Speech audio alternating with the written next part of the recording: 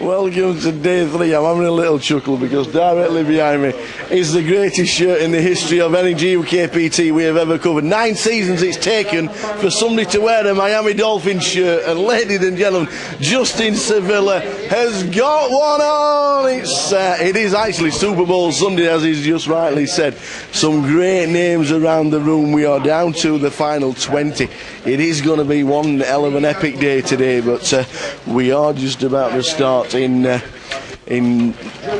5 minutes time. The guys will start. 30 minutes delay for the live stream, as you already know. Joe Beavers in scene 1, sat at the side of Barney Boatman. This should be an interesting day. Who's sat at the side of Mr. Victor Ilyukin.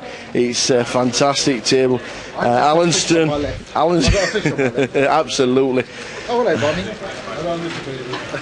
Do you want all his chips? No, he can keep some of them to make the final with me.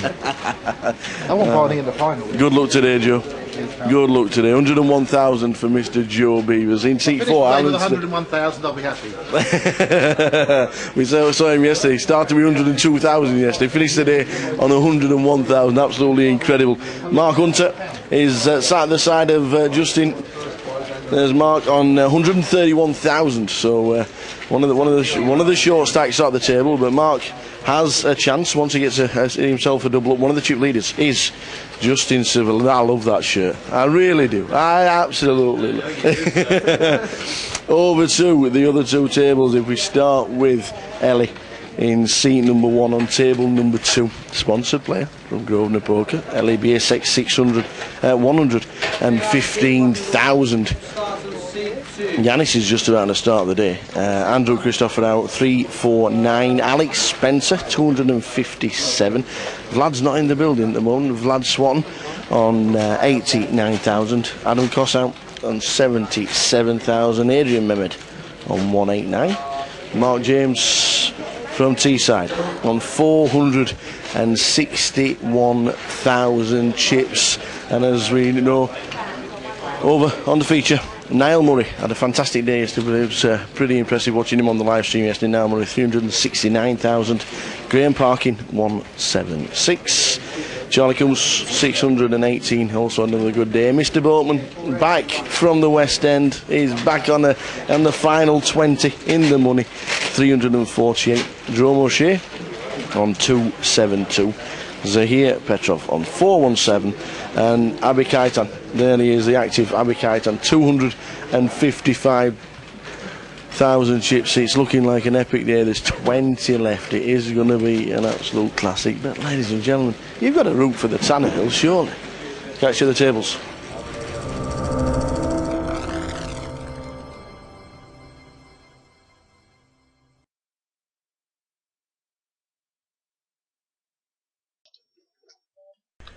Afternoon, everybody. First hand is upon us right now.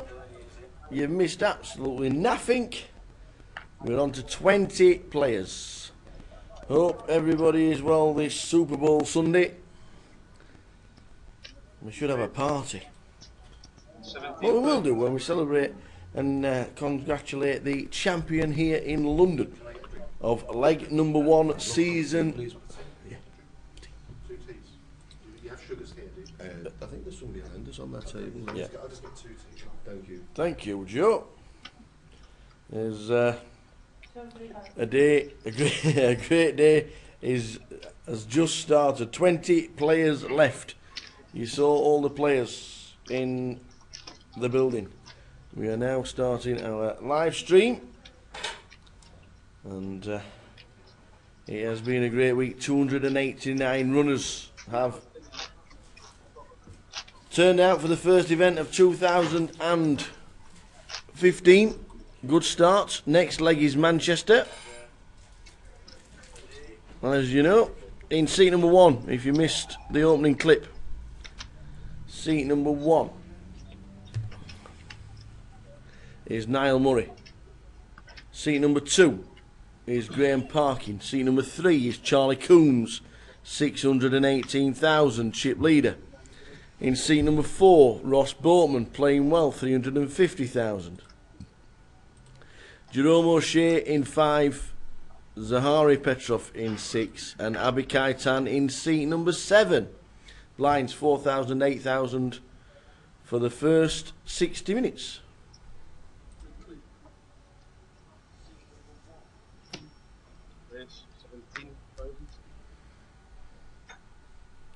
So tell all your friends, this is where the action is. Lauren Render, good afternoon. He's got the shirt on. He has got the shirt on. He's just to the top left of the picture. You can just see him just behind Jerome's King 10 on the left hand side. You can just see the number 17. 3 spade flop. Top pair, and Charlie has a redraw for the flush. Blinds 4,000, 8,000. Justin second in chips by half a big blind.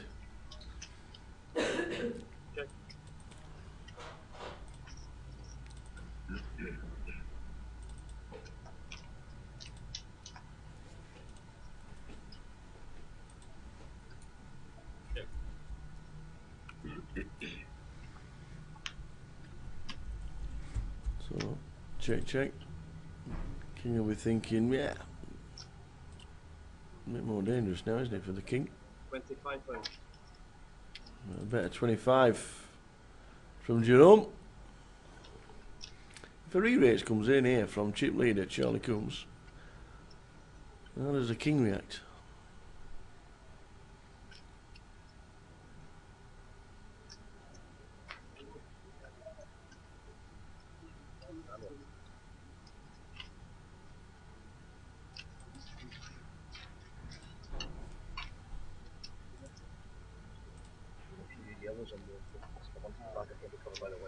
Well, Charlie doesn't.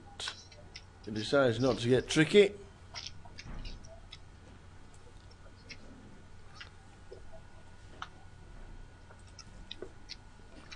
Decides not to get tricky and just leaves it at just passes on the river. 618,500 was his chip stack. Justin Sevilla had 617,000 in second. And third in chips, Mark James on 461.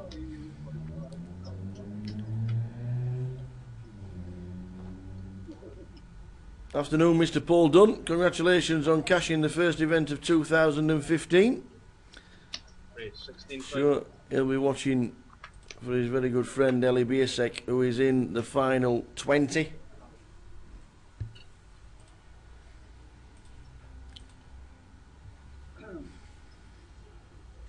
One thing we do know is if Ellie gets a double up, the players around the table will have to be very careful because she's a good player with chips. She's got 115,000 with the blinds at 4-8, so just under 20 big blinds. But with a double up, anything can happen.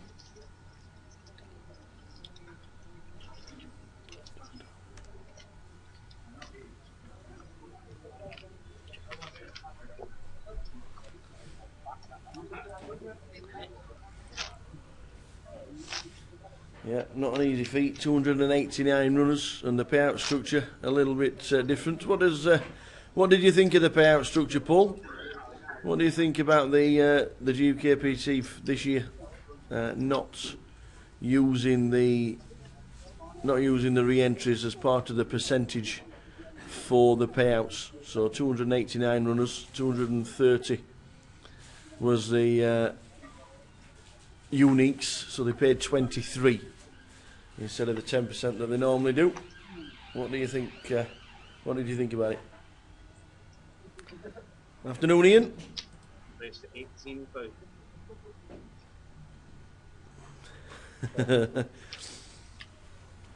He can talk for England, can Justin, to be fair.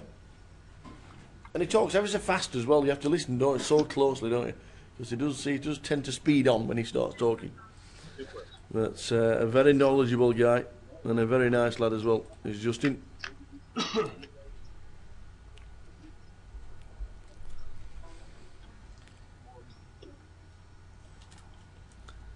So the final day of the first event of 2015. Glad to be here yet again We're here all season.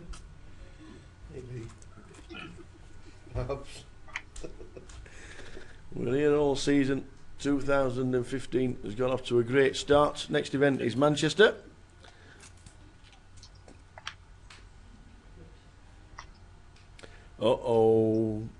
If that was an offsuit king, that would have been ridiculous. Ross has just turned and rivered the Broadway. Jerome in seat 5 has got the full house. 50 pounds. If that was an offsuit king, there'd have been fireworks. But I think there might be a race coming in, maybe to about 110, 115, and I think Ross will probably call.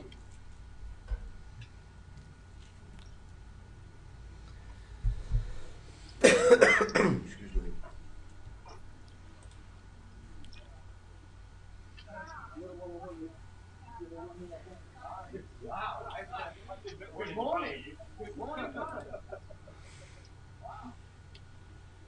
The thing is, if he does race, the flashing lights and the warning lights will certainly come on for Ross, Race to 150 total. and he has raised to 150,000. Now then, can Ross get away from it? He's got $250,000 behind the line. It would leave him less than 20 bigs if he calls. He has called. He has called, and it wasn't just a flush that was he was beating, or he was behind to. Sorry, also a full house. So Jerome picks up a decent pot there from Ross. Maybe he just put him on a 6, but not the queen. Big pot to start with for Jerome O'Shea. Takes nearly 200,000 off Ross Boatman. Yeah, I don't think you can really compare it to the World Series. I'm not a big fan. I'm not a big fan of paying 1,000 places in the main event. To be fair, the reason being is that it's $10,000 to buy in, and if you're stumping up $10,000 to get a min cash of 15, I don't think when you've sat there for 6, 7, 8, 9 days or whatever it is to actually get into the cash, it just doesn't feel like you've earned that much money, to be fair. That's satellite winners.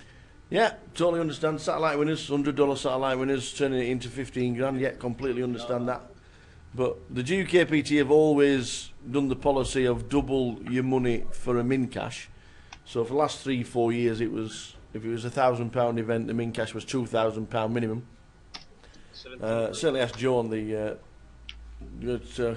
as one of the guys being eliminated from the first level of the day, Mr. Joe Beavers, who was on one of the outer tables. Then Joe's going to come and sit with us for an hour before he heads off down to get his Super Bowl party ready. He'll be sporting the Patriots, hopefully, for later. We'll have to ask him about that as well. I actually fancy Seattle, you know, although I haven't had a bet on the outright yet. Here's Joe, ladies and gentlemen, first time 2015, Mr. Joe Beavers. That's mine. That's mine. Sorry, I didn't. You can have mine if you want. I'll get another one. All right, thanks. So Joe's fetched the drinks. Thank you very much, sir. Thank you. Joe's fetched the drinks, and unfortunately, he sat aside of us for an hour at the beginning of the day. Joe just unable to spin up. Yeah. You know what? Like, we're playing 6-handed. There's 2 tables of 7. I was on the table of 6, and I had 100,000. I got 12 big blinds. So I passed the first round, and then I'm on the small blind with Barney Boatman on the big blind. And there's been a raise and a re-raise every single hand. It passes to me on the small blind. I find aces. I double the big blind, and Barney passes. So I knew that was going to be the end of my day, pretty much. I managed to get it, and then it passed round to me the next time round, and I'm on the small blind again with 10 big blinds. Yeah. I was actually on the button with 10 big blinds. I found the 10 queen of clubs. So with 10 big blinds, it's pretty automatic. I push all in. Yeah. And then we got Victor, Russian Victor. Victory looking, yeah. Indeed. On the big blind, he looks at my stack. How much is it? 85,000. He says I call. Turns over the king queen of hearts. I've got the 10 queen of clubs. So Barney says, Joe, you got out of worse spots than this before. I said, "You're right, Barney." And he went, "The first card on the flop is obviously a 10. The second card on the flop is obviously a queen. Very nice. The last card on the river, once Barney's given me the speech about how lucky I am and I always get out of these spots, was the king of clubs. So that's why I'm sat here with my mate Fielder Tower. Unlucky. Nice double up Well, there, I mean- and would have been right back in it. Well, I'm 25% once he calls me. You know, it's like it's not like I was unlucky or anything. You're always going to get 5 cards. Yeah. And it's not like we got it in on the flop. I mean, No. as it happens, had we had deeper stacks, I would have raised. He probably would have called. Flop comes king. The flop comes queen 10 high. Yeah. I've got queen 10, and he's got king queen. I would have gone broke if I'd have had 250,000. Yeah. So anyway, we got boatman number 1 in the orange t-shirt. Indeed, good to have him back. A good old stint on the West End. Indeed. And indeed. he told us he's gone for another part. Just gonna go- He's gone for another part as well, hasn't he? As, he might be working again. I'll be right back in 1 second, Phil. He's got himself a job interview for a British gangster film. So that could be another Guy Ritchie film, actually. You never know. So good to have Joe with us. Unfortunately, bust out in 20th. Bust out in 20th place. We'll ask Joe. He's on his way back instantly. So ask Joe about. He's just going to put his patch on in half an hour. Yeah. He didn't want to spoil the orange t-shirt. So He had one on, it fell off. going. With obviously the big change. Nothing's changed about the structure. Nothing's changed about the chip stacks. The chip counts exactly the same. Side events more or less the same. The payout structure for, I don't know if it's every event or it's just the main event. I need to ask Ian about that. What do you think about the payout structure? The change to the payout structure where the re-entries are not included in the percentage payout. Well, I think they should be. I mean, you know, I want to say what I think, and I personally think they should pay 10% of the field, and I think that if a player's entered twice, they count as 2 entries. Because they pay the reg fee. Well, I mean, they pay the reg fee, they count as another entry. It's not because they pay the entry, they are another entry. Yeah. And, you know, they should pay the reg fee again. Yeah. It's not a rebuy tournament.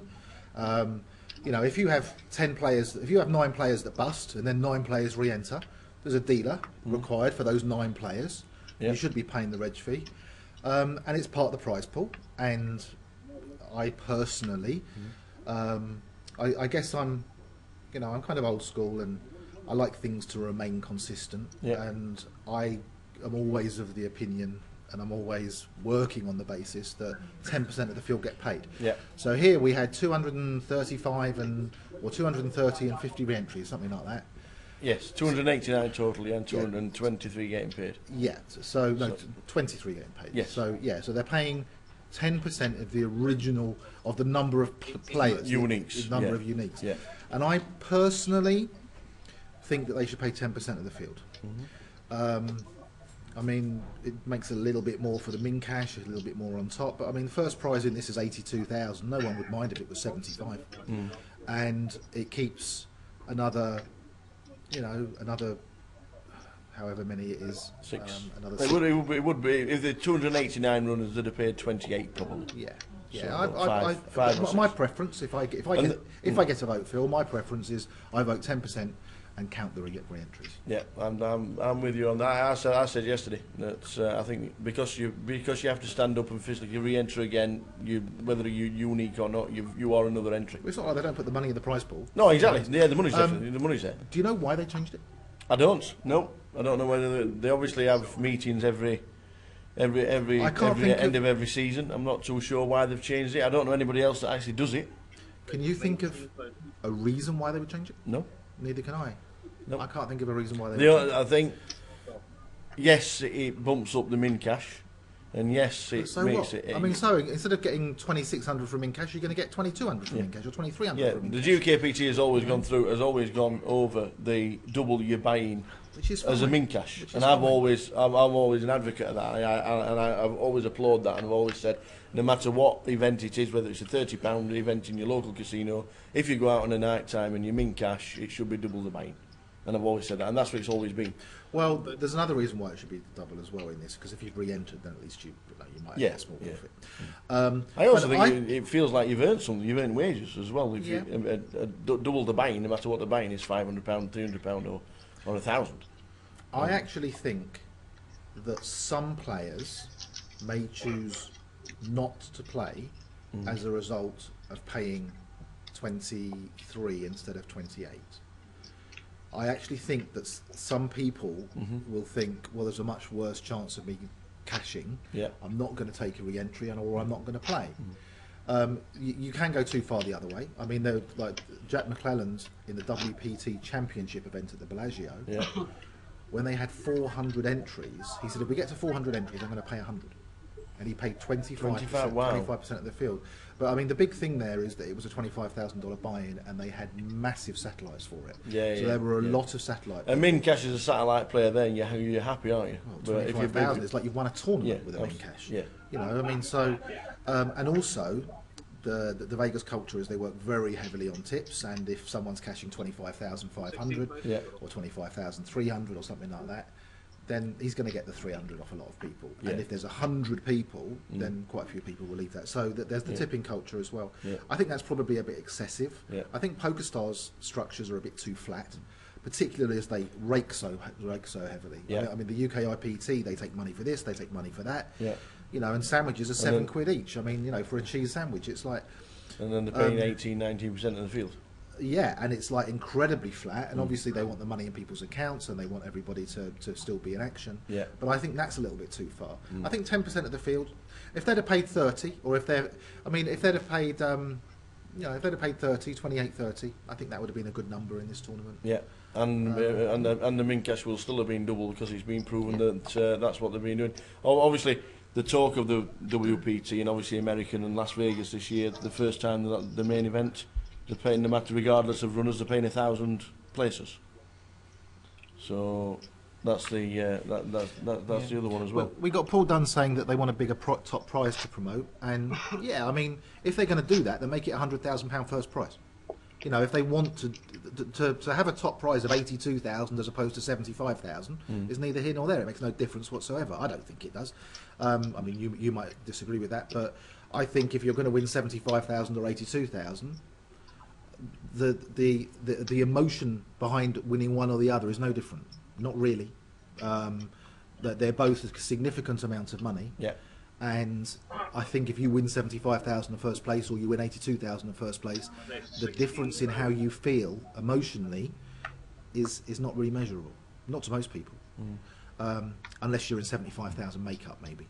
But apart, you know, so I mean, if they want a bigger first prize, then I think Guarantee first prize. yeah, guarantee first prize at 100,000. You know, do it that way. But otherwise, I can't. I personally think it would. Some people will stop playing as a result, and I can't see any benefits in not paying that 10% of the rebuys. Ross Ross involved. Grace, Yeah, he's- he's got the old boots. He's lost a big one. Oh, He lost a big hand as well. He must have done. He's got 140,000. Yeah, he had he hit run a Broadway, but the guy had turned a full house. Is he flat called here, Ross? With the boots. Looks like he has. I think he's slow playing them. And an up and down as well for Abbey. Abbey's not passing. In seat number 7. Abbey Kaitan. We know he's active. I don't think he's going to be passing. Yeah, he's already said how much have you got. The lot's going in by the looks. Yeah, Ross is not holding this. Ross is not folding at all. Well, especially as there's hearts there. You know, especially as there's hearts there. So, does he survive? Aces for Ross Well, we're Boatman. about to find Up and out. down straight draw for Abbey Kaitan. What happened in the big pot that Ross lost? I'll tell you in a minute. Okay, so it's a 4 or A 4 or an 8. a 4 or an 8. And only a 4 or an 8. And it's a king and a queen. Ross doubles. It's the only hand he plays aces, isn't it, Ross? Yep. He had ace jack against queens. Re-raise tell and me a call again. pre. Yeah. Yep, ace jack against queens. It came 6, 6, king, queen, 10. So he didn't. Are we on camera here? We're not on camera, are we? No, No. I don't actually know if Mr. We could be.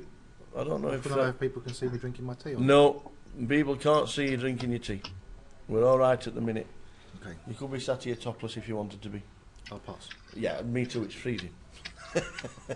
So Ross doubles back up. Yeah, he had the Broadway. Oh, it was the king on the river because it was the king of clubs, which actually brought a flush as well. Ross bet out. It was Jerome sat to his left, who re-raised. Jerome? Jerome. Yeah, sat to his left.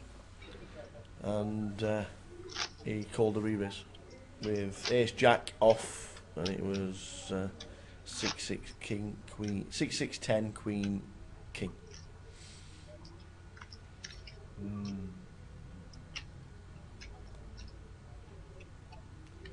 So the early stages of the final day, the first event, 289 runners, good turnout for leg number 1. Leg number 2 is in Manchester in 6 weeks' time. Looking forward to it. Yes, another £1,000 event, another £200,000 guarantee.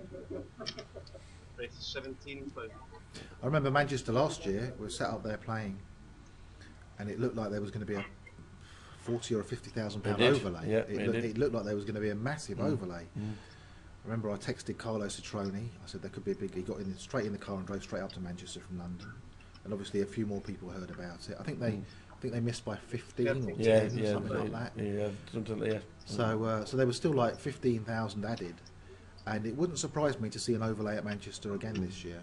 I mean, it's a lovely card room up there. Yeah, big spacious it's strange as well. The 25-25s do excellent. They do really well. The cash games do really well up there. The local tournaments seem to do really well. The numbers are very good. But then when it comes to the big ones, that they just seem to stay short of the guarantees, unfortunately. Yeah, it wouldn't surprise me if there was a bit of an overlay in Manchester, but I'll be up there. I like these events. Yep, And obviously Manchester's a £1,000 event, so it is. Yep, it'll attract some of the big boys. it wouldn't surprise me if there was an overlay again this year. They drop Manchester to a monkey next year, but Or maybe try it at a different time of the year, not straight after London, or not the first big event. Can you still say it's just after Christmas and people are still it's struggling? It's Cheltenham week as well. It is. It is. It's the week of Cheltenham. Ah, does that mean it's Paddy's Day as well, then, isn't It it? does. It's Paddy's Day as St well. Patrick's Day as I well. will be multitasking. Wow. Cheltenham, Guinness, and a GUKPT. That could get quite messy. And a lot of fun. And a Lord Windermere is what we need. A Lord Windermere. A Lord Windermere. What's that? 100 to 1 winner? 40 to 1. 40 to 1. 40 to 1 winner would be nice. When do you start looking at the Cheltenham form? And Neil's already started. First video's Really? up. First video is up on our homepage, bettingemporium.com. Yeah. Neil's first video is up there. It's free to watch with his first Cheltenham selection. Wow. Yeah, looking at the anti-post Excellent. markets. So get onto bettingemporium.com. There's a Go and have a look at Channing. there's not many people with more knowledge about horses is there, in the country than Mr. Neil Well, Channing. you certainly wouldn't want to lay his bets. No. No, we do like to follow Neil, and he is. Saw him for a couple of days here this week. Unfortunately, with his new sponsors on his back, he He ran aces into Carlo's 3/8. He told me. I wasn't listening. Are we still 3 tables? we are. We are Yes, still 3 tables. at the moment. At the moment, we are 3 tables. When we get a full table of 9, then we'll be down to 2 tables. That'll be 18 players. So we'll get a player. We'll get players in seats 8 and 9 when we get to 18. Did you see I tweeted you? I haven't. My phone's on charge somewhere. You've tweeted me. I shall retweet it very soon. Richie P, good afternoon. Richie Pearson. Richie P. Richie Pearson. Tell me a dirty joke, Richie P. He'll be getting ready for the Sunday grind like most of the guys. They're saying it starts at 1:30 sometimes. What does? The Sunday grind online. Not for me. From it doesn't. 1:30 in the afternoon. The only Sunday grind is football, American football. Sunday dinner.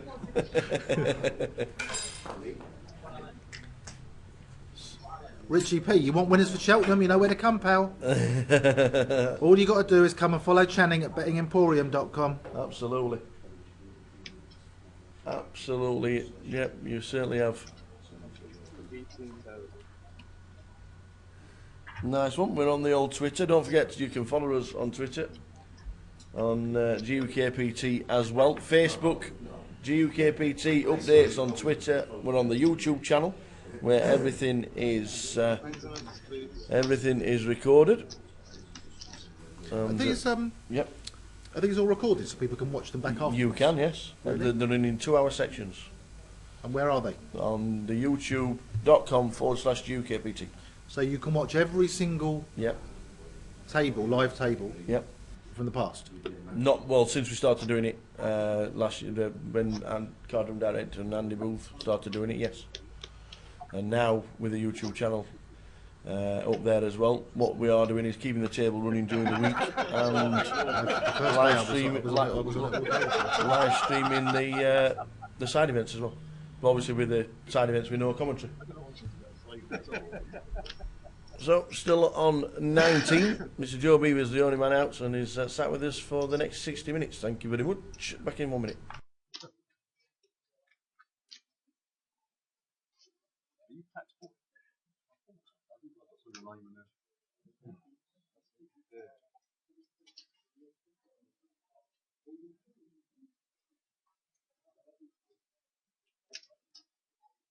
So, 16.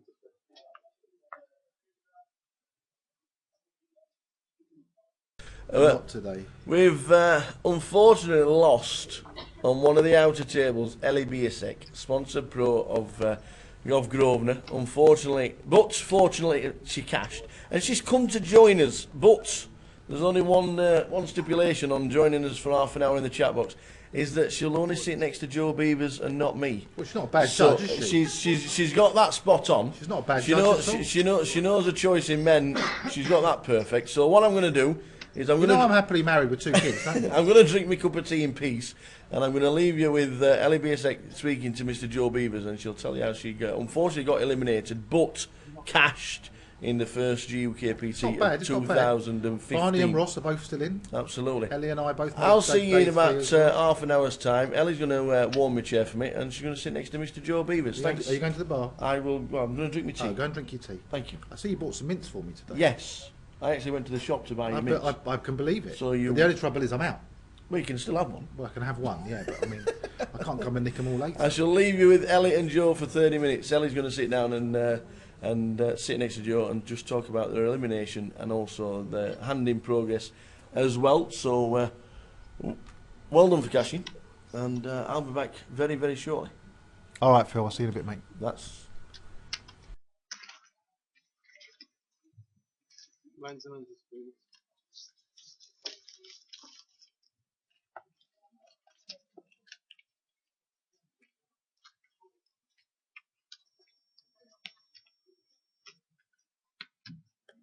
now you're on. Now I'm on. Yeah, orange is on. Orange is on. Thank you, Phil. Come and tell me, what do you think of Ross's T-shirt? His bright orange T-shirt. Is it from Netherlands? Abercrombie and Fitch it is. Okay, tell me what happened, Ellie. What happened to you? Oh, I just didn't have any hands and was getting short and. Did I you win any shoved pots it. today? Yeah, the first one I shoved with kings and the big blind wasn't there and unfortunately no one called me, so I just picked the blinds. That was it. How many chips did you have? 100k.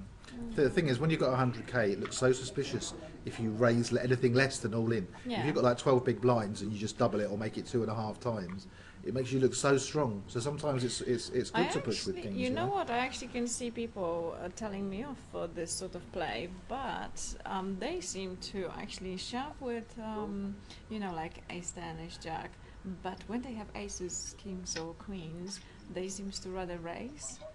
But then it's so easy to actually read. So I actually think that if you're just shoving regardless, once you've got to that stack, I'm shoving whichever hand I have, I'm going to shove with it. So it's now difficult to my opponent to actually guess whether I have ace jack or do I have aces or kings. Yeah, I agree. Sometimes pushing all in with kings or aces in spot when you've got like 10 big blinds, you're more my likely to get a days. call. Oh no. Ross lost a big pot early. I think he How does it show? I think he lost with queens versus Queens versus Ace Jack, and he made 3 queens. He turned a queen, and the guy hit a gut shot on the river, and he lost a big pot there. But then he found aces, and he slow played them.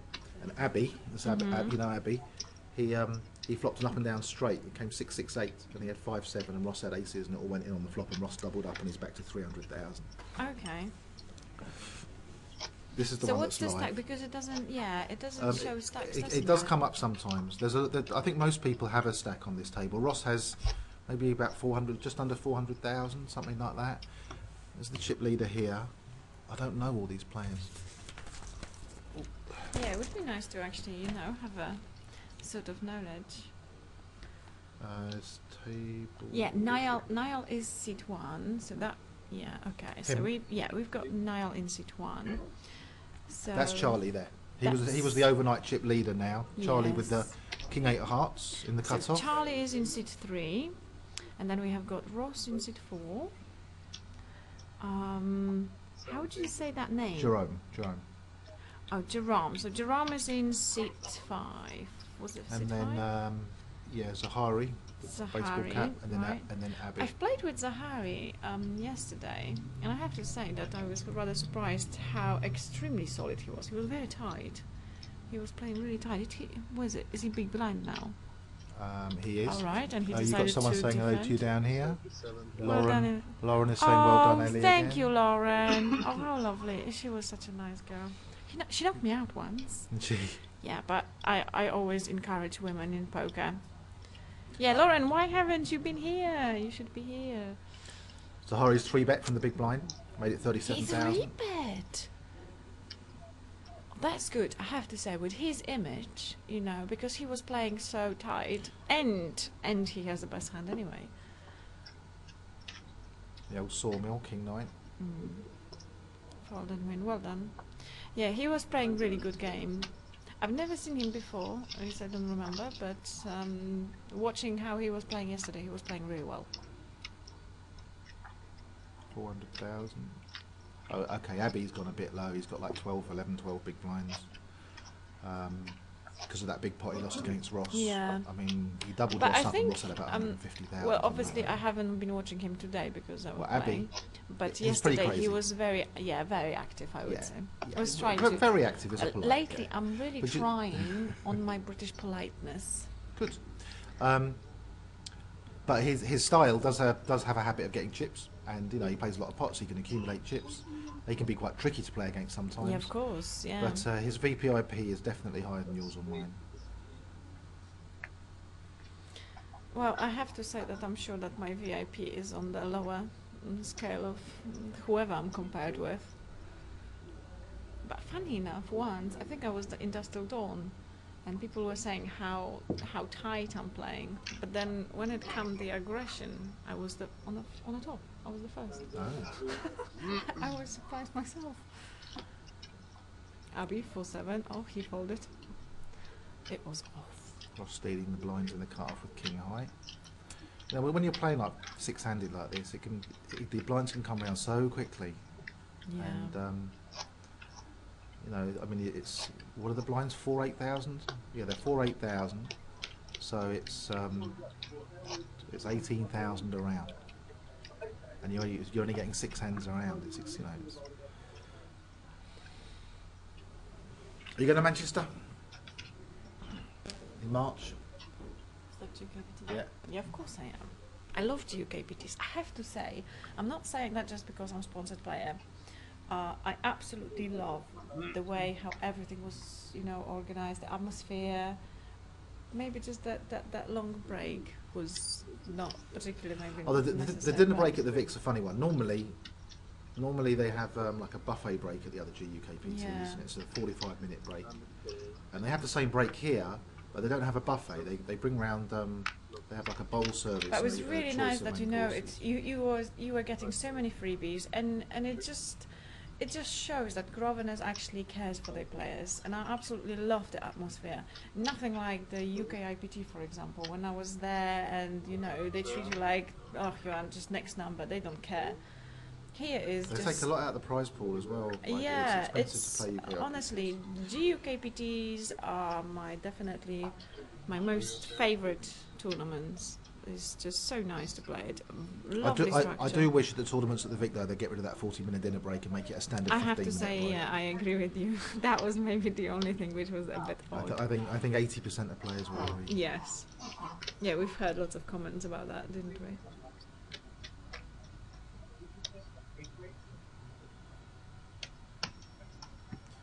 I'll split pot between Jerome and Niall. Blinds are undisputed. So we lose one more player and we'll be down to 2 tables. We are already down to 2 tables. Well, we are, but not on the live feed because you're still in. Apparently, you're sat over there. Look, on that table over there that you can't see. You're still in. This has a half an hour delay. Oh no! I'm gonna watch my own going out. No, because you weren't on the TV table. Did you get moved? Did you get moved to the TV table? No. It's awesome. So when you break, when you get knocked out, I'm guessing that there's something going on the other table shortly.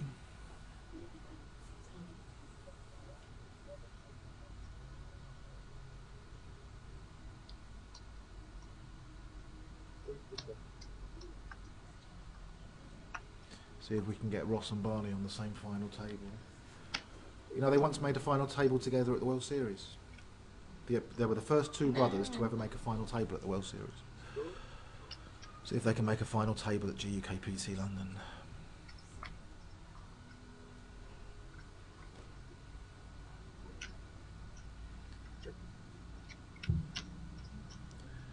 So past round and the small blinds completed. Engage. Firm. 7.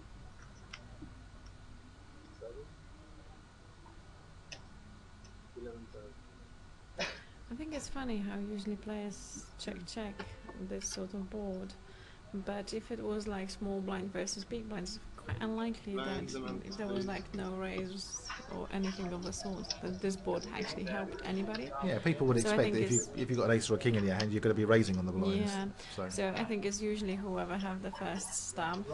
I tell you what, sometimes in the small blind, I like to, if I've got an ace, I like to just complete, because then they can never put you on an ace if you do flop one. Yeah, I actually like that too as well. Abby's going very low. He's got 9 big blinds left. Yeah.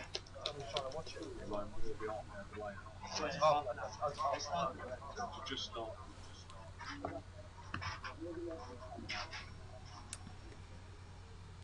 What's next, Ellie? I think. Manchester? Mm, Manchester's next. Manchester's next. Yeah, Manchester's the next GUKPT.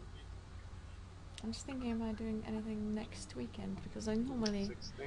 I have to say, Lauren, I'm so sorry. I'm blonde woman, that's my excuse for everything, but I don't have my schedule. Normally I just plan everything and then... Jerome's raised to 16,000 here. He's doubled the big blind, and Niall's woken up with kings. It looks like they've just broken a table at the back and we're down to 18, 2 tables.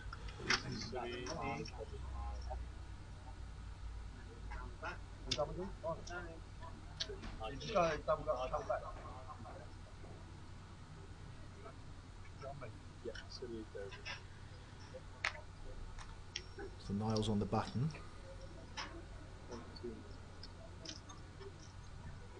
And he's made it 38. So Jerome doubled it to 16 and Niall's made it 38 on the button. It's also that Niall has quite crazy image as well, so... You think so? He was very active. He's got a lot of chips, over half a million. It's hard to call 22,000 with Jack King out of position for a Yeah, re-raise. but It's pretty tough. I have to say, I got a little bit creative on him yesterday, just because he was so active. Well, it's one of those hands, Jack King. When you pick it up, it's 2 picture cards. It looks nice. You kind of feel that you but it's have a to little bit raise with it. troublemaker, isn't it? It is a troublemaker. That's exactly what I'm saying. It's it's the kind of hand where you look at it, you feel that you should be raising 6-handed, but if you get re-raised, I mean, what are you going to do with King? You know, it's a trappy hand. It's not one that you really want to go to war with, but it's one that you're kind of expected to raise, particularly 6-handed. Anyway, now we're down to 2 tables of 9. You must have just gone out. Not yet, I suppose. No, you just Once we. No, you're out, because 2 tables are 9 now. You were Yeah, 9 that wasn't me. You were 19th. Yeah, I was next after that. Oh, okay. We were 2 tables. Oh, you played already. you were 18th. Yeah. Oh, I was okay. 18. Okay, you might still be in it. Yeah, I'm still in. I hope you get lucky on the action replay.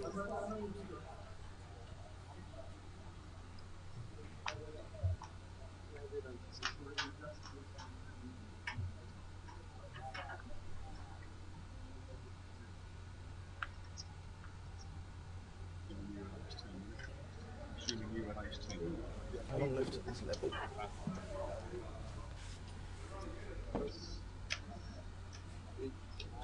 Or 18 minutes left on here at this level.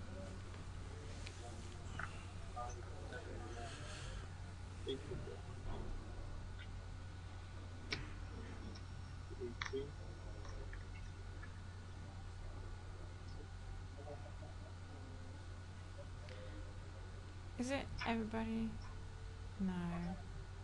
All right. Got a So ra- Charlie. We've got a Charlie raise on the button from Charlie. 2, 3. Ross is thinking on the small blind. I mean, the thing is, Ross probably thinks that his hand's good there, King 6, but you know, Yeah. he's got a nice stack here, Ross, 300 plus 1,000, and you know, it's easy to throw it away. He probably thinks he's good, but I throw it away as well. Ross 320. So average stack now. Yeah, Ross has got about an average stack. 350,000 is average, something like that. 350,000 average.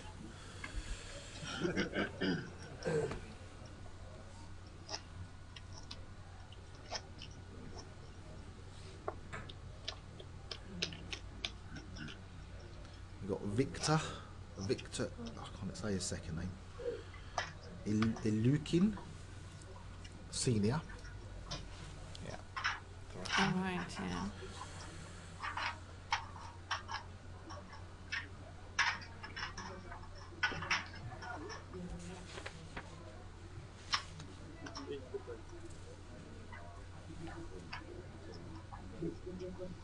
Victor for 7 off. That goes to the mark. Check 6. Niall. A7 off. Fold.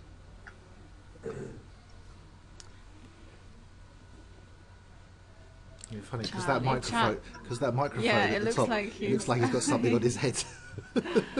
Looks like he's got a Right. Mohican. So Charlie have raised in the Oh, cutter with they've got a queen different angle 10 here. off.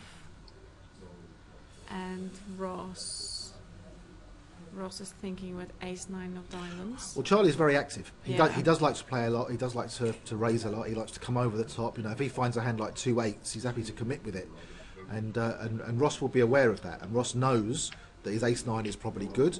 But the big difference here with the ace-9 as opposed to the king-6 is that if it goes to a flop, Ross has got position. Whereas before he was in the small blind. And obviously ace-9 is that little bit stronger than king-6. He's made it 50. I would expect Charlie just to throw this hand away now. You know, he's got to give Ross a bit of respect. I think Charlie might be calling if he had something like 2 9s or ace queen. He'd Yeah, be he calling. does let it go. But 10 queen, it's one of those kind of hands again, a bit like the king jack. You pick it up in the cutoff. You feel, I should be raising this. I got nothing wrong with throwing that away 9-handed, to be honest. But Yeah, especially that Ross has position on him, so it would be very difficult to Charlie be playing that hand versus very good player, because obviously Ross is a very good player out of position, and it's just queen 10 offsuits. It's yeah. I, on the button with ace-9 to a raise from Charlie in the cutoff, I like the raise from the button. Yeah, I think it's rather the psychology, you know. It's not that Ross is thinking, oh, I got ace-9 of diamonds and I'm going to go crazy with it. It's just that he recognized the situation that Charlie is a very active player, and therefore he's thinking that, well, just because of that my ace-9 might be good, let's ask the question. So I think it's a lot Believe of me, Ross was psychology. very happy that he folded. He just wants the chips. Yeah, of course, yes. I'm He sure just it wants was. the chips in that kind of spot.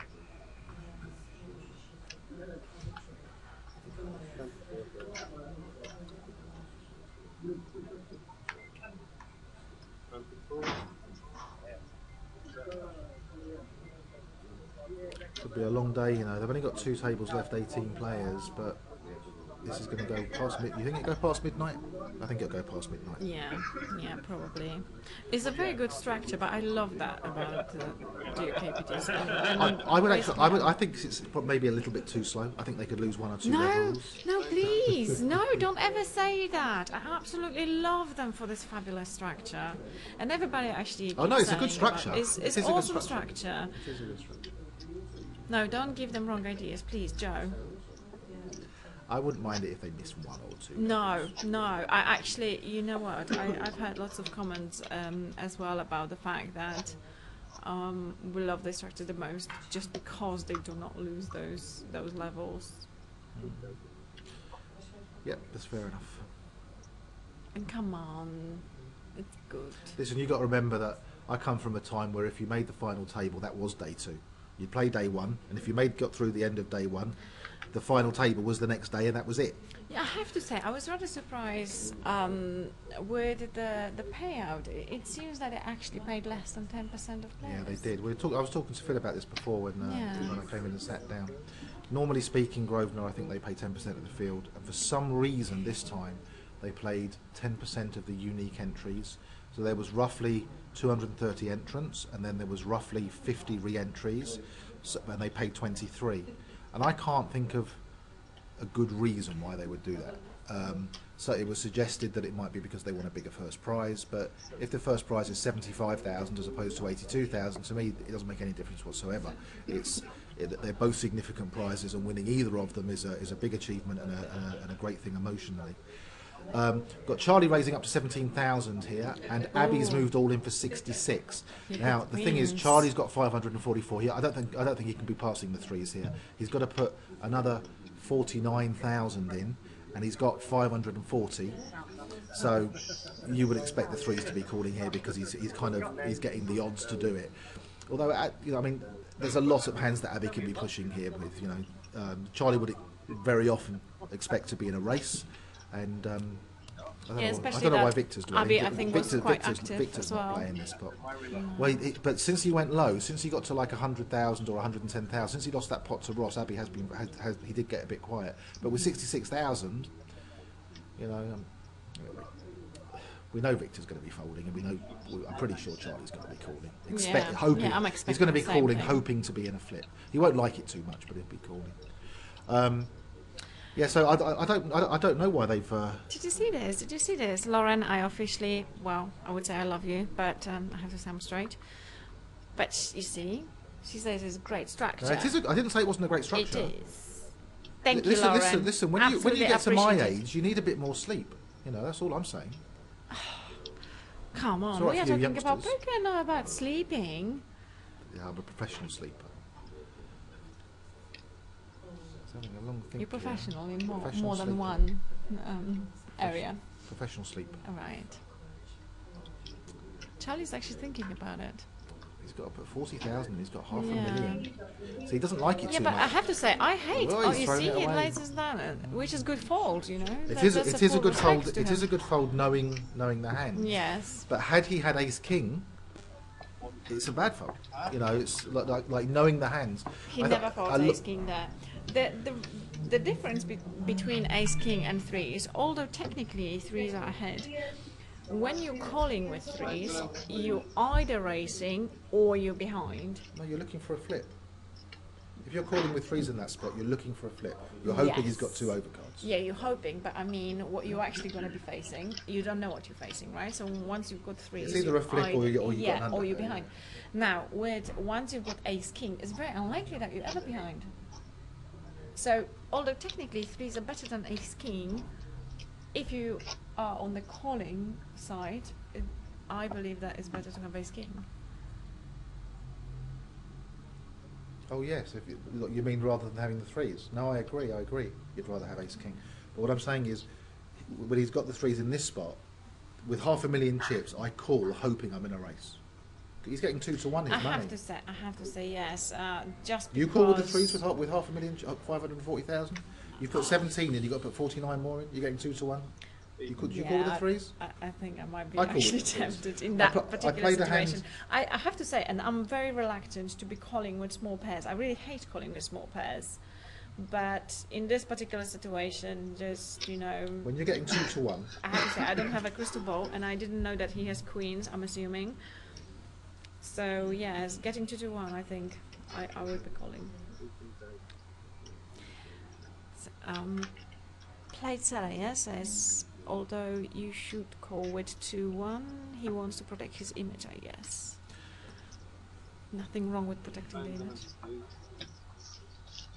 God, Victor's chip leader on the table. Oh, mind you, he knocked me out. Mind you, that's only but 190,000 pot or something. Must have won a couple of other pots, Victor. That was very unlucky how you got out. I mean, he had the best hand pre-flop. Yes, but all the money went on the flop, right? No, it was all in. I moved in on the button with the Queen Ten of clubs, and he was on the big blind, and he took about 20 seconds to call with the King Queen of Hearts. Oh, so And the money went pre-flop. Yeah, and the flop. Okay, this is not the way how they described it in the blog, I thought. Oh well, they did it wrong. Unless It was all I in brought- before the flop. Yeah. So I mean, I got lucky and then I got unlucky. Okay. I always maintain that in a situation where someone's all in, particularly for their tournament life in a spot where there's money involved, whether it's a cash game or a tournament, what they should do is they should deal all 5 cards face down. So you deal the flop, the turn and the river all face down, then you get them all in your hand at once and you expose all 5 cards at the same time. And if they did that, poker players would live longer. Why would you think that? Because you don't have the stress of having to sweat the turn and river. So poker players would live longer. They would definitely live 10% longer if they exposed all 5 cards at the same time when a player's all in. I think they should That's a do very it. interesting idea.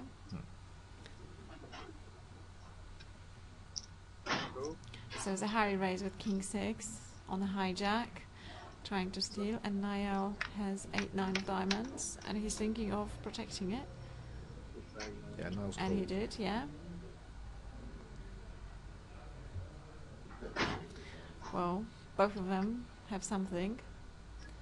Zahari is winning, obviously, with the kings. Tricky spot here now for Niall. Yes, it is. I mean, in a situation where you raise pre-flop in position and the flop comes king high, you're going to lead. You're going to continuation bet most of the time here, and but the thing is, if you've got 8-9, you've got no backdoor diamonds. Yes, Zahari should represent the king, regardless whether he has it or not. So it's difficult to put him on it.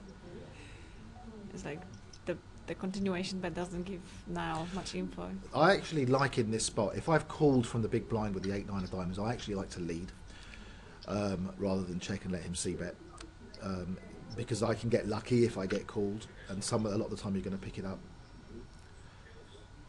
There we go, we got lucky. What a turn. Martin, you're right, it's good to have a sweat. I like to live longer though, mate. I suppose it would take some of the fun out. It would take a lot of Do you know what? fun This out. could be this could become a really big pot, because Niall could It's- check yeah. raise here, and Zahari's picked up clubs. Yeah. Plus, he's got the gut shot straight draw. So it's just a question of there's several ways that this pot could be played on the turn. It could go bet raise, it could go check bet raise, it could there's.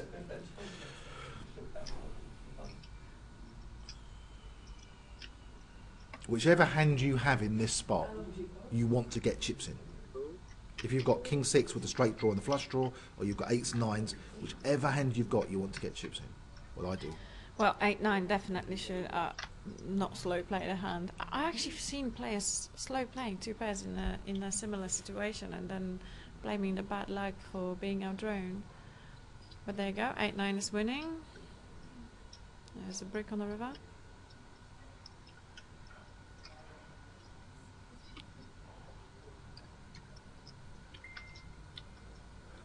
It's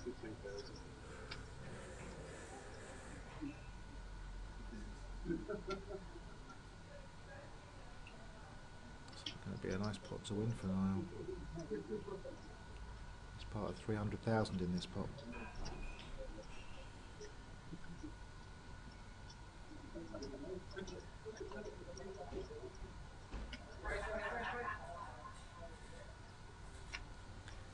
Field totally disappeared. Hmm? Well, the thing is, a lot of the time he's commentating on his own, and it's a really difficult thing to do. To sit, I mean, unless don't tell me. I unless you're someone like Archie McPherson or Jesse May, to sit there and talk non-stop is really, really hard work. And Phil does it, you know, he does it really well. But he does it for hours and hours and hours. And so when he gets the opportunity to have a break, you know, Yeah, he should take a don't blame proper him, break. I mean, of it's nice course. enough when someone comes in the commentary box and joins him and has a chat with him. But I couldn't sit here. I could not sit here for 6 or 7 hours on my own and talk. I get so Well, that's bored why we talking to play myself. poker, right?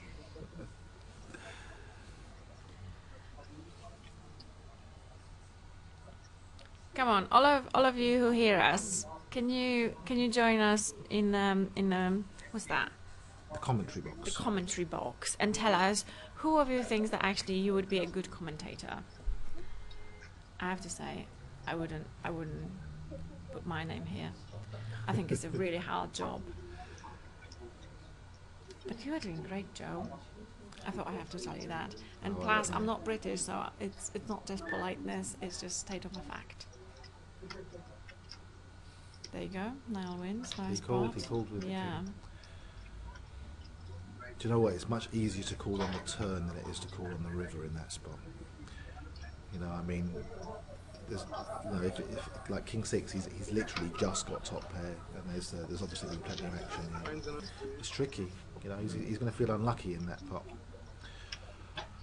Niall, 750,000 ship leader. I thought Abbey doubled up. Yeah, he did. Oh, he did. He had like 65,000 when he doubled up, and then you pay her a bunch of a bunch of blinds. And Dom Mahoney. Right. But that's not Dom, isn't it? So Who's your favourite? Who's your favourite commentator? Yeah, go on, tell us. Who's your favourite commentator? I think Jesse May takes some. Would that be Will Kassouf? Wilkerson. Oh my god, he has a talk. He can talk. I actually think he's alright. I quite like him. I like Will. Yeah, he's very fun. He's a good player. He's had a few results, a few nice results in GUKPTs. 8%. 60.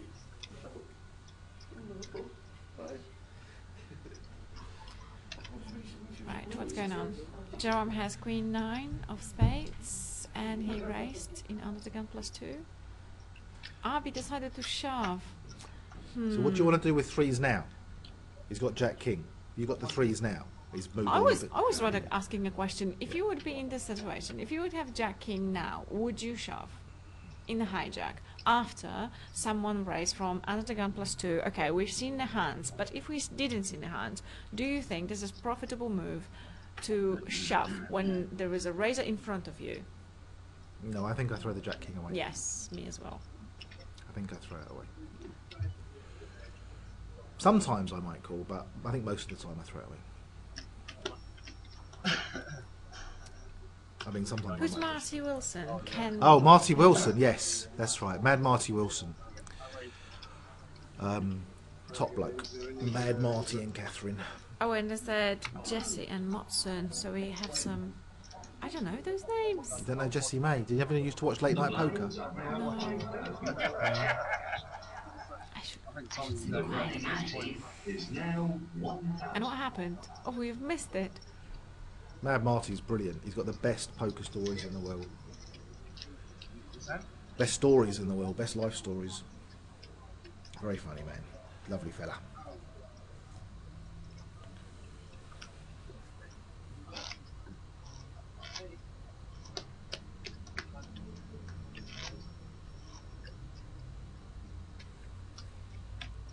Now we get to watch the Arsenal-Aston Villa game as well. You like a bit of football, don't you, Ellie? I used to actually. Did you? Yeah, but then I started playing poker and that's it. Do you follow the NFL? I American football? no. Tonight is the Super Bowl. New England versus Seattle. Gonna be a good game.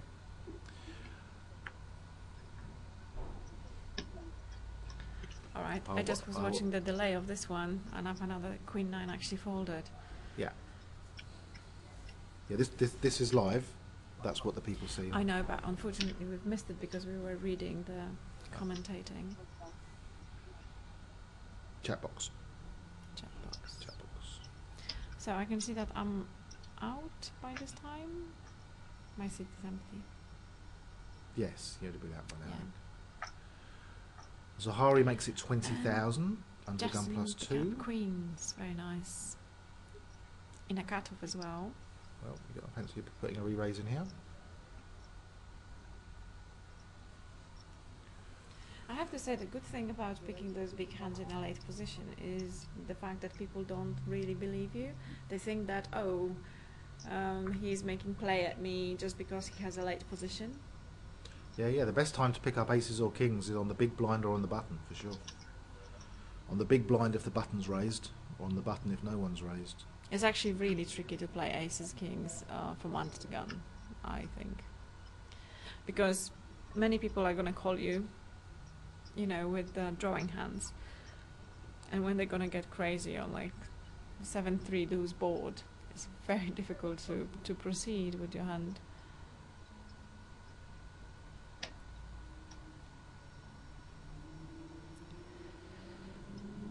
Letting the taken queen go. You just lost that pot with the king 6. Head might be spinning a little bit.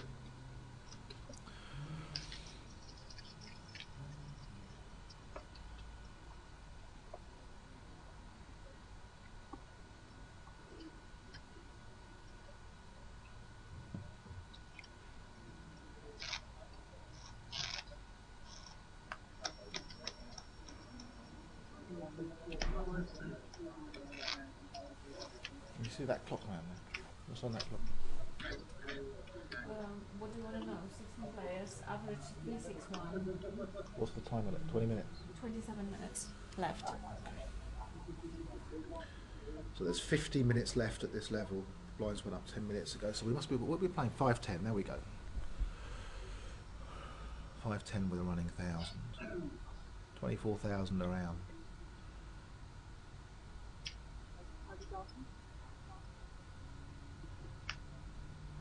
Abby's doubled the big blind. Early position with the king queen.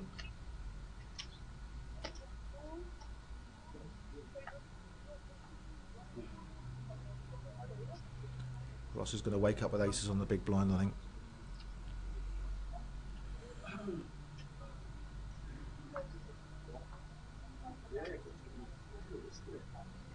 Nearly. Nearly. As you see, I've got one ace. Let's see what else I'm gonna do.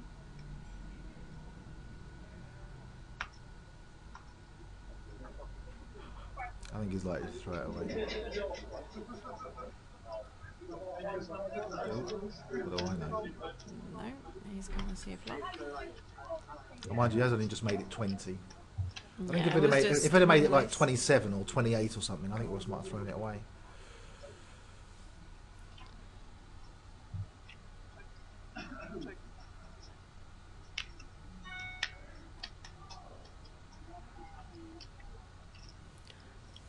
Queen on the turn. So Ab, you've got a top pair and a flush draw as well. All day, every day. And Ross have absolutely nothing.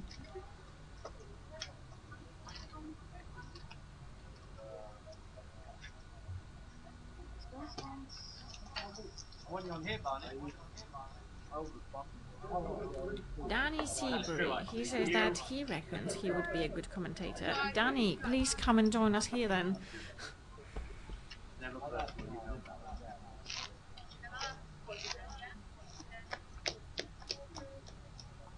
Always. Not fun than where we play.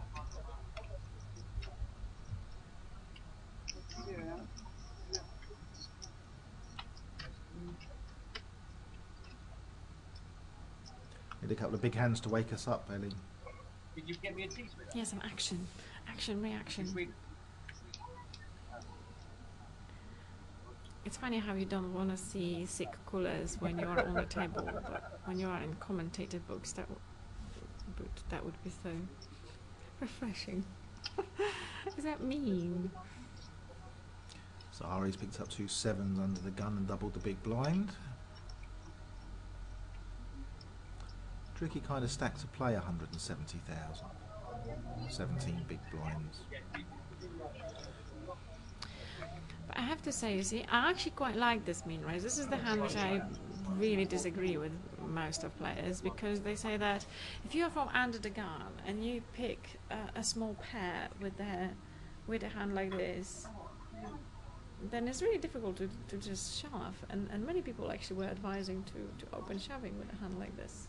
It's tough. Playing 9-handed, I don't think there's anything wrong with throwing it away under the gun.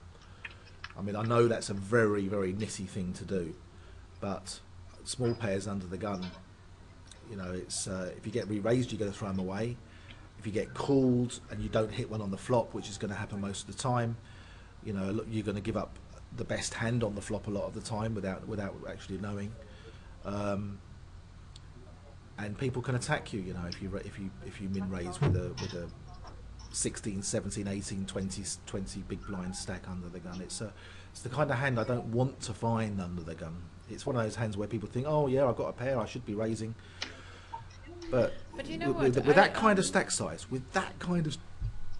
18, 19 big blinds, it's I don't like playing you know, pairs, sevens or below under the gun. It's a horrible situation. I think Gus Hansen had an interesting theory about how to play those hands. He said that if you mean raise with those hands, you actually get quite a lot of information, because if someone shoves over you, then you at least can see what kind of player is shoving, and you know, you can then decide whether they are loose enough that sevens are good versus him, or whether they are tight players and you want to throw your hands away. But sometimes people are actually scared. If you're going to play aces and kings the same way, that protects your hand. Yeah, if you've got 40 big blinds. No. He was specifically talking about having like you know, between 10 and 20 big blinds, like when you were very actually short, because that's where it's difficult to play. This with 10 big blinds, I just shove with 2 sevens, and that's probably. Thank you. You're making me feel better, because I actually was feeling guilty already that I shuffled with my bloody ace 10. If you've got 10 big blinds, and you've got an ace. I had less than 10. If you've got ace 10 or 2 sevens, then you should be shoving. It's the tricky stack is when you're early position with a small to medium pair and you've got 18 big blinds. That's much more tricky, because you don't have to shove, and if you do shove, you're only going to get called by a better hand. You know, you've got the whole table behind you. You've got 8 hands behind you, which is why I'm an absolute nit, super nit.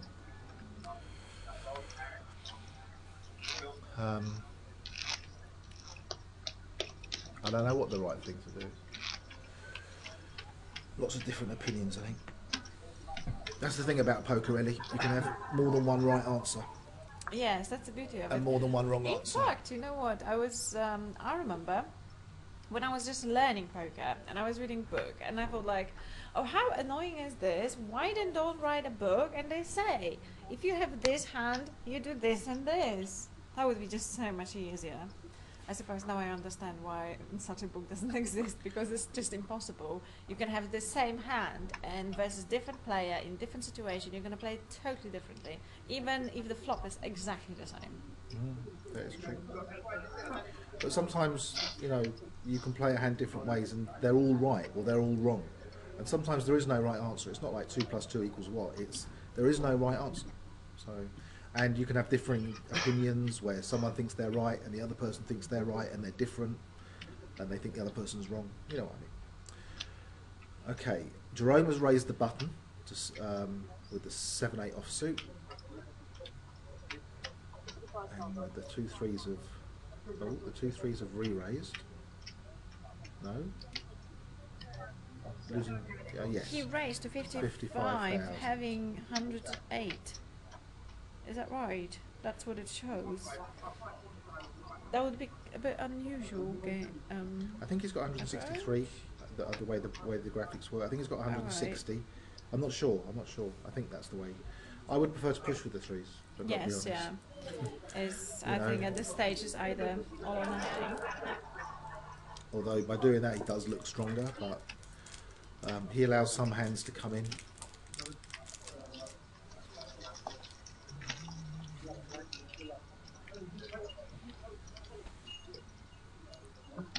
I need a cup of tea.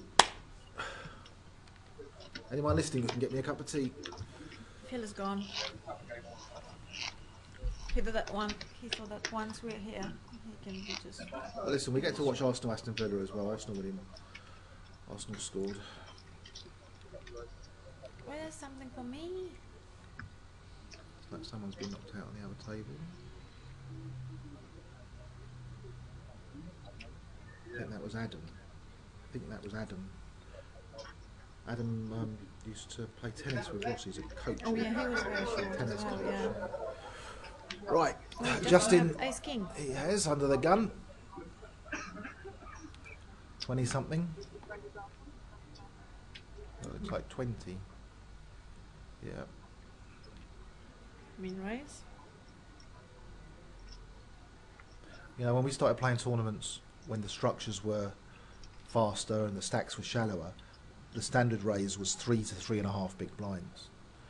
I'm not a big fan of the min raise, but you allow too many hands in. With Ace King, you're happy to pick the blinds up. I agree with you. know. Oh, Abby decided to. Well, with 8, 9 of hearts, if you're on the, if I was on Yeah. the big blind, I'd definitely put the extra 10 in. Yeah, to put yeah, 15 because in is, you already put a 10. But to put 15 in when you've got, you see again, he's got that tricky stack size. You know, 18 to 20 big blinds is a tricky stack because you don't want to bleed chips. You bleed chips, you just go nowhere. You know. It should be check, c-bet, fold. Should be pretty standard.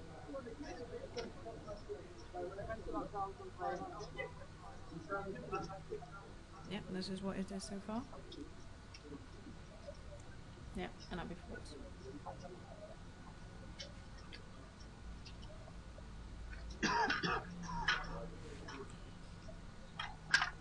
So we must be Yep, down to so 16 players. If they're taking a player to the other table, that means we must be down to 16 players.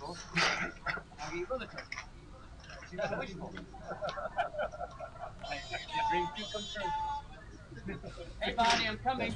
That's my iPhone with an update from one of the games that one of my girls has downloaded on it. Minion Rush. Anyone play Minion Rush? I don't even know what it is. How many daughters do you have? 2. 2. How old are they? 9. Well, they're both 9 next week. Oh, are they twins? I think so. Alright. Oh, cuties. They are really cute. Both 9 next week. Long time to go then. To what? So they leave Really home. grown up, yeah. Mine's gonna be 18 next year. Oh my goodness. Yep. I might be grandma soon. Who knows? That would be funny. That's a nice hand. 10-9. Pretty. It's pretty. Pretty hand. Win raise from Jerome. What's his stack? 370? Or was it 390 then? I'm getting confused about those. I think it's. I don't know. I don't know how these graphics work. We need an expert. Phil the Tower, where are you? We need some help. Oh, now big 9s. Just calling. I like to call with 9s and 10s. Everyone expects you to re-raise with them, but I like calling with them.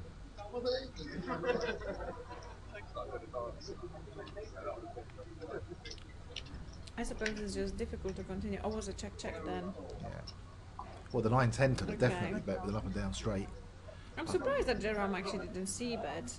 You know. Well, I like that flop because you've got an up and down straight. You've got a backdoor diamond, so you can put extra pressure on if you pick up a diamond. And if the other guy doesn't have a king, you're going to win the pot a lot of the time, and you're going to win it with the worst hand. If I raise with 9-10 of diamonds and I flop that, I definitely see bet. Yes, 100%, yeah, me too. 100% of the time. You're representing a king when in fact you actually have open-ended draw, so it's easier to put another pressure on next. You can win it with no hand. Yes. And if you find the guy with a hand and you make your straight, you can win a monster. Yes. You know, it's a semi bluff. Although he chose not to do it, and Now he doesn't really have a hand. Now he's trying to bluff him. Oh no. Yeah. Yes, the 9-10 is now choosing to bet the queen. Did now call? It looks like I think he did, yeah. So he doesn't give him a king because of the action. So it's a question of whether or not he thinks he's got a queen. It's a good call. Good call, Niall. Yeah. Yeah, well played, Niall. It's tough to bluff a guy with 700,000 chips as well. I think he missed a trick there. The 9-10 of diamonds. He could have won that pot. Although I don't. Sat in the commentary box. You see he's still got chips. Come on, Ross. Double up.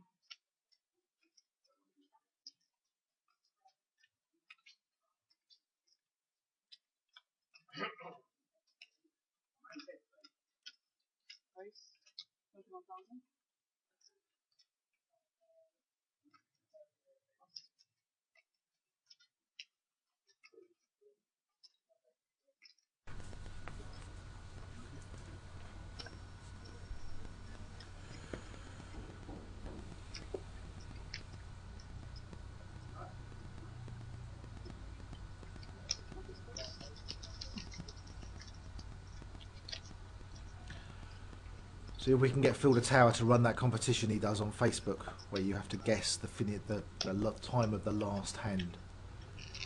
I don't know. I don't know. 1 o'clock? 1 o'clock maybe.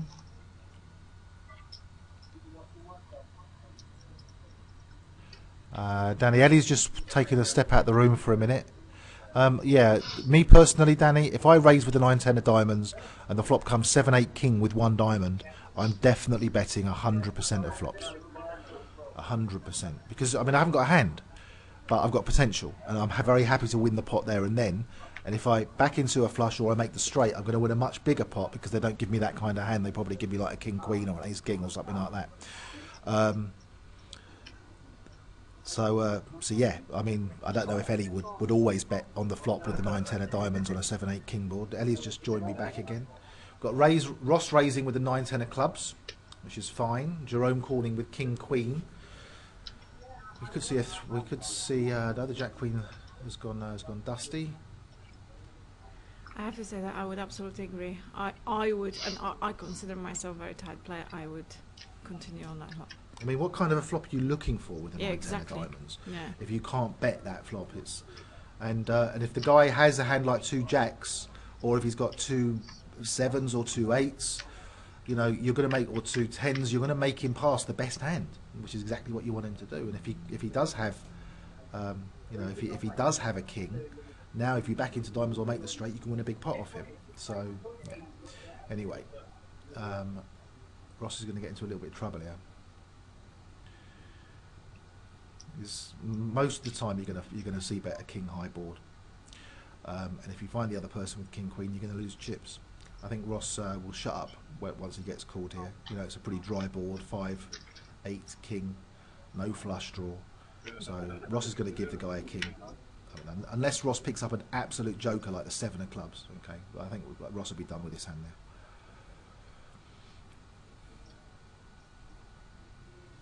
Yeah, he's got a decent stack. He's going to protect it, I think.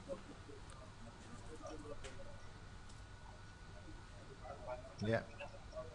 Check, check.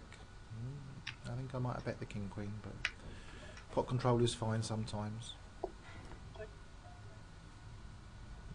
Check, bet, fold. I think I can't see Ross betting this. Once he gets called on the flop, he's giving it up. I think the only card that would make Ross bet again would have been the 7 of clubs, possibly the jack of clubs too.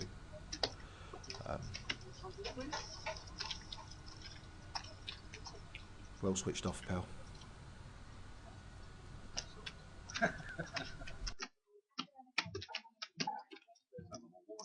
Huh? I'm selling my wine.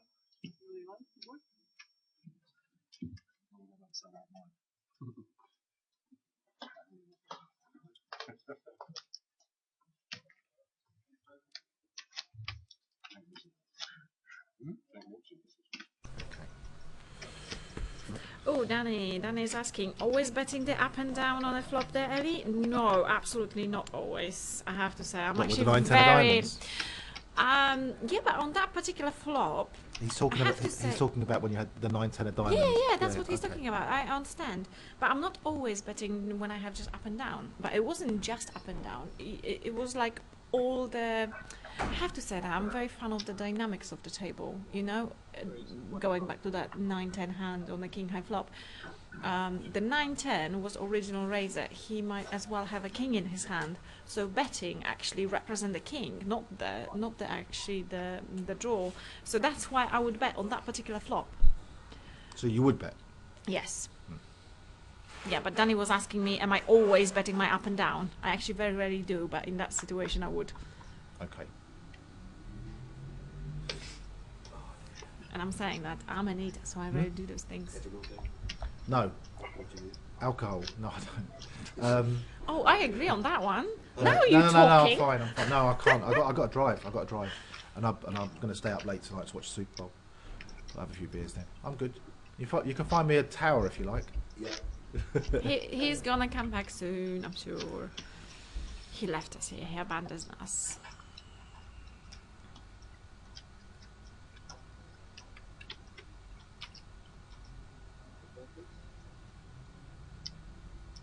Wonder how Barney's getting on the other table.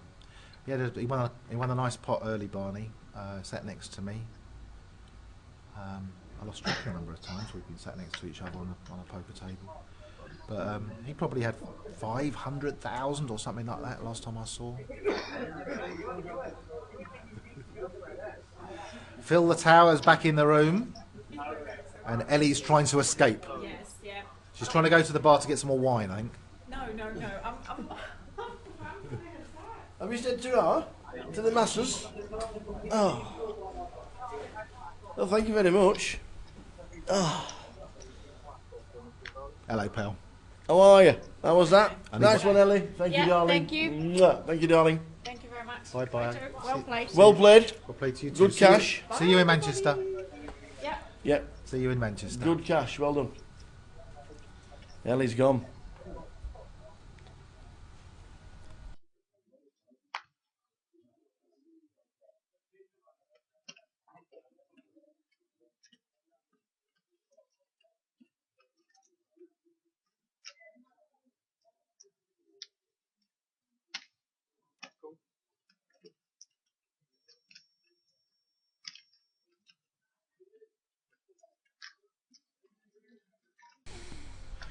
I've got a little bit of action here.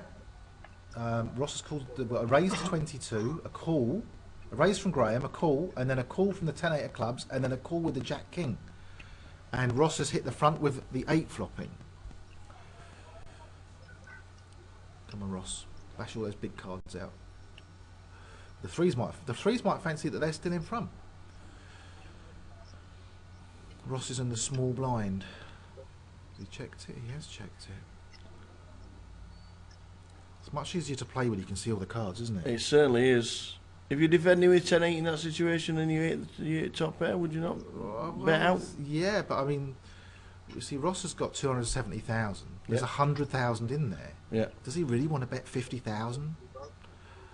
Sometimes he would, you know. I think sometimes he would bet 50, 60,000 there. Maybe he's trying to induce a check raise coming. I'm thinking that's the only way around. Well, the 2-3s is the pre-flop raiser. You know, it's fine. He can think he's still in front with the 2-3s. Yeah.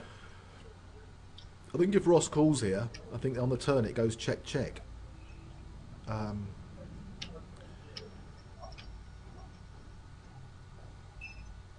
He's not thinking he's got kicker problems, is he? He's not probably not putting him on something like Jack 8. Well, the thing is, Graham is the pre-flop raiser. I think he raised pre-flop. So you got to give him a pair or overs. And if you've got overs and you go and you get 3 callers pre-flop, Yep. it's very hard to see bet. Very, very hard to see bet because you've got 3 callers, so you're much more likely to get another caller now. Yeah. Ross is turning the best hand into a bluff here. Oh, I thought he was putting a bet. Let's checked again. Yeah, you might be thinking the only way I can actually win the hand is by repping the ace. If I'm betting with the overcards, well, they decided to check. Ross should it. win this pot now. He should win this unless a 3 comes. Once the guy checks the ace, right? Because if the guy with the 3s had 10s or jacks, okay, it's a pretty thin value to bet the river. You know, I think Ross should win this now. And you might just. I was just thinking, is he more inclined to check call? Oh, Ross has checked calling. He's Yeah. not betting. Can't bet. Oh no! What do I know? He's checking. He's still going to check. You're not betting, Ross. He's checking. What do I know? He's checking. What's he? He's trying to make him pass 10s or jacks here. Trying to. Would you pass 10s or jacks if the ace has gone check check? Well, also the flush draw that was on the flop is obviously materialised on the river. So maybe he's thinking, well, I can easily rep the flush as well. I could. I think I got this one wrong.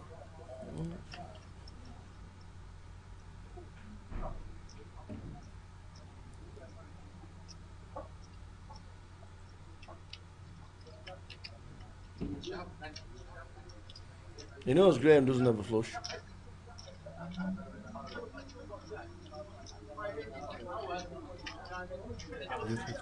Yeah, I don't think he puts him on 3s, but he certainly made him pass. In the end, So you turned the best hand into a bluff. I'll be 1 second. he did. He turned the best hand into a bluff, and he ended up getting a nice stack for Ross. So thanks to Ellie BSX for the last hour. First time behind the microphone, and she seems to have done very, very well. Fingers crossed, Ellie do the same again in future events. Sponsored player, she will be about. She will be in Manchester. Hopefully, a lot of you guys in there as well.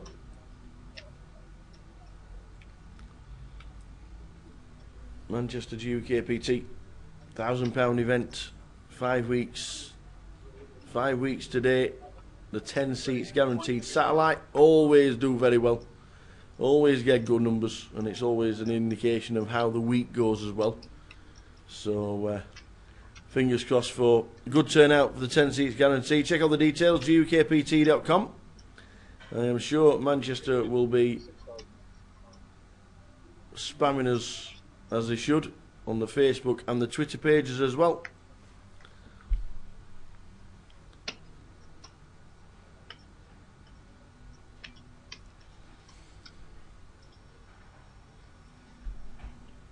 It will be interesting after the last couple of years. Manchester, small overlay, but fingers crossed they all turn out in force. It's a great place, great venue. So that is Manchester in 5 weeks' time. 10 seats guaranteed this very day. I was saying to the folks, are you going to do your competition on Facebook as to what time the final table last hand will be today? We will be at some point. Mr. PK is in charge of the blogging and the Facebook today. We will definitely do the comp. I want everybody to say it before 11:28, please. Oh, Super Bowl. Yeah. Isn't it horrible when you get kings and there's always an ace on the flop? Is there an ace on the flop? Yeah. Doesn't it always happen? No. No, not It always. seems to always happen. I'll take my when you've got- chances. when Give me you- kings against ace 10. I'll take my chances. Yeah. It just tends to happen more often. You see it more often than not. 25% of the time. Is that all? Well, it's 25% to see an ace throughout the 5 cards. Well, it's happened 100% of the time at the minute. Kings against ace 10, ace on the flop. Pre-flop, it's 25%, isn't it? Ace 10 Yeah, versus because ace. it's like a 50-50, it's 2 overs, isn't it? What is it? It is, isn't it? 50-50. Yeah, ace king versus queens is roughly 50-50. Which would you rather have?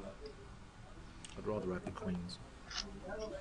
See, I know. I just always think tend. in the head. If what queens against ace king, I always like to be in front. I know, but but more often than not, you're gonna, yeah. sometimes I'd when always you, rather have a made hand. yeah.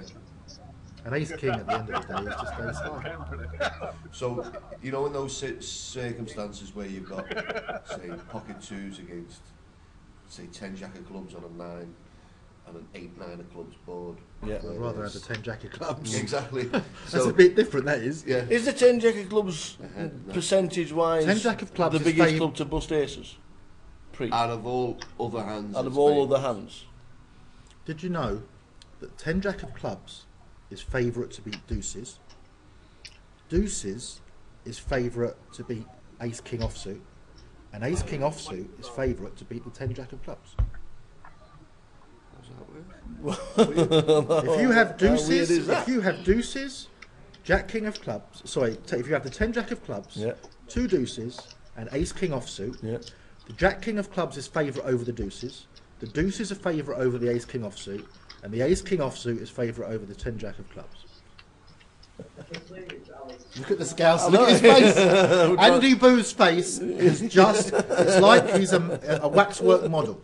He's looking at me like, "What the are you talking about?" You are not, and he's I've just officially fried me brain. But the prop bet is this: what you do is you put the 3 hands down, the 10 jack of clubs, Yeah. the pocket deuces, and the ace king offsuit, yeah. and you say to your opponent, "You can choose first." And we're going to run each one for £100 a time. Yeah. You choose first. Which hand do you want to choose? Do you want the prop? And people say, well, if I can choose first, of course I want the prop. What's that for you? They, yeah. Have you put yeah. it out?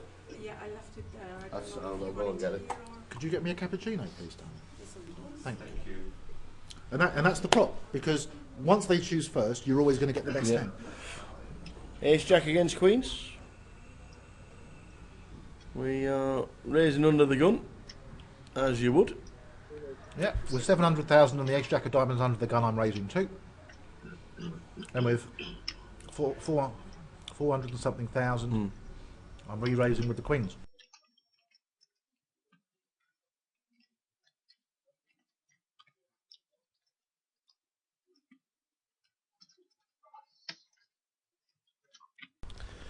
Quite statistically, that's a very, very interesting situation. Oh, we get it, 300.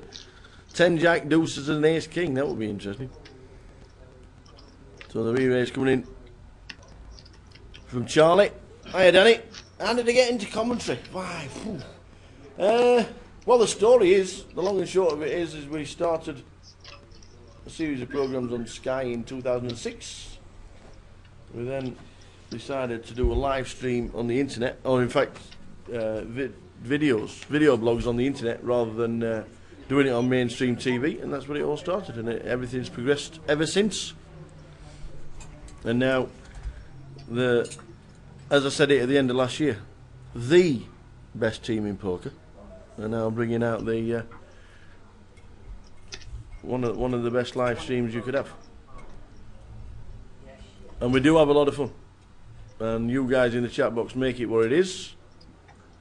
Yes, we know there are other events around the world and other live streams, and with budgets, with budgets they've got no restrictions. But we do one hell of a job, and we have a great team, and we have a good laugh. Yeah. Well said. So it's a good team. It's a good team to be part of. And we're here again, GUKPT 2015. This is leg number 1 of 9 this year. There are 8 legs and the grand final. A couple of legs have been. What happened to Brighton? I don't know. They decide. I don't know. I love Brighton. I absolutely Brighton's one of- love the place as well. I think Brighton's one of the nicest places in the country. Well, I've got friends down there. It's always an excuse to go and see them during the GUKPT. I love it. I really do. I will be playing the 25-25 in Brighton just because I want to go down there and see my mates. Yeah. But I was surprised that Brighton got. Yeah, got me too. kicked out, you know. Me too. I don't know whether because logistically and the time of the year they couldn't fit it in. Obviously during the summer, it then becomes ridiculously expensive. It's £15 a night to let your car sleep in Brighton. That's true. It's a hard one. Do you go there in the depths of winter when it's windy, blowy, snowy, and everything else? Or Like we do in Blackpool. yeah, just after which always seems to be busy. Blackpool is a fun time, isn't it? a lot of people like going up to Blackpool just for the crack. Staying at the Big Blue with all the Strictly Come Dancing. Absolutely, Jeff Kimber is in his elements last year, wasn't he? Yeah, with what's her name? With old Frankie. Frankie. Yeah, old Jeff Kimber. He's did quite a bit of work with us last year with the commentary. It's his birthday weekend this weekend as well. What, Jeff Kimber? I think is he 40 now? 50. I don't think he's 50. What? I do think he's hit middle Jeff, age. if you're listening, that was the Scouser. The Scouser was saying that you're 50. I do think it's his 40th Shall I kick him birthday or punch him? celebrations this weekend. So he was up in Newcastle with all his family, so that's why he's not down in London. Obviously he lives down here now, but he went back up north. So see, Newcastle is another one as well. What's this football match? It's the Celtic Rangers semi-final of the Scottish Cup. Oh, okay. How did Rangers get to the semi-final of anything? No idea. Well, a nice bet on Hearts to win the championship. Oh, did you really? What price were they? 7-2. Back to me. Were they second favourites? They were. Yeah. By Burnley and third favourites. Yeah. And now they're 1-16 or something. Are they really? 1-12 Hearts. So you're not laying off then? They got beat the other day. They lost their unbeaten record, but no, I won't be laying off. They are back to each way. So, Yeah. I think they're 11 points clear. 11 points clear. All right. Okay. Did you see that game? The Rangers Hearts game. It was on TV. No. They played about half an hour, and it was snowing. The snow on the ground was 3 inches thick, Wow. and they had to abandon. All right. Well. That's what we need a bit of snow. Just had a quick flick back through the chat and just obviously obviously building up to Cheltenham. Richie Peace is intense tango. Must be a horse. Intense Tango. It's a good name. It's a good name, Intense Tango. Probably owned by Ola Jordan. It's a good old name. I like that. It's, heading towards the break. The first break in play in about 20 minutes' time. On the other table, Barney Boatman's. He had the best part of $500,000, and he guy moved all in for 100,000, and Barney found Jackson, called him. Yeah, saw that. The ace 10 got there. Yeah. And then the guy moved all in again, another guy for 100,000, and Barney found 2 10s. The guy with the ace jack. And the guy had ace jack, and Yeah. Barney lost that one. Although he's still got roughly, I think average is about 380,000 now, and Barney's got about 350. Ross got a little bit less than that, maybe 325, something like that. So the two Boatman brothers still going well, still got every chance. 16 players left. Yes. 16, 17 left. Yep. And they'll be coming up to a break shortly. So Which one would you least like to play, Andrew? it depends what state of mind they're in. Barney seems to be the more aggressive player of the brothers. Barney's more creative. All right. Okay. Ross is more steady. Yep. Both very experienced. Yeah. It would be good fun to play both of them heads up. I have played them both heads up. In a serious comp. I was heads up with Barney in the semi-final of the Poker Million. All right. Okay. He moved all in with the 7-9 of clubs, and I woke up with kings. That's the way it normally works. But we were heads up on Sky TV. We were. I'm sure I've played Ross heads up in tournaments before. Yeah. Dave Collins. Good afternoon, Dave. Good luck to Sharky, Mr. Mark James, who's on the second table as well. He's on the second table, Mark James. 300 and his last count was 330,000 for Mark James. A copy of the prize money here. First prize, £82,600. Yeah. Second prize, 54,000, and third prize, 33,000. 16 of them left, guaranteed 3,200. 3,200 is the next payout. I was 20th and got 2,900. I think I'll have it all on Seattle. What do you think? I'm on the Patriots at -4. Tell you. You got it changed. Patriots at You've got a -4. pound. Lend me a pound, Phil. No sugars for me, but thank you very much. Yes, 2,900 on Seattle, I think. Really? Well, I'm not sure. Well, I'm on the Patriots at -4. Well, That is my bet. It's not my tip. I don't tip in the Super Bowl because it's a one-off game, as you know.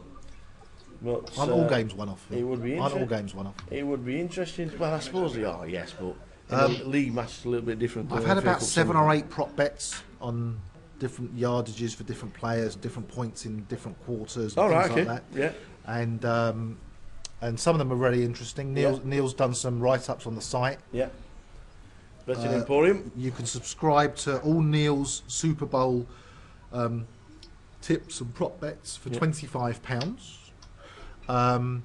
Last year, I think he had 8 right out of 11, and the year before, I think he had 14 right out of 17. Wow. Yeah, we've had two Pretty impressive. Yeah, the prop bets are particularly nice. Pretty and, impressive stats. He's got a few nice ones this year that we like a lot. So get across to bettingemporium.com. Could be a pot here. Ace King versus tens. With 161, and I've made it. Oh, Zahari, what do I do against Abby? Oh, do you know what? I think about it. I have a good long think about it. Some of the time I would throw the tens away here, and some of the times I would move all in with them. I don't think that there's a... Is it always better being the aggressor with something like 9s and 10s? Well, the thing is, he's got 161, so there is still fold equity. Yeah. The raise to 55, you've put 34 in, so if Abby had ace queen, definitely would pass ace jack. Ace queen may lay down if Zahari moves all in.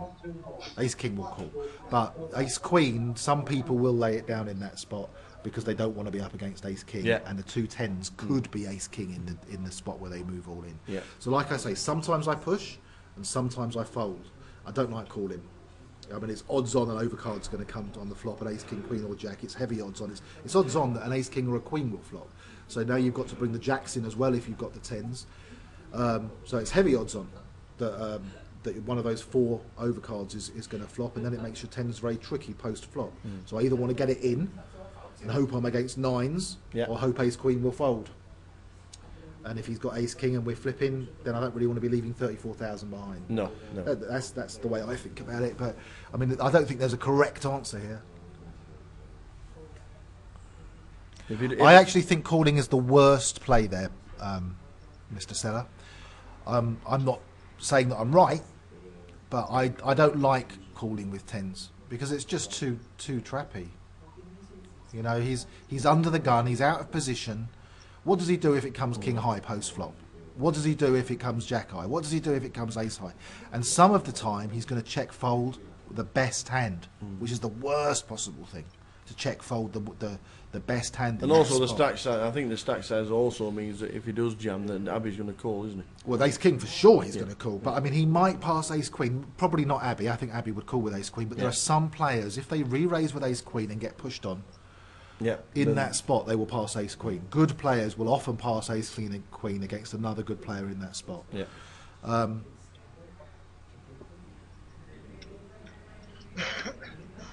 Where is Poeta? Gary Clark? Gary Clark? Gary Clark from Dublin? No, Gary Clark from Preston. Oh, it's not Gary Clark from Gary Dublin. Clark makes the best chili jam in the history of chili jam. Yeah, met my wife. Well, if you'd like to fetch a jar of chili jam to the next event from your wife, we will have to compare. Where is Puerto Plata? She makes a great chutney, my wife. Puerto Plata. Where is that? Spain? Puerto Rico? What is that? Was Puerto Rico? That's in South America. Portugal? Yeah, it could be Portugal. We're not Googling, by the way, because we don't do that kind of thing. No, we don't. I missed what happened. What did he do? Did he fold the 10s? He folded the 10s. Yeah. No. It's okay to fold 10s. I mean, he's obviously thinking that he's up, that he's in an even money flip, or he's up against a pair bigger than 10s. So it's okay to fold those 10s. I think that's absolutely fine. I would fold them sometimes. It's always a bit dangerous if you've been passing and not picking up hands, and you know every time you pick up an ace 5, there's a raise or a re-raise before you. and it's kind of like, but Barney used to call it the tunnel, because you kind of get into a thing where all of a sudden you find a hand like 210s and you think you've picked up the nuts. Yeah. Because comparative to every other hand you've had for the last hour and a half or the last 3 hours, it's awful. So these 210s really do look that good, and I think sometimes in that spot you push when you shouldn't, All right, okay. because you're overvaluing the 10s, because you're valuing them in relation to previous hands you've picked up, which Yeah. is something you shouldn't do. What happened to my cappuccino? So you do it there. So you do it call with the fives. Now the ace king is jumped. No, no, I don't. No way. You've got 639,000. Why do you want to put 140,000 in? No way do I call with the fives. If I had eights or nines, I might think for a little bit. I'll pass those as well.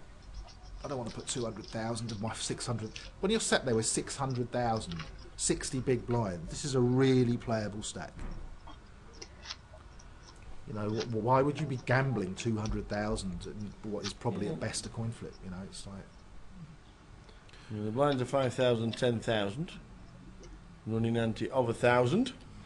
It would have been different if it was 150,000 and I've put a decent Yeah. raise in before and now he's moved all in. That's slightly different. Dominican Republic. Oh, Very posh, very nice. I'm sure it's all inclusive. well, it's the Caribbean, isn't it? Beautiful. It's the Caribbean. I'd like to be in the Caribbean right now. Afternoon, Pete Wigglesworth. Hello, Peter. Peter Wiggy. Hello, Peter. Yeah, he said Brighton was just majorly expensive. I don't know. I think you could get, if at the right time of the year, most of the places were affordable. I still don't like the idea of having to pay for your car to sit outside their hotel. Well, the thing is, so many of the hotels in Brighton are very, very old hotels. So they would have been like people in their horse and cart stripe pulling up outside, and so they don't have car parks. So many of the hotels in Brighton don't have car parks because they're really, really old hotels. All right, okay. I mean, you wouldn't build, if you were building a new hotel in Brighton, you'd have to have a hotel. You'd build a car park underneath it. Yeah. Well, what's the? I stayed in the hotel I stayed in there last time wasn't very nice. It was the one on the corner next to the pier. Right on the corner of the roundabouts. Yes. Is that the Royal something? The Royal something. The Yeah. Royal Albion, is it? Royal Albion or Something Albert? like that. Yeah. I mean, there's no car park. That hotel, it must be older than me and you put together.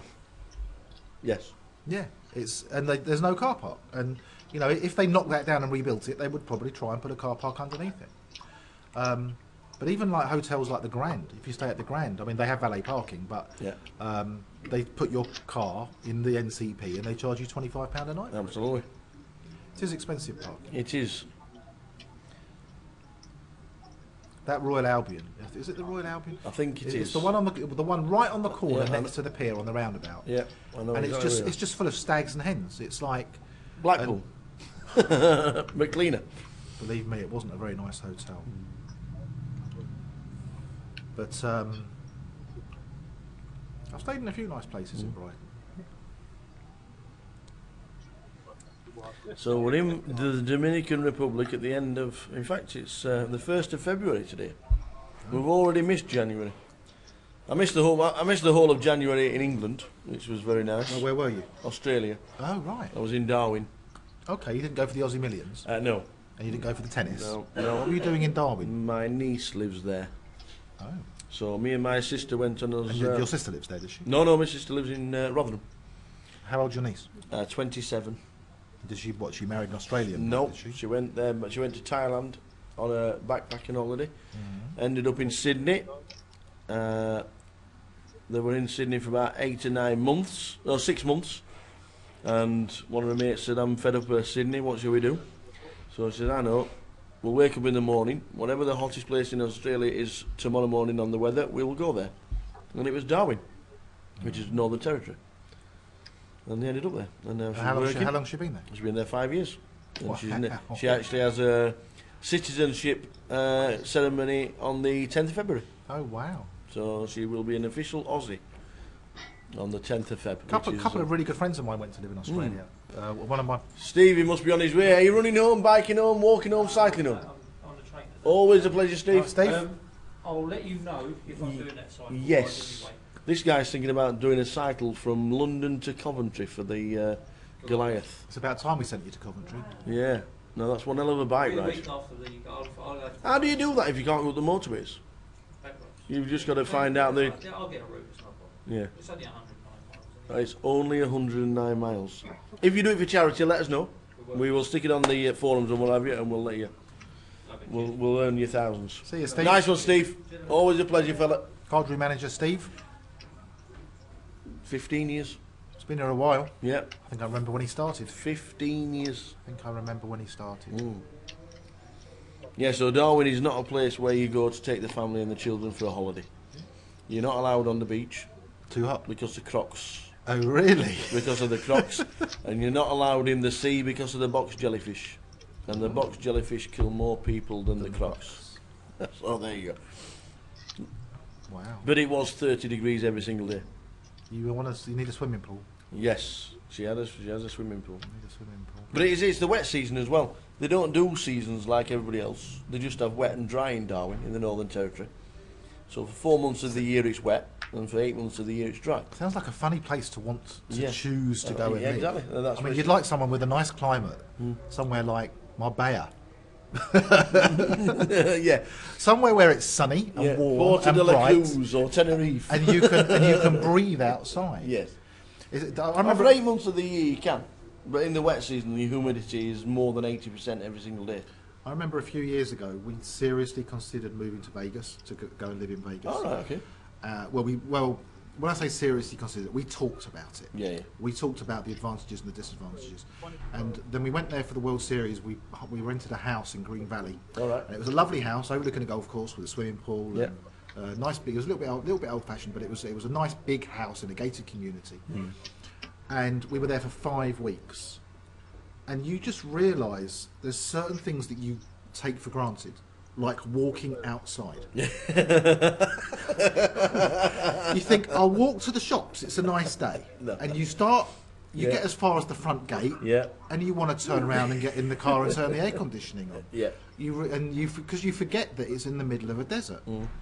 And, just things like, at the time, my little girls were very young, they were just babies. Yeah. And you put them in a pushchair and you think, you can't really take them outside. No.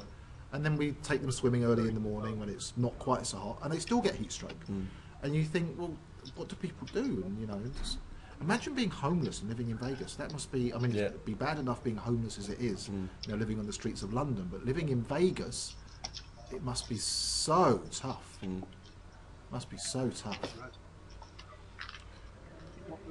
Yeah. So Vegas never yeah, materialised. so I mean, to go and live in somewhere like Darwin, where you have Yeah. extremes, I would like to have a nice climate that's warm. I mean, I quite like the seasons. Yeah, okay. As it happens, I much prefer summer. Yeah. When it's like nice and warm and you can walk outside and it's you wake up and the sun's coming through the window, puts you in a good mood. My wife, she much prefers the winter. She wants to have a big roaring fire and to wrap up warm and to go out for a walk in the snow and she likes all that side of it. To put her scarf on and put a nice coat on and go outside, or to sit in front of a nice big fire inside, or like an open fire, that kind of thing. So we're opposites on that regard. But I mean, I do like the seasons. But given a choice, I think I'd have a Spanish climate Yes. in an English environment. Yeah, sounds good. Tenerife would obviously suit. Yeah, I mean, Yeah. Tenerife a few times. In the 70s every day. I don't think I could live in. I think I could live in somewhere like Marbella. I don't think I could live in Tenerife.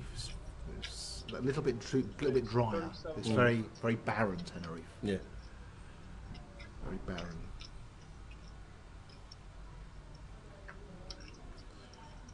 Ross is called a. Wow. Ross is plus what? I can't work this out. He raised under the gun +1 Ross did. with to 10. No, he just called. He called to 10,000. Ross limped in. Yep, under the gun +1 Okay. for 10. He won't do that very often. No. Now he's going to call to 27,000. You see, this is the problem. Is this a point? Is this a case of having to? Yes, I think so. He's going to try and flop a deuce. Yep. I don't like the call, Ross. I don't like the limp. You see, Well, maybe I think Ross is getting a bit bored. we didn't like the bet with the 10-8 on the river in the previous time he confused us. Listen, Ross is a great player. Yeah. You know, I'm not one to criticise. He is a great player. Yeah. And he's obviously trying to mix it up a little bit. Yep. Big shout out, Dave Collins. You're not wrong, by the way. Sean McGuigan is going to be is attempting to row the Atlantic at the end of the year. What? At the end of the year, To New York. he is one of the fittest men you will ever meet, and he is. Has that ever been done before? I actually don't know. Has I hope so. Or what? It's. I know Dave can fill us in with a few details, but he's just stuck up on the link. If anybody wants to, click on the link and What go is it? to 2,500 miles. It's it is the North East Atlantic Challenge, and Dave Collins has clicked Where on. does he row to? Click on the link if you want to support the guys. But hopefully, there we go. The world's toughest rowing race. A race. That means there's more than 2 people doing it. Where do they go to? Sean and Snowy, both from the North. From the Canary Isles to the Caribbean. 2,900 miles. I guess 2,500 across the Atlantic. That's a good effort. It's a good effort. I wouldn't have a clue about the size of a. Well, the Atlantic is... Teams from all over the world. Professional and reliable boats with support. You'd want a reliable boat, wouldn't you? You would, yes, and sturdy oars. It's on the 15th of December 2015. Oh, here we go. We got Ross has raised to 20 with Jack King under the gun. Zahari has called with the 7s, and now Victor's made it 100. I think this pot's over. Yes, it is.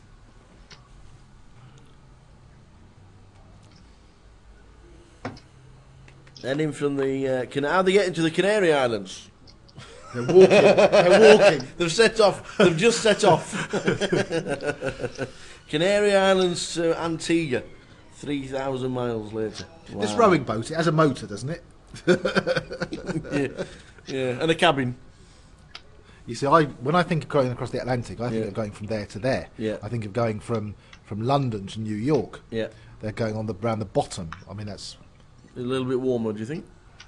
Will it make a difference? I have no idea, but I would imagine it's a bit choppy, and I would imagine it's 2,900 miles is a long way. Wow. How fast do they row? How long does it take? Look at Abbey, he's up to 360,000. He was down to 66,000, do you remember? 66,000. 66, yeah. 66,000. Now he's got 360,000. See, there's a question. What? There's a question. If you're in a rowing boat for so many, how do you go to the toilet? You piss over the edge? Well, maybe not just. What about number 2? You can't really say, hang on, I'll leave you to it, I'm just going to the toilet, take Daily Mirror with you, can you? I'll tell you what. Have they got a forum? Great. great effort. They probably have a bucket, Phil. Well, maybe so, but They probably have a bucket that they empty over A the side. 2-man race. It's the DC Iron boat containing the Men of Steel. Wow. You can sponsor them for £1 a mile. Well, do you know what? I left 50 quid for the boys to have a drink, so they're going to be 50 miles short. They won't get there. Wow. Well, good effort. Or they'd have to set off. They could. Yeah. Good effort. Have to swim the good, last 50 good miles. effort and good luck to Sean and Snowy. Let me tell you, that is one hell of a feat if they manage to achieve that. Good effort. Over the edge, Phil. No, they must use a bucket. They must use a bucket. What happens if you're squatting over the edge and you fall in or something? Oh dear. I don't suppose your body will function it normally, will it? I don't mean normally. My body can't no- function thinking about it. Wow. So that's something you just take for granted, isn't it? Standing up and going to the toilet. Like, hang on a minute, I'm just nipping to the loo. Like, you're in a boat for X number of weeks, rowing. How long does it take? How long does it take? I don't really know. Well, it's a race, so maybe the fastest ones will be 2 or 3 days in front of the slower ones, I suppose. I suppose you've got to surely. Hang on. The challenge should take between 42 and 90 days, depending upon weather and the boat remaining buoyant. Does that mean it doesn't capsize? Yeah, absolutely. So there must be support boats. Maybe they got a support boat with a toilet on it and a support boat with a canteen on it, and every now and again you can jump into the canteen, jump into the toilet, and then get back in your boat and carry on running. QE2. The guys are on a break. The first session is over. We're down to 15. So this is the final hand of the session. Thanks to Ellie, who has now got on her way. Joe Beavers is just tucking into the extra strong mints. I am, and I'm popping off to go and study a bit of Super Bowl prop bets. Okay, buddy. It's such a pleasure to have these guys sat at the side of us. And we are changing tables after the break, which is good for us. We've got still in Andrew Christopher out, Alex Spencer, Vlad Swatton, Justin Sevilla, Adrian Mehmed, Mark James and Barney Boatman. They'll be on the feature table after this short break. That's, thanks to Joe, thanks to Ellie. If you don't return after the break, thanks for the couple of hours. It's always a pleasure. Good luck with the Super Bowl. We'll have a read of Neil's have a read of Neil's blog and see what he says. And like I said, the Betting Emporium, especially as Cheltenham's coming up as well, it's always a good read. And if you are a true punter, then it's well worth following somebody like Mr. Channing, because his knowledge is just amazing. Thanks to you guys. We'll see you back in 15 minutes. One support boat. One support boat covers huge area and all contestants. That's fair enough. Do you know what? You know what, Dave? I think they sound like a bunch of nutters. Good luck to them. Good luck to them, I say. Absolutely. They expect to capsize at least 5 times. Wow. Wowzers. Well, Dave, we've got the link, and I'm sure hopefully people will take a look and think, wow, we'll sponsor these guys. And every credit to them. We are back in 15 minutes. Time to get a cup of tea. Thanks to Joe. Thanks to Ellie. And a new table will be with us in 15 minutes' time. Back at 2:45.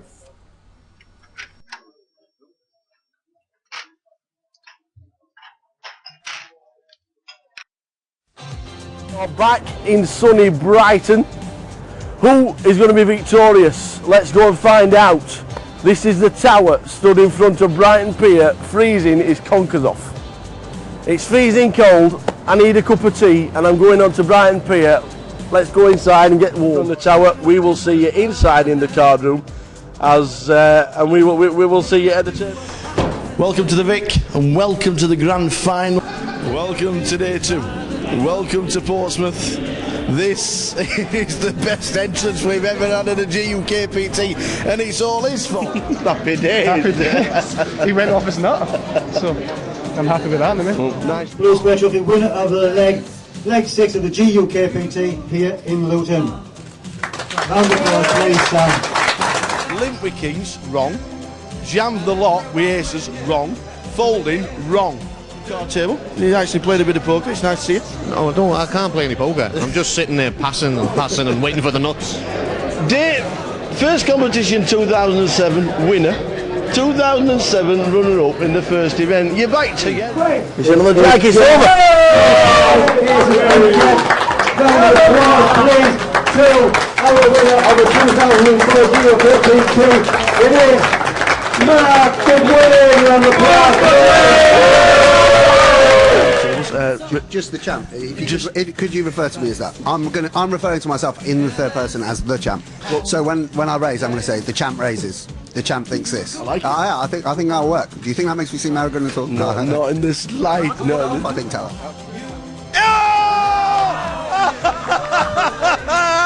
Is it the one out the 2 of diamonds on the river? What's that all about? We're going to win the bugger. We're going to split it. Heads up. 100 for the win! There we go. The girls are having fun, as you can tell. I had to call the last bit, and I was all over it like a bloody rash, but obviously I didn't hit. So anyway, I'm back now, and hopefully I'm going to have a settle down. I'm going to have a beer now and chill. All right? Excellent. Well, just carry on fishing.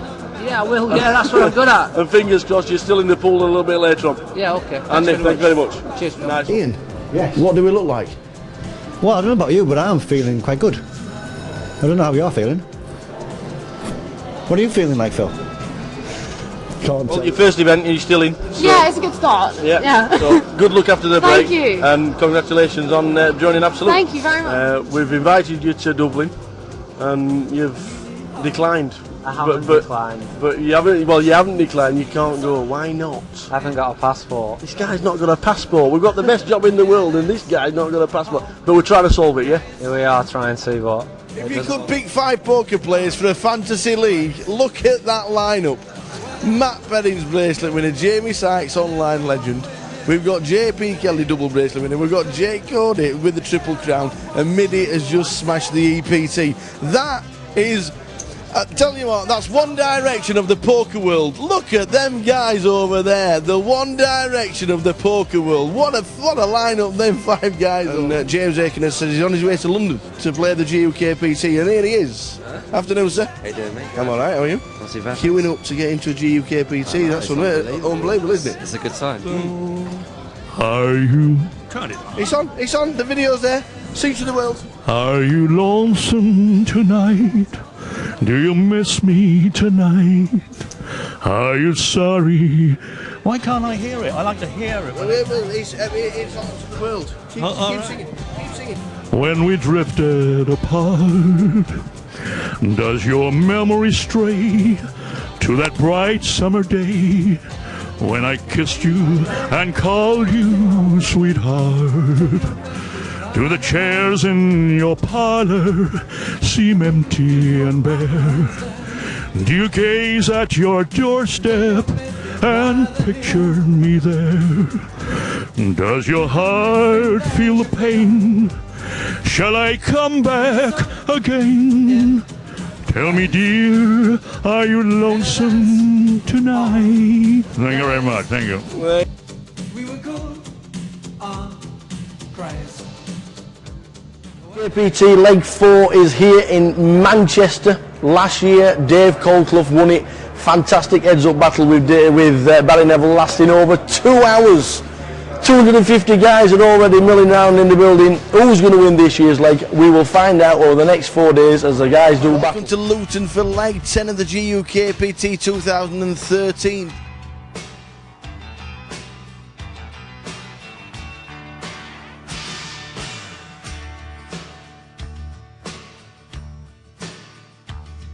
All the stories have been told of kings in days of old, but there's no England now. All the wars that were won are lost. Some And only in disguise, Mr. Surinder Sooner. There we go. The Wolves, 88,000. What's he going to do on Saturday? 88,000. Surinder, you normally come back with 10 big blinds, man. Well, less than that, about 2 big blinds or 3. I'm just working on my Belarus speech. Right. There's 3 famous things about Belarus. They have the tallest Lego building in the world. Right. They also have the longest match, it's 27 foot long, but they also have the most people that live in rented accommodation. 96.8% of people who live in Belarus live in rented accommodation. Right. Did you know that? No. I just made it up, but it sounds good, doesn't it? See, for guys that win the Triple Crown, what you don't realise is this is where it all started. £10 rebuys, is that right, Jake? Yeah. In this place. That's where it started. All started here with this fella here. £10 rebuys back in the day, and then we've gone on to bigger and better things. We know that. Nice to see you in a British card room. The first £3 rebuy we played, actually, we chopped heads up. Really? Yeah, for like £250 each or something. Fantastic, bigger and better things.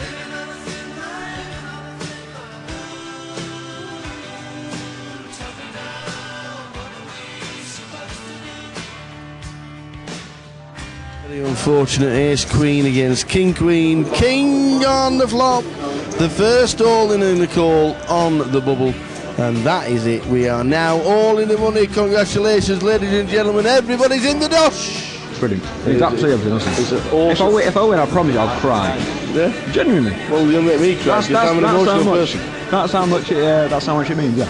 Well, we'll just blub together then, if it happens. 2 hours time, we've got a dinner break. Looking forward to the buffet here in Bolton because yesterday it was very nice indeed. Just had lunch. Thank you very much to the staff at Luton for treating us again. The lasagna was beautiful, let me tell you. We checked it was nice on the thing off. It says yes, 10s. he talks like rubbish that day. Local cordon to you, what would it mean taking down this massive event? It's early days, early days. I've not even thought about it. Just I'm enjoying playing. It's great. There's some great players here. It's great to play against amongst them. Well, it's always good to see you. And we'll see you Saturday. See you Saturday. Now we're going to play tennis on the Kinect. Return.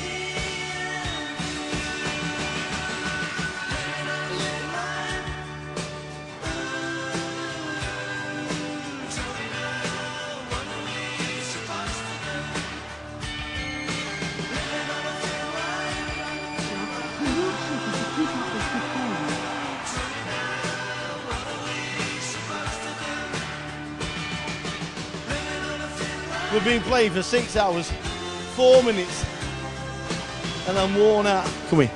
This man here. He's going straight to the bar. We're quickly, 30 seconds. Nice to see you. Two-time bracelet winner, back on the GUKPT circuit. We heard that overlay flag. Was that what it was? Yeah, I was just sat at home and everyone said we're going over to Manchester for the tournament. I was just about to register WCUP. Yeah. I was sat in my chair ready, and then I was like, why not? You've got a lady to your left-hand side, and somebody has told you on the forum to just keep your eyes on the cards. He's got Michelle Hope to his left. You see. Okay, Lucky guy. Right, here we've entered the new problem. Women. This isn't easy for me. Oh, we might need a little bit more in. So that's fine.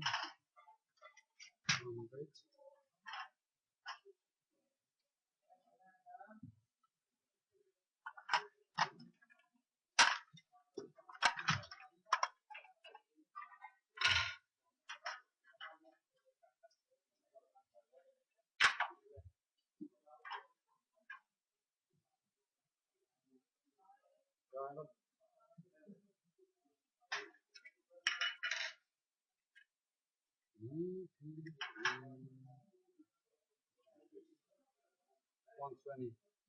Oh yeah, only 100.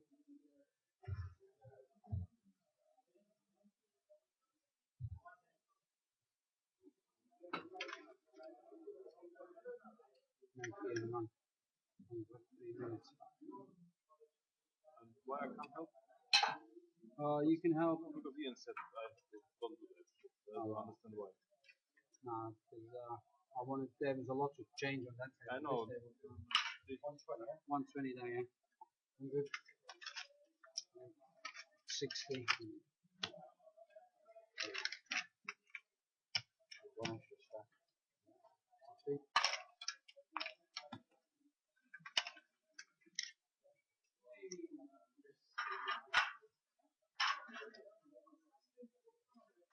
And 80k.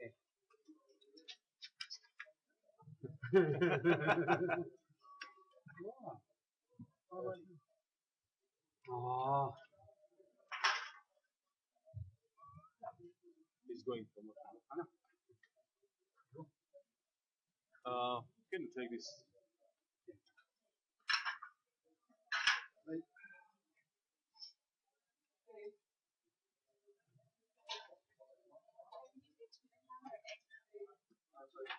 Chicken.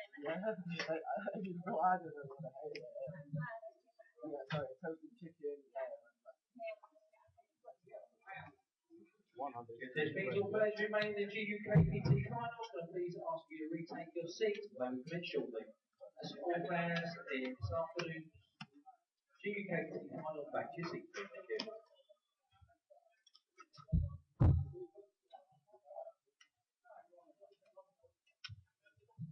50 more, please.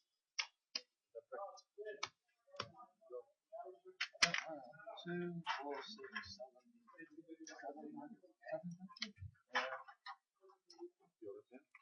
Is it me yet? Yeah, I don't think that's quite. So this is yeah? No. Huh? This. Yeah. Okay, that wasn't more. No. Did you change on that? No, I did. I changed this. No. 120. Okay. No problem. No. I only want what I win in a hand. Welcome back, guys. Thanks to Elliot, thanks to Joe. We are now live back here in London. We're down to 15.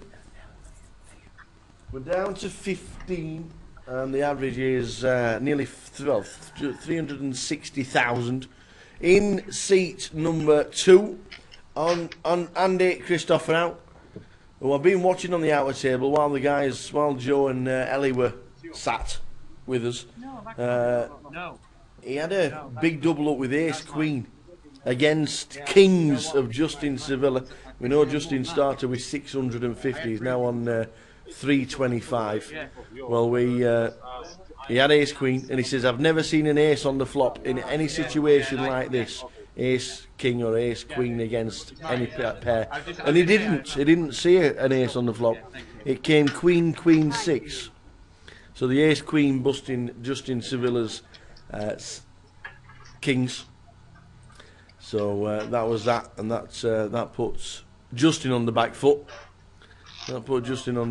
In seat number 3 is one of the best young players over the last 2 years, Alex Spencer, and he's chip leader on the table on 760,000.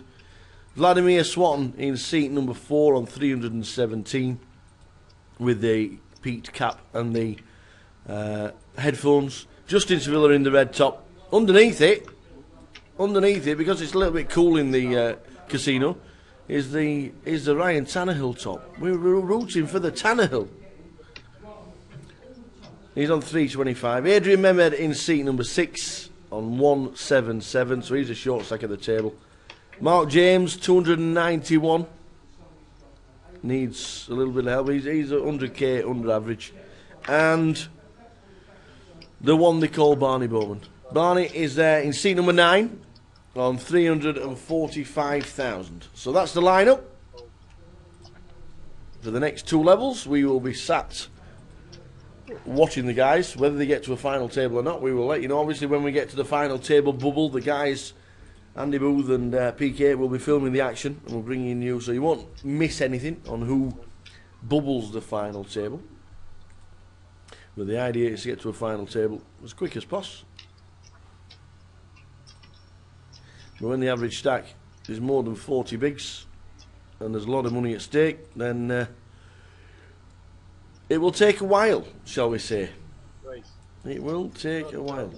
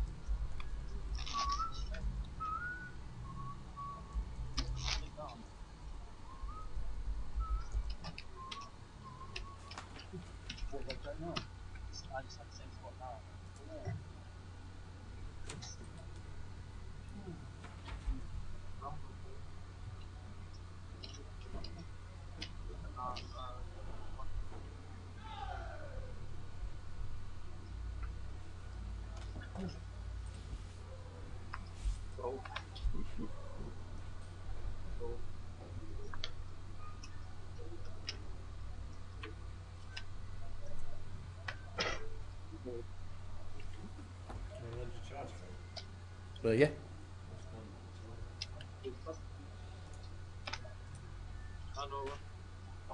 I'm just trying. That failed again.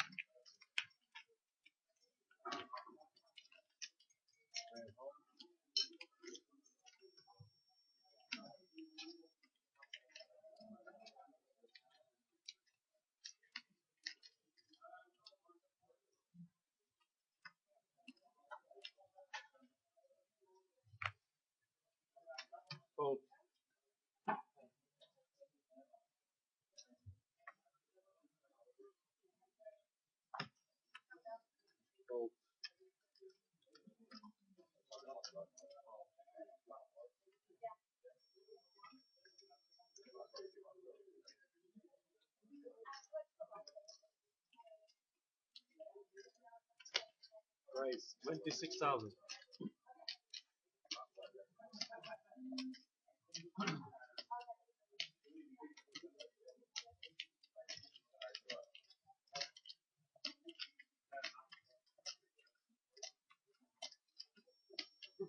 Attention please, David Skorikov and Roy Melvin. That's David Skorikov and Roy Melvin. Afternoon, Fizz. Hope you're well. What did you do last night? Where did you go? Did you go to Liverpool? Did you go to Bolton? Are you still in? Are you out? What was the competition like? Have they hit the guarantee?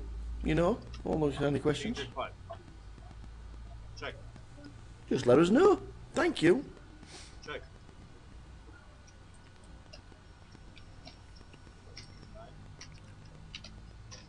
Bet 20,000. Attention please, on goal, 1-2 focus.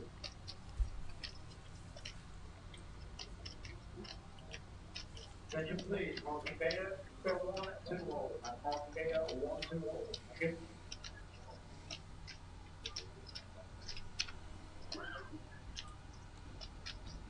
Attention please, Danny the bottom, 1-2 all. So Vlad and Andy, new players on our table. We changed tables after the first session, so with might try and inject a bit of sparkle into the final 15 players. We know we don't ever want anybody to get eliminated, but it will eventually happen.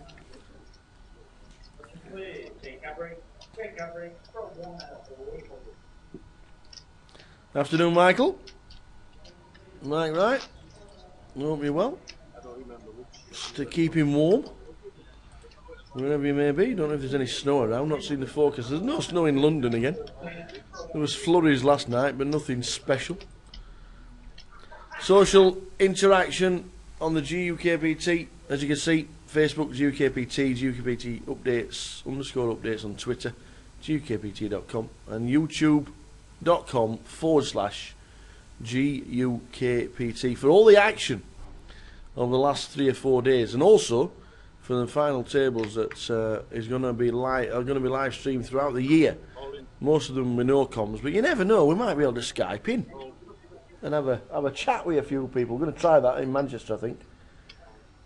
We will see what will happen.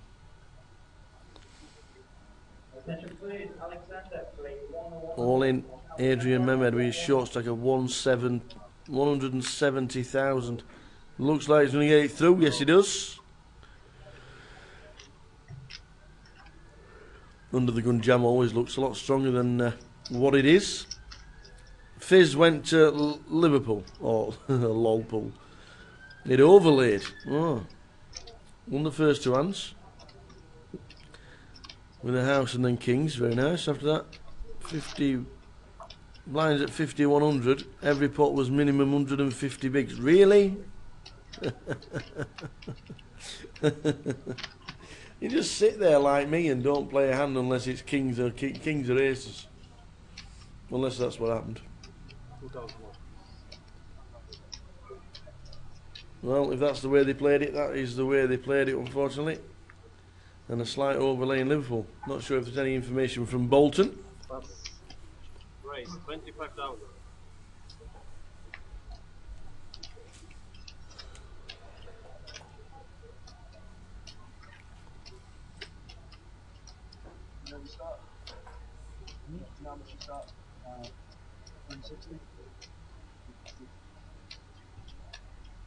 Went to the Midlands Mecca last night. What was that? Walsall?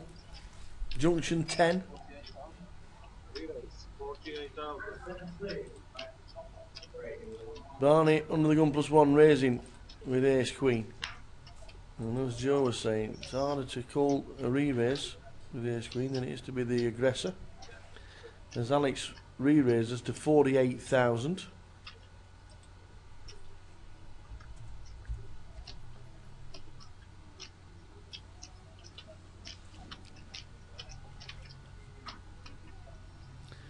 So what does Barney do with the ace queen?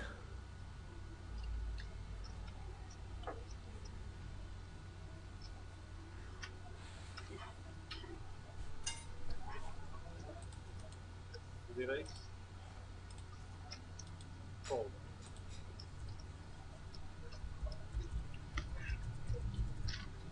Well, Barney re-raises and gets it through. Alex chip lead on the table, 700,000 chips. Average is 380.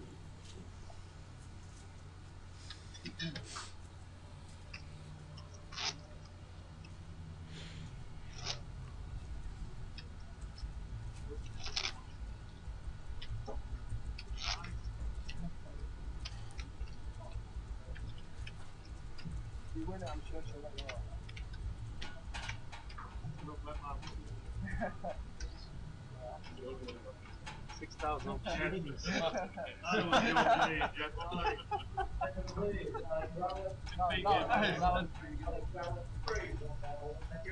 Did you come in? Fold. Fold.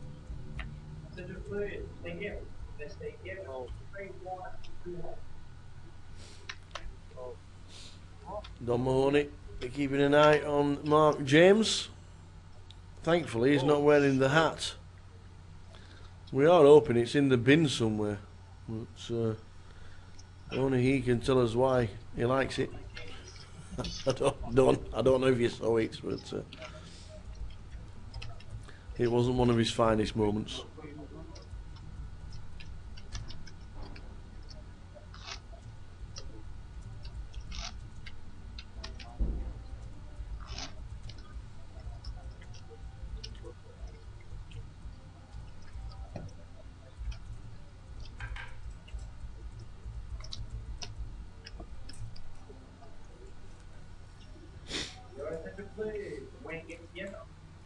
So we're down to the final 15.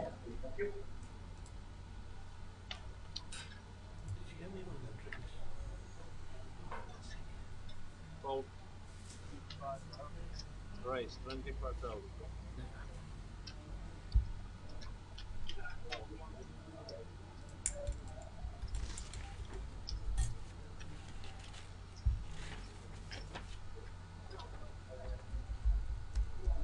Go. Fold. Fold. Fold. Fold.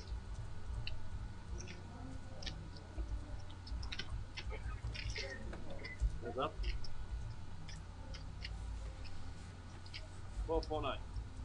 Ace Jack crushing Ace 10 at this moment in time, but the flush draw for Vlad with the Ace 10 of diamonds.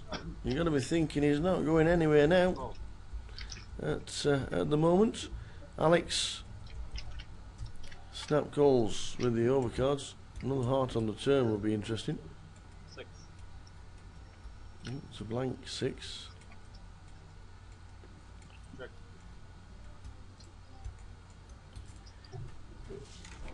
Bet 50,000. Pass.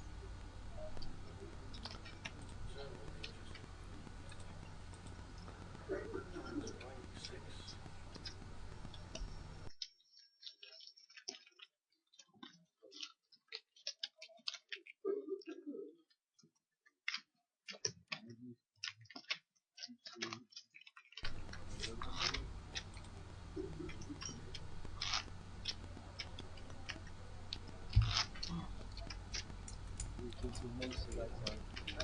He walks into a monster. Thanks,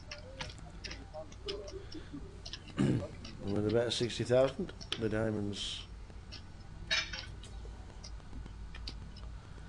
are good. Some big stacks of building. Still on 15. Race, 25.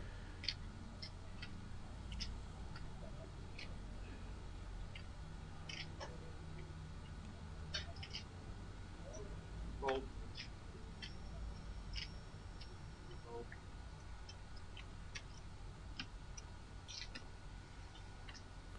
Another gun, Alex will always pressure people. Now he's got the chips. We lost a few since the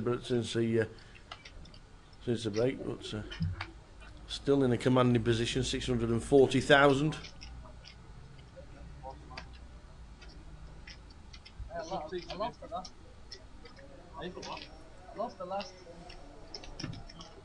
Next event for us on the GUKPT, leg number 2 is Manchester. £1,000 event again.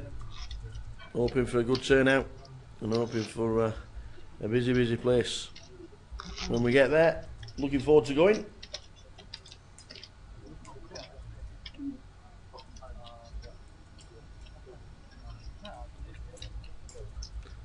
See, and also the first 2 legs are the only 2 on the circuit that have got a dice table in the casino. I think they should introduce a dice table. I think they should take a dice table around with the GUKPT circuit. I think they should do it. I don't think they will. The one here in London is always busy. Obviously London is London, isn't it? It's such a different place. Justin Sevilla, Ace 80 Clubs opens under the gun +1.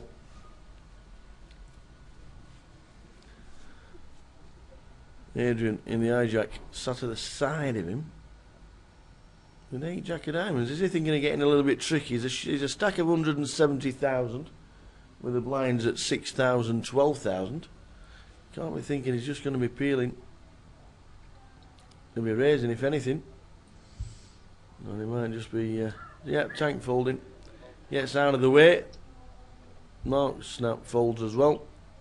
Barney, wow, wakes up with kings on the button. There may be trouble ahead. Just don't get away from this. Yeah, Justin's got Justin's got the ace 8. It's Barney's going to re-raise. Obviously, make it round about what, 55, 57. Big blinds has Justin got. He has re-raised 25 to 65,000. He's raised to 65. Justin can get away from it. Yeah, I think Justin's raised from a hilly position, so yeah. See, Barney's not going to really be re-popping him there when he's got to give Justin a hand there, hasn't he? Yeah, you got to be thinking that Justin will find a better spot. 270,000 behind the line with the blind at 612. So 22, 23 big blinds he's got as Justin. Start of the day with 650,000. Had a bad one when he lost with kings against ace queen.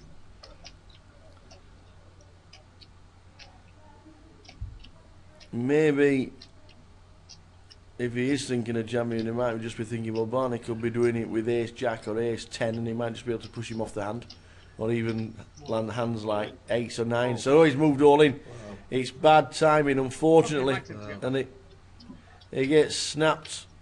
As you can see, Barney has the hand. Barney could have folded 8s or 9s in that situation, maybe ace queen, ace jack, but a premium like that, Barney's not folding. We're all in. An 8 in the door. We now need an 8 or an ace. There's no redraw with the flush. It's a jack, it's not there. Very unlucky for the Ryan Tannehill shirt wearing, smart talking, quick thinking Justin Sevilla. He's out of the door, unfortunately, in 15th place. Just been eliminated. He could have pushed Barney off so many hands, but not the Cowboys. £3,450 for Justin. Well done, sir. Good effort. And we will see him again very soon, I am sure. Lauren Render says they've got one in Leeds. Where? Where is the one in Leeds?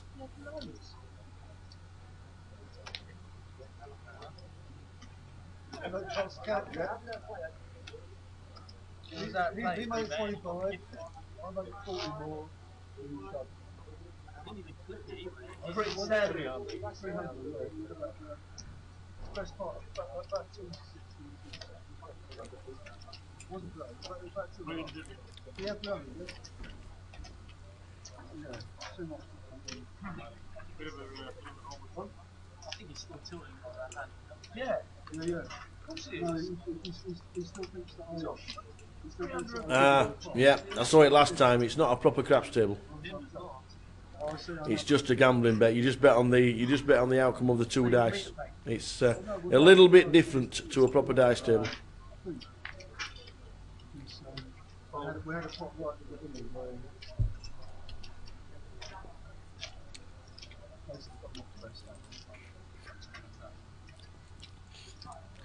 Yeah, he was obviously thinking that he could make Barney pass so many hands in that situation. Just as we can see the cards, then it's unfortunate he ran into a monster.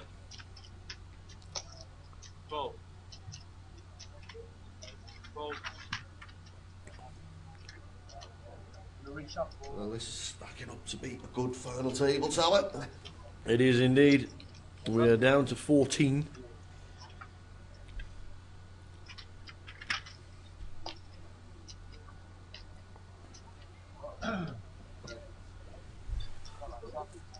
yeah.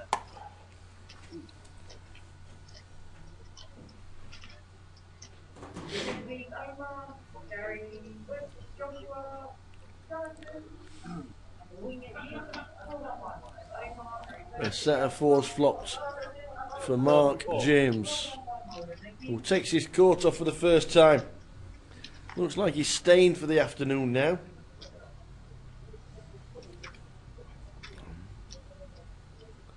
And you can't see Andy putting any chips in the middle at all.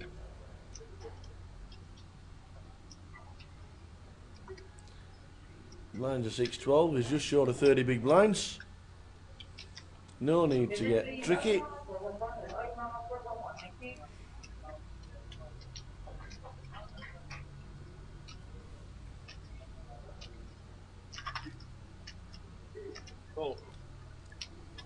And then the fold.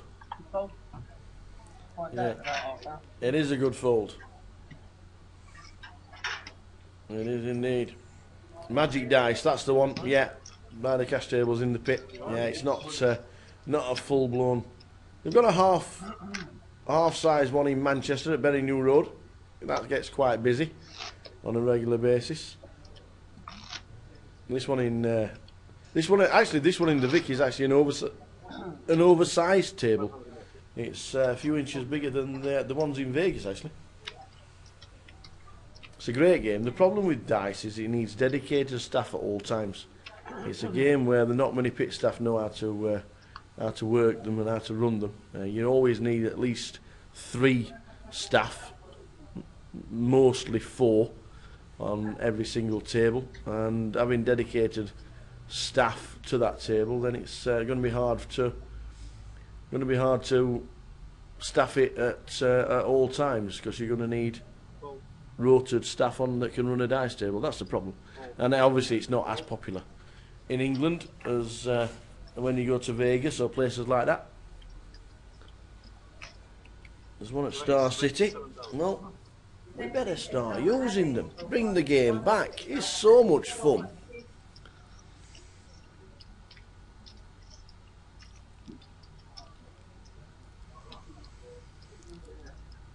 Another spot for Alex with ace-9 on the button.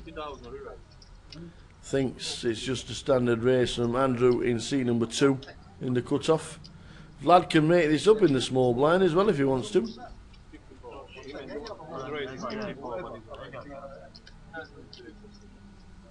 No, gets out of the way with the 5s. Thought he might have wanted to peel there with the made hand. We might just have a re-race coming in from Andy in seat 2.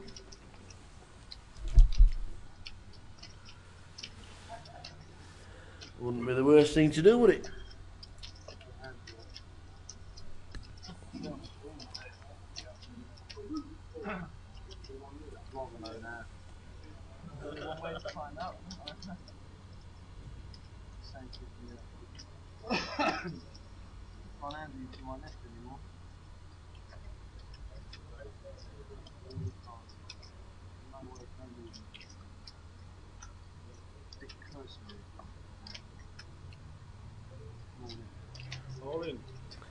And the 10s have moved all in, and Alex will just snap fold.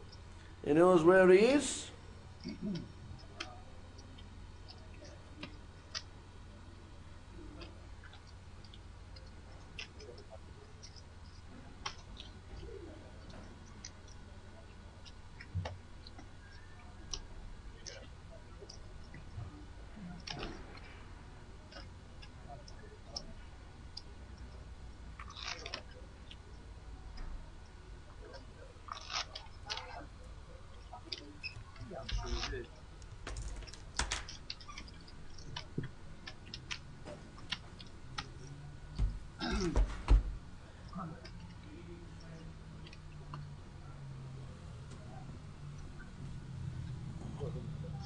Oh, yeah, sorry.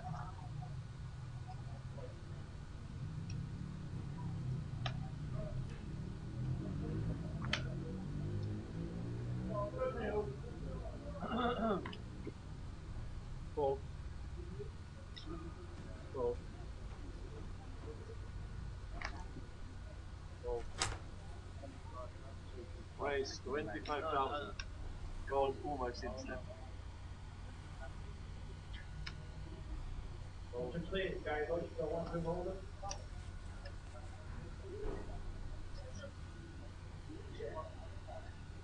Done. Then the black light is all there. Complete. Jump to recovery. One, two, hold. Complete. All right. One, two, hold. Complete. All in. Wait, yeah. For the one, two, hold. 17.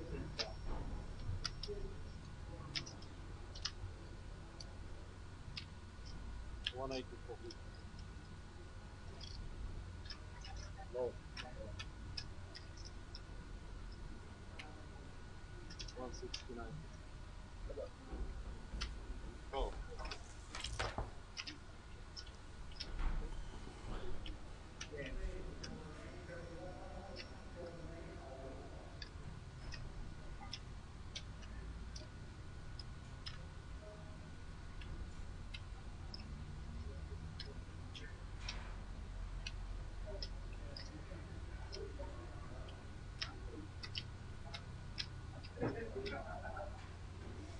So we are on King Queen. It ends up all in sixes against King Queen. And Adrian will double up via Alex Spencer. As we were just looking round to see that we had lost Graham Parkin in seat number 5 on table number 2. Graham Parkin finishing 14th. How do you check these things? I was there with King Queen, like, no problem. No problem. Alex Spencer, sixes against King Queen. King on the flop, Queen on the flop. Double up for Adrian. And a player on the move.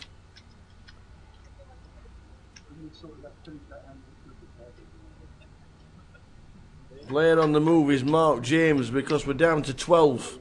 Because Abby Kaitan has been eliminated. Abby played great, £4,100 for 13th place. And Charlie Coombs takes him out, and he's up to 900,000 is Charlie.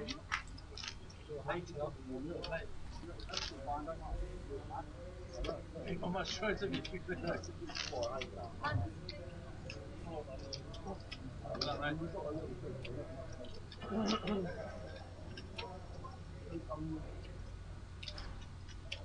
You're a big blank one.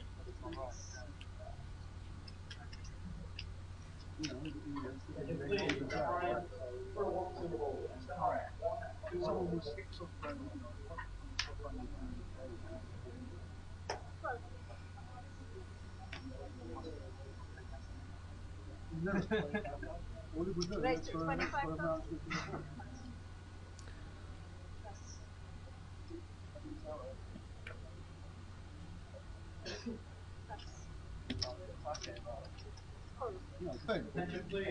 So far, I'm just.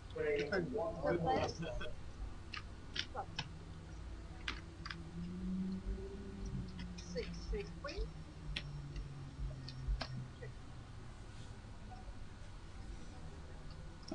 So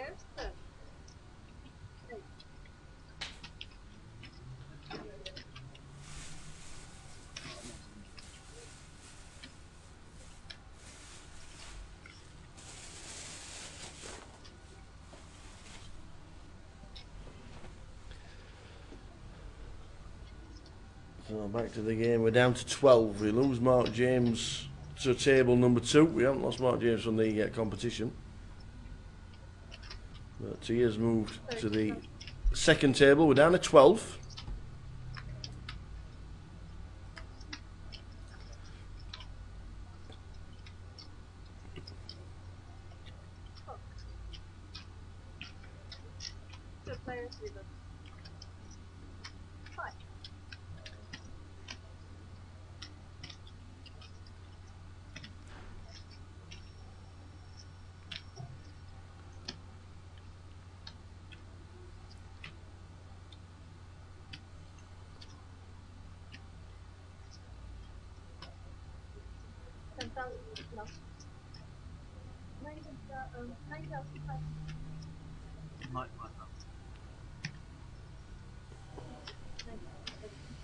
So Barney makes out 95,000. Air bowling. And he's going to get called off from Alex. Oh, in fact, he re-raises. He re-raises after rivering 2 pair. Alex was never folding the flop, was he?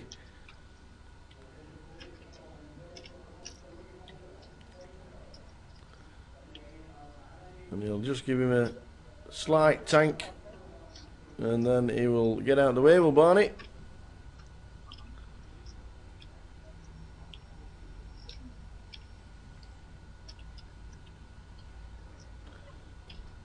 Don't think he can put him on any redraw. Alright, we'll just flip them in the muck, which is exactly what he's just done.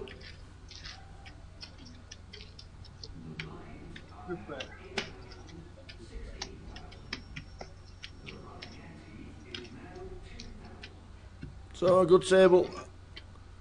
A good table, a good game in progress. First event of 2015. And we're down to the final 12.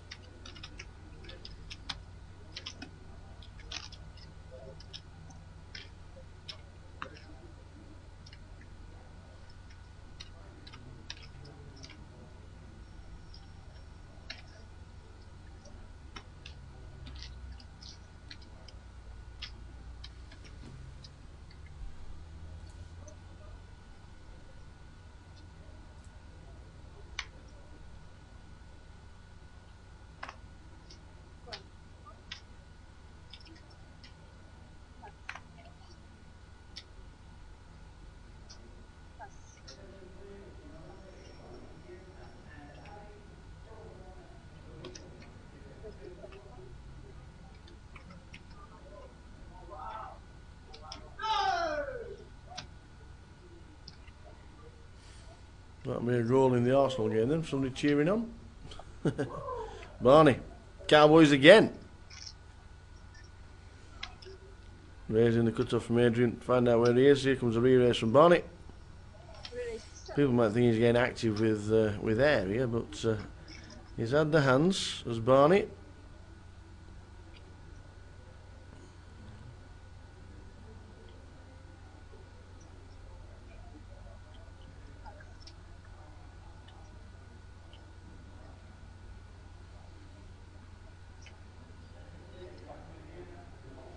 We've just got the chips. Do we really want to try and make him fold? Because he certainly isn't. Adrian just flips them in.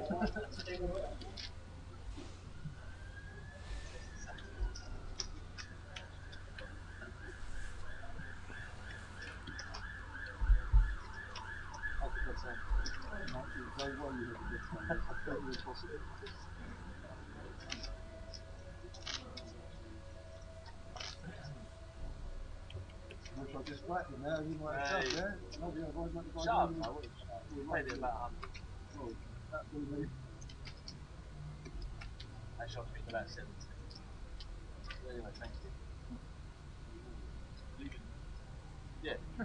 find out in half hour. Well, not half hour, I'll find out later.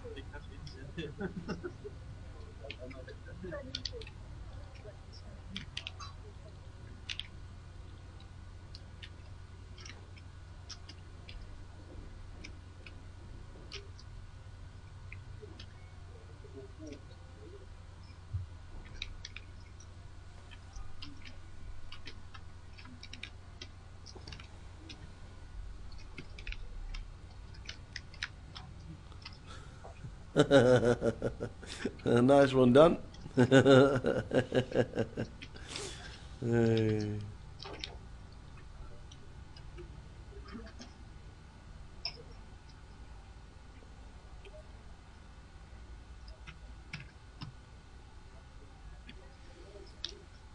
So we're on 12 as Mark James moved to balance the tables.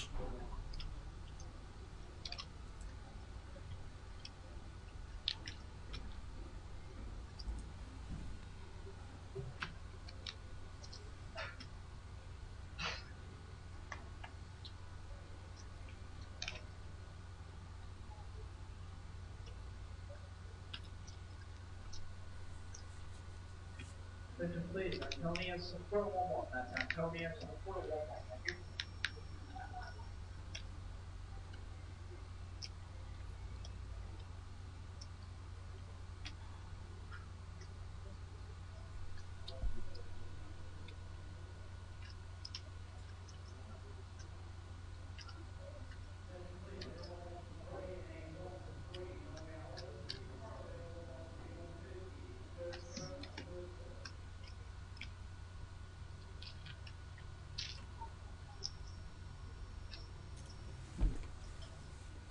Attention please, the Needleman. 1-1 hold on. 10, 3-1-1. So steady period of the game, tight, tense. Next out in 12th will get £4,300. 11th, 4,650 for 11th, and 10th, the bubble for the final, will be 5,200.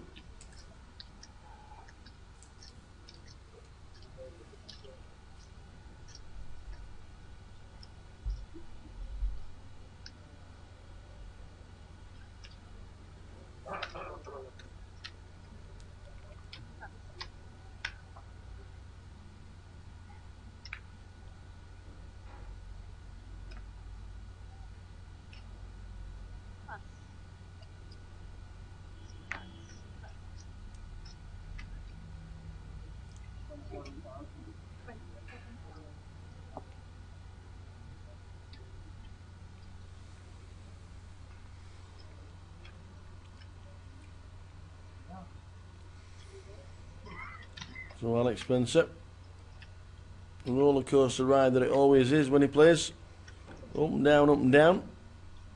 Was on 750, now back down to 550.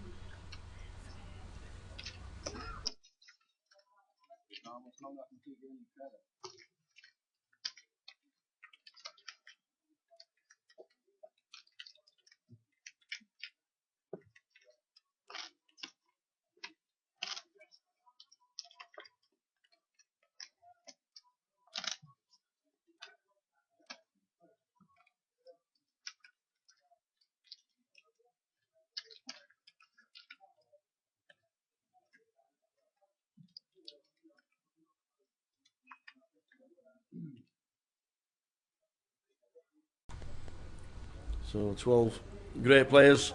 First event in 2015 on the GUKPT circuit. Manchester is next. Then it's Edinburgh. Check all the details. GUKPT.com to find out where we're going, what's happening, who's playing what.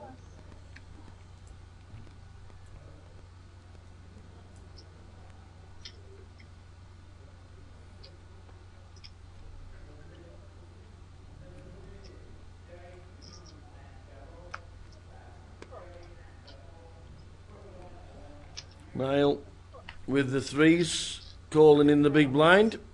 Adrian raising under the gun with a genuine, and Vlad coming along for the ride with one of the blockers. Wow!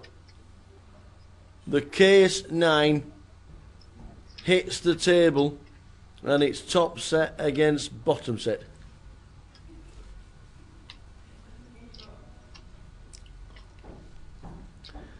Top set against bottom set. Wow.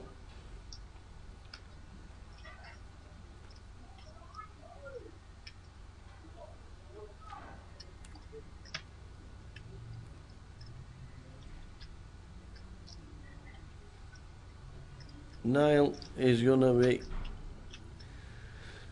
Well, you've got to be thinking he's going to be doubling up Adrian here. Can't think anybody's going to be passing on such a dry flop as well. Vlad is getting involved, his top pair. Wowzers. Adrian bets 28. The big blind of Niall would have been thinking, I'm just going to check raise and it's the best way I can get people to put chips in the middle. I don't want to scare my customers off. So here comes the 4-bet. Here comes the all-in.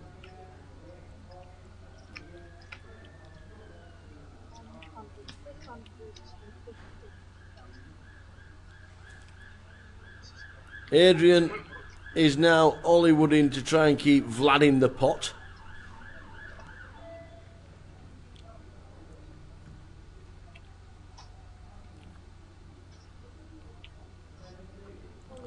He's announced, I'm all in. Niall will be thinking he's got jacks or queens in this situation.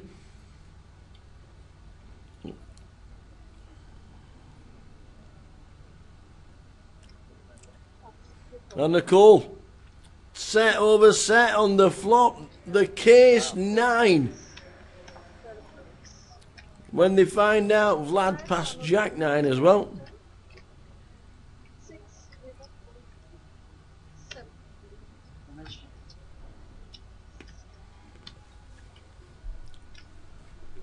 What a hand for Adrian Mehmed.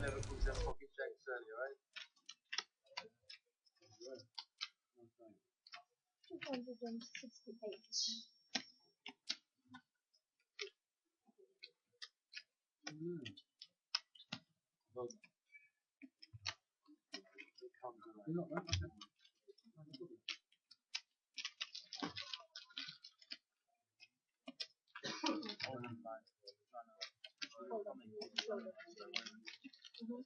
Yeah.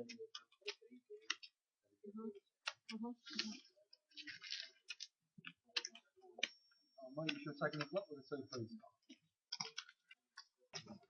I said you should have taken the flop with the 2 threes. Oh, really? I was scared about a jam behind.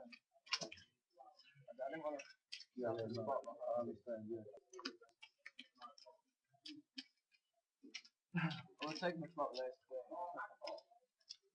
I don't mind a jam behind it.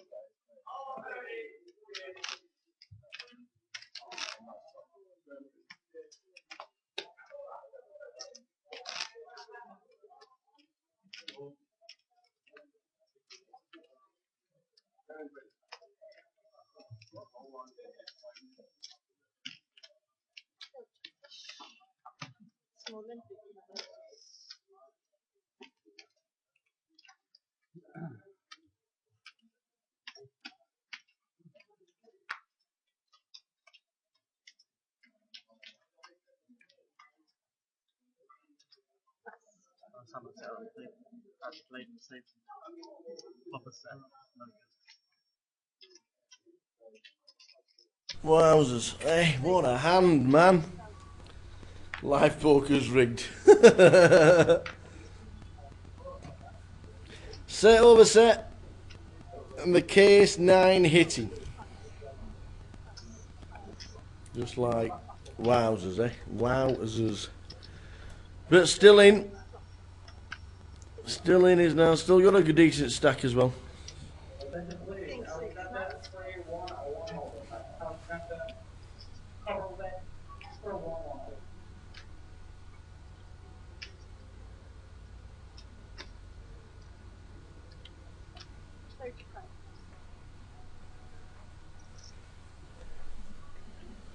So he's having a good old session. Is Adrian in seat number 6. He is having a good session. Built his stack up nicely.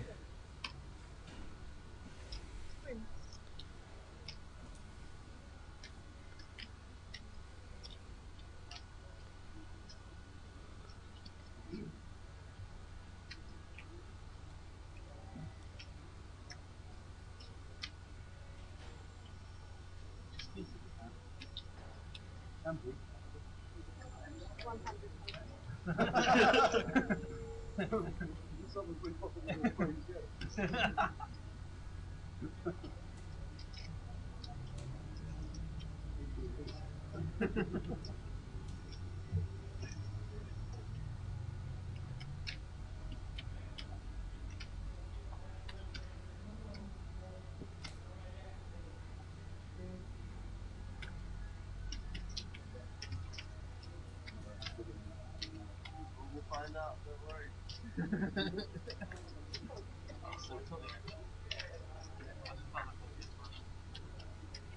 Flush draw on the turn for Andy in seat 2. Misses. Yeah.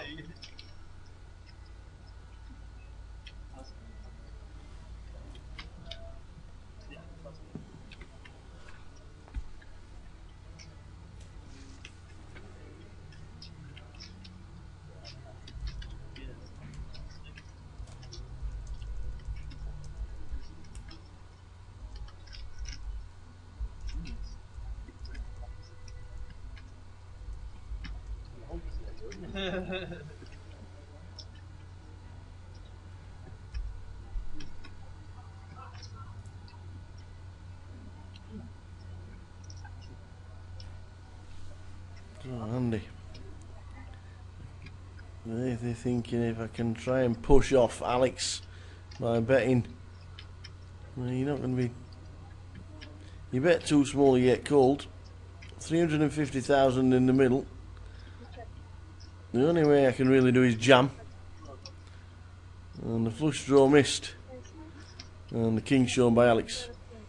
The stack sizes meant that Andy was always struggling to find a bet on the river.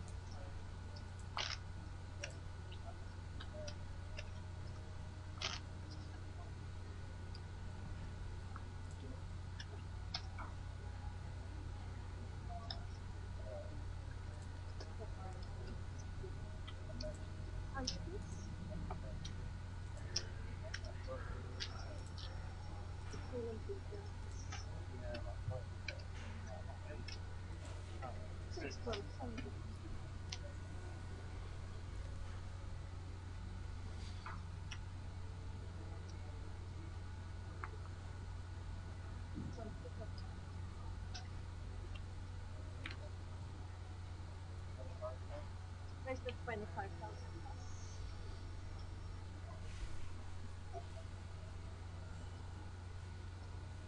So Adrian, the man at the minute, going to stack up from 150,000 to over half a mil.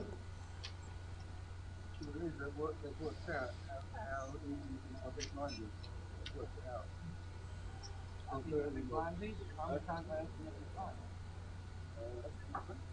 Alex under the gun. Makes it a min raise. Then gets re-raised by Niall in seat number 5. How are we going to set mine?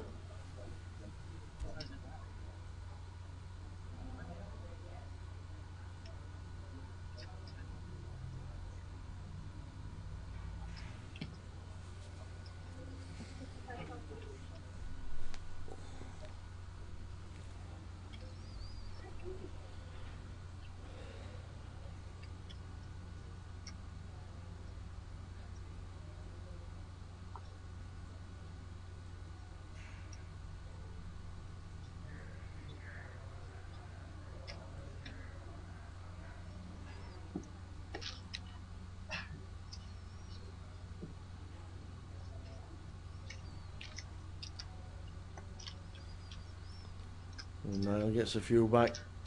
Big mover, nearly 700,000 chips. Adrian was down to about 120,000 less than half an hour ago.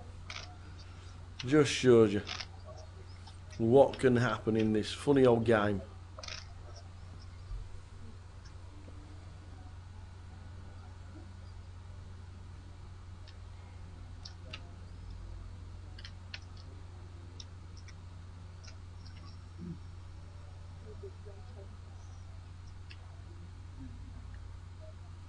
Put it in again. Split in the pot.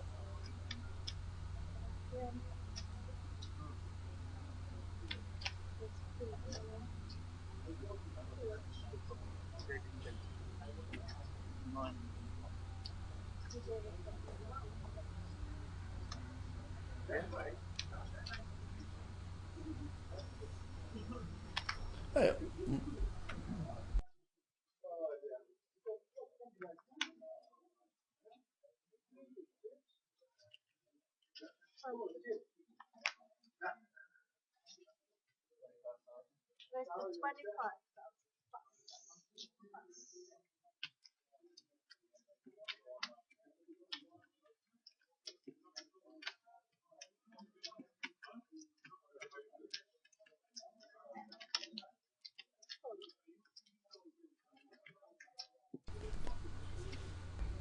Under the gun, Alex raising it up, putting the pressure on.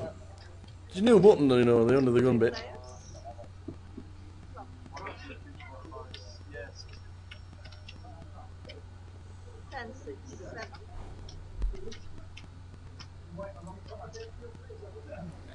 A 10 high flop for Adrian and for Andy. Oh, Andy's moved all in. He's got to get cold, hasn't he? Adrian's on the right heater. He's absolutely flying, Adrian Mehmed. Top, calls instantly. Shows Queen 10.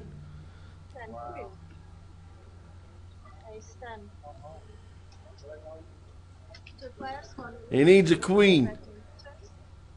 Or running hearts. Oh, there's the heart. There's a running heart. Ooh, it's a diamond on the river. Ace 10 knocks out Queen 10 with the redraw. Andy had outs, but has been eliminated in 11th place. In 12th place, sorry. Andy Christopher out. Is out in 12th place for £4,300. What a great effort. Well played, Andrew. But Adrian, look at his stack. 120,000 he had. He's now up to 920,000. Chip leader in the tournament. Who's going to stop the guy?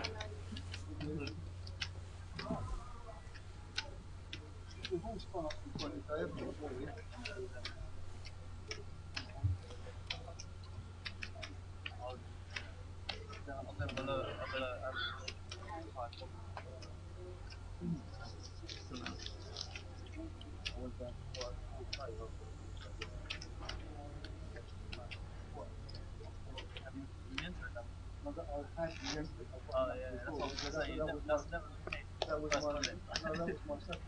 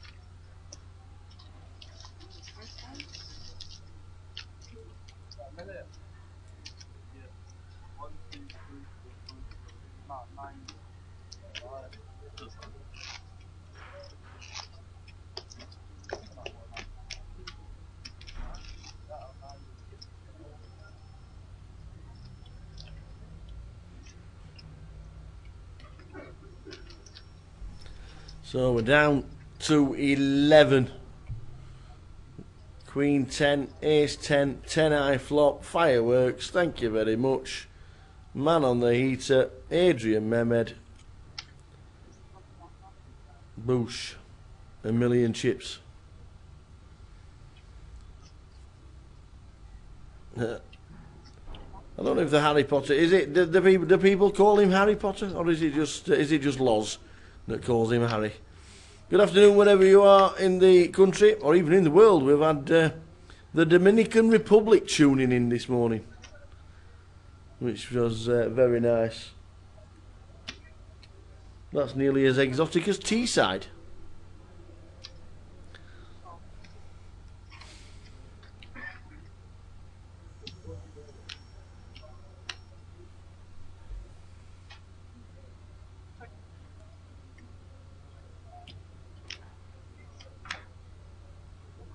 Please, call the name for a one hold and call the name on 1-1.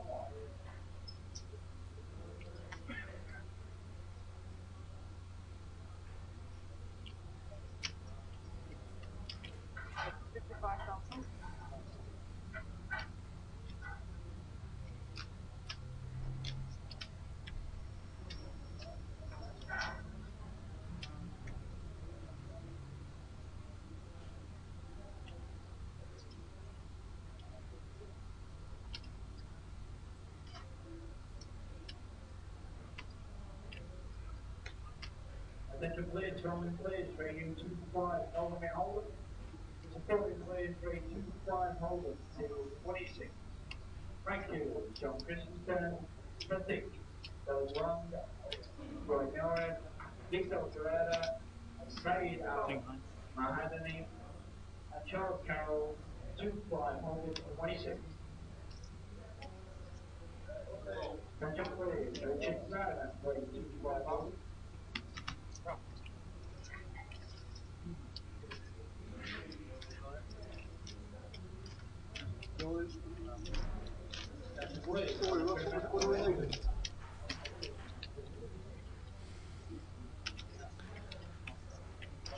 If you're on the old Sunday grind this afternoon, good luck. Make sure you win packages to everywhere. Don't forget to check out Grosvenor Poker for satellites to Manchester and to any other GUKPT around the country. Richie P will be on it. He'll be winning packages for here, there and everywhere. I know Hefs was on yesterday saying his grind starts about 1:30. Well, 1:30 in the afternoon. And Charles Carroll at 2-5 hold it till 26.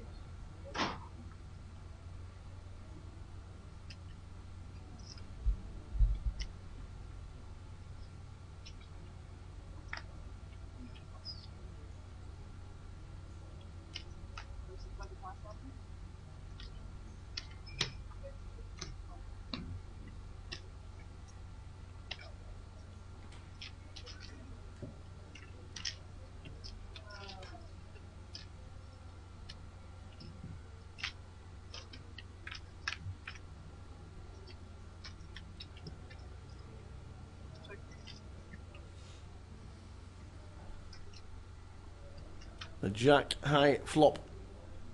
Alex yet again in the hand. Barney Boatman and Niall. Niall had a bit of a cooler, didn't he?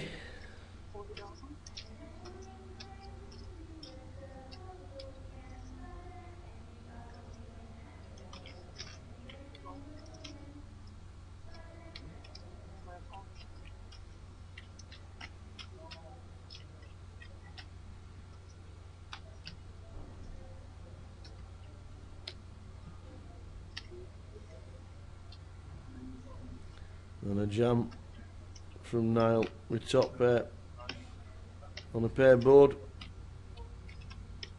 He's going to get some chips back because I can't see Alex calling.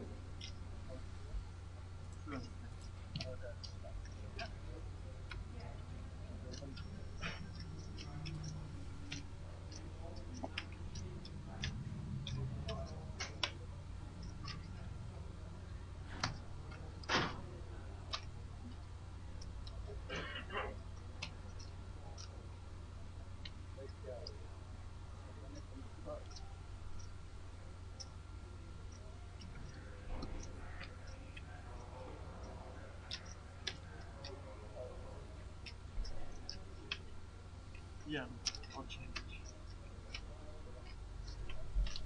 Second place, G-Man to table 50.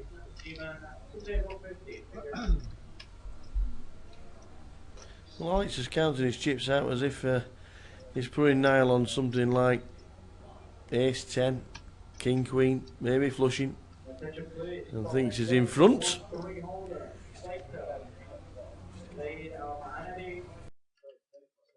Charles Carroll, throw one and three hold.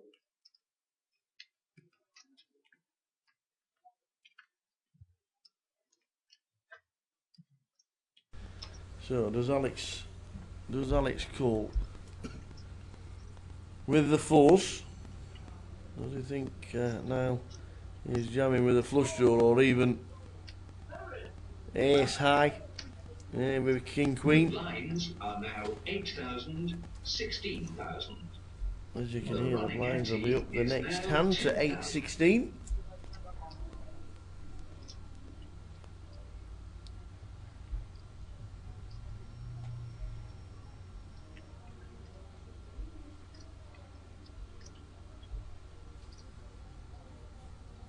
Good player, Alex. Work out all options.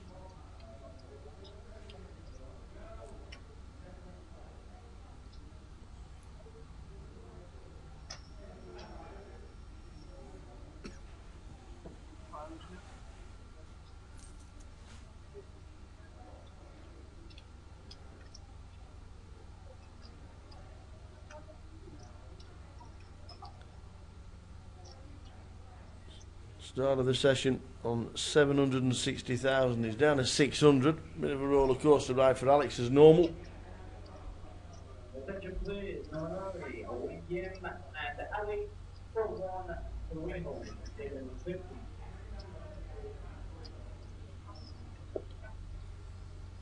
And he eventually gets out of the way, worked it out, and now getting a few chips back after having that bit of a sickie set over set.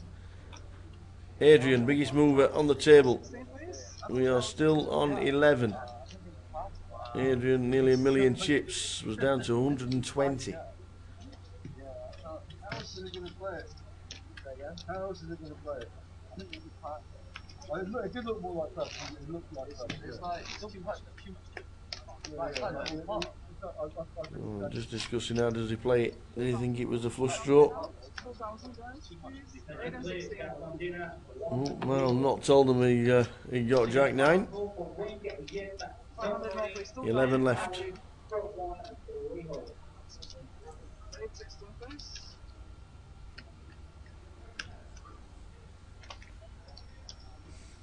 Next person out in 11th will get £4,650.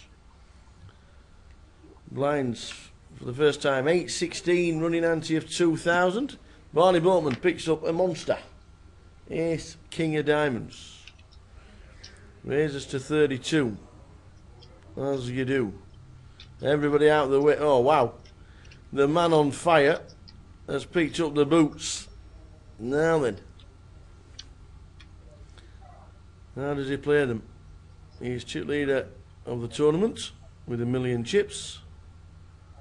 He re-raises and makes it, is it 100? Did he say 100? He makes it 100,000.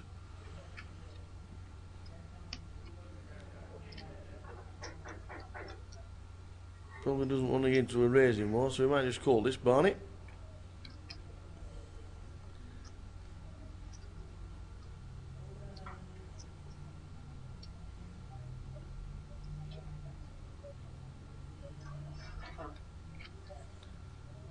They look pretty. He isn't passing. And a call. What he doesn't want to see is a king high flop. Barney and Adrian. Adrian, the man who's got to a million chips in less than half an hour. Oh, wow. Now then.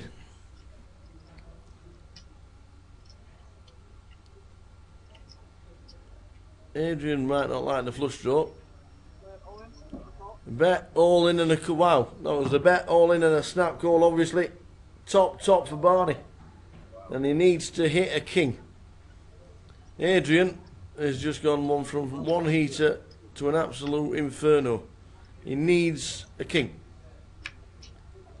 And it isn't. It's a 3 on the turn, it's a 10 on the river. And Barney Bowman, one of the 3 mobsters that turned up for the final 20, has lasted longer than the rest of them. But 11th place for Barney, £4,650. What a great effort from Barney. Every credit. And sat here watching and just thinking, how cruel was that? Is Mr. Barney Bowman. Well, not good viewing for yourself. Well, I don't know how I'm here already. I'm still there putting my coat on. I'm frying my voice into the booth. Technology as it is. Great run. Yeah, marvellous. I enjoyed it. It's a great game, fantastic structure, and there's a lot of play. But when you get to this stage, I mean, I was hating life actually. He's never played back at me. No. He's playing back at me out of position. I've got a deep stack.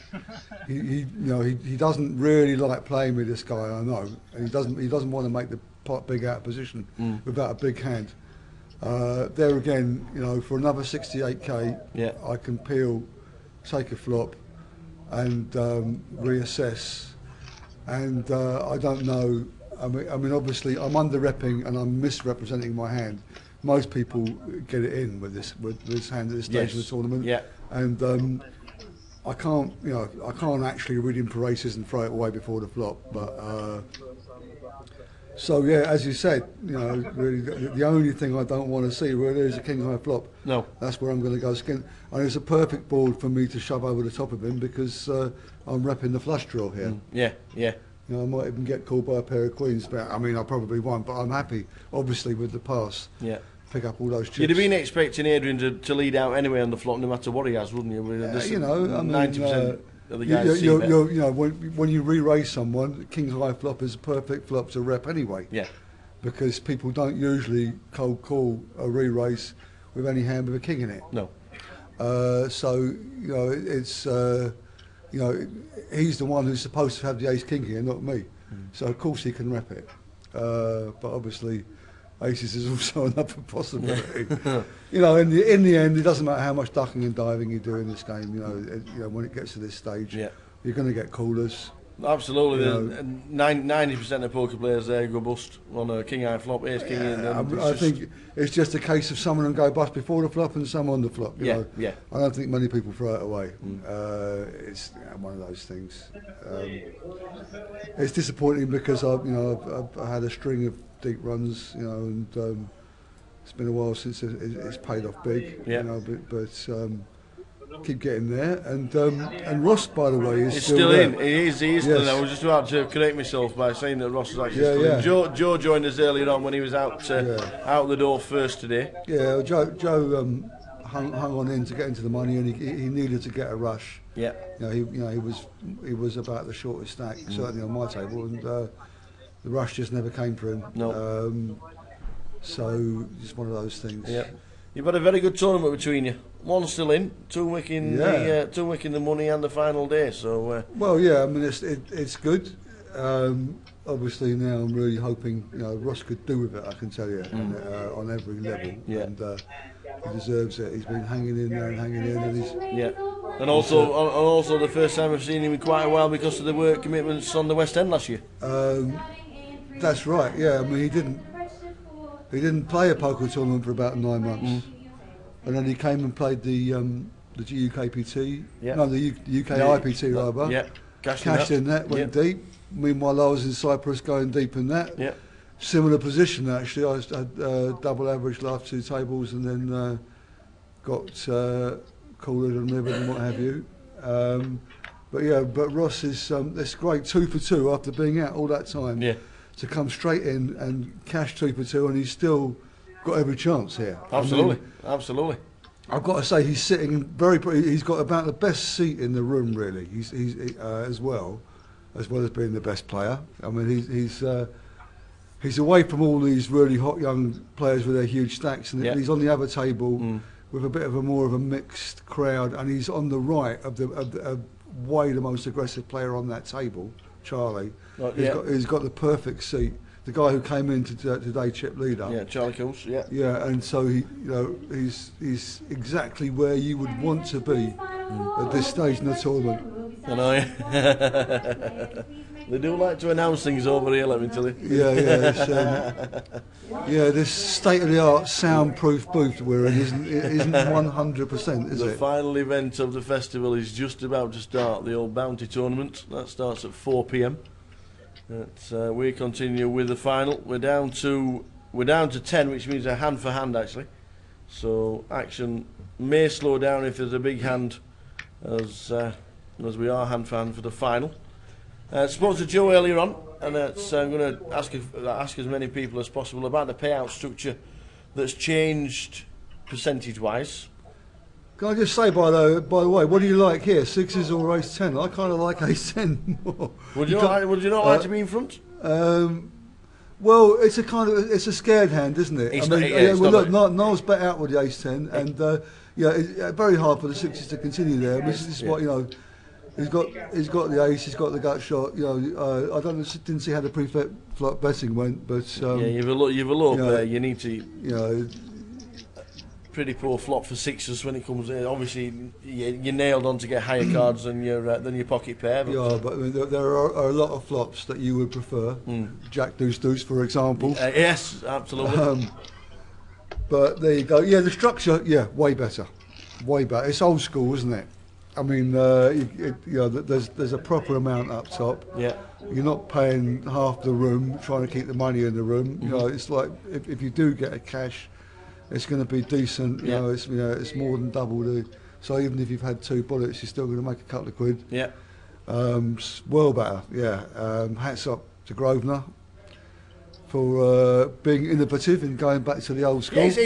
Not including the re-entries into the percentage payout is the change for anybody that's just joining us. We're speaking to Joe about it earlier on, and it's one for the players. As obviously the deeper they get, they know that if they do hit the money, it's a bigger chunk of money.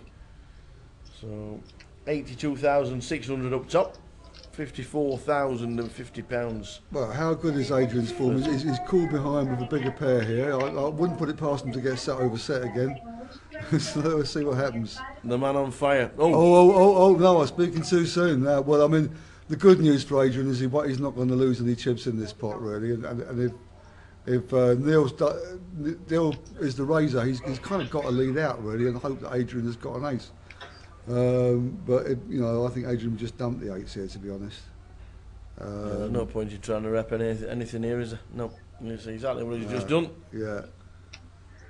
How bad would that have been? Set over set twice. that would have been incredible.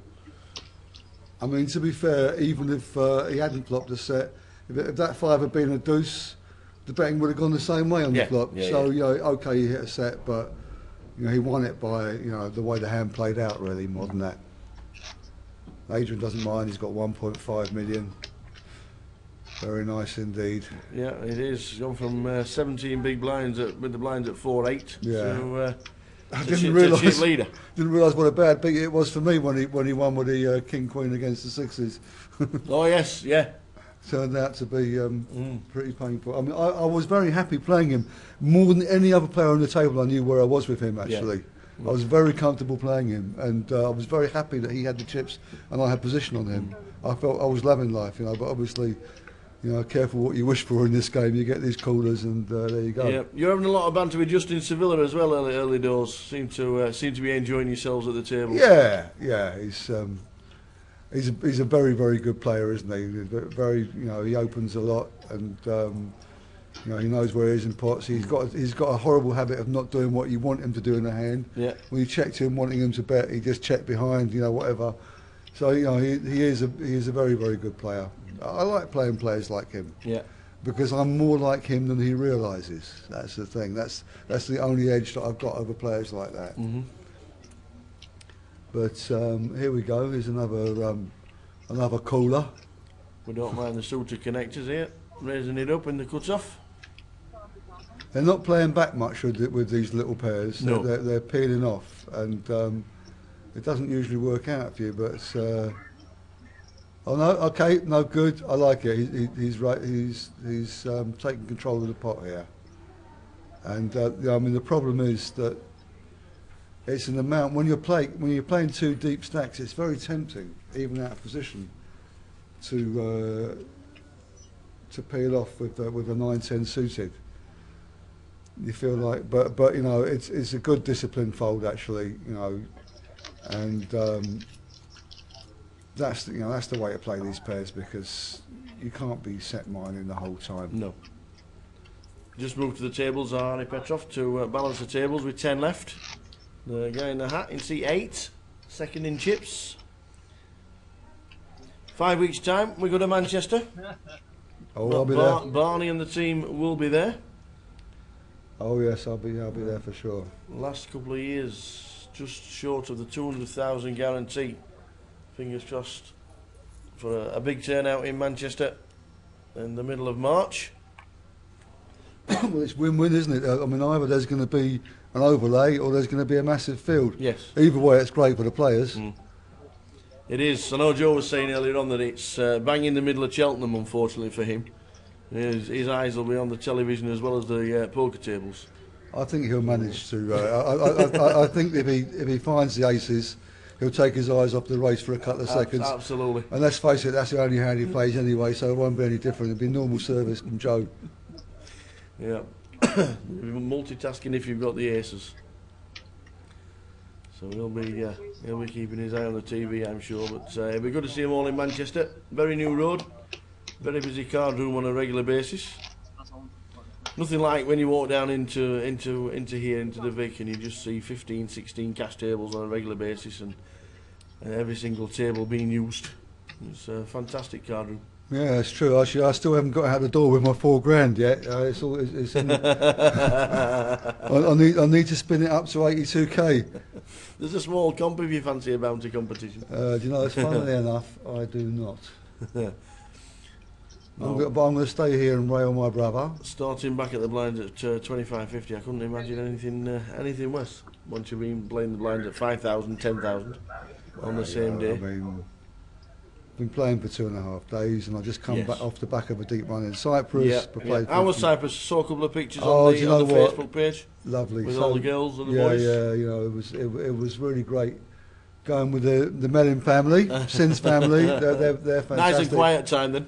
Oh yeah, absolutely, yeah. No, they're all great, that lot, and we were hanging out with Mike Maserati and Chino Ream, and we were having a really good time. The weather was good. Sat out on the balcony, got a bit of a tan. Very nice. And the tournament was good. You know, it was lovely. I would definitely go there again. Sounds fantastic. Met Chino Ream in Macau. Such a nice guy. Yeah. Met Chino Ream and got talking to him quite a lot while we were out there for 2 or 3 years. Long time ago now when he first came onto the scene. Oh yeah. In 2008. As he puts it, he's been around for a minute. I learned that phrase from him. And you know, and you think they don't do irony in America? They do. The Korean Americans do irony anyway. Yeah. He's a nice lad. Yeah.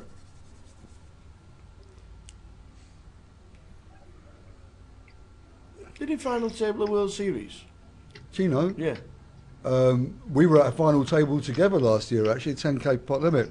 All right, okay. Yeah, and in fact he cracked me ace king and got most of my chips at the final table. It was a bit painful. But yeah, no, he's a very good player. He is indeed.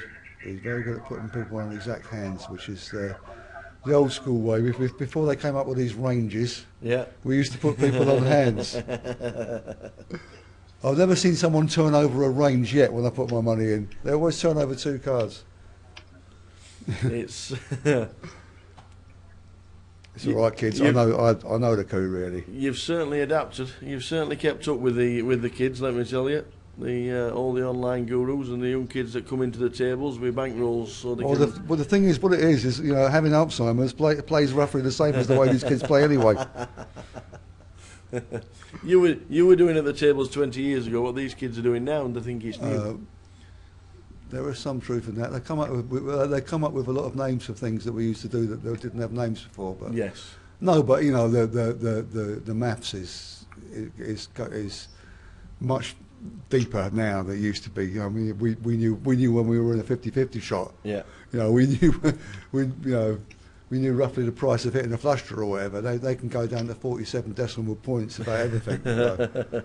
I mean, to be honest, I think most of the time, you know, the level that I know the maths is good enough. But there's probably times when I'll make a mistake through through that. But yeah, but I mean, a lot of the moves that, you know, playing back with no hand here and there, and you know, floating and all these things. You know, some of us were doing that stuff. If anything, you have to kind of slow down a bit when more people are playing this way. Yep. And by the time it used to be that you could be the aggressor at the table all the time. These days, sometimes you've got to let someone else make the running.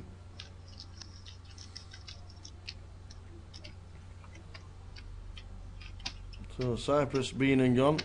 They didn't get you on the old Skittle bombs, did they? And then the Jaeger bombs and do you all know that. what? It's funny you should say that, because we were out one night and Sin passed me a couple of drinks and said, yeah, neck this. It's and, not wild. I'd been on the Jack until then. I'd been on the Jack and the beer and a bit of wine with dinner or whatever. Yeah. And everyone was necking this kind of rather sickly drink, but you know, just to be sociable, I joined in, and I didn't find it. You know, then I couldn't sleep that night. You're bouncing off the walls. I didn't know it had bloody Red Bull in it. I didn't even know. I can't drink that stuff. I have enough trouble sleeping as it is. So yeah, I got spiked. the old Skittle bombs and the Jaeger bombs and whatever. Yeah, if it's got anything with a bomb in it, the bomb is the. It's basically the opposite of a date rape drug. You know, it was like, I couldn't get to bloody sleep. Well, look, hello. Well, it's just a win. Yeah, that was just the. Let's see if Adrian is going back a little bit, and Zahari behind him is in a nice spot, I guess. And he's been building a bit since he sat down there. Everybody's pretty deep with the blinds at 8-16, so 30 big blinds is the short stack on the table. This could be a long bubble for the final. Well, I mean, I fancy that it's more likely to be the other table that's going to produce the where they're going to lose a player. But you never know. Obviously, you can get callers and things can happen. Things can change set over set, this, that, and the other. But at least when everyone's deep, you can play proper poker, and that's nice. And these are all players, you know. Especially this young fella on the left here, who's I've come across before in Nottingham. Yeah, on Alex in seat 3. Yeah, they're all good players, but you know, he's particularly impressive to me. I definitely would rather be on the other table to this one. I think I don't know. He loves the under the gun raised, does Alex as well. It's a new button for him. He just always puts pressure on.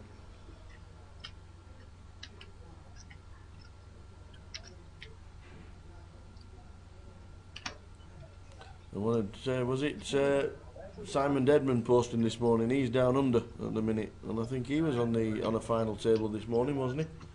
Well, the six max. That doesn't surprise me. He is a superstar. That's like the least surprising news I've ever heard. You know, he's probably playing better than just about anybody in the UK at the moment. He is a superstar, and I'm sure he posted that he was in the final 6 on the final 6 on the 6 max. I think it was. Well, good luck to him. On the table. He's a nice fella as well. If anybody knows the result from down under, just let us know. Not been, can I just say though, by the way, that where I come from, and we are where I come from at the moment, which is basically the Vic. Yeah. Superstar is not a compliment. It's basically like it's like a way of saying fish. All right, okay. If a superstar walks in, there's a list as long as your arm to get on the same table. Is that what you're saying? Exactly. and Simon Deadman is anything but that. Absolutely. He's just had a cracking 2 or 3 years as Simon. He came third for 55,000 Aussie dollars, says Raymond. Raymond Kassam. Thanks, Raymond. Well, good, yeah, good. Third for 55,000 Aussie dollars. And at the moment, it's 2 for 1 with the Aussie dollars. So maybe he wants to keep it a little bit till the buy one get one free, isn't it? Goes down. 2 for 1 special. We were talking about the exchange rate yesterday. Oh, don't talk about it. It puts me on tilt. Don't talk to me about exchange rates right now. All right. Oh. I don't even want to tell you why. So we'll keep quiet. We will. I don't want a quick old slap around the old chops. I don't think I'll be picking a fight with you. Well done to Simon Devon anyway. Third, $59,000. Absolutely marvellous. So well done to Simon down under in Melbourne, cashing yet again. Still on 10 for the feature. Right.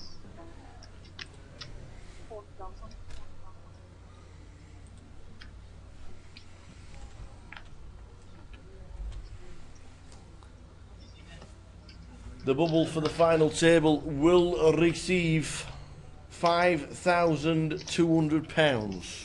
Large. And if you've satellited in, I actually don't know how many satellite players are still left in the mix, to be fair. We'll try and find out in the next few minutes.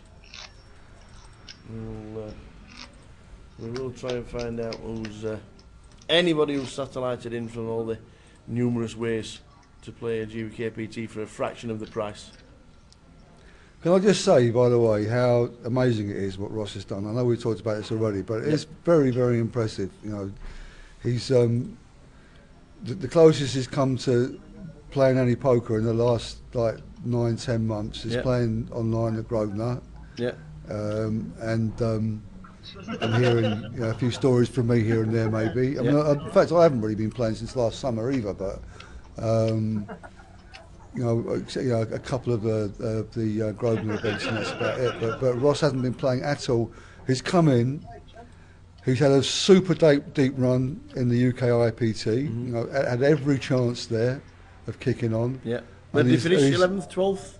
Was it something like that? No, I'm not sure. It might have been a little bit like 20th. All right. I'm not really sure. Definitely but cashed. We cashed. Oh yeah. It was. I think it might have been 19. I don't know. Anyway, whatever. Yeah. I mean, when you get to that stage, you have to win a flip, whatever, or you get called. You know, he had every shot, and he's come straight in again, picked himself up, dusted himself down, and done the same thing again.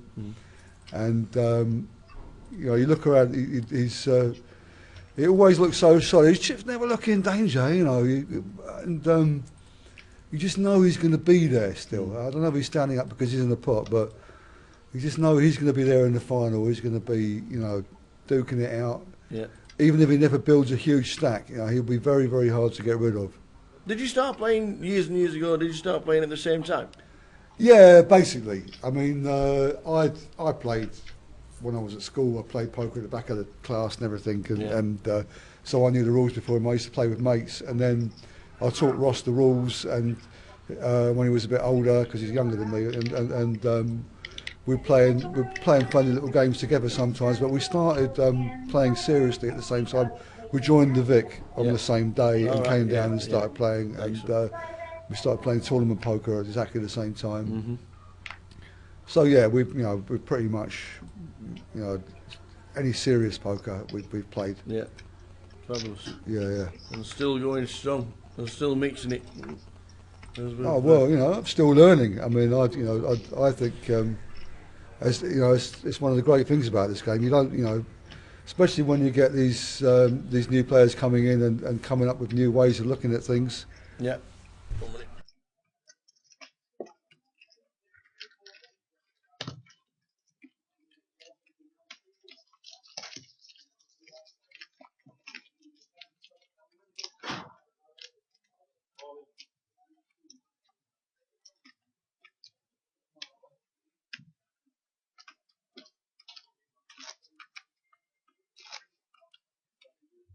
Your attention please, Ashraf Rahim, normal So are we back? No. Yeah. I was saying, especially with, you know, when you get these younger players, newer players coming up with new concepts and new ways of looking at the game.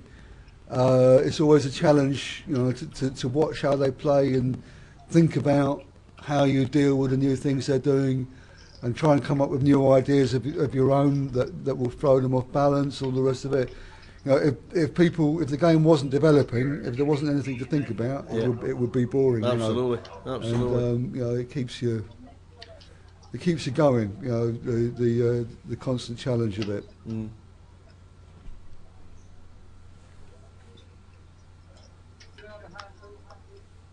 Yeah, you've served the poker community amazingly well. A lot of people, a lot of guys will remember you, especially all on the TV programmes as well. The late night pokers and what have you. It's there has been some TV programmes. Yeah, that was it just feels like such a different era now. Yes. You know. Mm. I wish I had a quid for every time someone's come up to me and said, "Oh mate, I used to watch you on late night poker when I was a kid." And all this, and it's like, I can only apologise to everybody that I've got into this game and this life that could have been doing something gainful. Yeah. When you were growing up, when you were watching it, who was your hero? Well, do you know what? I've got heroes. They're not really in poker. You know, I mean, you know, my heroes are people like Nelson Mandela. You know, yeah. Martin Scorsese, people like that, Muhammad Ali. You know, but in poker, there have always been certainly people that I have admired as players and as people. You know, and it's the people thing is the important thing for me. You know, I mean, you know, there are, you know, everyone's got opinions about who's a good player. Yeah. You know, and you know, on any given day, a lot of people can do great things, and some people have run better in tournaments than others, and they've got a bigger reputation than they deserve. Yeah.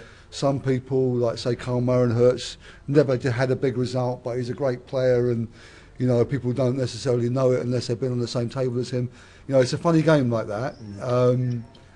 But like I'm impressed by the people who don't lose their cool, who are fair-minded, who don't pull strokes. Yeah.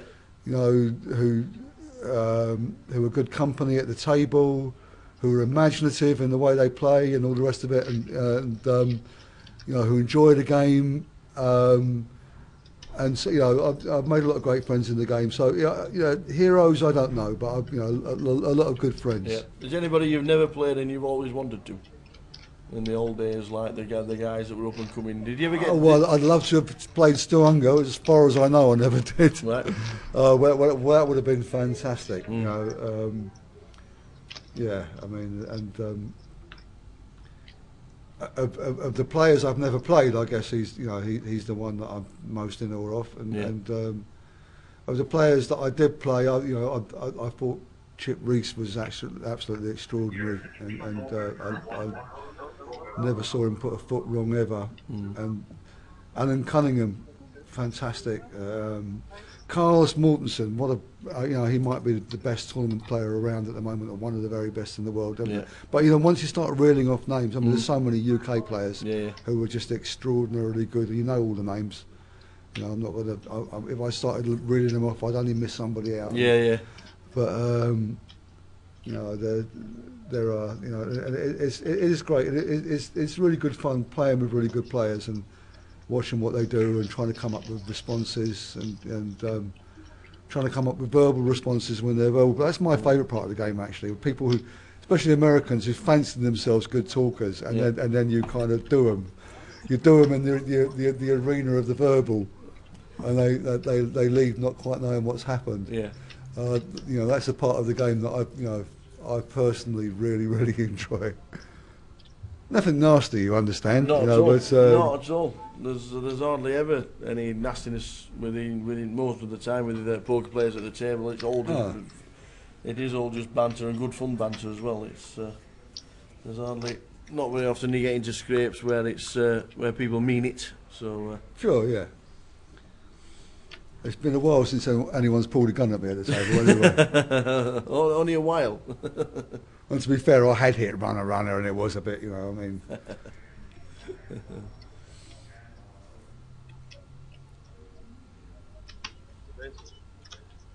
Do you still plan the calendar as well? When you're looking down and you're thinking, well, this is on this week, or this a couple of months' No. time, we've got the Irish Open, and obviously May we've got Vegas, or is it just play it as it comes?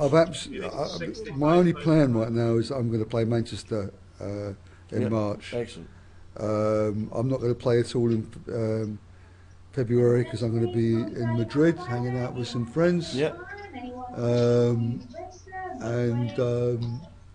I will go. I'm probably going to go to the World Series a bit later this year because I've got a wedding to go to. All right, okay.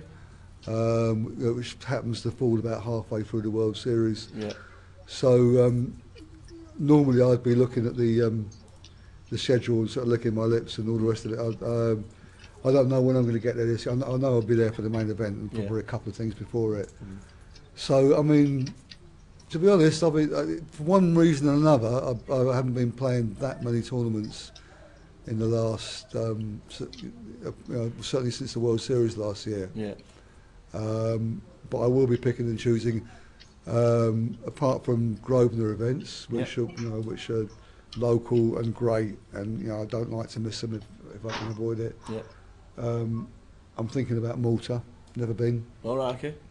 That's always nice to stick one on. Nice tick across. I've been to Malta. Yeah, get a new flag on the old Hendon database. Yeah, absolutely. Where's the bracelet? Is it? It's in my. I was about to say, and I probably shouldn't because my sock drawer isn't that secure. I'll have to put it somewhere else now. I've never worn it actually. No. No. But it's a nice thing. It's a nice thing to have. It's a fabulous thing to have. It really is. And obviously you've got the memories, and we all saw the little videos and snippets that everybody was taking, walking through the Rio, that you'll live with forever. It's that was, if people come to watch and no interest in poker whatsoever, and they see them little snippets that were on Facebook for them 2 hours or 3 hours when you were walking through the Rio, nobody can not smile at them kind of videos. Yeah, actually, Sin tweeted me or WhatsApped me a photo while I was playing of the aftermath of the final table, just to put me in a good mood. It's a bit of positive visualisation, which is very nice of me. It worked, but it didn't get me a king on the river in that coup, but it was it got me thinking positive. That was for sure. Yeah, the Rio must have wondered what hit him. Yeah, that was a nice night. Fabulous. It was a great night because you can't beat the British Rail, can you? They're so funny as well. They're so funny. Not at all. And I also think they have come to be accustomed to it if a Brit does get to the final table. Yeah. And now the other countries and continents, they're all doing it as well. They get a guy on their feature on the final, and they're thinking, do you know what? We'll embrace it. Yeah, but you know what? They can't do it like we can. No, the only ones that even come vaguely close to the Australians, I think. Yeah. Yeah, and but they're not in the class of the British Rail, really. I mean, I'm talking in terms of the one-liners and all the rest of it, and the little songs and. Yeah. Dave Collins says, "Was that your biggest high ever in poker?" Yes. Yeah. Yeah, it was. That's easily. Yeah, and it was because everybody was there,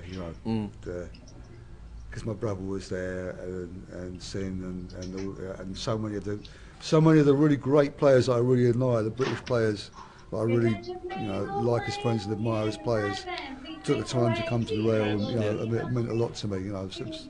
That's what made it so great. And then there was the bracelet and the money. Yeah, absolutely. Not necessarily in that order actually. I'd say the people, then the bracelet, and the money. Yeah. Nice one. Yeah, it was very special.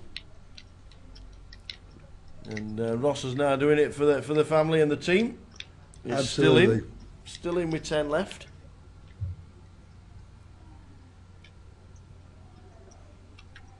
Yeah, it's been a while since the players been knocked out here, isn't it? Yes. I was the last one out, right? And there was. Yeah, it's a big bubble. Was it 5,200? The next one out. It's starting to get chunky. Yep, 5,200 is next man out, and we'll hit the final table. Well, I mean, as it should be, all the proper money, big money's up top three, isn't it? That's what everyone's focusing on. People aren't thinking about the difference between 10th, 9th, and 8th. Yeah. You know, this is time to build a big stack and make a play for the big prize. Did you ever think in poker that they would have had a winner takes all tournament?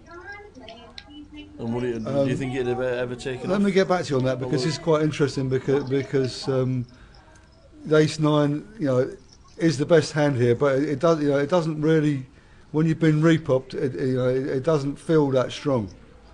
Even five-handed, it's very, very marginal, and you can't blame him for putting it down. No. And you know, funnily enough, I mean, you know, obviously King Queen is behind ace nine, but you know, it's not a bad hand to repot with, and it's gonna give a problem to a lot of hands, and it's exactly why we play these hands this way, because now, you know, although on paper ace nine offsuit is the best hand, very hard to commit a big stack with it. Well, the King Queen looks ever such more pretty. It is kind of an overrated hand, but it's not a bad hand to short-handed to make this kind of play with. But going back to winner takes all, I mean, a lot of people talk about it. I mean, there are some players that would do it. Yeah. I wouldn't mind having a go at a tournament like that. I certainly think that it's gone far. You know, price structures in general have got far too flat. Yeah. But I don't think. I mean, where probably, funnily enough, where you probably would get people up for winner takes all would be these real big buy-in events. You know, people paying the high roller 100k events and stuff like that. You can imagine them saying, "Yeah, come on, let's play winner takes all." Yeah. Because you certainly won't get one in your local casino when it's all about a little bit more about having fun. And yeah, I mean, certainly, I mean, I would be for making it a steeper price structure. But the trouble is, what happens when you do that, even though people claim that's what they want, is they renegotiate. When it comes down to it, they start saying, "Oh, let's save a bit from the off top for this, that, and the other. Let's save a bit for the bubble. Let's do this. Let's do that." And so that, you know, it kind of in a way, it finds its level. If you find a level where people don't feel the need to renegotiate, you probably found the most popular price structure. I don't like all those, to be honest. I don't like it when people are put pressure on them to, especially to like, let's pay the bubble, because that changes the way the game plays. Well, of course it is. Of course it is. But in any case, you know, I think, you know, you signed up for this pay structure, this price structure. If you didn't like it, why didn't you say so before you sat down? You know, obviously sometimes what happens is you get 2 or 3 players left, the blinds get really big, it becomes a total crapshoot. You know, maybe they're mates anyway. And it's fair enough. They say, "Listen, let's do this, let's flatten it out, let's chop it, whatever," and that's understandable. But you know, like I say, I think they got it about right here. Yeah. And I think there's a lot of players looking at this table who would be inclined to go for gold, especially Alex and Charlie on the other table. They're those kind of players, I think. And now Adrian's got the chips. You've noticed a change in his game as well. He's never had, in early doors today. He didn't have any chance of manoeuvrability because of his stack size. No, he was just biding his time, and he made a very very good, well considered laydown that, you know, kind of been easy when he was short stacked. Yeah. And he's sitting there on the big blind with jacks, and then there's a shove and a call behind him.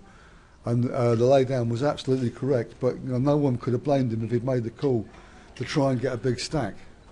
I mean, as it happens, you know, he did it just, you know, by keeping himself alive. Yeah. He got the rush. You know, he got the double up. He got the set over set. Yeah. He got what I think was a corner against me, you know, and every pot was twice as big as the one before, and he was rewarded for his patience, you know.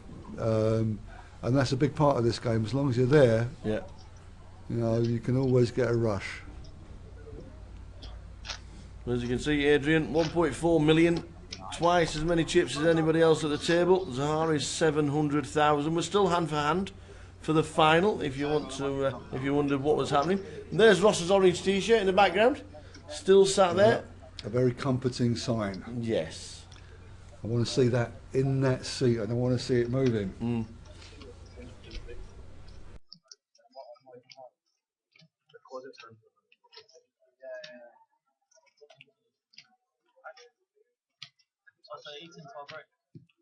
They could become maybe wrong. It's annoying though. The longer it stays in the last 100 days, the shorter the innovation. So we are on 10.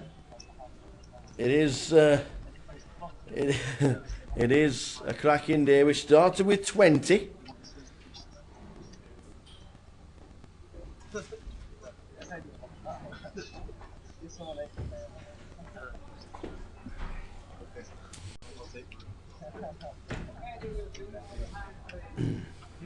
Nice to see on Facebook, Dom and Dave, that the Dantret competition you had up there just shows how popular poker is in the North East and Teesside. So hope you had a good night up in Teesside. If it had been available, we would have been up there like a shot. You know that. But a good turnout, and it seemed like it was a well received competition. So hope we had a lot of fun, and we'll see you at the table soon. We raised to 65,000.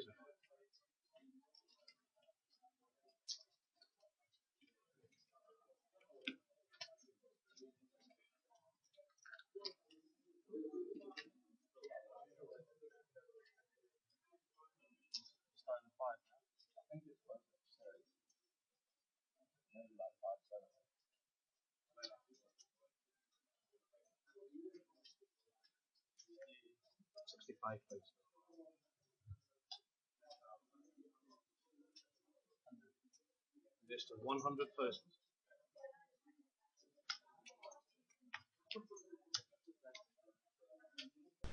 So Adrian with the 10s under the gun, raising it up on the button. Alex, is he just going to call? Looks like he has. Where's he popped it back? No. It's well, the 10s have moved. Oh, it's Alex has moved all in. Wow. So there's a bet.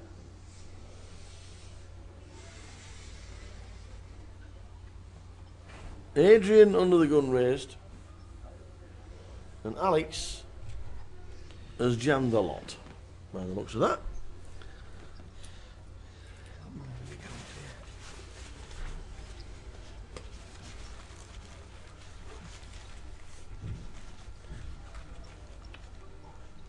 So here's round it.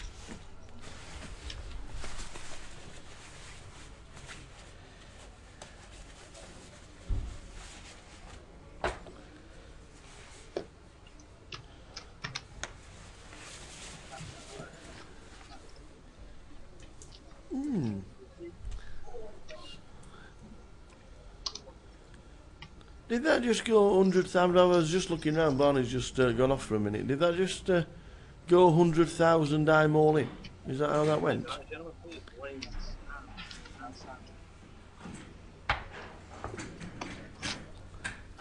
Still on 10, still hand for hand.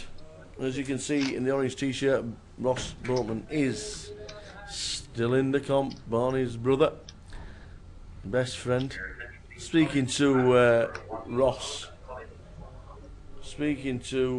and Barney in a conversation we had a couple of, maybe last year I think it was, and I know Barney was saying Ross was the most underrated player in Britain, and he said, I'm not just saying that because he's my brother. He says that's exactly what I believe, and he has been around a lot to be judgmental about anything. So if Barney says it, I'm inclined to believe him.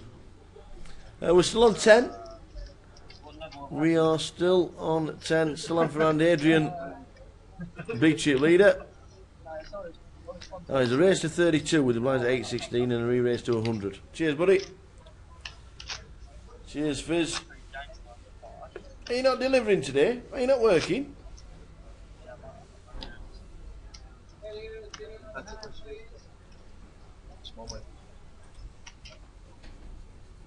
Ah, yeah, there was a min race to 32 with the blinds at 8,000, 16,000. Directly above me. That's why I said at the beginning. That's why it's not still black.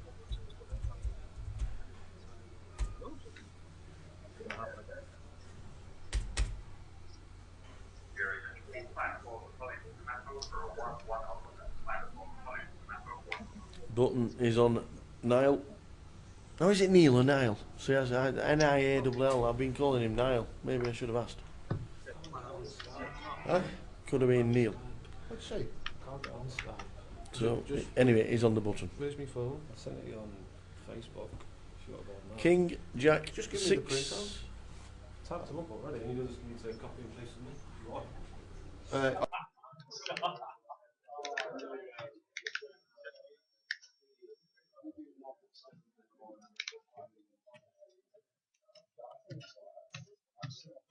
So, King, Jack, 6.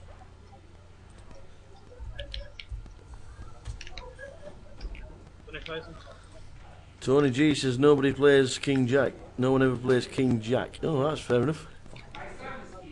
Hey!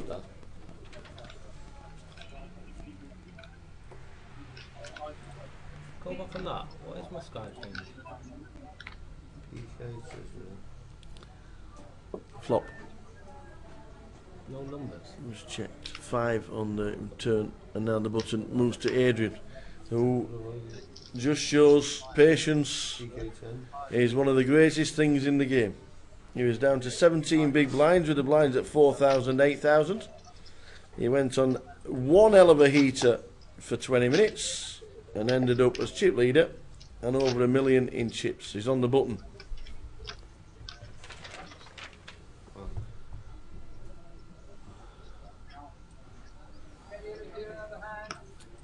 Deal another hand, says Yanis. Thank you very much. Zahari on the small blind. Big blind is Alex Spencer. Vlad under the gun.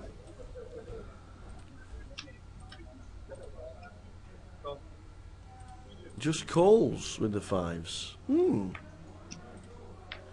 He just calls with the 5s. Adrian on the button with Queen 9.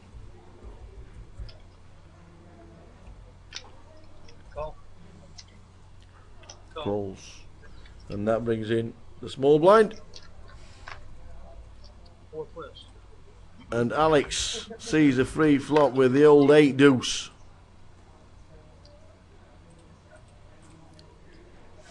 Can't be thinking he's in front after hitting the deuce. So it's checked all the way around.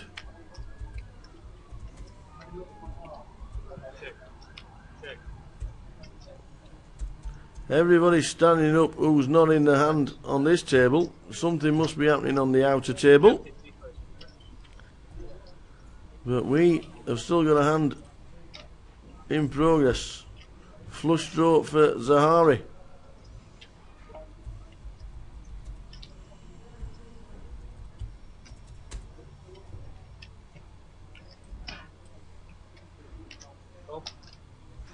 Who's calling with the flush draw? He is miles in front of Vlad, who needs to hit a 5. It's a 7. Zahari will win the hand. There's a lot of movement around. It's gone check, check. Zahari wins the hand. Okay, on your backs please. And this is what's happened on the second table. Straight after the hand, it's Ace King. Don't know who's got the Ace 6. Diamonds. And the flop is 9. Oh, we've got split pot possibilities. Not now. The ace-6 is drawing dead by the looks of that. Okay guys, we are on the final table now. Oh You will have no, a it's 20-minute Mark break before we James.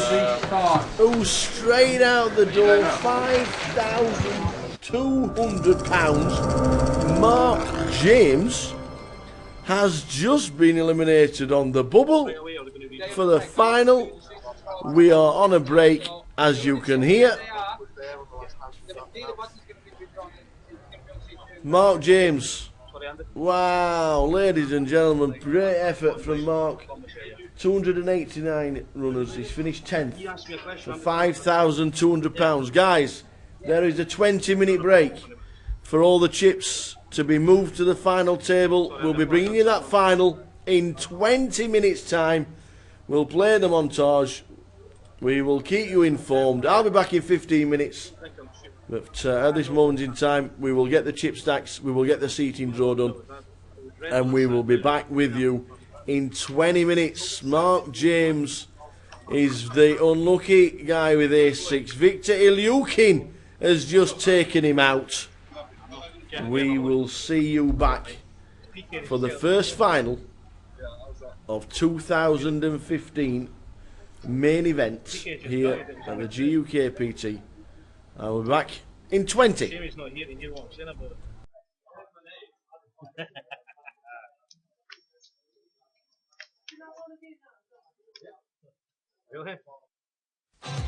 We're back in sunny Brighton. Who is going to be victorious? Let's go and find out.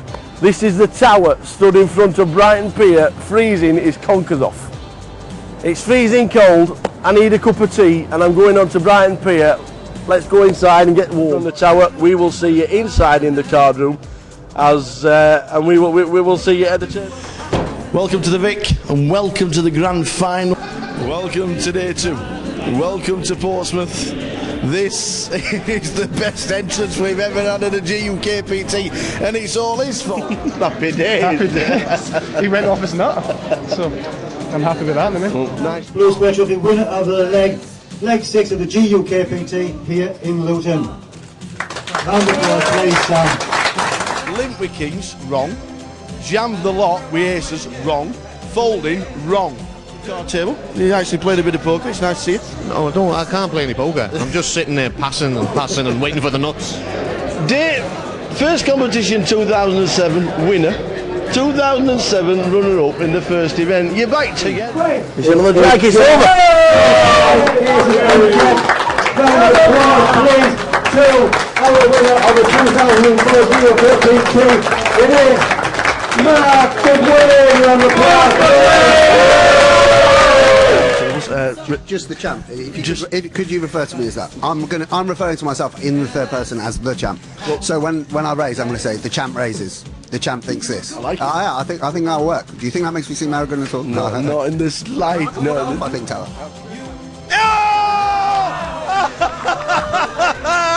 Is it the one out, the 2 of diamonds on the river? What's that all about? Yeah! We're going to win the bugger. We're going to split it. Heads up.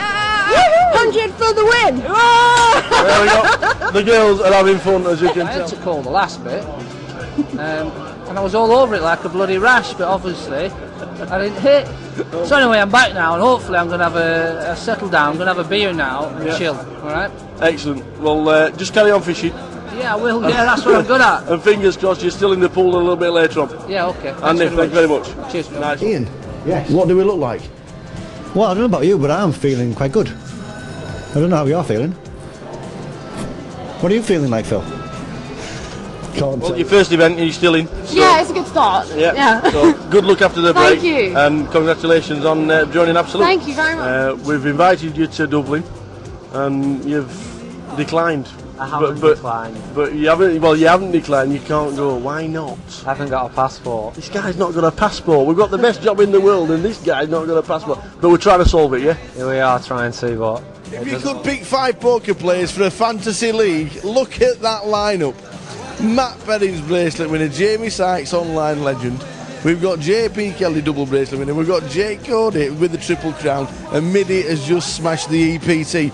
That is Tell you what, that's One Direction of the poker world. Look at them guys over there. The One Direction of the poker world. What a lineup them 5 guys. And James Aiken has said he's on his way to London to play the GUKPT, and here he is. Afternoon, sir. How you doing, mate? I'm all right. How are you? Not too bad. Queuing up to get into a GUKPT. That's unbelievable, isn't it? It's a good sign. Are you? It's on. It's on. The video's there. Sing to the world. Are you lonesome tonight? Do you miss me tonight? Are you sorry? Why can't I hear it? I like to hear it. It's on to the world. Keep singing. Keep singing. When we drifted apart, does your memory stray to that bright summer day when I kissed you and called you sweetheart? Do the chairs in your parlor seem empty and bare? Do you gaze at your doorstep and picture me there? Does your heart feel the pain? Shall I come back again? Tell me, dear, are you lonesome tonight? Thank you very much. Thank you. We were good on Christ. GUKPT Leg 4 is here in Manchester. Last year, Dave Colclough won it. Fantastic heads-up battle with Barry Neville, lasting over 2 hours. 250 guys are already milling around in the building. Who's going to win this year's leg? We will find out over the next 4 days as the guys do. Welcome to Luton for Leg 10 of the GUKPT 2013.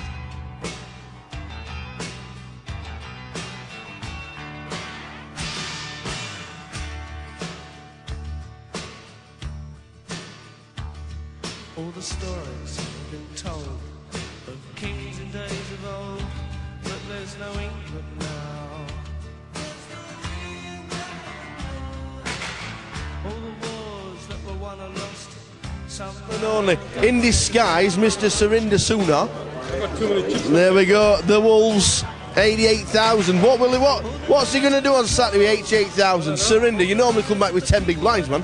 Well, less than that. About 2 big blinds or 3. I'm just working on my Belarus speech. Right. There's 3 famous things about Belarus. They have the tallest Lego building in the world. Right. They also have the longest match. It's 27 foot long. But they also have the most people that live in rented accommodation. 96.8% of people who live in Belarus live in rented accommodation. Right. Did you know that? No. I just made it up, but it sounds good, doesn't it? See, for guys that win the Triple Crown, what you don't realise is this is where it all started.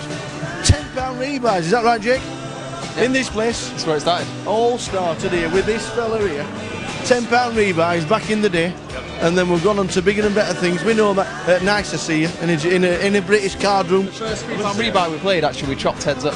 Really? Yeah, for like £250 each or something. Fantastic, bigger and better things.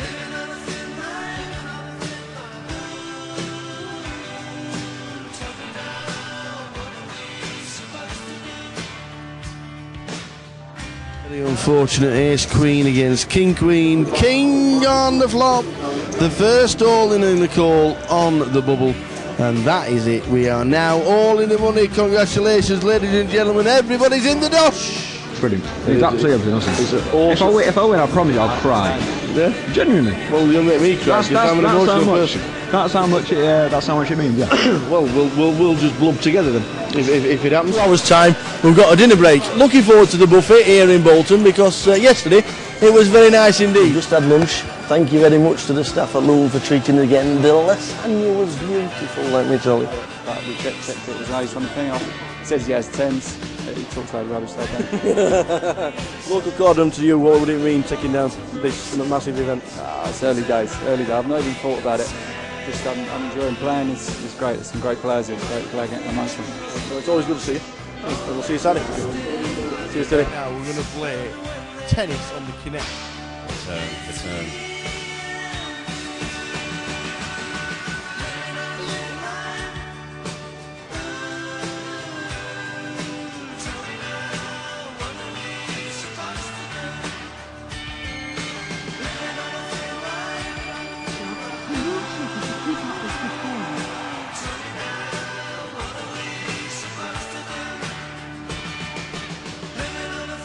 We've been playing for 6 hours, 4 minutes, and I'm worn out. Come here. This man here. He's going straight to the bar.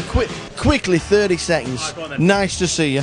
Two-time bracelet winner, back on the GUKPT circuit. We heard that overlay fly. Was that what it was? Yeah, I was just sat at home and everyone said we're going over to Manchester for the tournament. I was just about to register WCUP. Yeah. I was sat in my chair ready, and then I was like, why not? You've got a lady to your left-hand side, and somebody has told you on the forum to just keep your eyes on the cards. He's got Michelle Hope to his left. You see. Okay, Lucky guy. Right. Here we've entered the new problem. Women. This isn't easy for me. And bear in mind, this is probably going out and my wife's going to see it and I'm going to get slapped about the chops. But she is lovely, and I'm trying my hardest not to steal her blind, and it's no easy. It's no easy.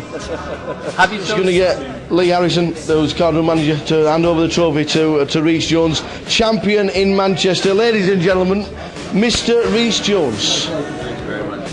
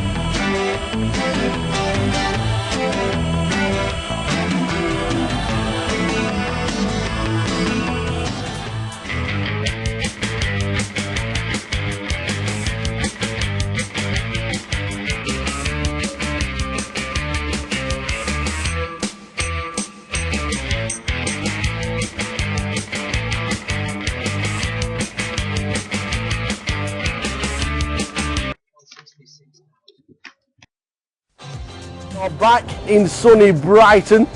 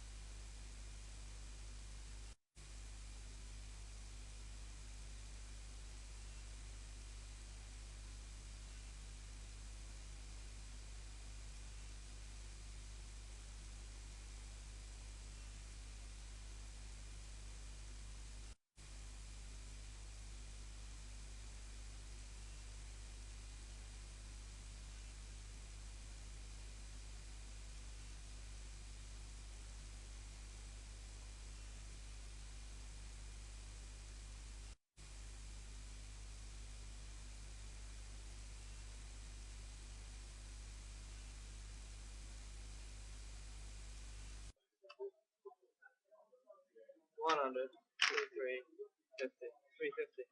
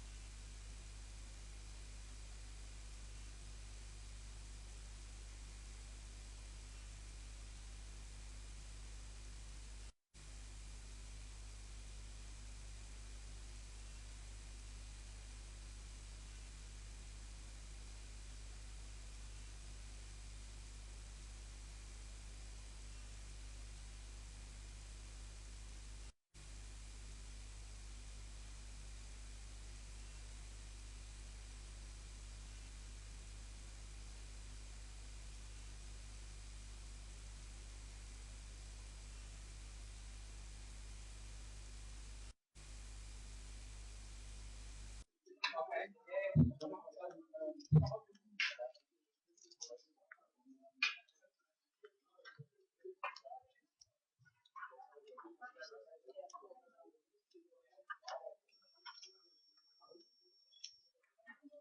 not going to run the clock until they fill these in? No. I'm not going to start scoring before they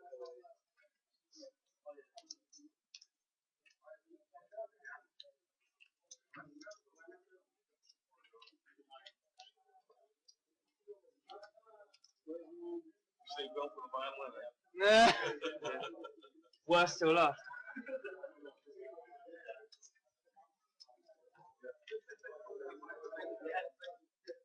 These must be new, they feel nice. Oh, yeah. I'll try not to tear any cards. I'm joking. You back tonight or are you staying tonight?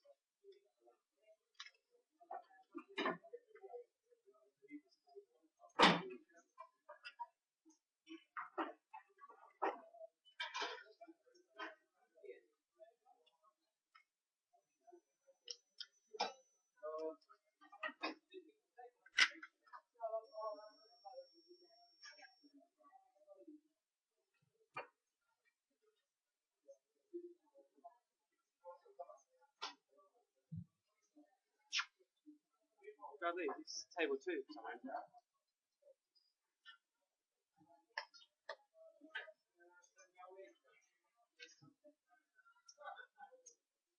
What's your name and where'd you come from? That's actually a name and where'd you come from? That's amazing.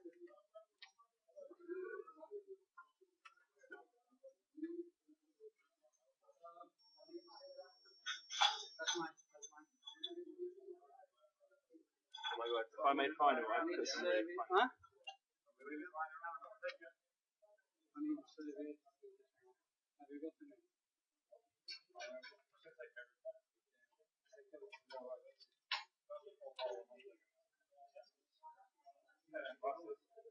Where's the bun? C2. Great.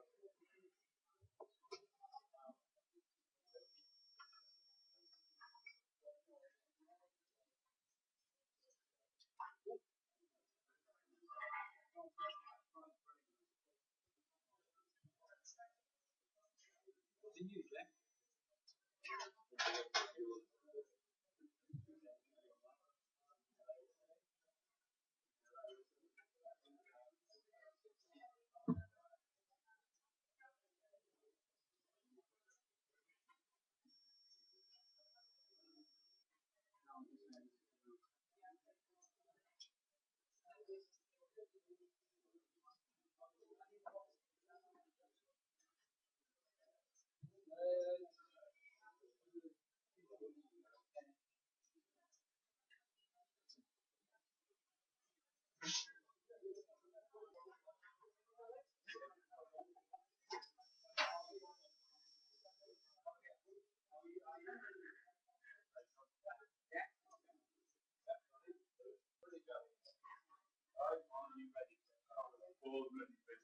Oh, no, yeah.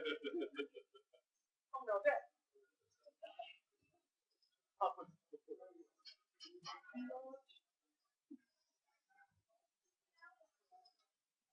You can come and take a seat if you like. We're all friends.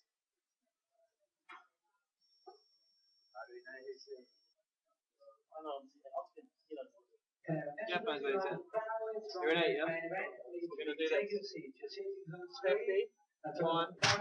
Please retake your seats. Thank you. 150, 60, 180, 190, 200. Yeah.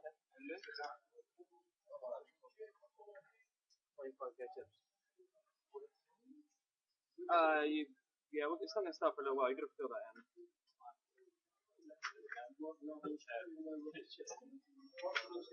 Who's clearing the chips away? Yeah? You taking the chips off here? Yeah.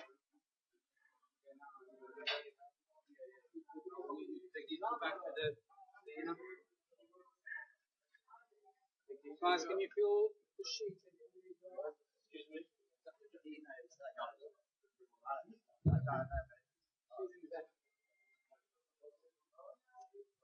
Hello? Oh, sorry, congratulations on making finals. How's that even matter? You made finals? Yeah.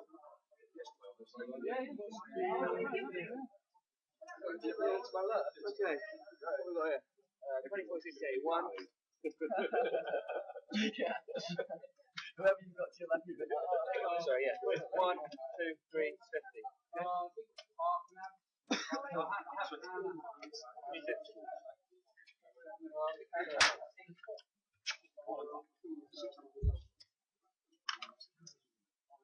Guys, can you take a couple minutes to fill the sheet in?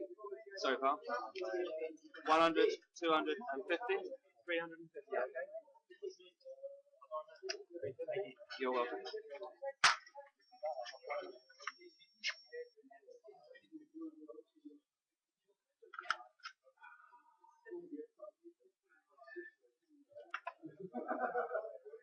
Sorry, so 200. Okay. 25k chips coming in today. 200. Okay. This one, just need to fill this out for us.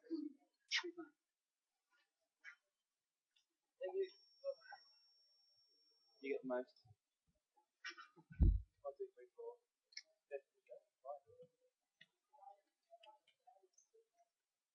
500, okay? Lift them up. Oh. Now. Later, yeah?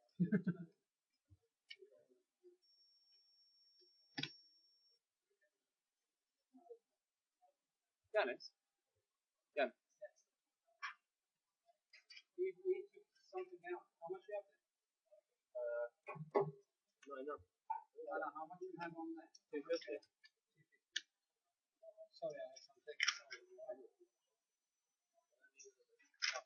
you. We'll take it.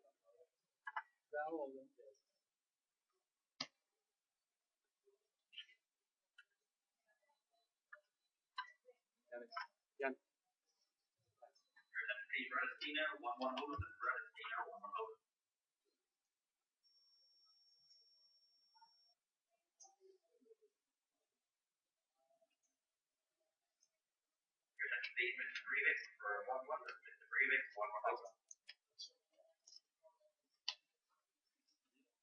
No, you're busy. Who are you going to spend it on?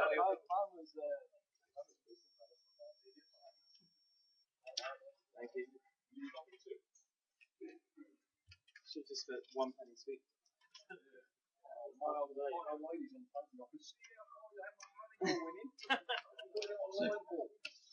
Just so you're all aware, this one's very extremely sensitive, and we'll pick up everything you say. I've just been informed. I didn't know. That's a very, very good answer. What are you spending money on? Oh, that's mine. That's mine. Don't worry about it. Hopefully, I'll have a female to room again. Yeah. He's basically absorption himself.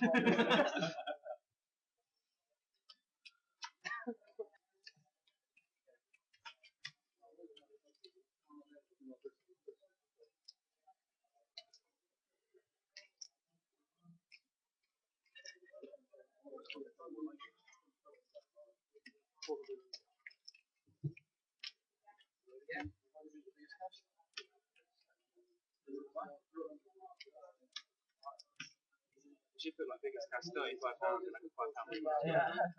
Sorry?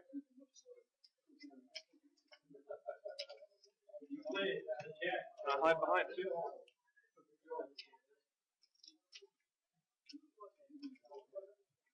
Really good doorstop. Okay guys, well done for making the final table of Leg 1 2015. You are on the live stream, so please be careful what you say because it goes in a half an hour delay online.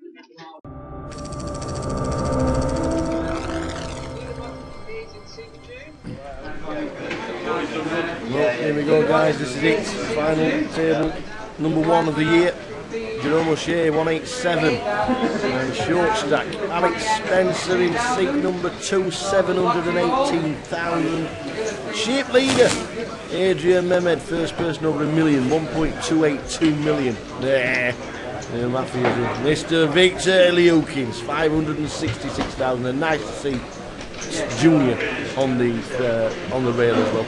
Charlie Combs 794.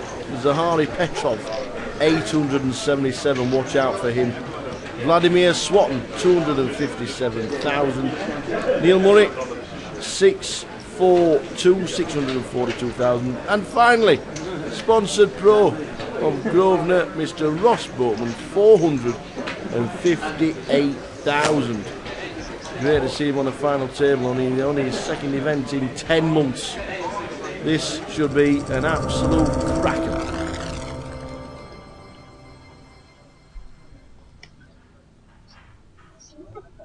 So here we go, first hand, Buttons in seat 2. Let's do it. Off we go.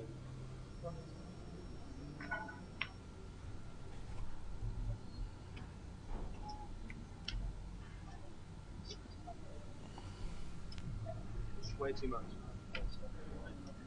860.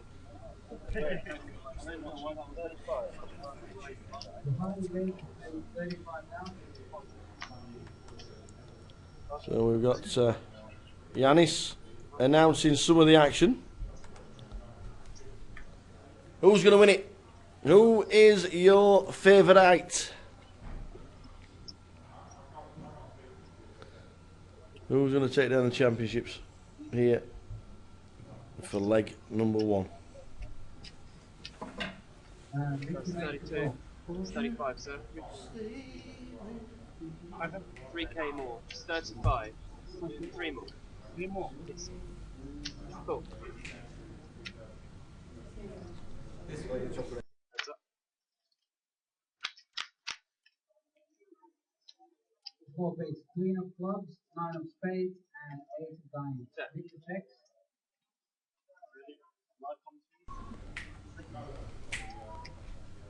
Use that one, son. 30,000. 30,000. Lahari bets 30,000, and Victor passes.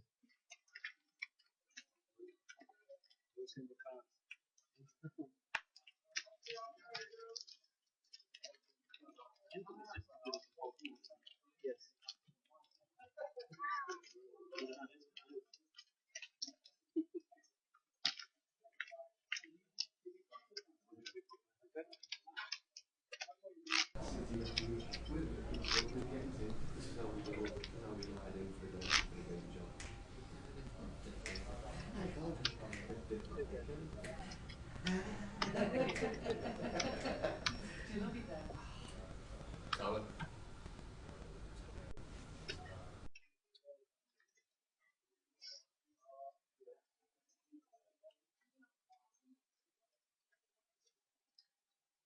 Attention please. Now, start for 1 and 2.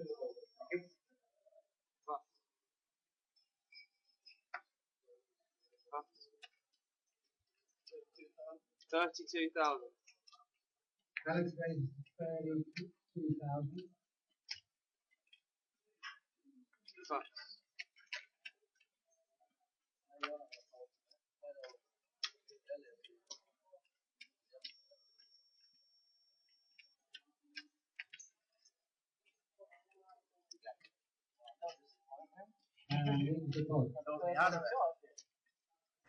So, stick your winners in the chat box. Who's gonna win it? Sharky The final table bubble. How unlucky was he, eh? How unlucky.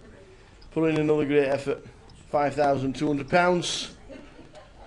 Payout structure is a little bit different, and as you noticed, we had one person for it and one person against it today.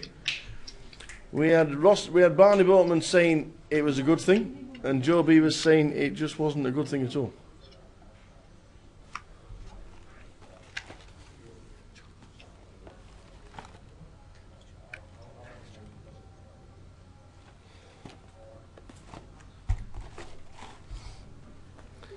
So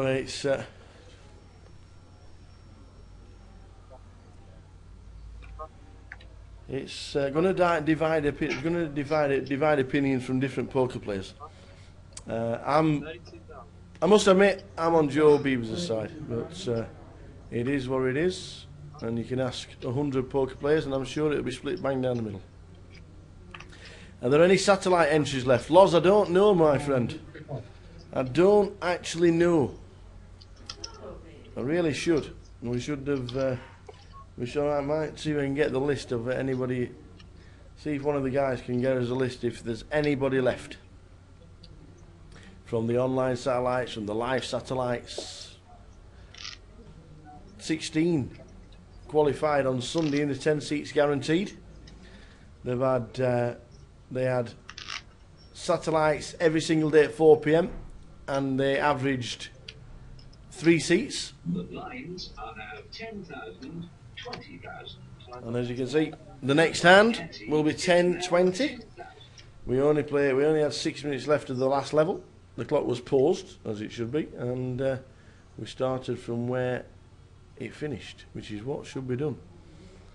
I know, yet again in previous years, we used to roll back the clock, but that used to give an advantage to the short stacks. So Yanis comes in as tour manager and says, you know what, when the clock pauses, we'll just restart it once we've got you all settled in onto the final table.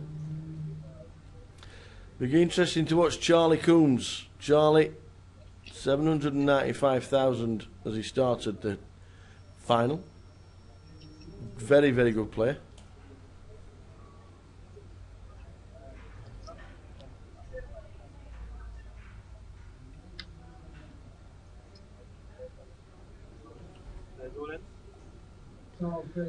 Player all in, and it's the first player all in on the final table, and it's Vlad. In seat 7, Vladimir Swatton is all in and gets no action at all.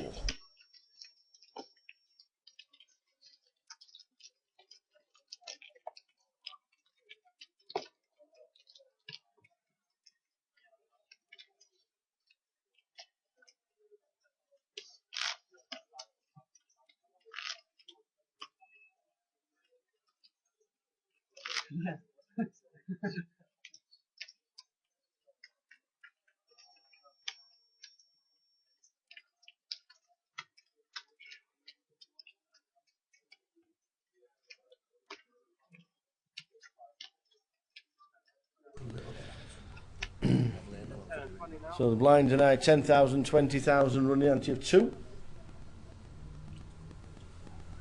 Average stack is just short of 700,000. So 35, 36 big blinds average stack. A good event, a great event. Some great people on the final table. Victor Ryukin making his second final visit here in London. After I've done hit. I think he finished 4th in the grand final a couple of years ago for around about £25,000. His son played the event as well, who's also called Victor.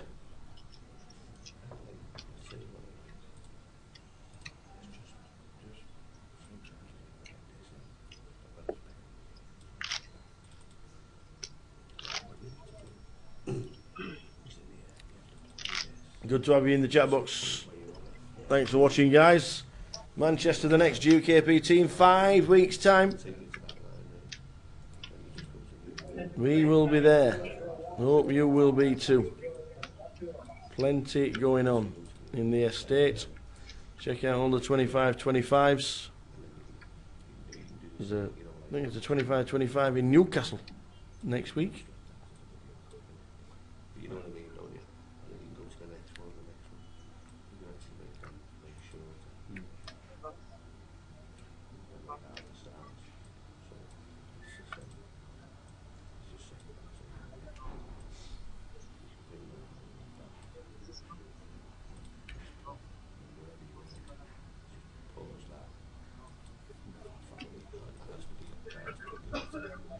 but you know what I mean, yeah. From there that'll go to wherever that point is. 5 deuce and 9 5. Keep playing it. So Jerome in seat number 1 is going to need a bit of help. He's only on 8 bigs. With the blind at 10-20. And he'll be on the blind soon. So he will need a bit of help. Never going to be two the same, is it?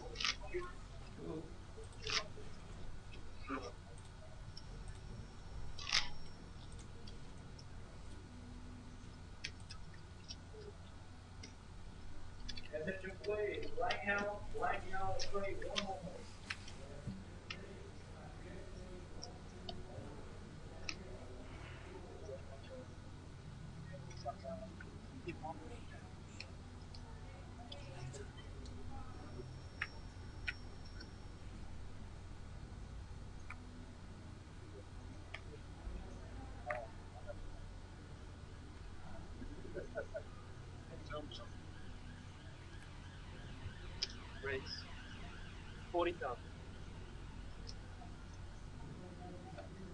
Charles race for 40,000.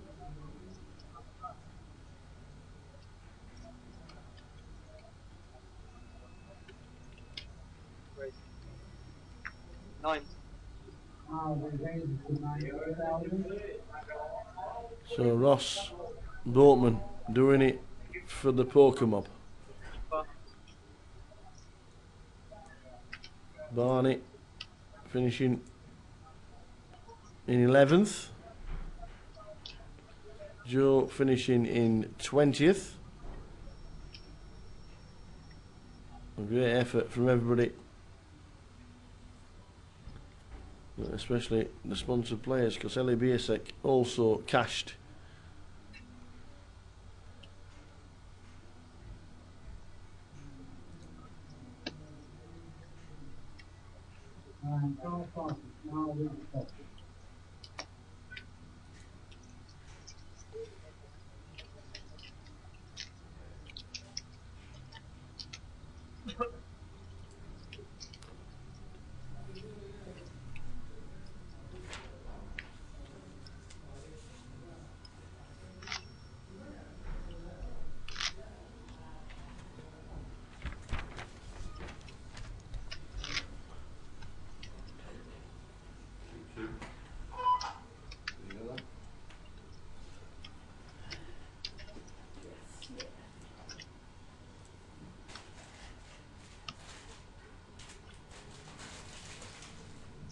So the cards out, nice steady start, all getting themselves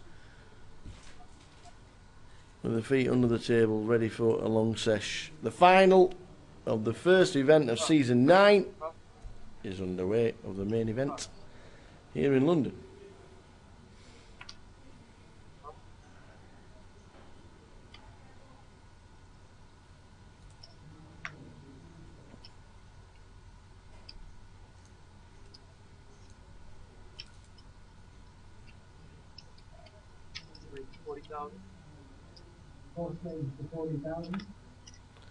The blinds 10-20, automatic raise to 40,000, nothing elaborate.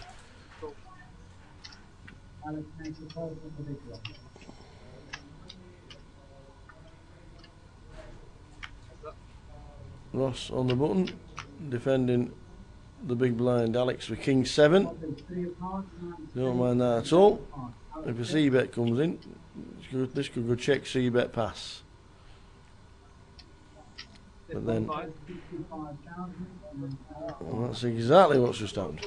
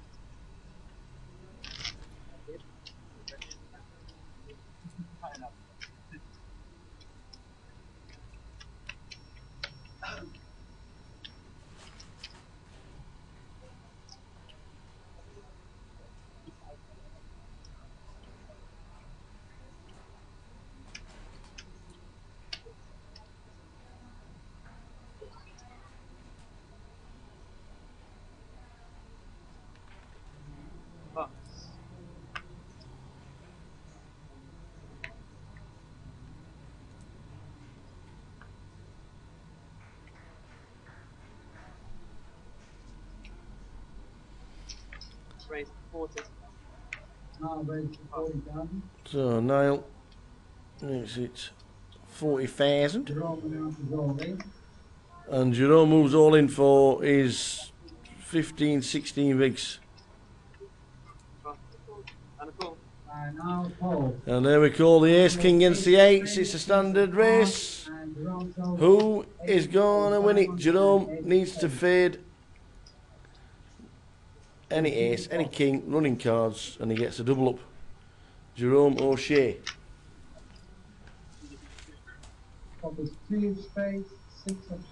It's a good flop at the moment. He doesn't need a spade on the turn. Well, he needs to fade an ace or a king. Oh, no way! Oh, Jerome has just finished in ninth.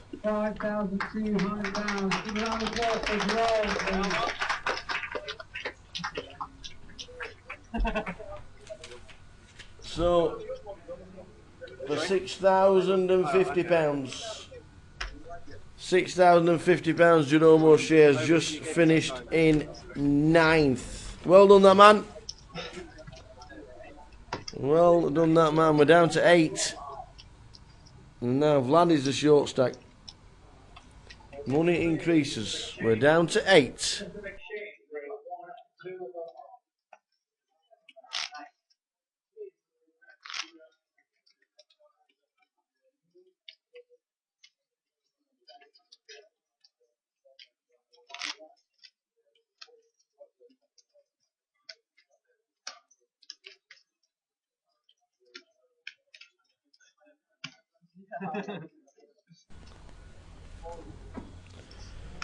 So there he is.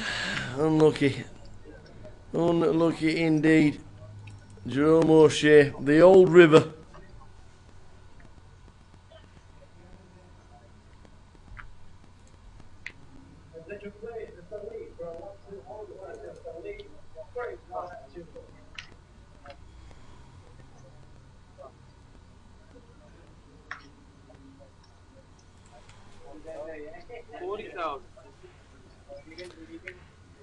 The old flips. 8s against ace king. Hey, what can you say?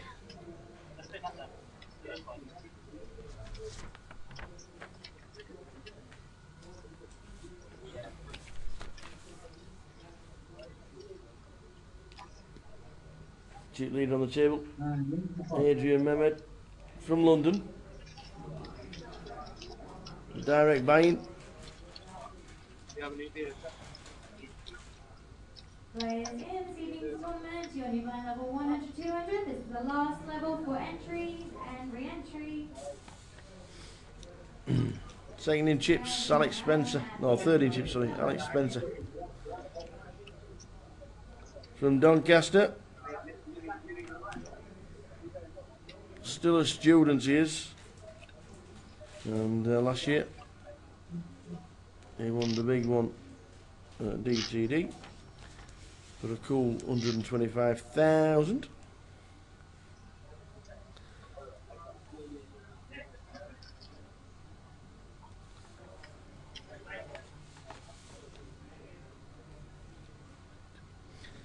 Jerome O'Shea.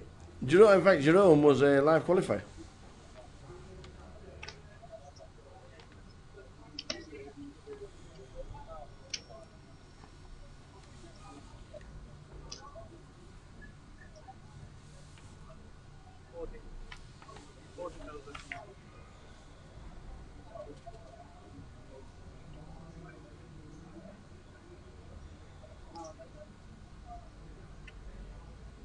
Now raise to 40,000.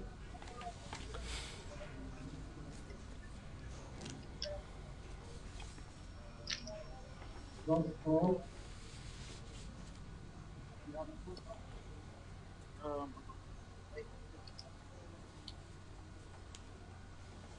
Alex Paul. So the only live satellite qualifier to hit the final table has just been eliminated, Jerome O'Shea.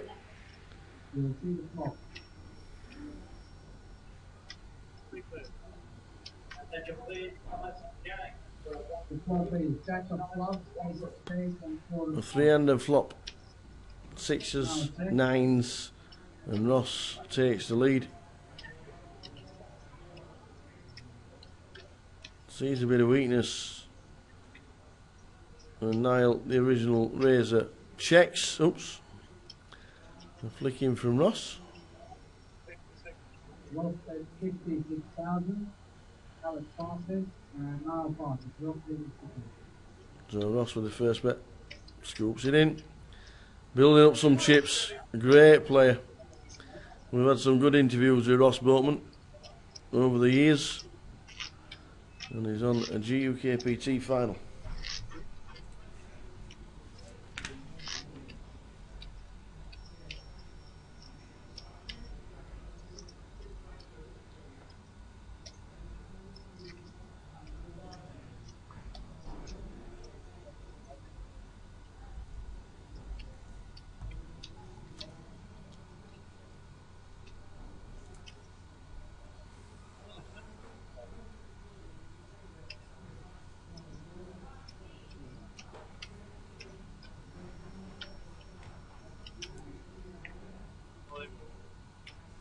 London announces all late.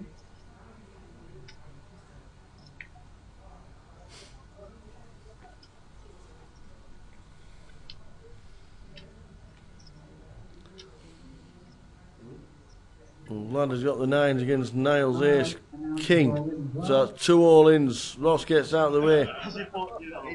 Under the gun and under the gun +1. That shows a hell of a lot of strength, doesn't it? Here we go.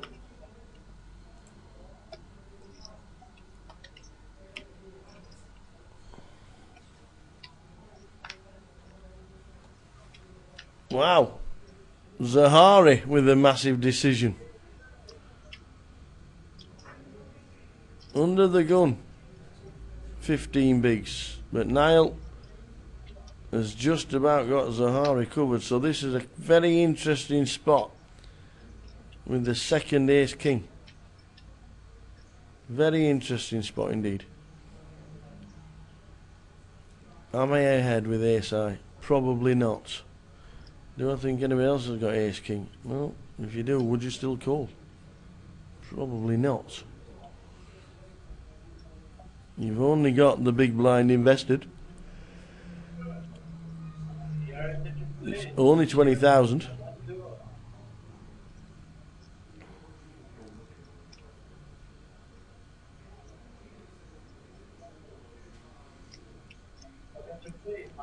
Probably won't like it, but he will probably fold.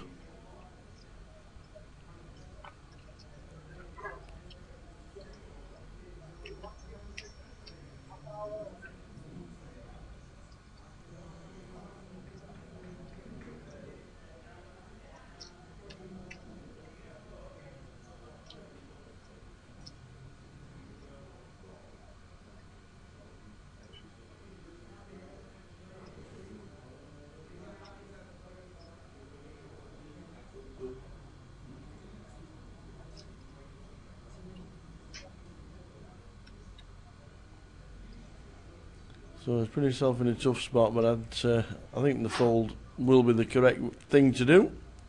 Doesn't really want to gamble with ace king against two all-ins, especially Niall, who's got just about the same stack as Zahari.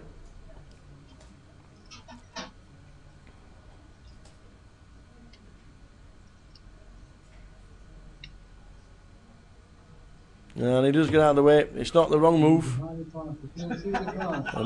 I don't know if he's going to see. Well, tell anybody that he had ace king. Well, I think he's just told Charlie that he had ace king.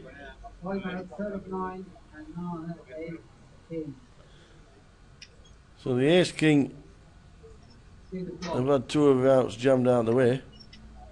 The nines are favourites. Do they hang on? Well, at the moment they do. The nines are set for a double up. And the river card.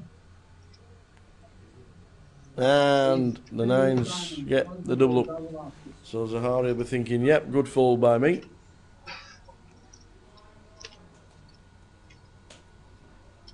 And Vlad in seat number 7 gets a double up. 9s against Ace King.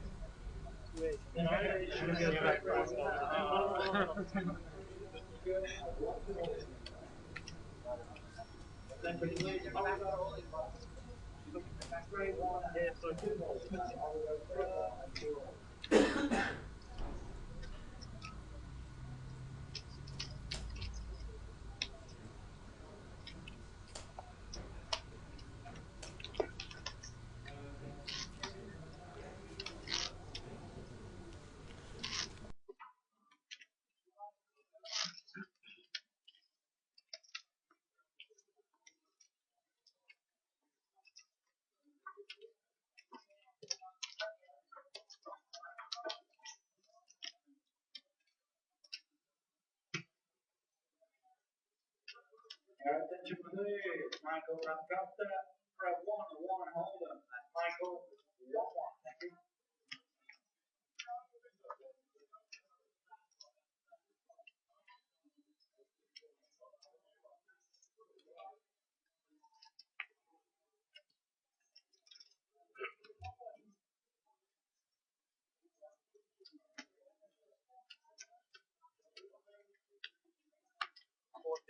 Adrian raised for 40,000. So Ace King against 9s, the first survival for an all-in. Well, yeah, I just think I think he was entitled just to take his time, just to think, well, I'm going all in. It was the big stack, wasn't it, Niall, with his Ace King? If Niall's got 300,000 and Vlad had only got 286 like he had, and Zahari's got 900,000 like he had, would he have called? That'd have been a tougher decision, wouldn't it? But I think it was eventually an easy fold.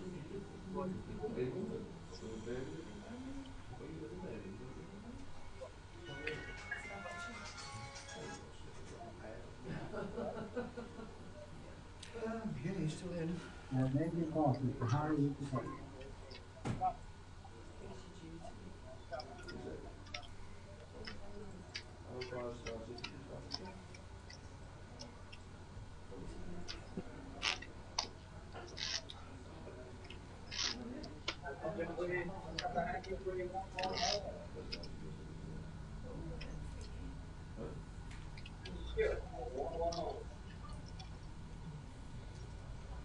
Please, Kevin Bryant, from 1-1, hold him. Kevin Bryant, 1-1, thank you.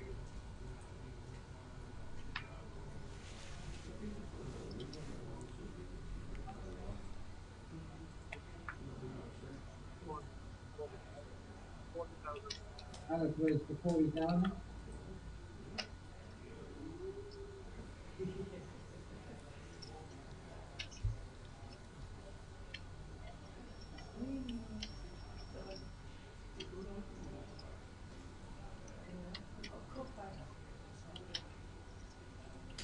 And win the deposit.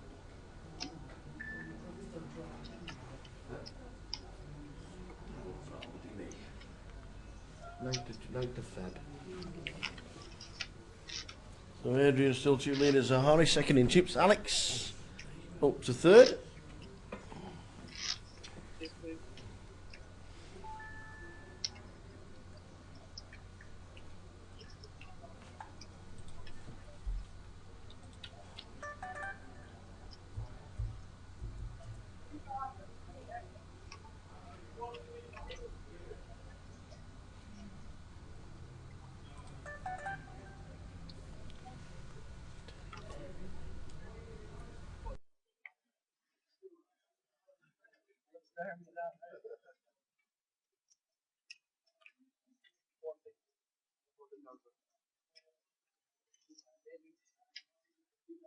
Adrian raised for 40,000.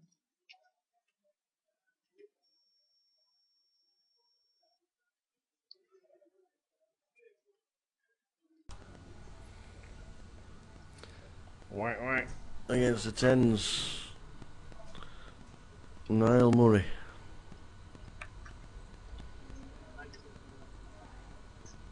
Now we raised to 19,000.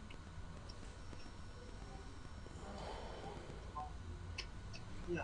90,000, and what you got behind the line? About 420. I'm not really involved with twos, thank you very much. Still the only person over $1 million. Adrian Mehmet.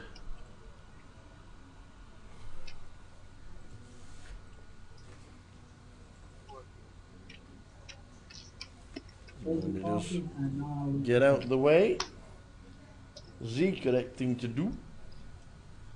Next event for us on the GUKPT circuit, Manchester. Make sure you try and qualify. £1,000 event. The last couple of years, as Joe Beavers was saying, said, yep, a bit of value in Manchester, which there was.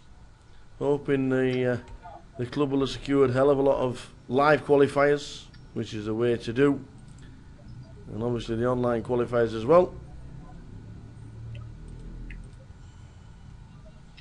And hope to see plenty of you there. It's a great club. Looking forward to going there.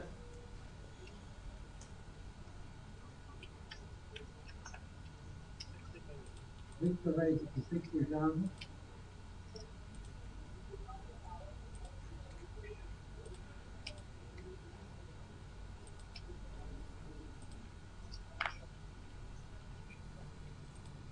Nines are coming out quite a lot, aren't they? Nines again. And this time Victor Ilyukin in seat 4 under the gun, +1. Raises it up. And Alex with Jack Queen Suitor will be defending. Alex Gold.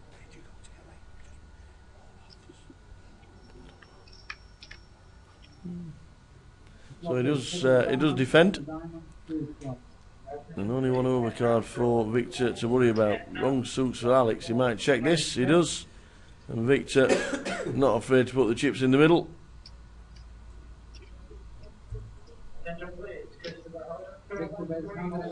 You won't get many reads off Victor Ilyukin sat like that as he wins his first pot of the final, and the crowd go wild.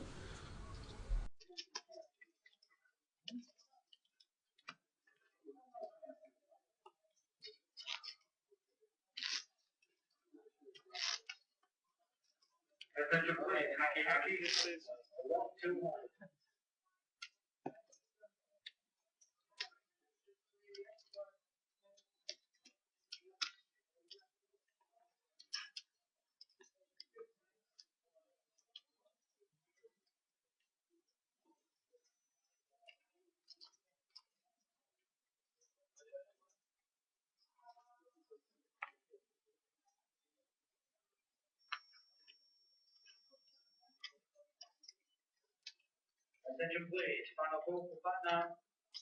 1-2 hold.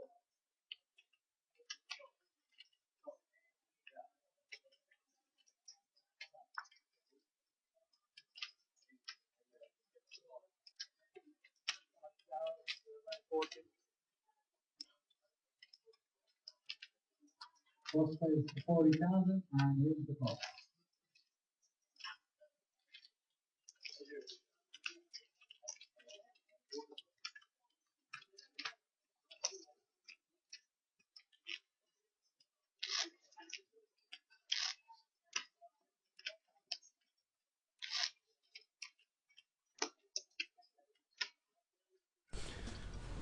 So we'll lose one player. Jerome O'Shea, the man out.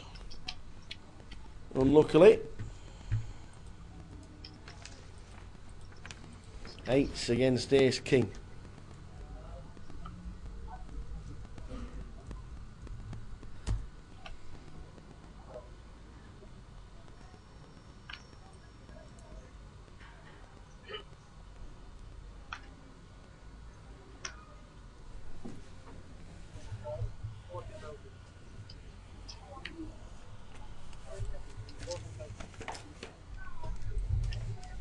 Alex raised to 40,000. Adrian Cole.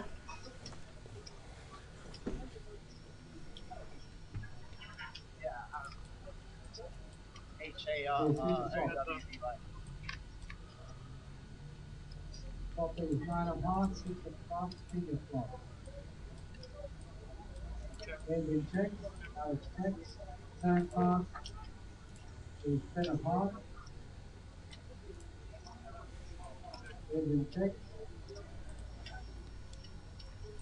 So king high flop for Adrian. Just the middle pin for Alex. Gets a free river card though, but it's not there, it's the paint.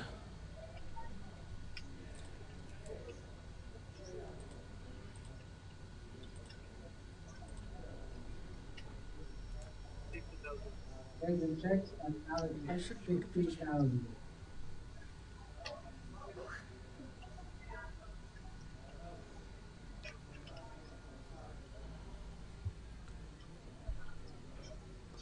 So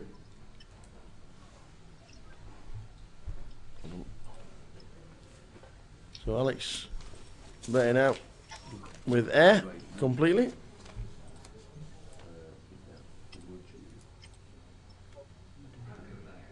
Adrian Cole and Alex. And Adrian just calls on the river. Right thing to do, got scary on the board. Just all hearts. Lost one on the final table. Jerome O'Shea. We're down to 8. Chief leader is Adrian Mehmed.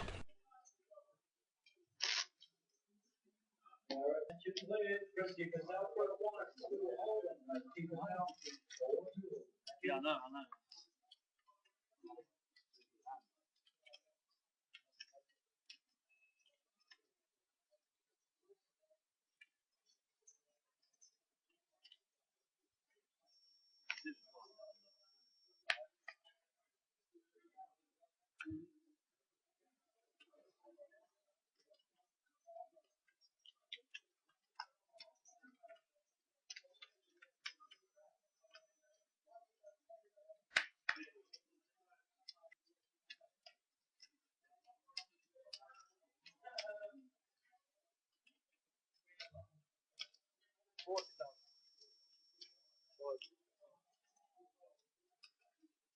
Adrian raised to 40,000.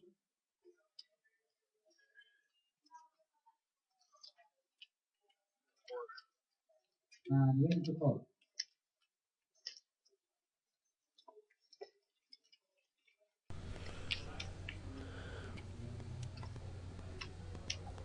How come the blog only covers the final table and there are no details for the rest of day 3? Richard, there is.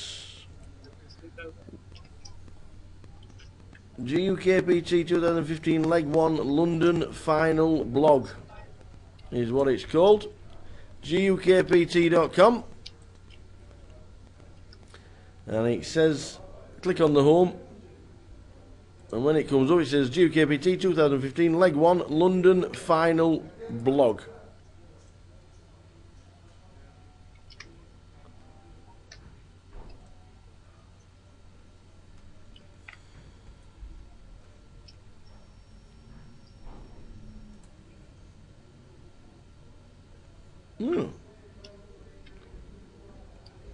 It was there.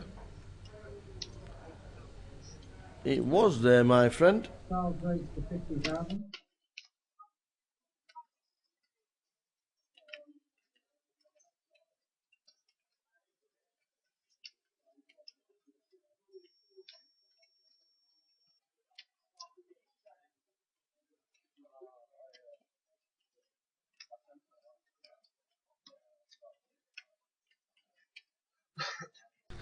Nice spot, Richard. I don't know what's happened to the... I'm just looking now. Let me just have a quick scan.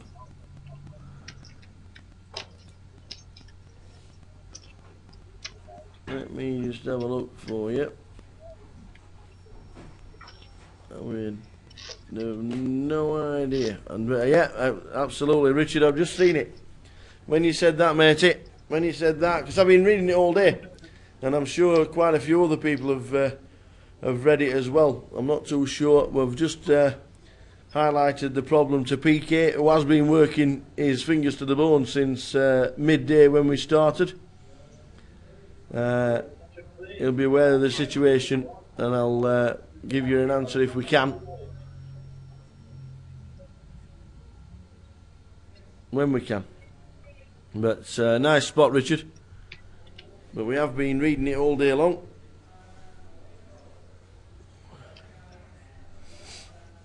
I don't know what that 3% is down the bottom, do you?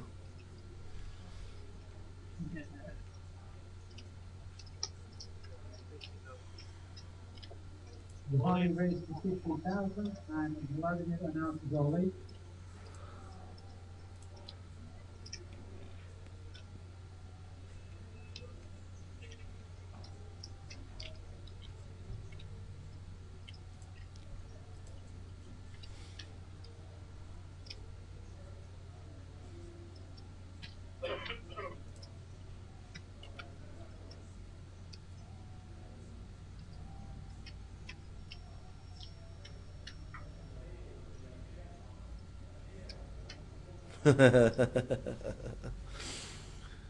PK has not been drinking at all. Yeah.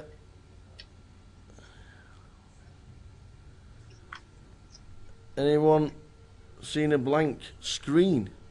No, don't start telling me there's problems, please. Please don't tell me there's problems.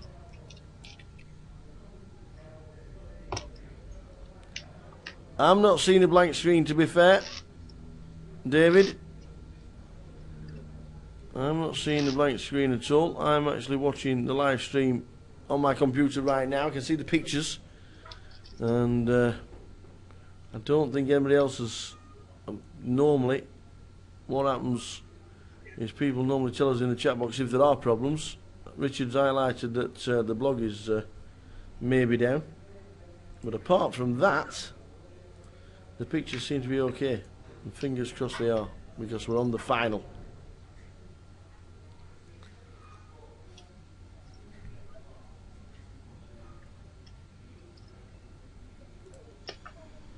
Adrian raised to 45,000.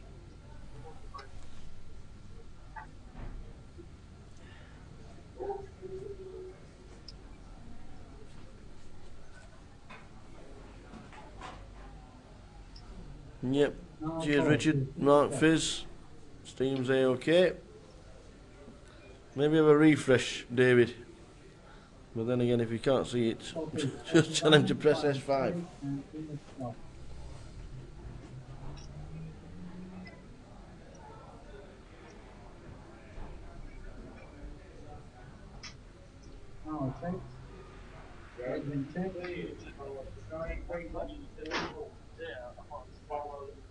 Sign card is 6 o'clock.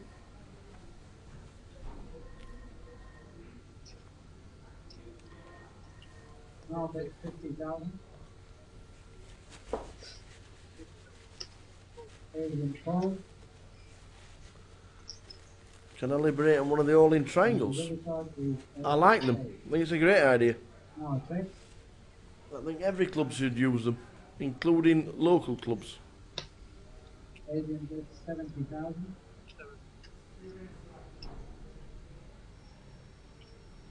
You're not liking Fizz?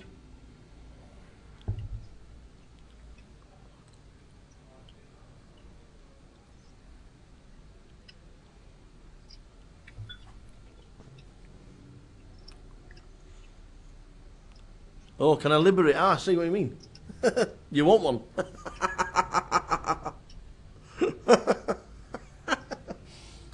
Well, no.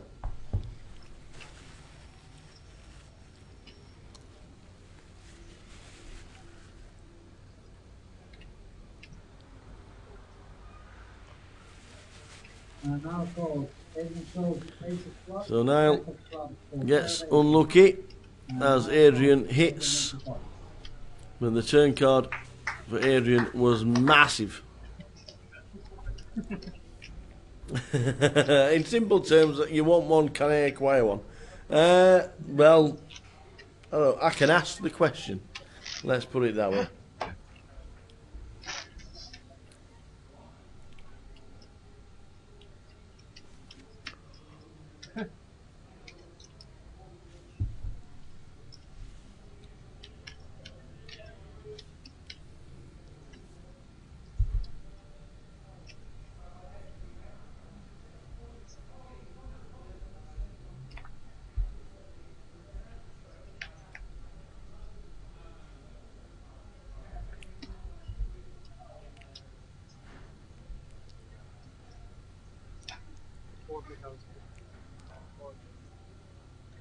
Charles raised to 40,000.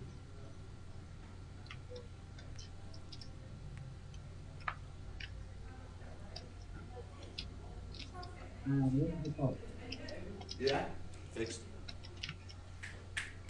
Fixed. Fixed.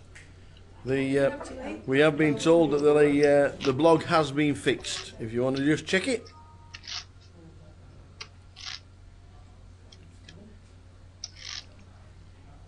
Come on.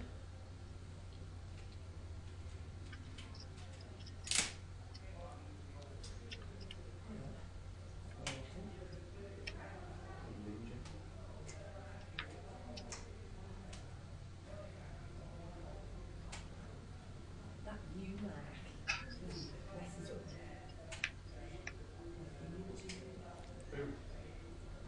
After Mark, each picture with the photo on.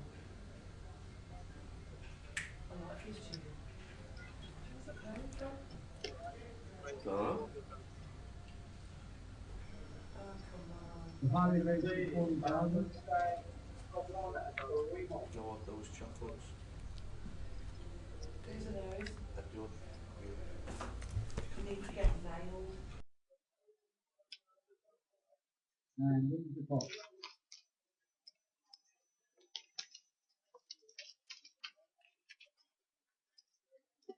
So, still big chip leader is Adrian Mehmed. Is anybody going to stop him? If anybody wants to check out the blog, don't forget, please, please, please, please, please, please, if you're reading the blog, no spoilers for the rest of the hundreds, thousands, millions around the world that are watching the live stream. Ladies and gentlemen, for the tens of thousands in attendance, for the millions watching around the world. Cheers, Richard. The blog is fixed. Speaker was on it like a flash. But if you are reading the blog, don't forget the blog is done in real time. And nothing is put into the chat boxes for spoilers. That's all we ask. We don't ask for anything else. But I could do with a pepperoni pizza with pineapple and jalapenos on it, please. And where's the top? Now, your attention, please, dealers, in this evening's side event. Finish the hand you're on, last 3 hands for rebuys, and then we will be on a 15-minute break. That's last 3 hands for rebuys.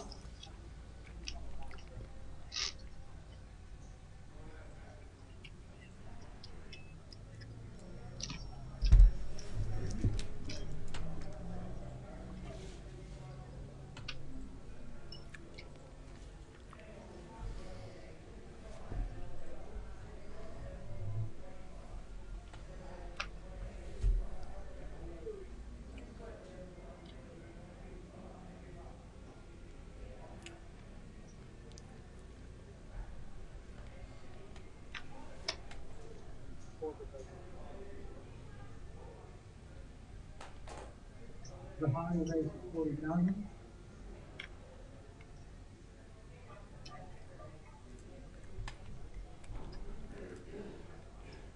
And where's the top?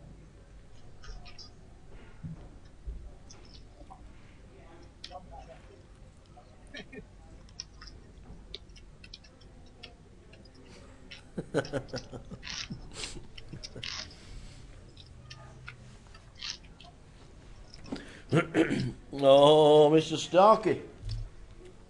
How are you, sir?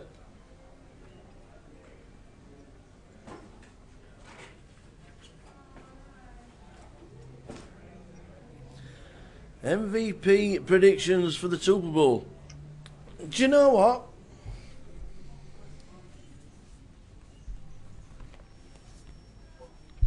Do you know what? I fancy the Patriots tonight.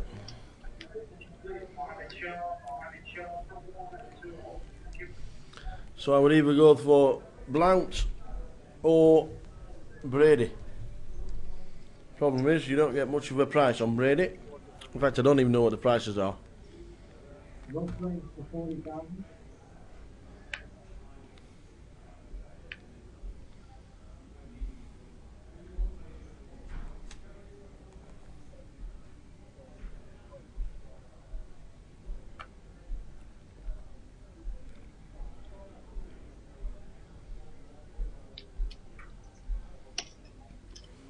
And Charles Paul.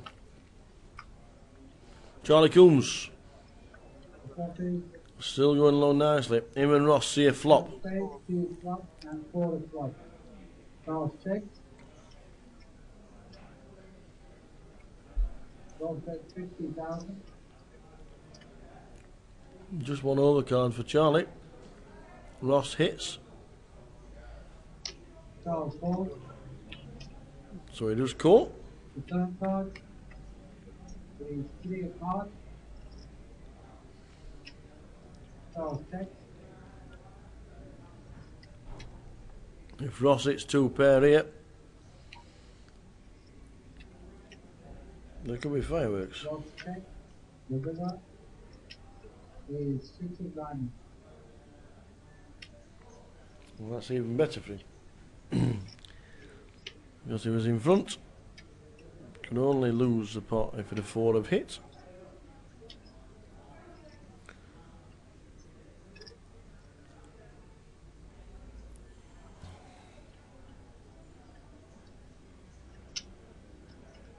Oh, that's 90,000. 86,000.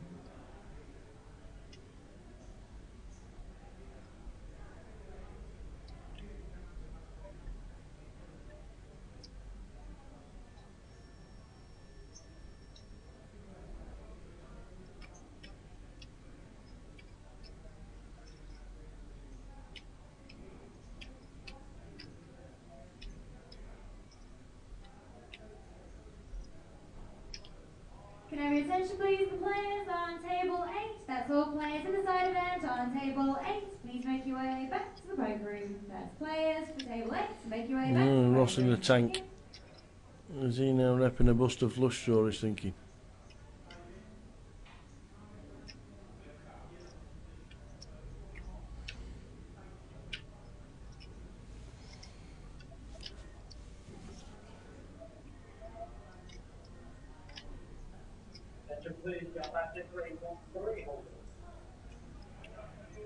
And Ross makes the call. Wow, he makes a big call there, Ross, with the 4. And Charlie takes a bit of a biggie off Ross. Charlie moving nearly to $1 million. Ross Boatman didn't believe him.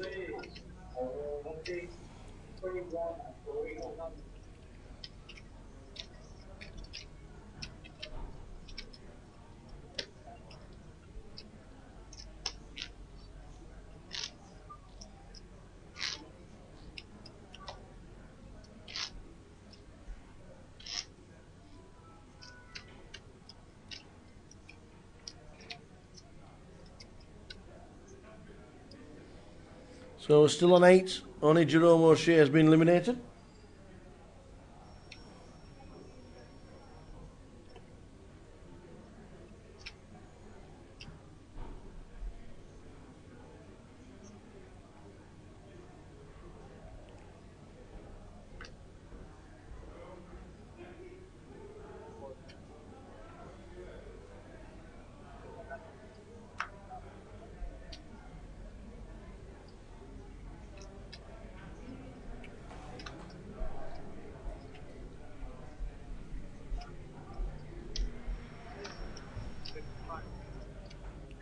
Oh, raised to 55,000.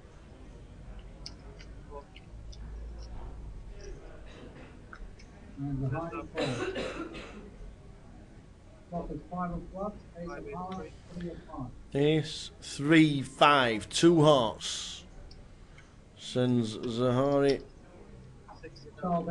way into the lead, but Charlie, that was a good shot.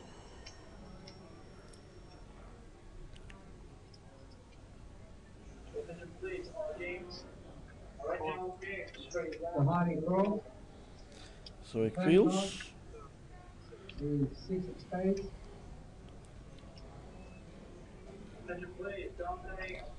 And now we can't win the hand because we're to 4. That'll make us 7 to the straight. So Zahari will win the hand.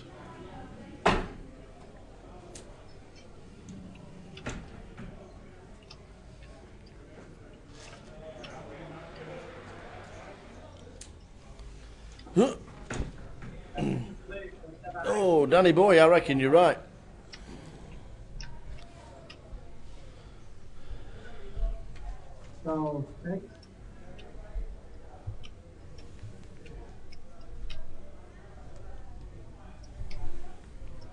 Can't disagree, my friend. Cannot disagree.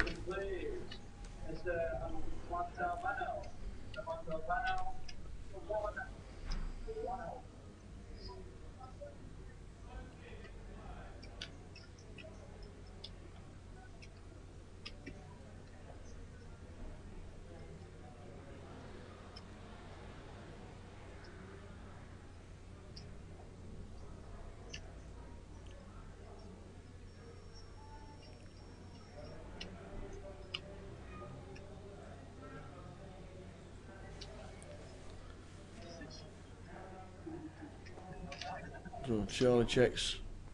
Zahari bets out 75,000. I don't think Charlie will be too interested now.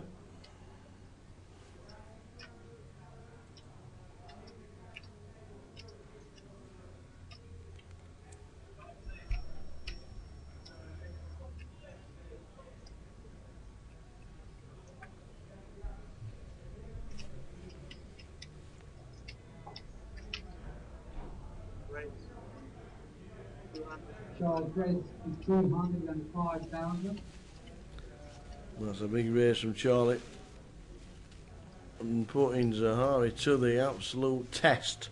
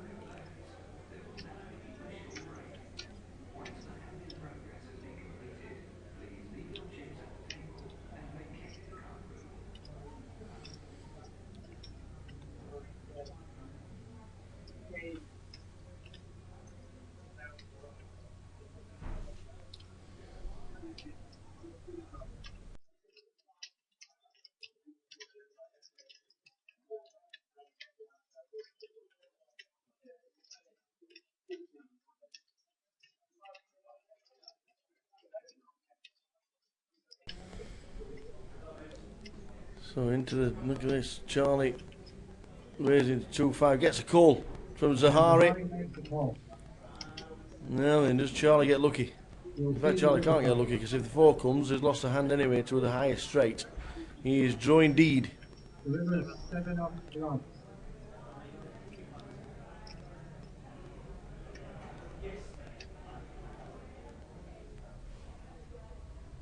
What's up?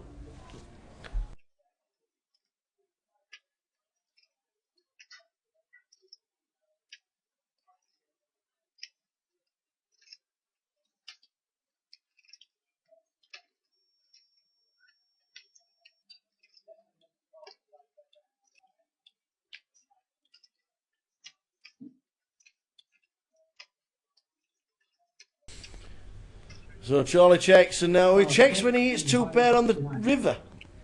So no value, and Zahari takes a biggie off Charlie Coombs and moves over $1 million.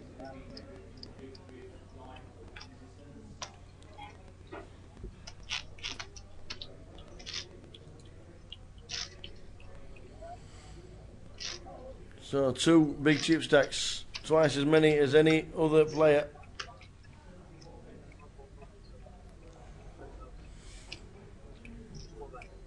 There will be a break at the end of this level.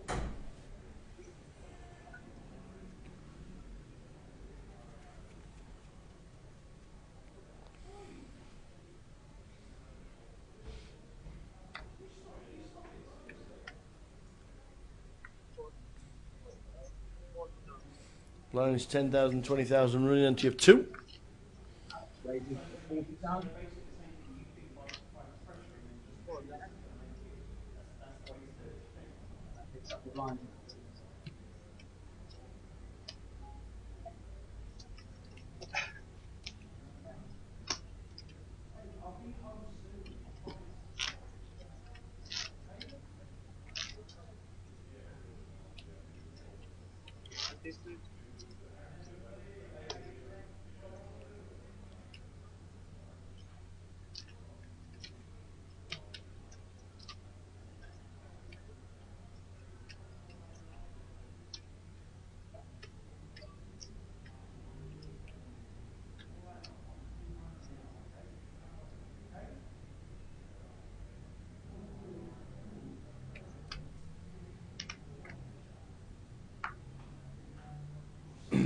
Hiya Ben, Mr. Ben Foxwell, hope you're well set.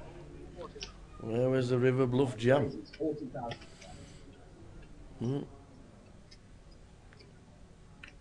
Surely had a jammed. There would have been trouble.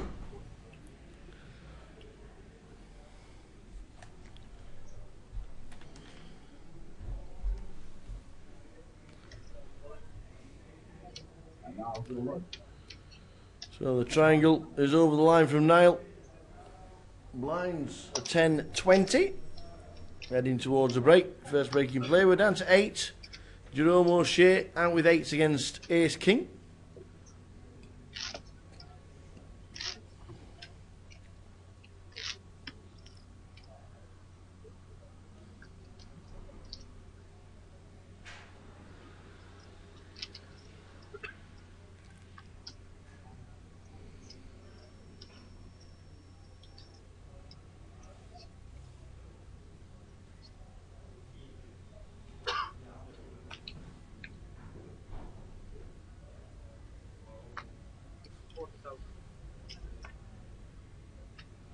Race 40,000.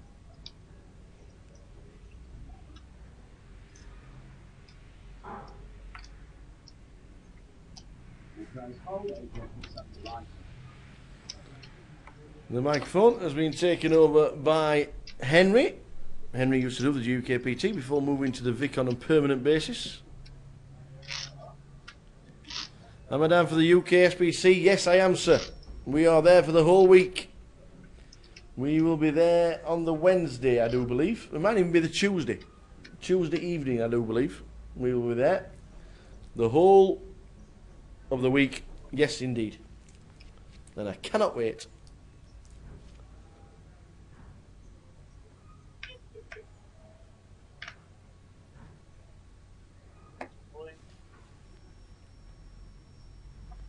Victor, good morning. Victor Ilyukin makes a decision and moves all his chips over the line. 20, 22, 23 big blinds.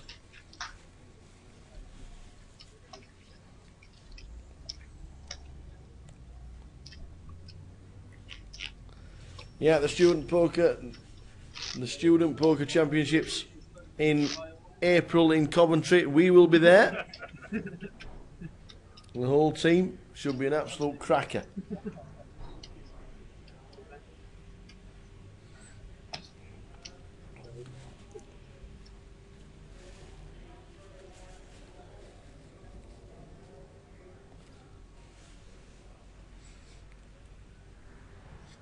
I don't know if the stipulations are still the same for the student championships. You have to have been a student within 3 years of the event.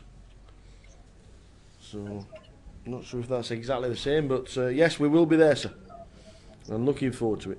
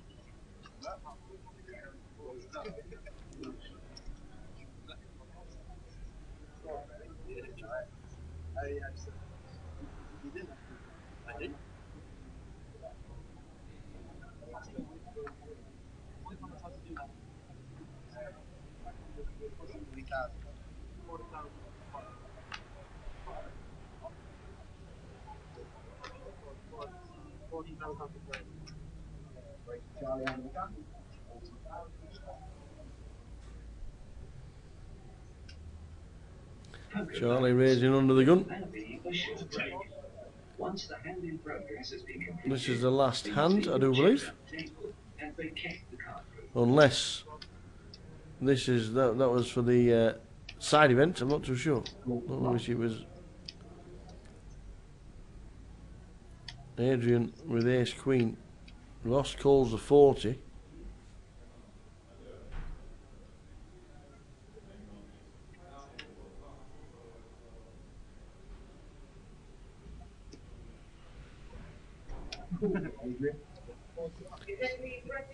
So Adrian just calls.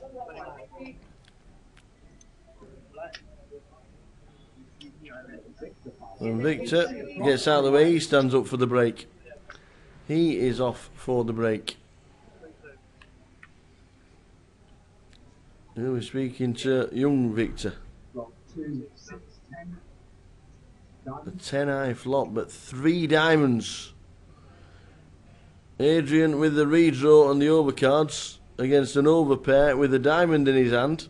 And top pair for Ross. What a flop.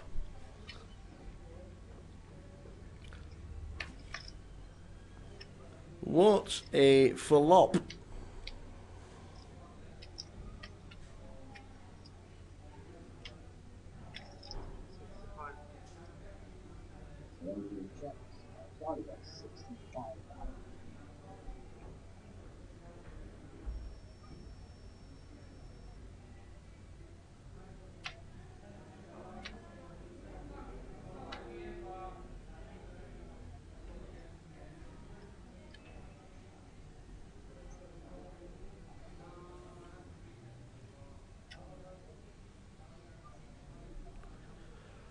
So a check. Probably aiming to check call Adrian. Charlie bets out.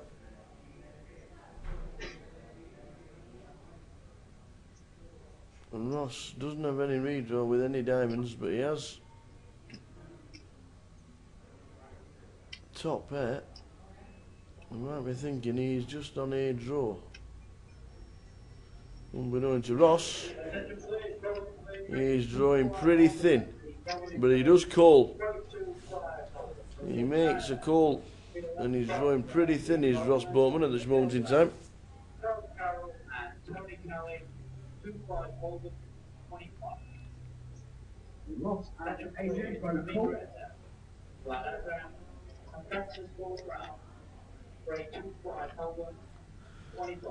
So all 3 see a turn card. It's turning into a biggie.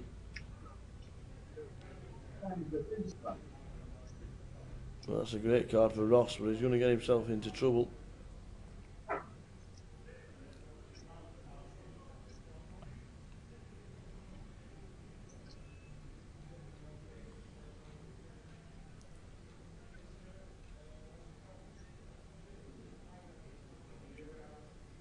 This is huge. Adrian, who checked on the flop and then called, checks again.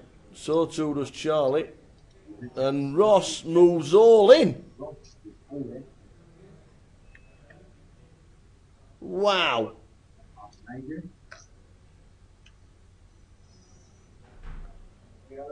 Adrian gets out of the way, and it's now on Charlie.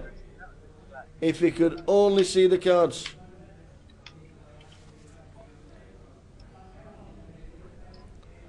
If he could only see the cards.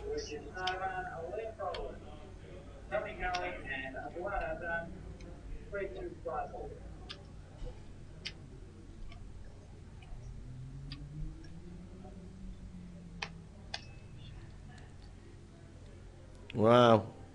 Massive decision. Just about Charlie's tournament life. Just about Charlie's tournament life. What can he put Ross on? Does he put him? If he put him on a 10, he'd be snap calling, wouldn't he? He would indeed. Wow, massive decision.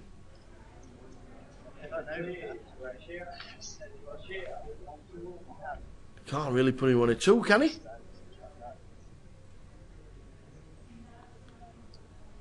If he puts him on a 10, he has to call.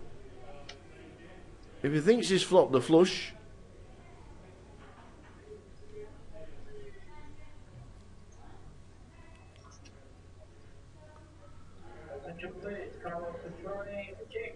does he put him on a boat?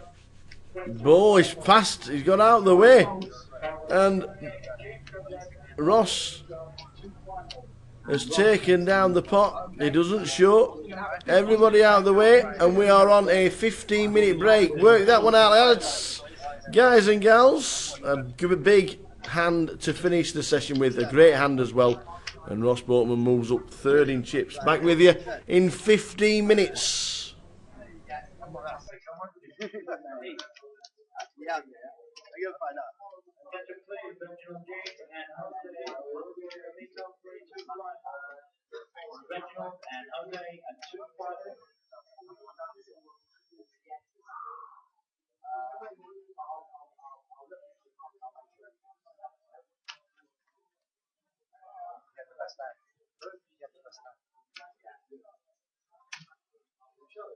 No, he said I've got another there. I said to him.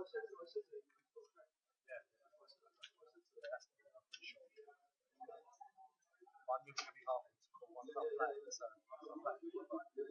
especially the other player. I called the men. You have to call my hand.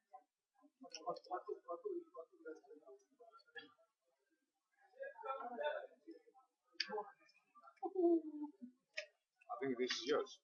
First of all, Ross. First of all, I thought you might have got some right. When I thought about it,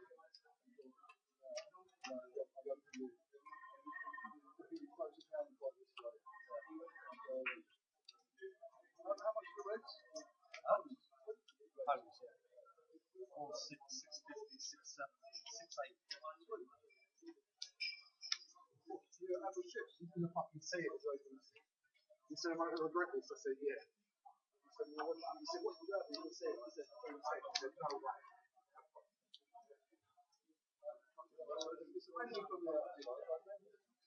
Sit down. Full. Yeah.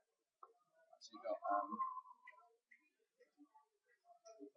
Alex, Adrian, Victor,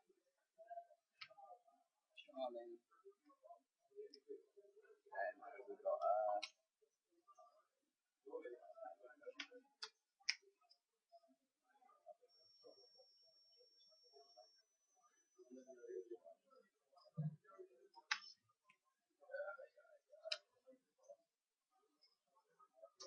and then Sahari, yeah?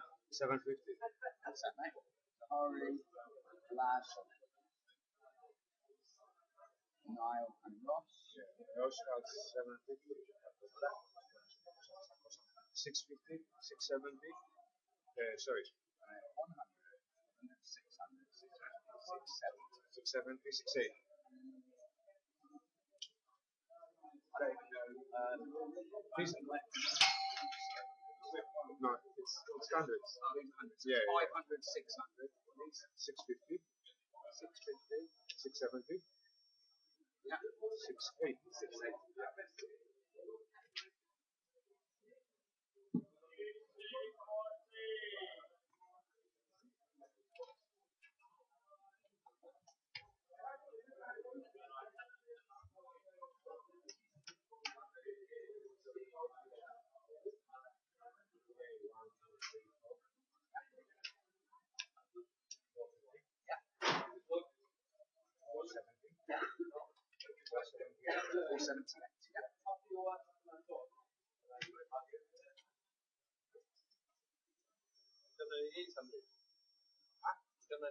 No, I haven't done. Yeah, we're just working around this way, mate.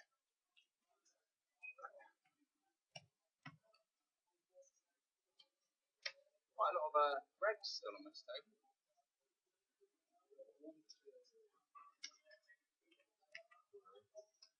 So, 5, 9, no. 4. 5, 9, 6. 550. 566. Mustafa Haki, 1-1 hold. Tony Haki, 1-1 hold. Mr. Clapton and Saeed. Mr. Clapton and Saeed, still 1-1 hold.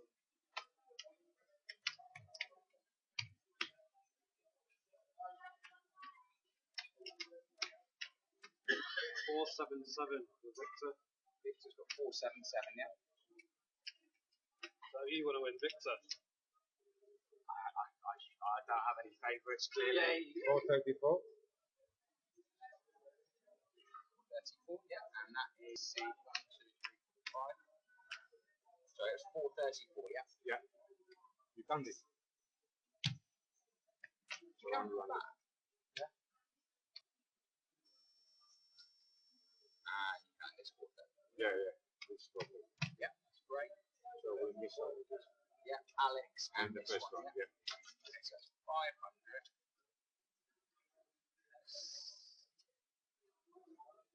1.1. 1.2.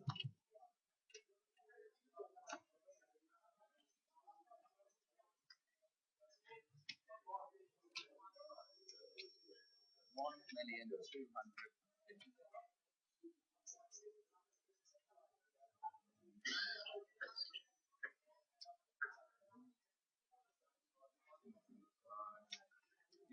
Correct. Yeah.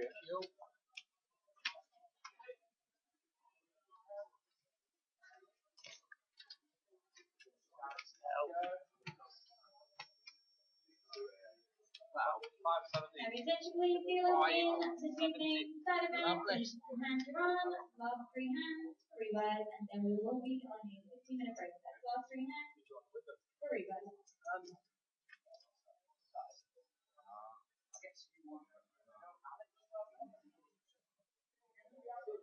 Attention please, Aaron is ready to fly holder.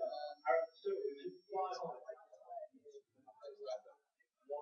Anyone wishing to play in a 2-5 no limit holder, seats are available on 25. As anyone wishing to play in a 2-5 no limit holder, seats are available on table 25. Thank you.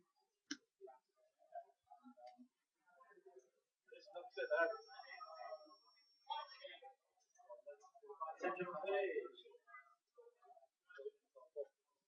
Jose, from Great.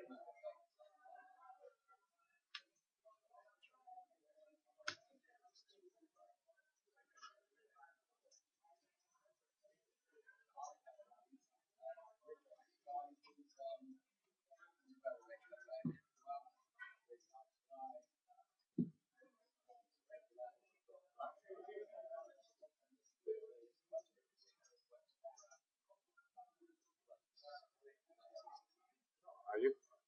Okay. What?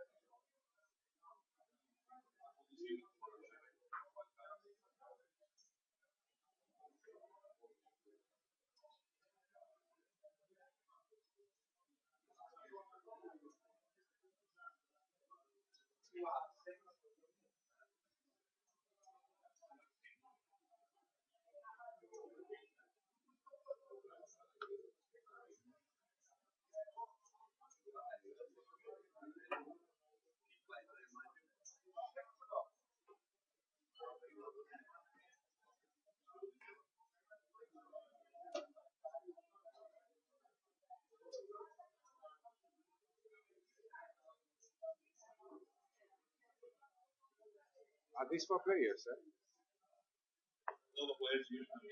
And this, I have one extra for the other player that left. How much we see once and Yeah, it was. Yeah.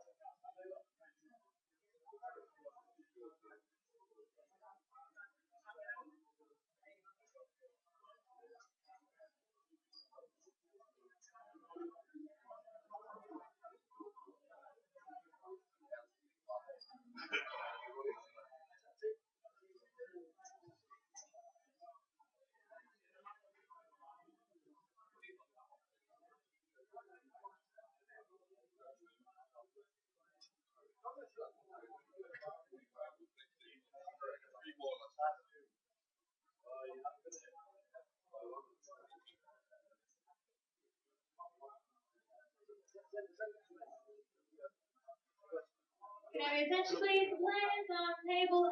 That's all players in the side event on table 8. Please make your way back to the break room. That's players to table 8. Make your way back to the break room. Thank you.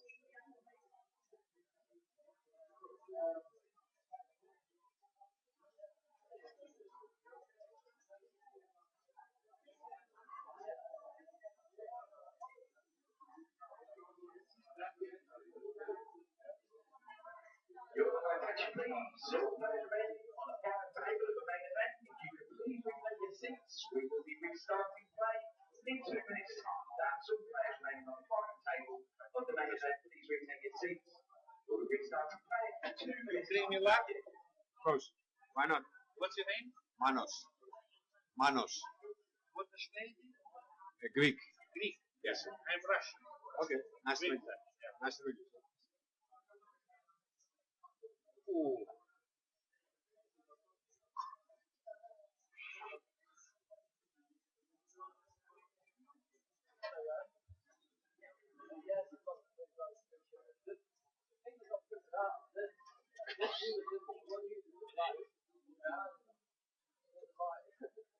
Just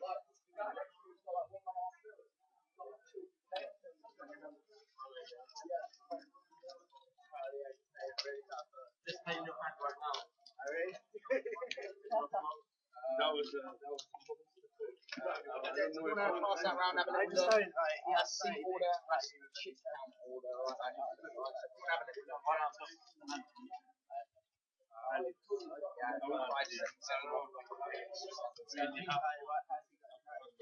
What's 7 cents?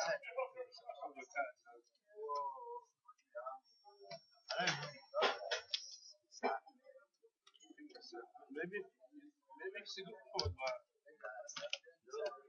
yeah.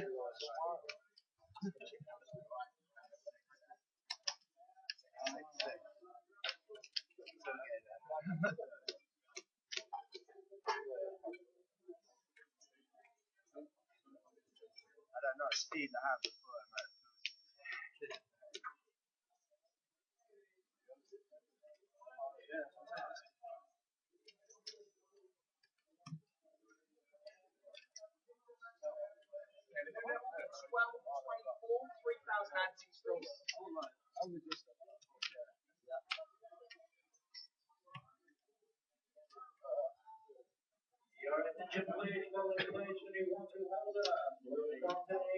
Anthony Clapton, Narrows and Anthony Marks are 1 to 1.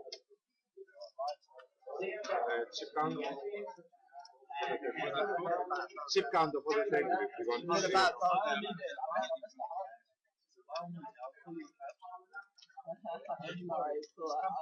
Welcome back, everybody.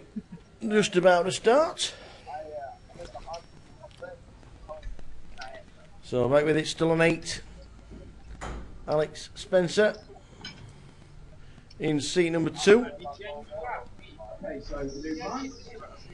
24,000 running out to 6,000. So up to your shuffle up and through.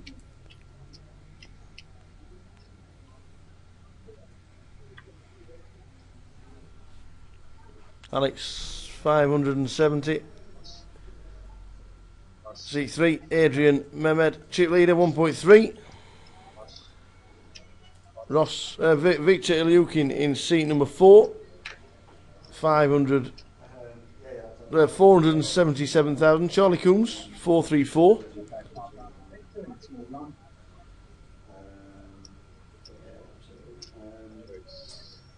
Zahari Petrov second in chips 1.25 mil. Vlad Swatton 566.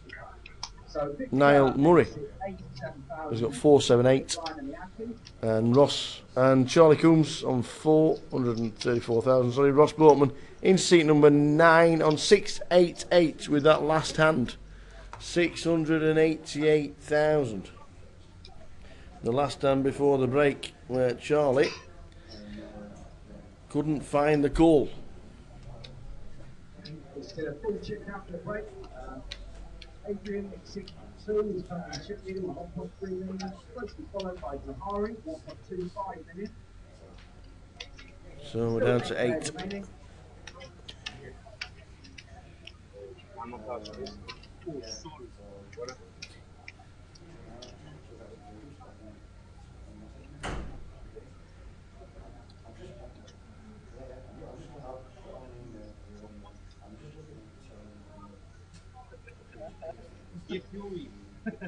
Lines 12.24, running ante of 3,000. We are back with it in London, final 8.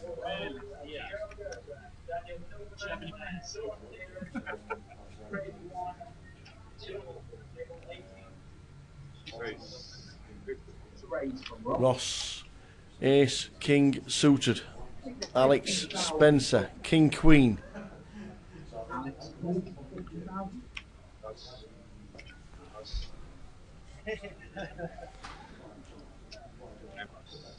Everybody out of the way, heads up to the flop.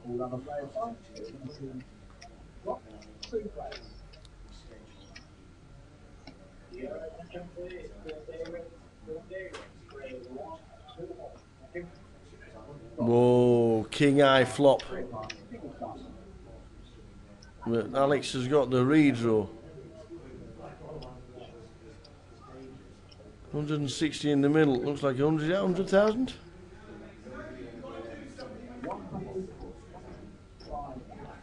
125.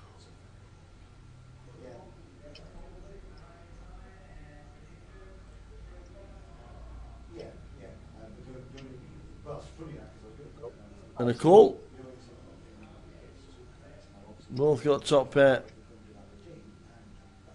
The redraw is with Alex, but Ross is 4-1 favourite here. 80% favourite is Ross Boatman. Pairs the jack.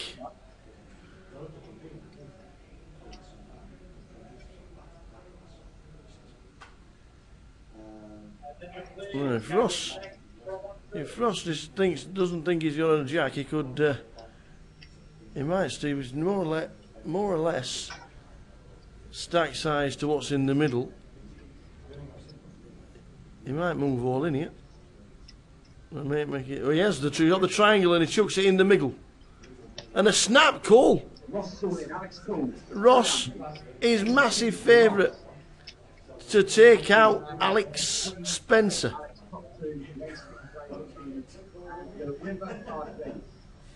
The river. Oh no, it's a queen! Wow!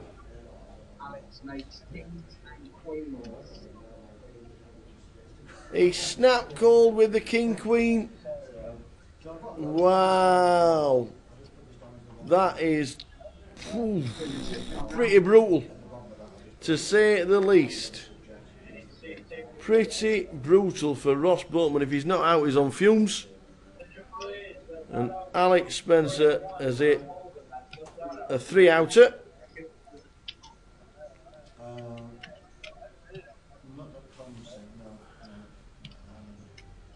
To absolutely either cripple or knock out Ross Boatman. Wow. What a river card. Snap call away from Alex. Whether he put him on the flush draw, whether didn't put him on a jack.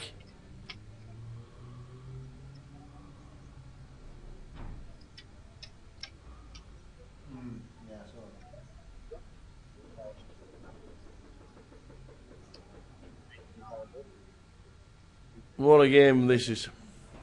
What a game this game of poker is.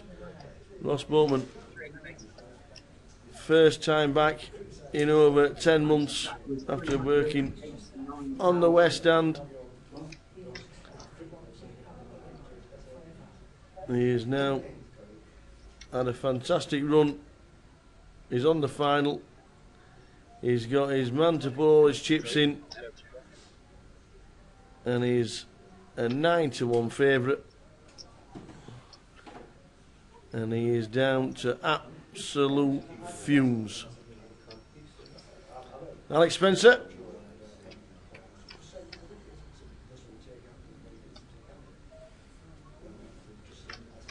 Here's the recipient. And moves his stack over the million mark.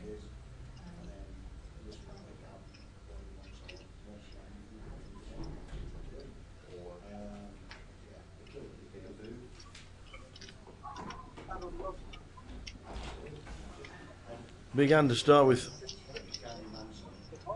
Big hand to start the session with.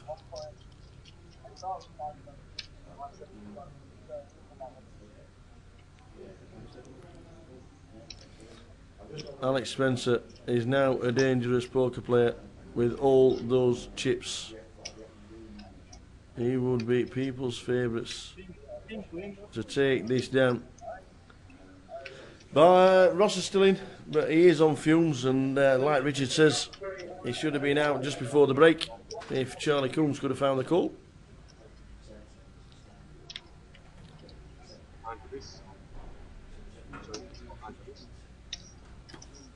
Still on 8, but Ross is on fumes.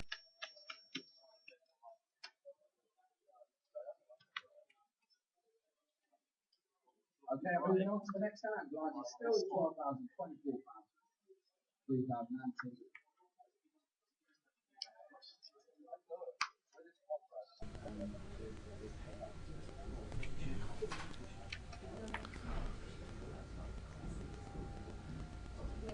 So Alex has moved himself up to 1.2 million.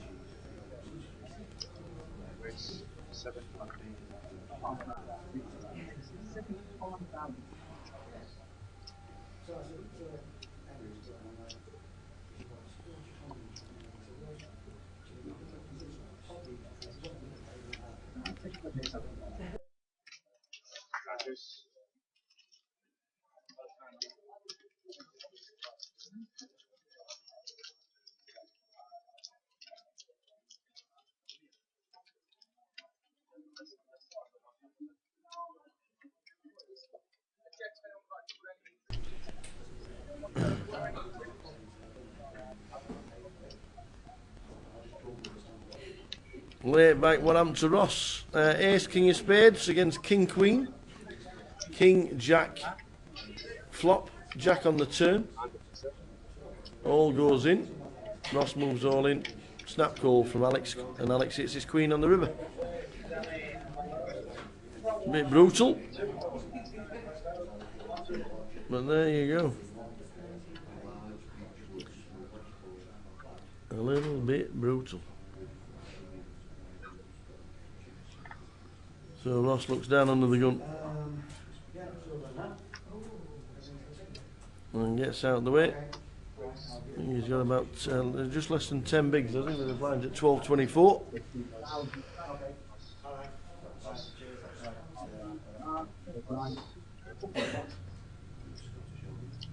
No, he said it was right anyway. Andy. Andy. He said it was right. Right. Which was right? Pay 10%.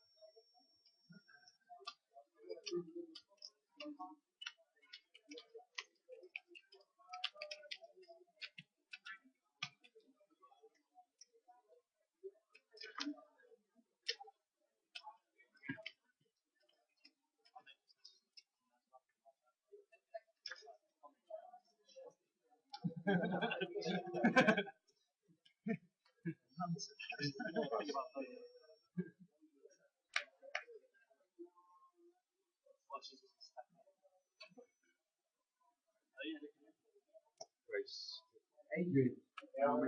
50,000 right? And actually, pretty long a long hole. And he has hit from one foot, and he has hit a lot.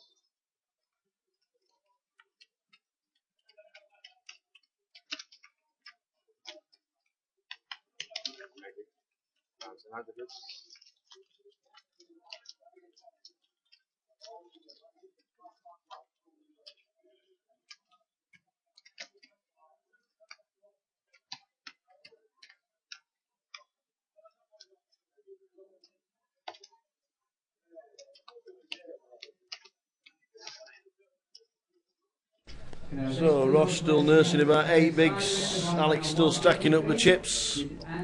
Alex, Adrian have got over $1 million. And Victor Eliukin has about 400,000 chips.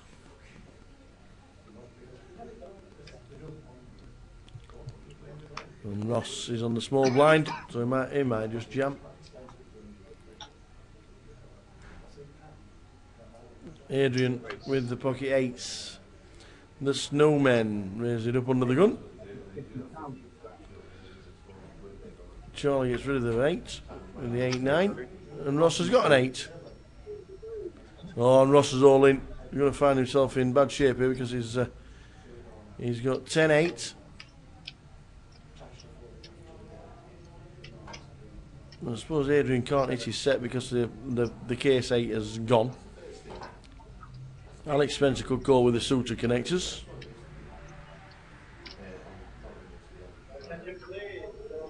Is that what it is? 3 bigs. 74,000, yep, the blinds are 12.24. 74,000. He's all in for not a lot. And he's even seen he hasn't even got 2 live cards. He needs to hit a 10 or running straight cards.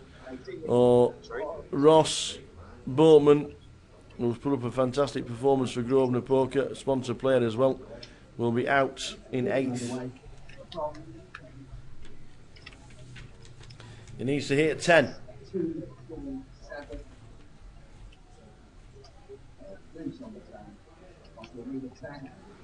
The ace of hearts. We lose Ross Boatman in 8th place. Round of applause, please, everybody, for Ross Boatman. So we didn't see the flop, unfortunately. Don't know why the call button wasn't pressed.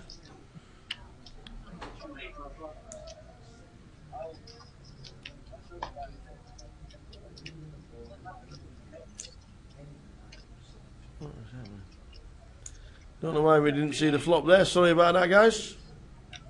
But there wasn't a 10 there.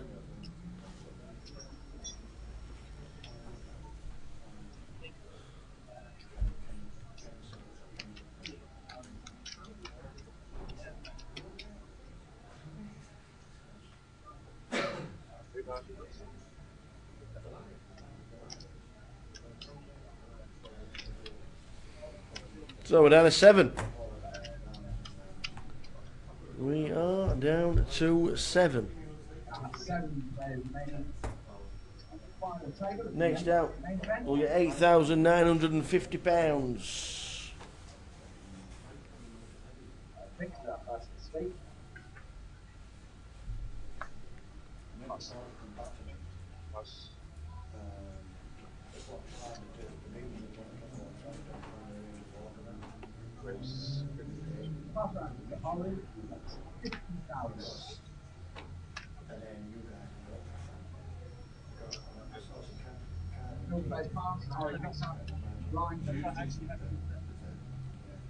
Yeah, I know.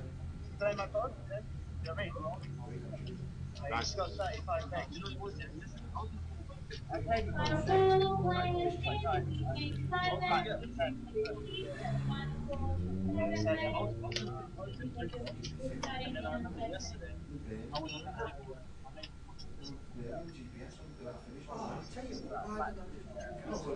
Where are you?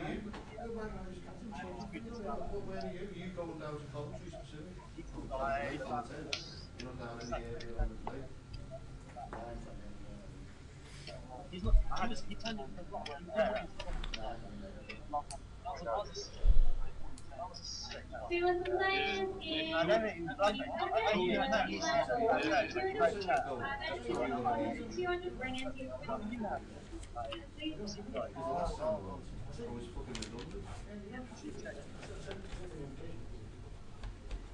It should need to be there. If I'm going to get there, it's going to be a reason for me to be there. Obviously, go.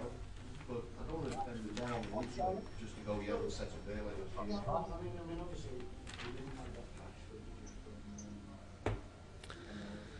So we end up losing Ross after he gets his 3 or 4 bigs in the middle with 10-8.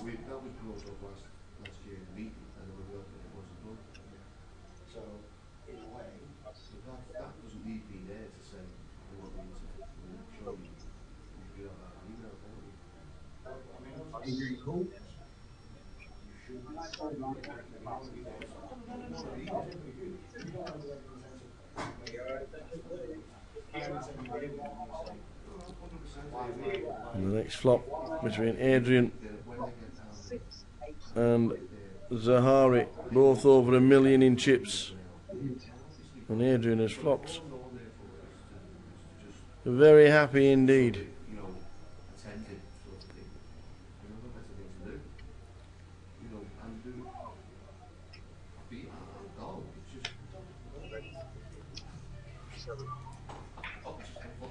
I don't suppose you do either.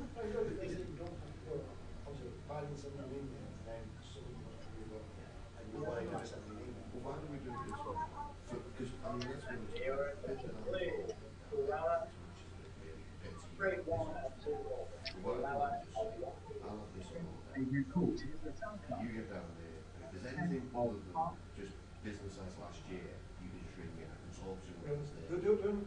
All I'm doing, I want to do a walk around for Carbon Magic, because obviously John's still, and Jack and David himself going in.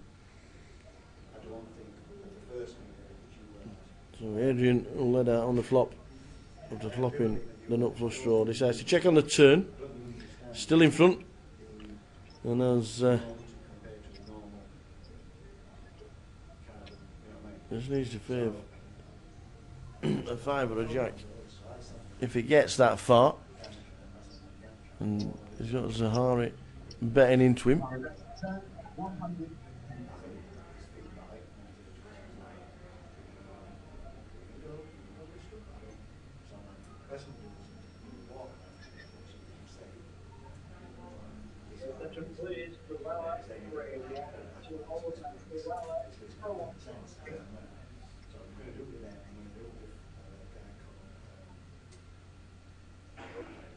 And a big bet from Adrian.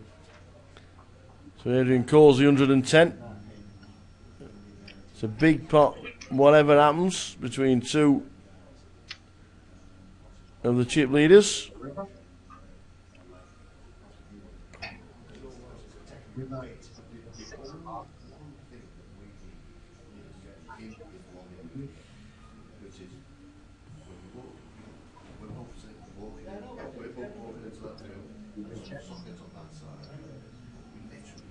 So check from Adrian. Zahari might just check behind it.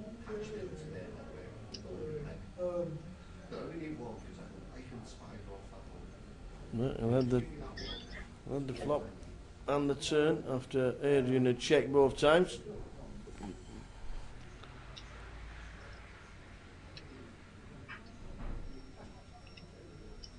The only way he's thinking I can win this pot is by betting out.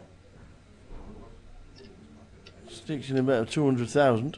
He will put Adrian to a bit of a test.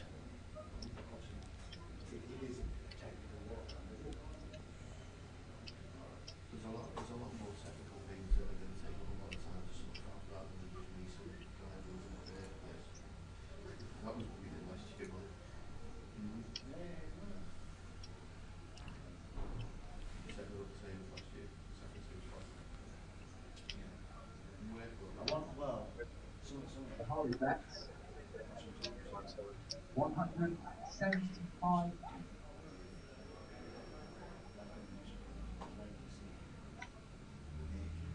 With a bet of 175 on the river and a fold from Adrian. It's a great bet. It's a great bet on the river.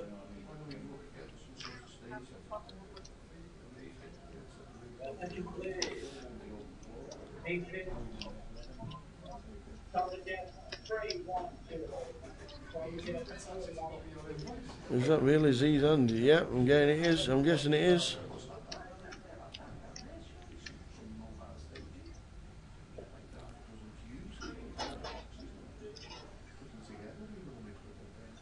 Seven left.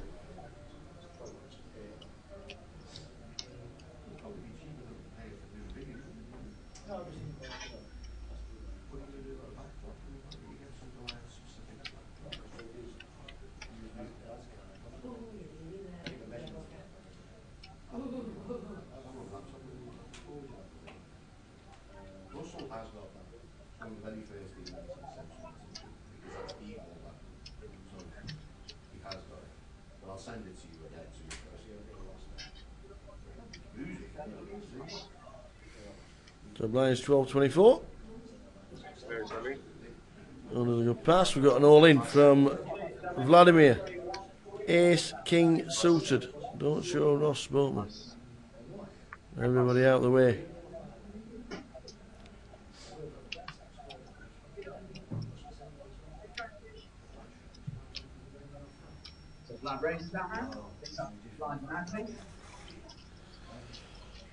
It was good play from Zahari.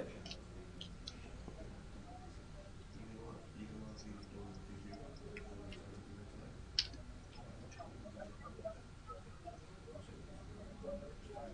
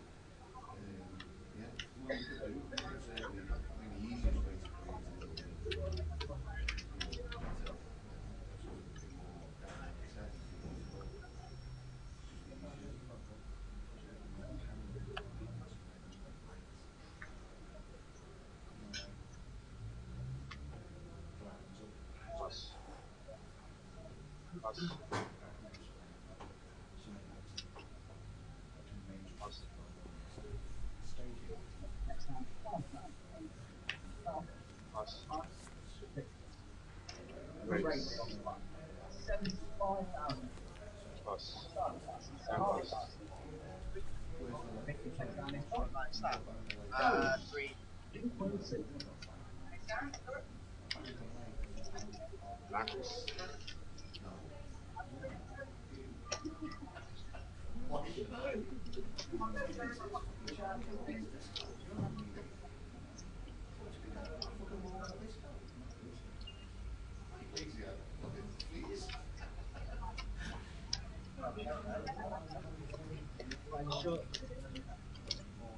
7 players left. Next event for us in 5 weeks' time is Manchester.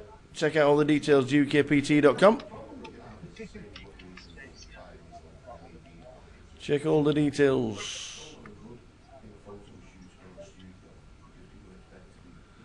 Make sure you try and qualify for the £200,000 guarantee. £1,000 main event. Should be busy.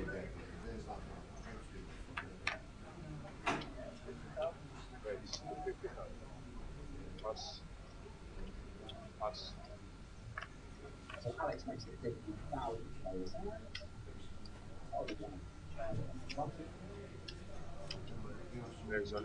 Charlie raises all in. We have an all-in and we're going to get a call here. This is Charlie all-in with Queens. Alex makes the call with Ace King. So the cards are in the middle. Charlie down to 329,000 with the blinds at 12.24. Flop, please.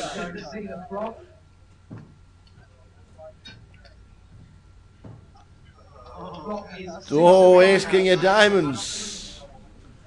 2 diamonds on the flop. Giving Alex flush draw and 2 life cards. Alex Spencer. Oh, the queen. Well, if it's a diamond, apart from the jack of diamonds, we lose one. Other than that, we get a double up for Charlie.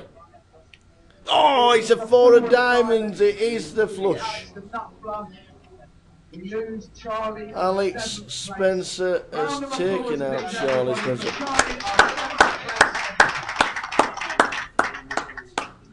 What a great effort from Charlie. Charlie has just been taken out. Charlie. Queens. He hit the queen on the turn. Oh, a 10 on the river. A diamond. And it was a diamond. And Alex Spencer takes out the last 2 people. Charlie Coombs is out. Good effort, sir. Good effort for 8,950. We're down to 6.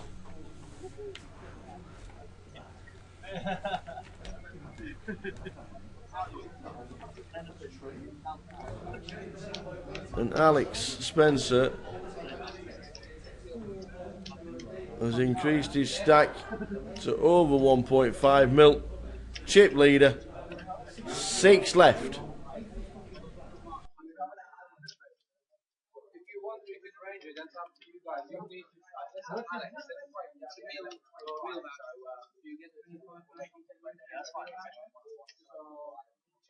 You agree between yourselves when you want to deliberate, guys.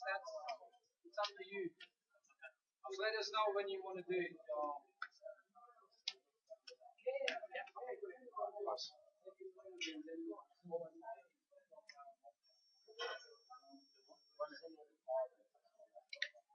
There's 6 players remaining now. Last round. Zahari on the button. Makes it 50,000.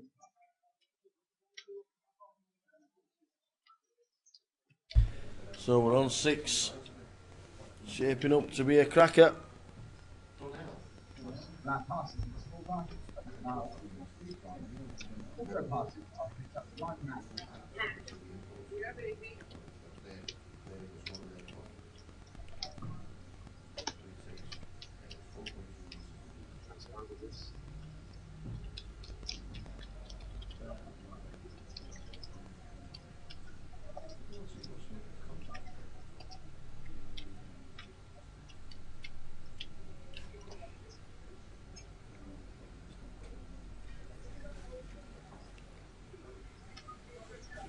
Alex Spencer would be favourite in the bookies' minds right now.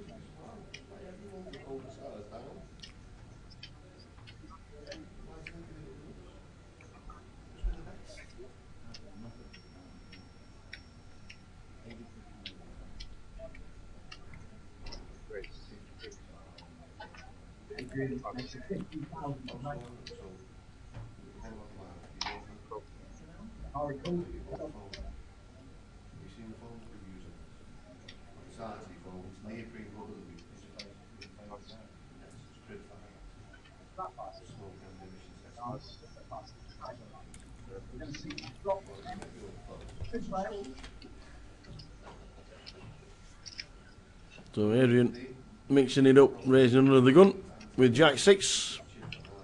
Zahari has him covered with the hearts. All in on table 6. And a 7. And 7.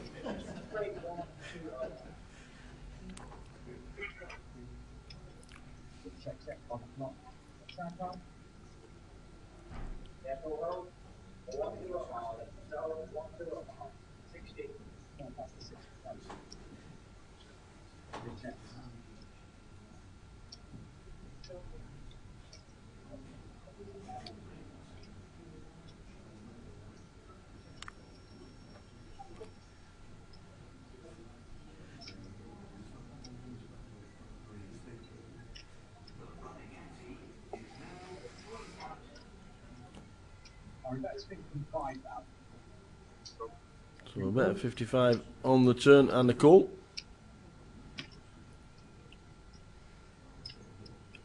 Will he get there? Or will he be able to push him off on the river? An absolute brick on the river.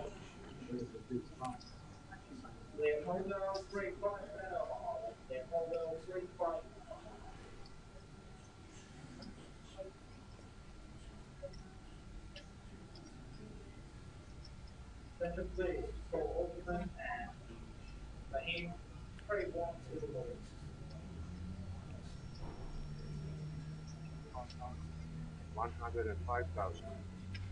Adrian bets 105,000.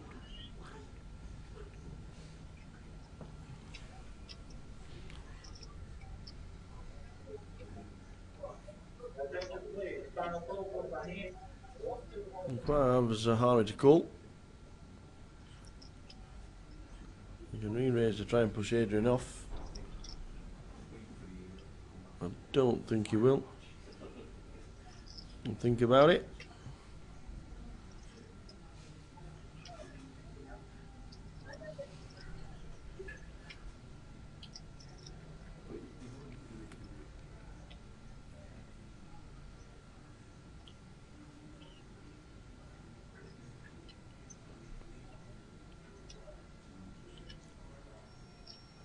What hand can he put him on that's less than his ace queen to actually make a call? I think he's got something like ace 9.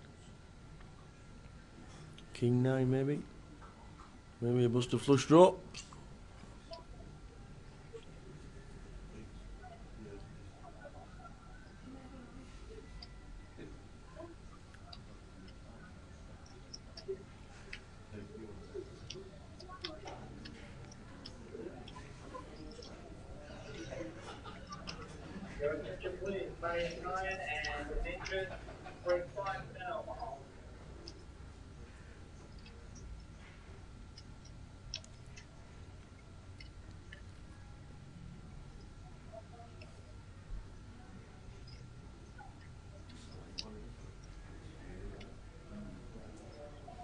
No, don't mean it's out.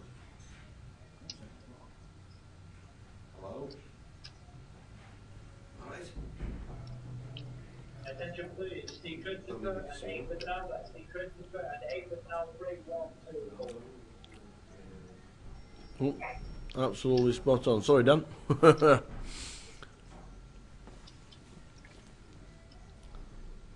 What's he trying to put him on?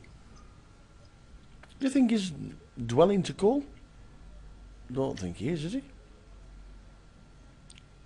No. Eventually passes. You were right. There's me thinking the old 9. The 9 would have been a straight. Cheers, Dan. We're down to 6. Charlie Coombs, the last man out. We are on 6. Chip leader is Alex Spencer in seat number 2. Zahari not far behind in seat number 6.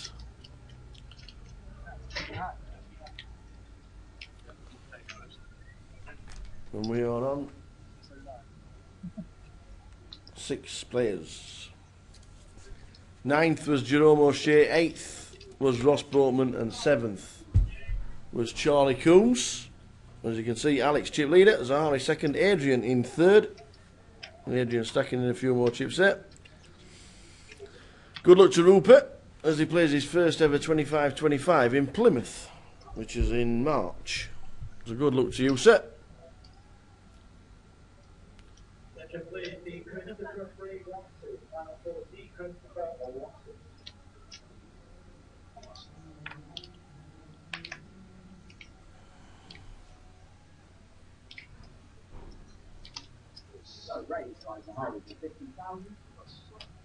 So under the gun with the 3 Zahari razors.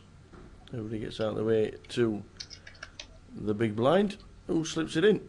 Easy as that. 6 left.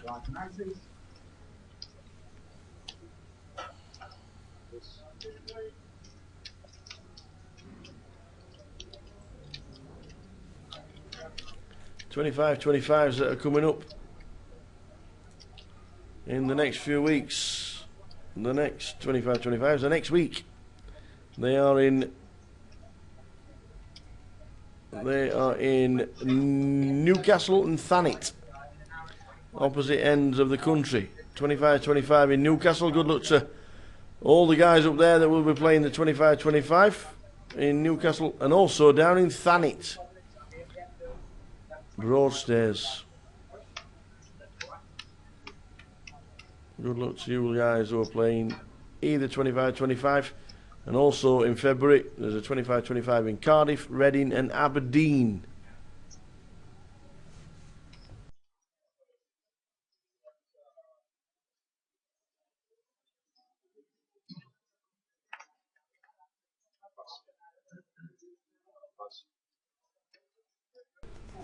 So 25-25s in Newcastle and in Thanet this week. And incidentally, and strangely enough, Newcastle and Thanet having a 25-25 for the first time ever. It's the first time Newcastle's had one, and it's the first time Thanet has had one. So if you're going to be playing them, good luck and enjoy them. GUKPT Leg 2 is in Manchester in 5 weeks' time. We will be there.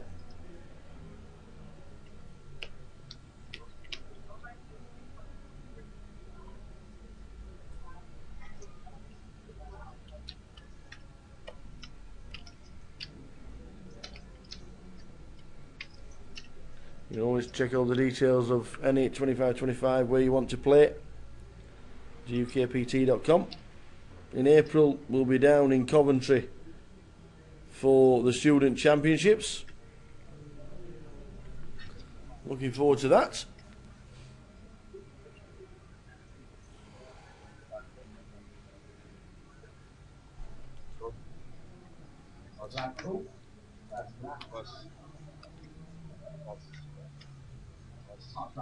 Harley. The option is midline. Check with option.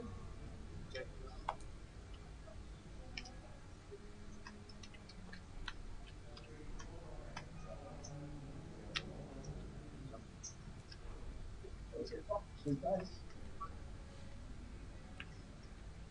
Drop comes 8, 6. 2 spades. 2, 4, 6, 8, never too late. Vlad with the deuces. Ooh. Find it hard to call it.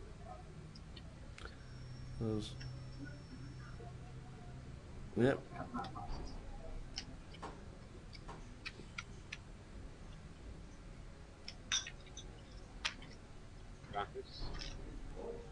So defender of the king deuce. And it's a winner. As you can see, chip counts and aggression frequency. Victor Lukin playing the cards, sitting there, enjoying himself. Junior is on the rail.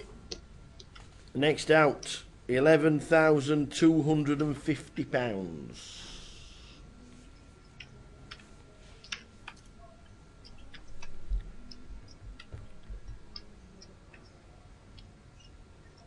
Please leave the money, 3, 1, 2, 4.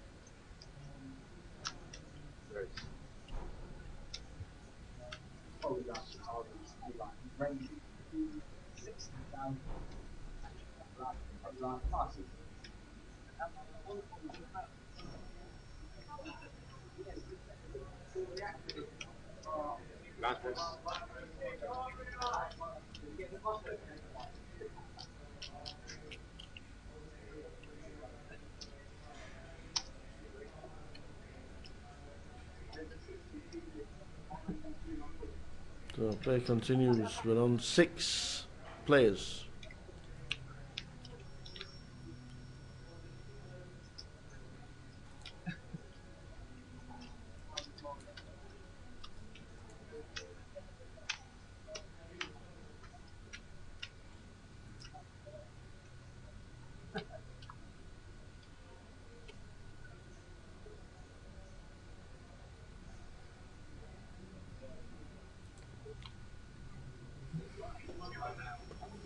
Blinds 12.24, running onto your 3,000. About 20 minutes to go of this level. This is all for this for the side event. The blind went on 153. You ante of 25. That's blind up. Side event 153 with ante of 25.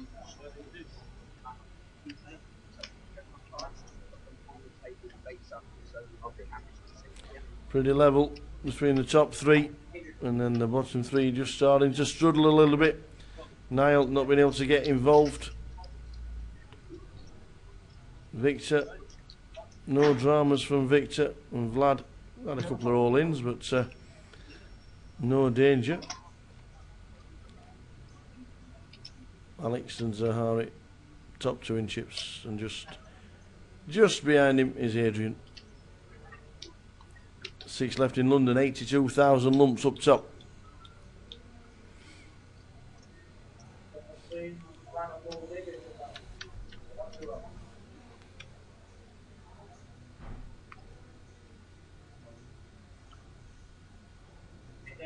Let me have time.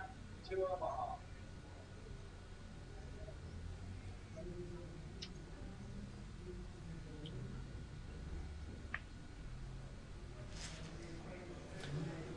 Under the gun.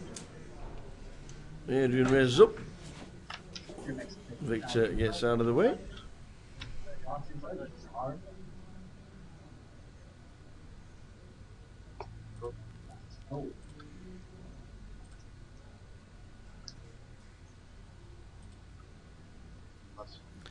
Zahari likes to paint. And Alex will make it up with Ace Jack. So we're going to see a flop 3 ways.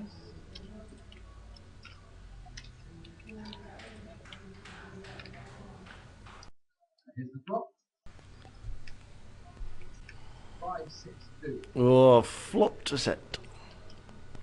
I flopped a set. How do I get paid? Says Adrian. Alex checks. Adrian bet 75,000. Oh.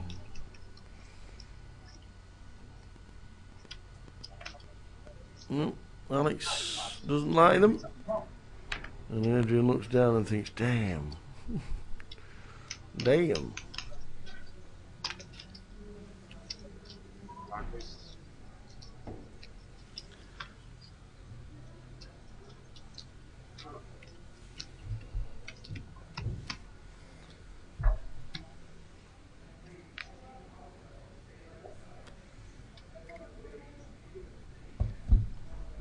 $25-25, Newcastle for the first time next week, and also Thanet. Good luck if you're playing.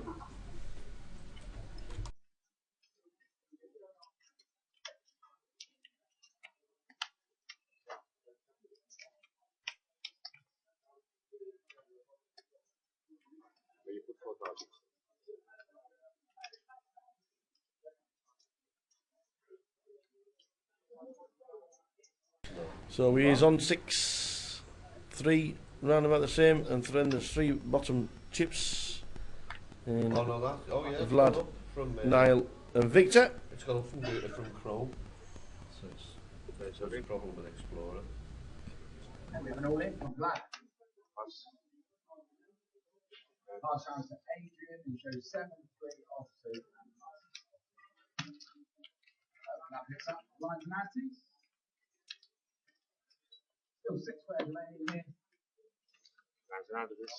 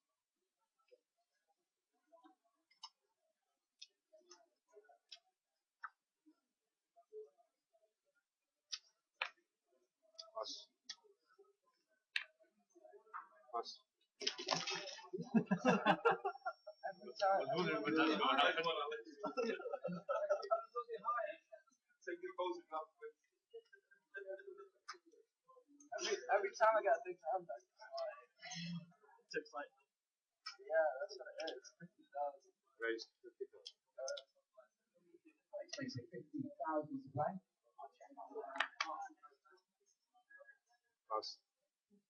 And pass.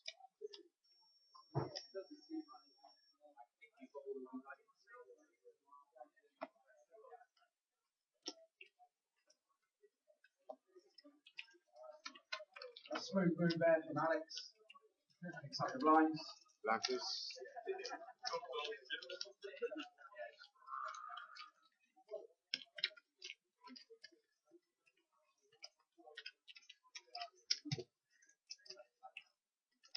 Probably dropped about 2 players.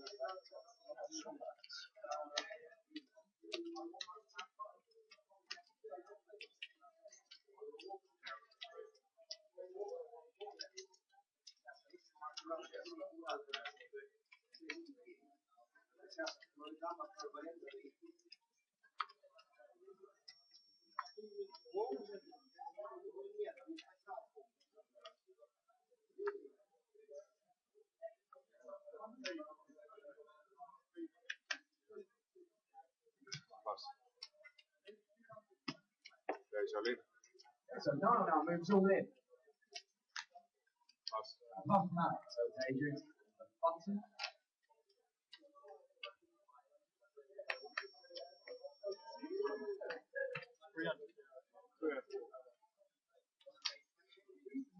Still on 6. Ace 9 against Ace 9. Blinds up in about 15 minutes time. Or just under.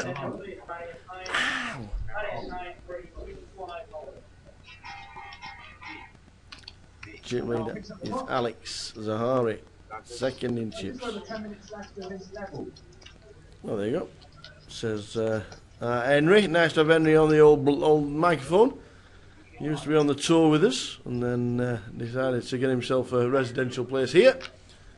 And he is now part of the fixtures and fittings down here in the Vic. Loving it large.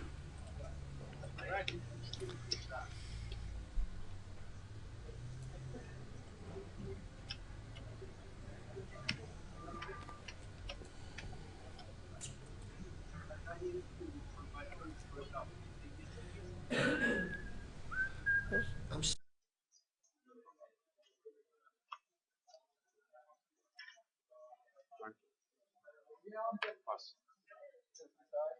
Raised 50,000.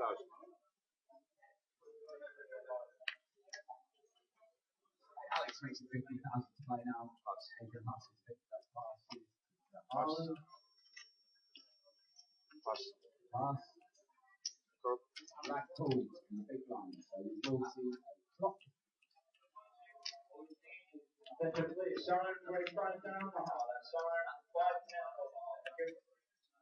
The flop is pick 4 jack. Check. Lad checks, Alex checks, phone card. 5 on the turn. That bet's 75,000. Alex under breakfast. You cheap salad. So we flop 2 pair for Vlad, who's sticking in there.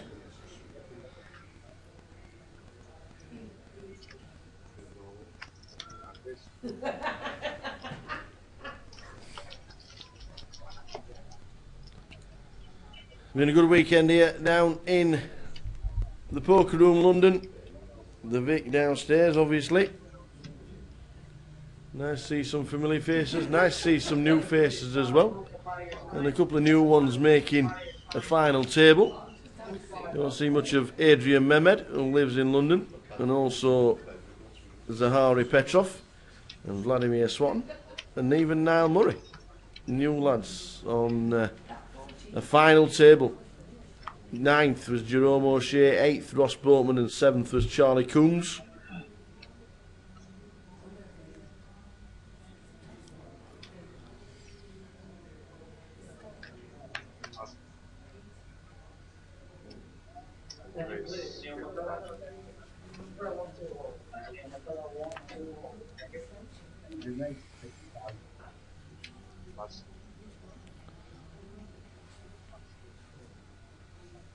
And as Henry said, just under 10 minutes to go until the end of this level. Now moves all in.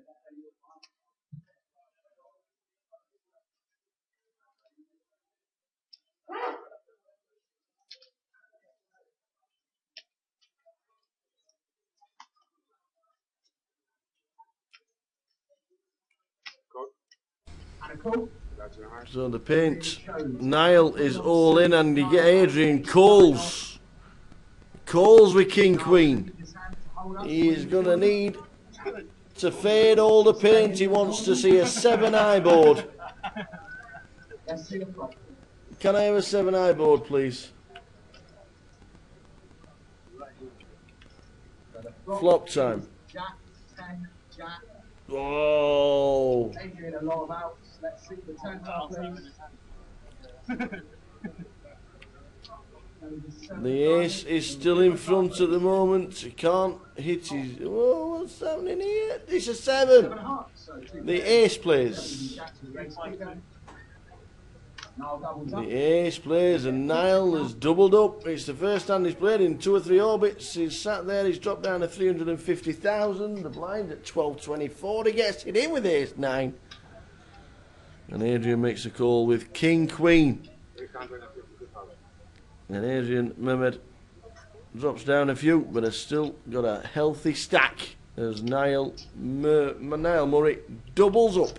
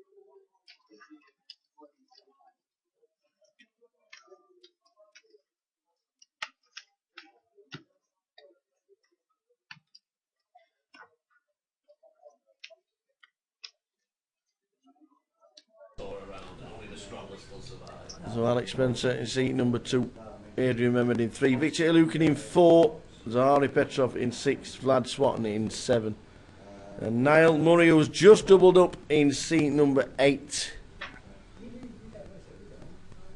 Next blinds will be 15,000, 30,000 very shortly.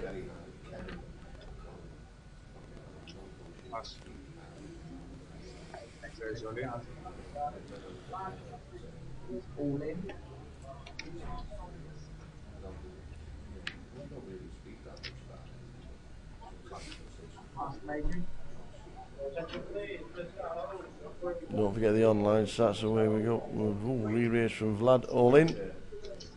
The online satellites for the 25-25s tomorrow night, Monday night, Wednesday.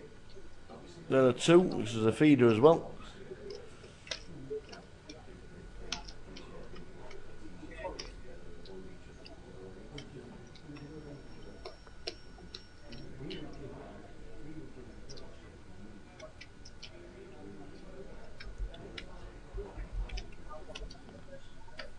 Check out all the details online for the satellites for the 25-25s, Mondays and Wednesdays mainly.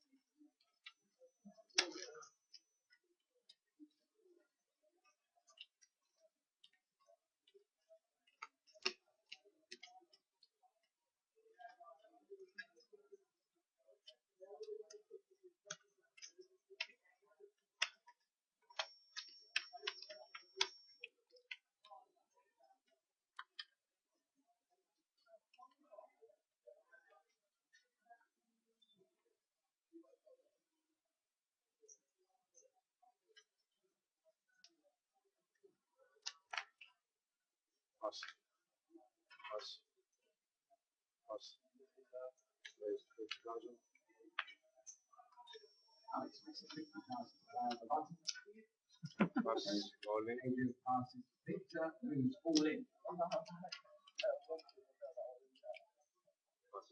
And Alex passes. I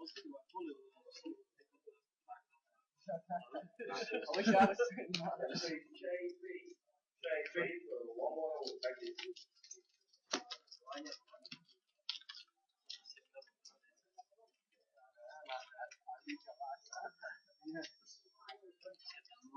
And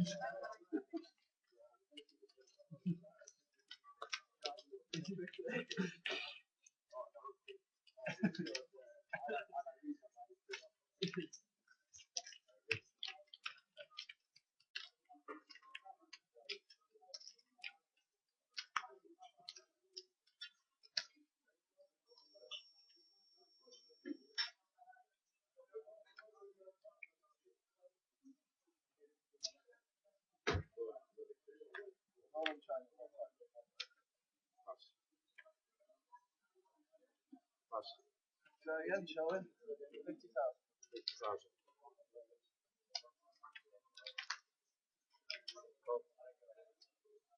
Pass. Okay, pass. Heads up.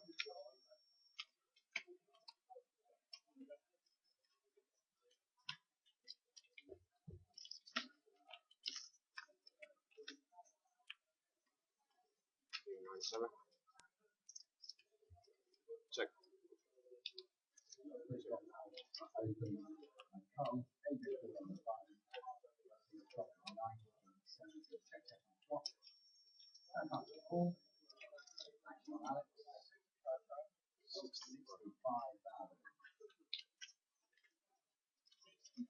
So blinds up very soon. Just, just had a big cuddle. In walked Sin and Sibby. Sin Melling and Sibby. Sin played the main event unfortunately twice on Thursday, and didn't make it through today too. So she came down to say hello, and it's nice to see them both. They've been in Cyprus, they've just done the GUKPT, and she said to be in Manchester as well, which is good.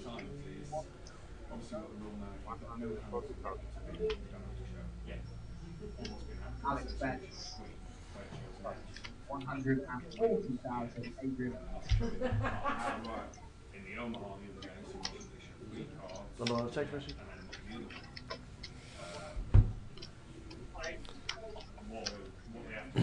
So Adrian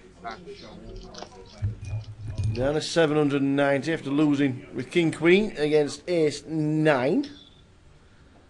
Alex cheerleader on 1.6 and Zahari on 1.5. The blinds up next hand, as you heard Henry. Henry's excellent on the mic.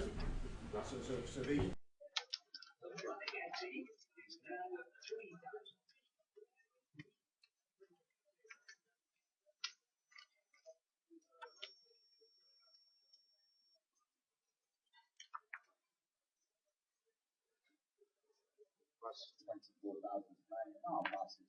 Okay. 50,000. I expected 50,000 play. Pass from Adrian and Victor. Pass. So Harry passes.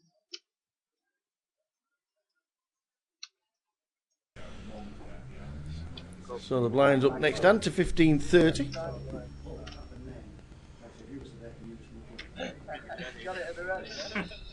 Victor, Vlad and Niall. Niall not so much, but Victor and Vlad will need a double up to get themselves back into it.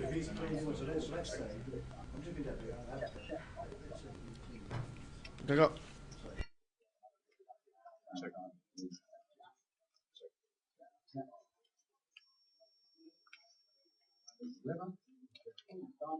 Check.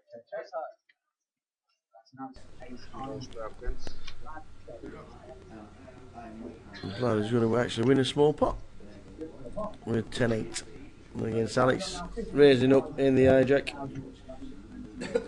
defending Tom.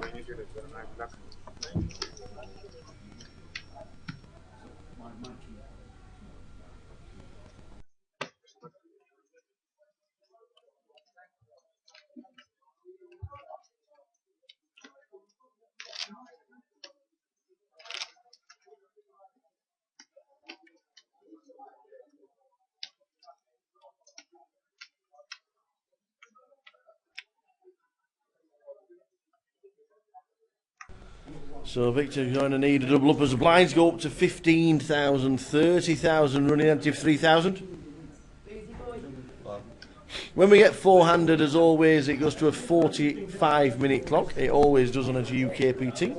50, 60. Alex has got a mountain of yellow chips, hasn't he, as you can see. Mountain.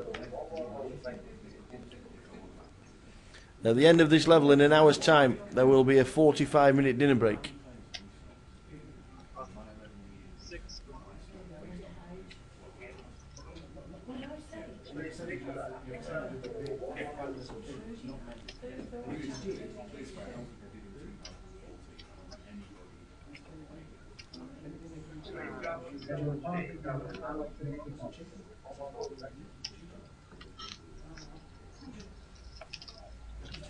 I think what we need to find out is how most of the clubs and tournaments rule elsewhere around the world. If we're trying to become more in line with everyone else, what we'll do,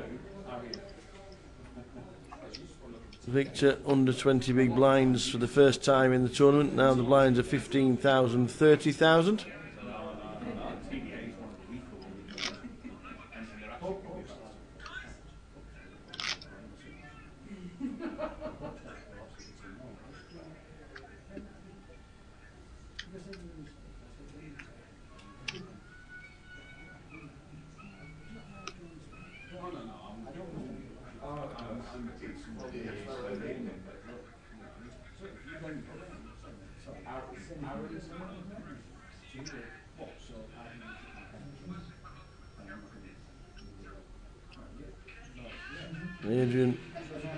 Adrian under the gun. Besides, no, lost a few chips to get out of the way. Raising the cut-off, pretty standard from one of the chip leaders. With any two, Niall might re-raise it. Or will he just peel? Because he's probably thinking it's a standard cut-off raise from Zahari. If you only call, you probably set mine in and nothing else.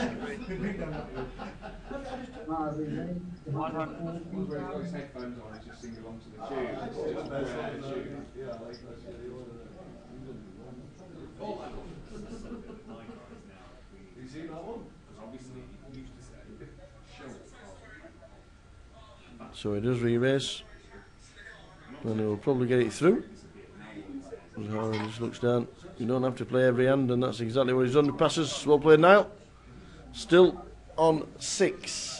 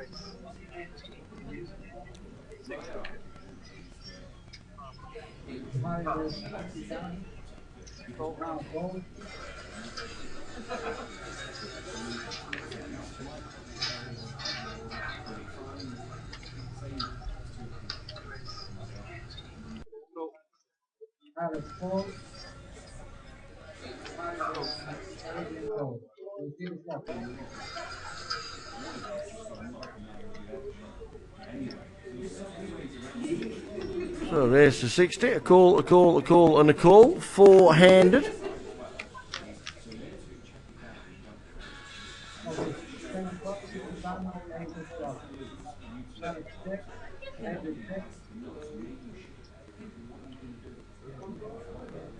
Alex takes the lead and checks. Everybody checks. Alex still in front.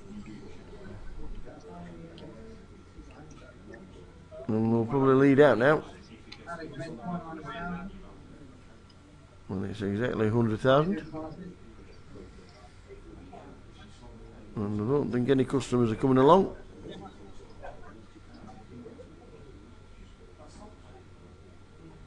Nope. So Alex takes another one.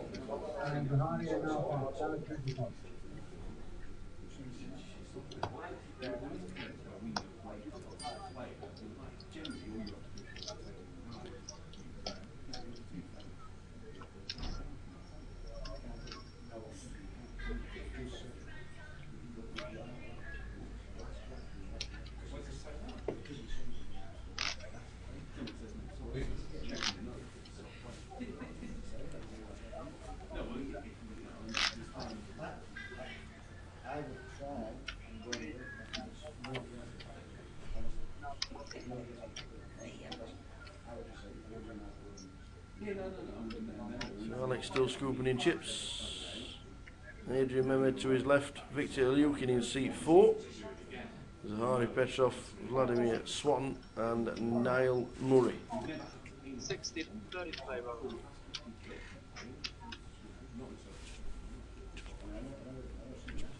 Push. No. No. It's alright. I was just letting you through the door. 60,000. So Alex on the button, raising it up. Victor Ilyukin has got Victor Ilyukin. In fact, it's Adrian with the ace king. I do apologise.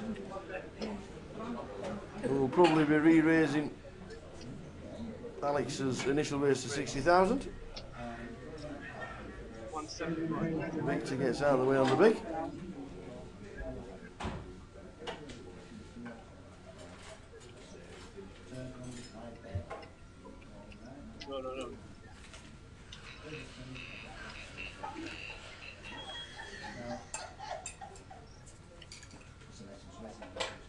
No.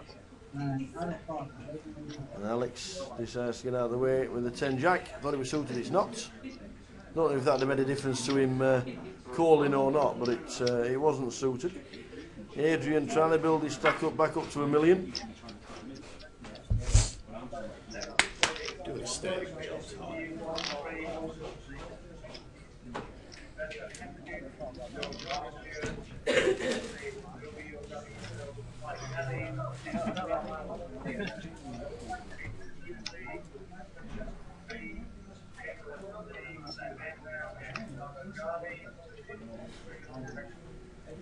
I'm the same as you.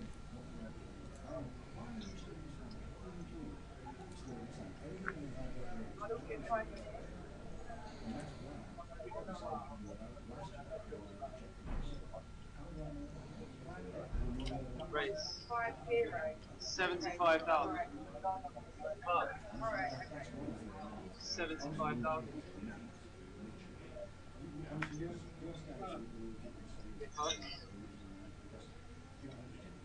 75.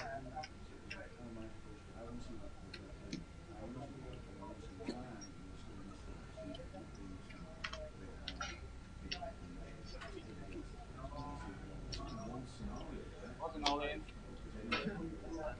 Yeah, I noticed you had the triangle as a card protector.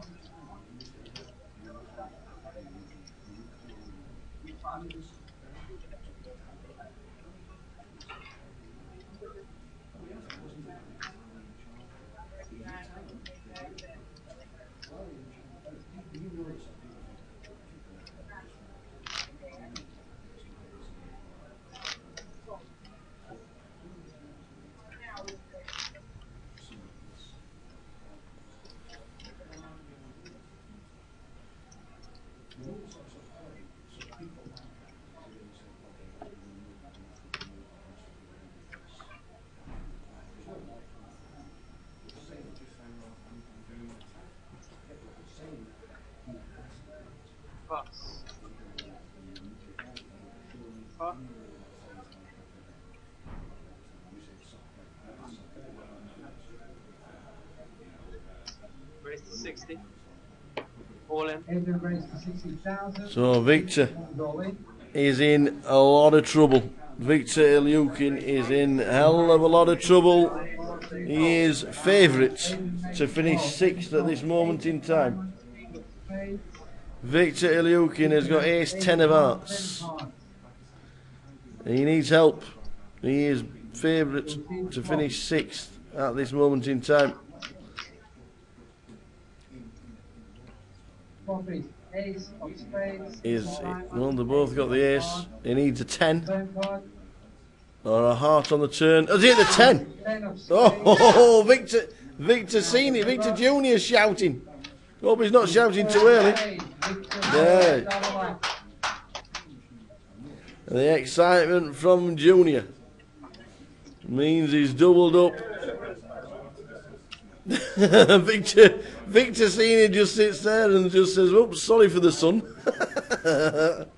Victor Lukin has doubled up to nearly $1 million off Adrian in seat number 3.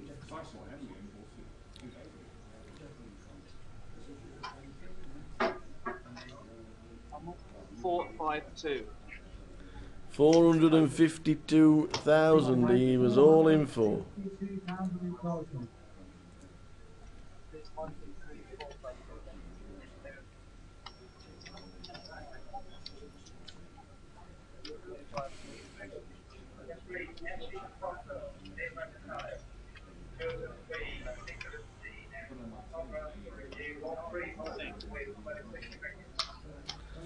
So Victor Senior just sits there, doesn't say anything, and he's now up to 3rd in chips.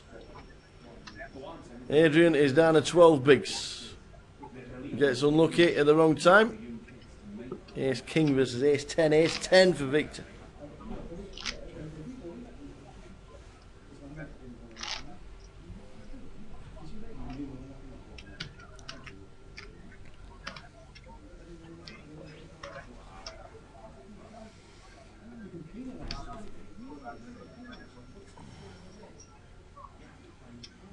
So Victor be stacking the 5,000 chips up. The red and yellow ones are 25,000s, and the white ones are 1,000. Raised to 60.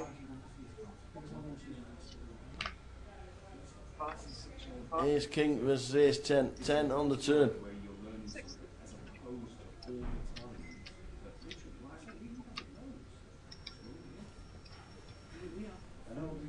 Cool.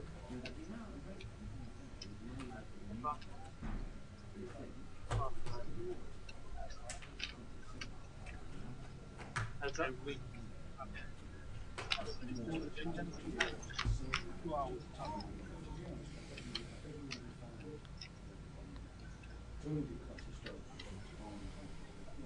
Check.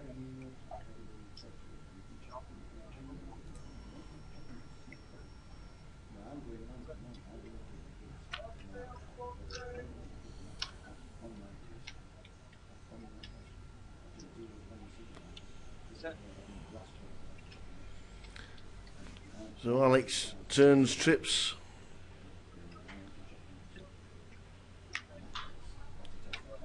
If an ace comes on the river, there could be fireworks, but no.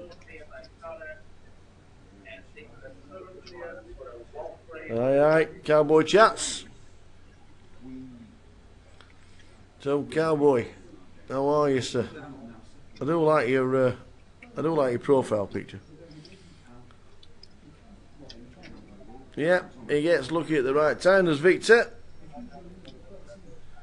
He's a nice fella. I like old Victor Lukin. We always chat when we come down to London. He doesn't travel very often. His son plays a lot of poker. Travels to Vegas. Does Victor Junior. And does the major comps. But Senior just stays down in London. Second time he's cashed here in the Vic. And he cashed in the grand final 2 or 3 years ago.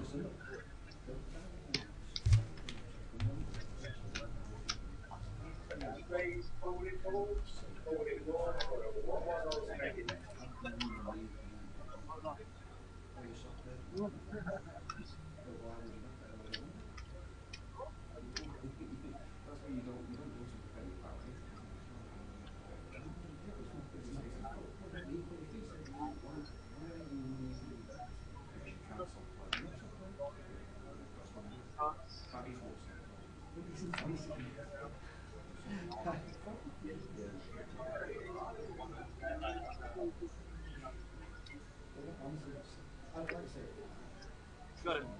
I'm not.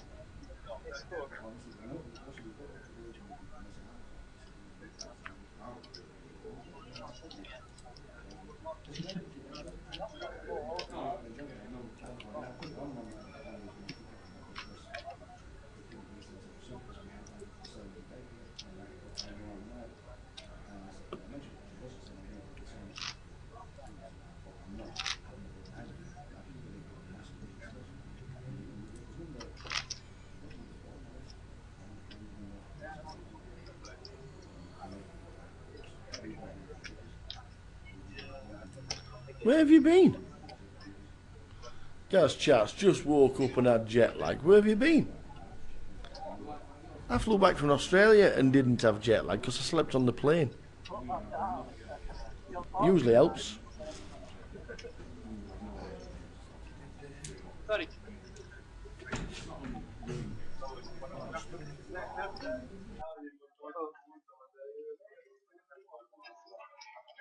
Raise. Like it's 60. Last raise is 60,000.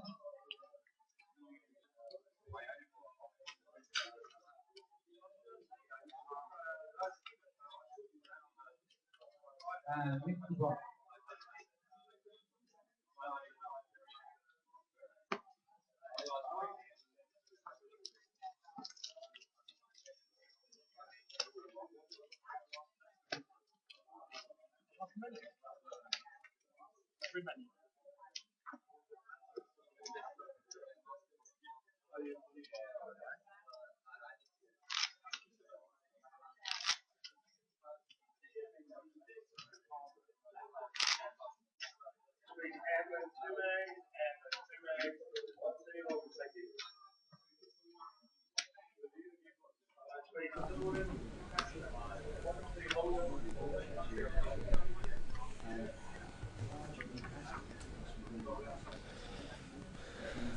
So Victor Ilyukin has doubled himself up.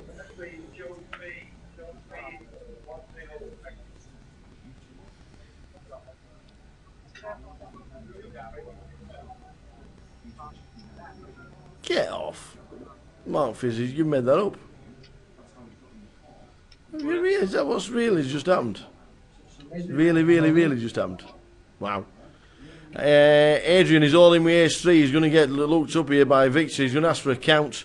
Victor Ilyukin might take all the chips off Adrian here by the looks of this.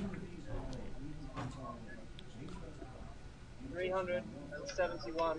If Victor takes... If Victor calls and wins... Oh, it's in! The triangle's in!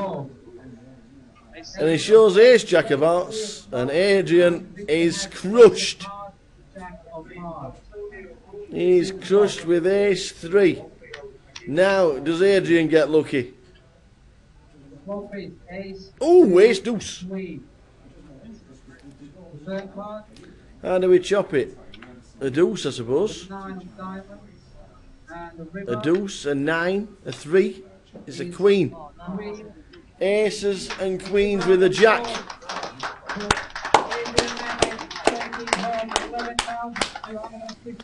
What a great effort. New kid on the block, Adrian Mehmed. Don't see many GUKPTs, but he's just finished in 6th place. Well played, sir. We're down to 5.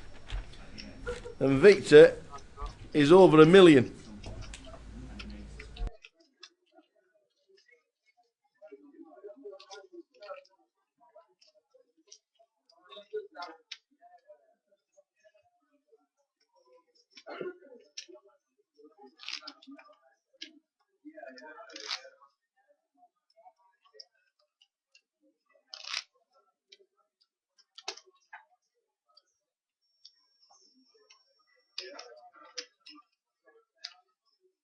Thank you.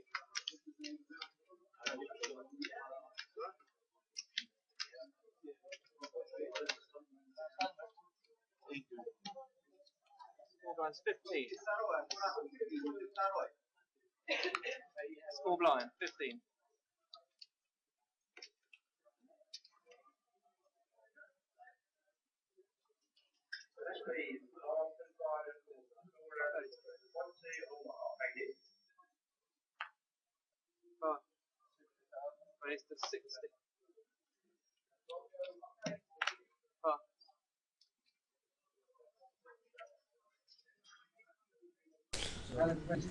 So, Victor Ilyukin has got all Adrian Mehmed's chips. 5 left. Well, please, Jack of spades, 2 of spades, 8 of hearts, and Hardy checks, and Alex checks. Third card is 7 of hearts. The Hardy checks, Alex checks, and the river is 3 of hearts. All players checks. Hardy shows pair of eights and makes the call.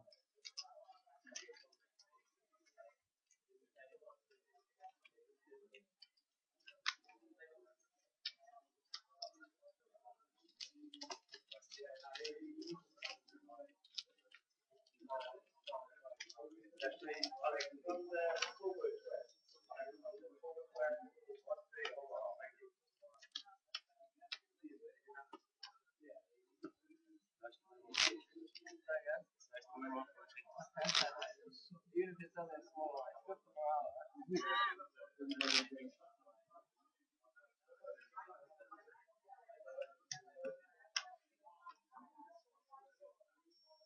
Thank you. He wasn't getting your fire at the time, was it?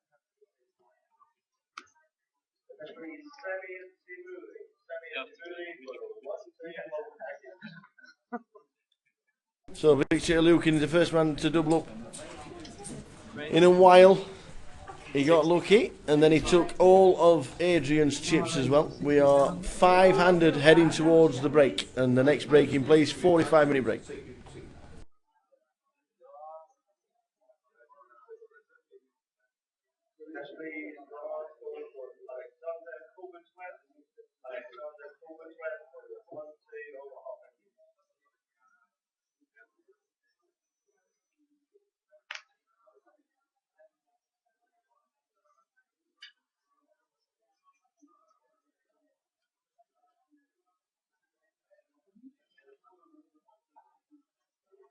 And then the passes, and now with the call.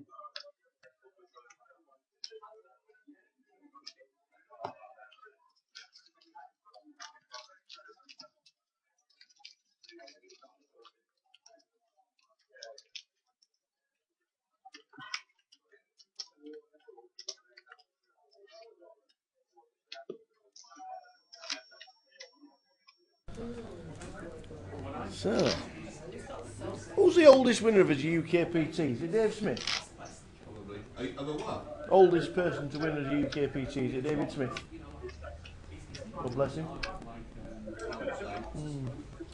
I think it is. I think Victor Ilyukin's about 63. I'm not sure how old David Smith was. When he won it? Yeah. God bless him, old David Smith. I'll have to check. I don't know. It's about 3 years ago now, isn't it? Yeah, I've seen him in DCD. Yeah. Not on the floor.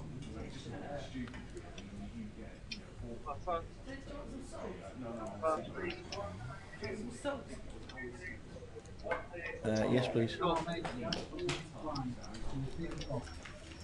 Where did all his chips go? Well, he called 400,000 off with King Queen against Ace 9 and missed. The Ace 9 of Niall doubling up, and then he lost Ace 3 against Ace Jack. Brian Clark.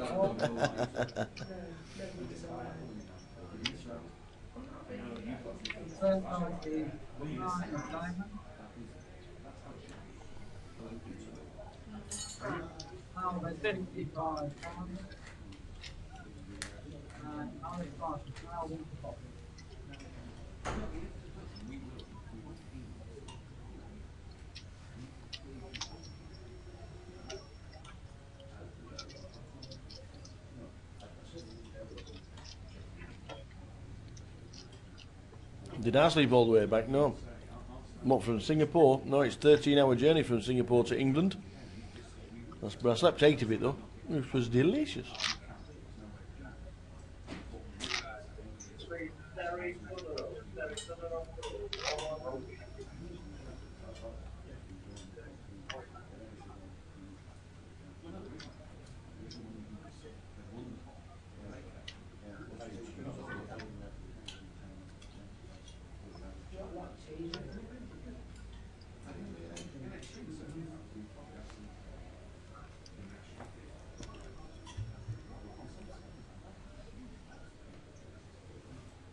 $30,000. Half was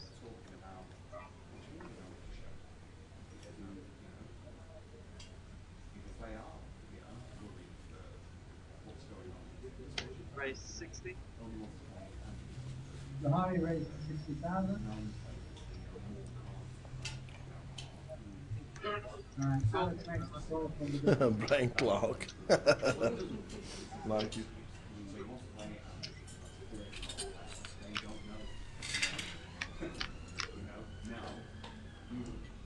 Small fish, 612, 712, and 10 diamond. Alex checks. Did it? The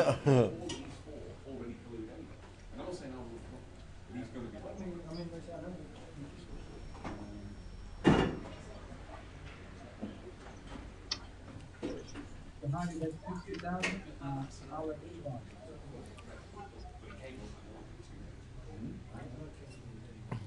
Did I ever? No, I didn't. But I managed to get all 3 seats. Hee hee! Bonus. GUKPT grand final. No, not sorry, not the grand final. The final of the main event. We're down to 5.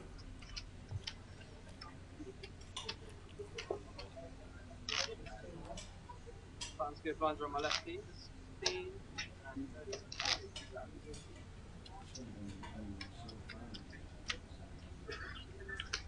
You PK on it. Swimming.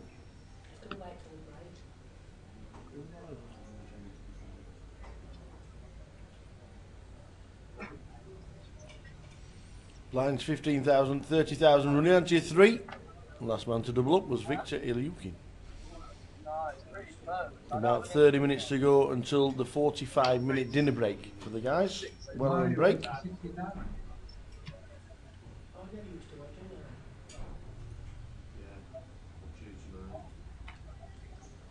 Raise 125. Now he raised 125.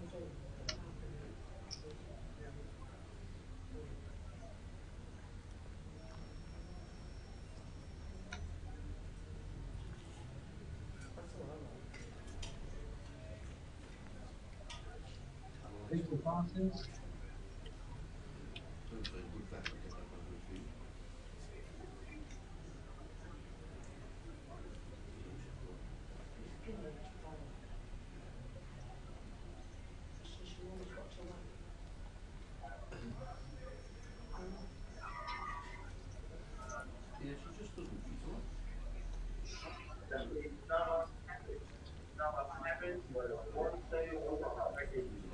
So active Zahari Petrov could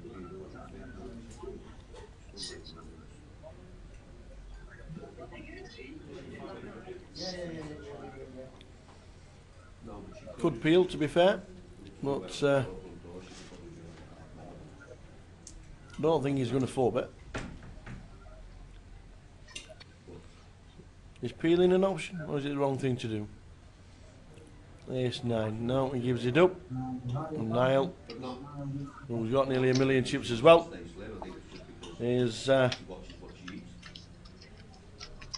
turning the screw.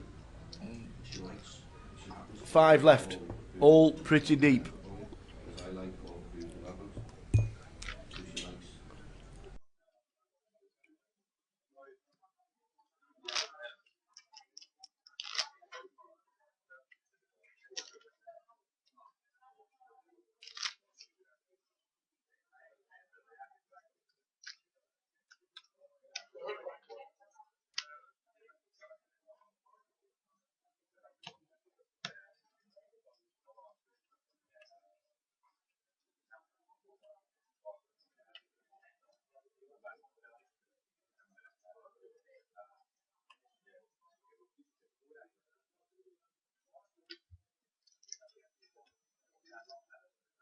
60.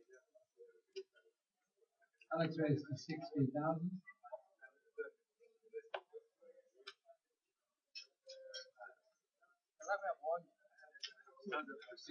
And Zahari calls from the big one.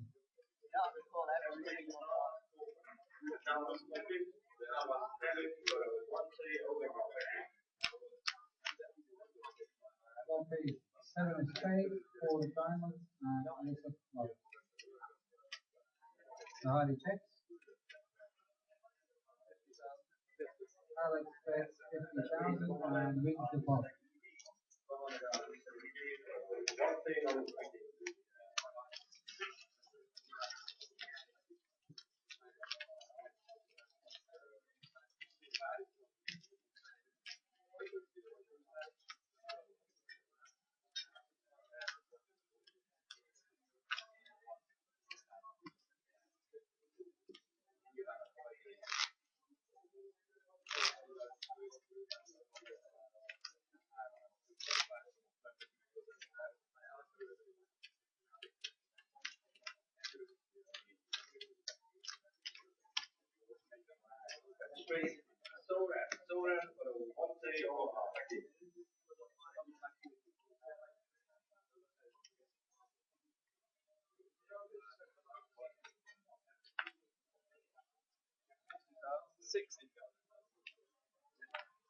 Alex raised 60,000.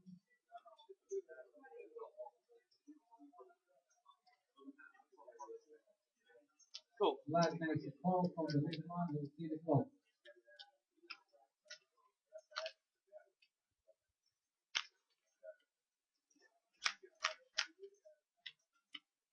Flop is queen of clubs, jack of diamonds, 2 diamonds. Cheers. Checks on the right. 65. Alex bets 65,000.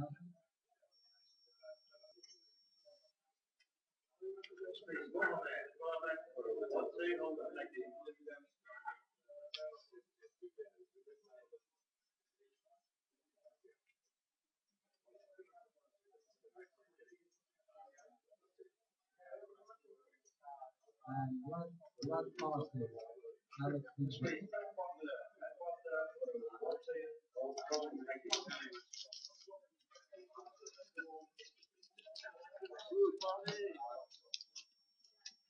Trying to liven it up a little bit.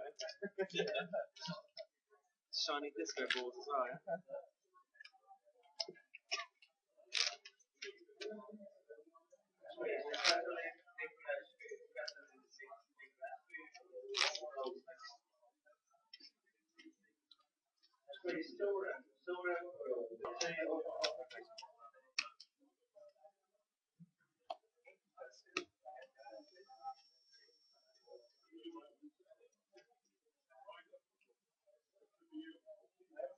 Ready.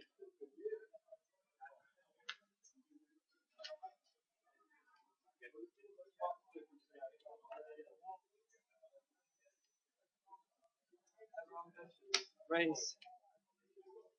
Zahari raised 60,000. And now call from the big one.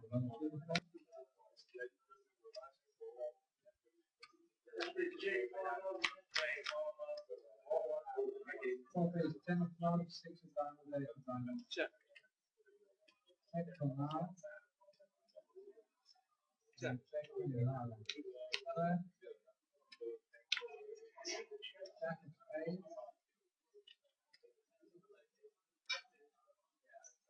50,000 bets from now.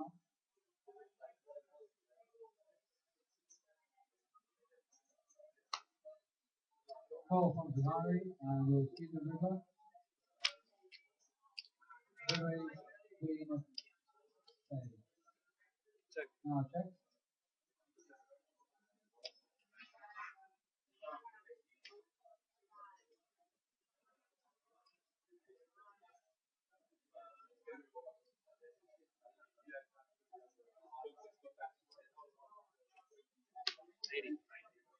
Cool.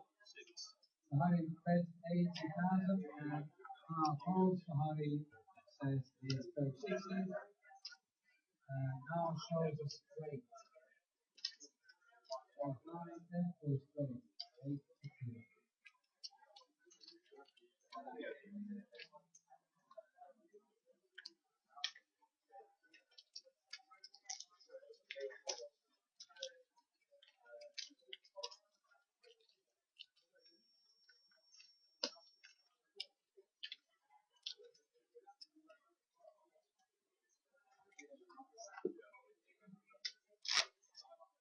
Go.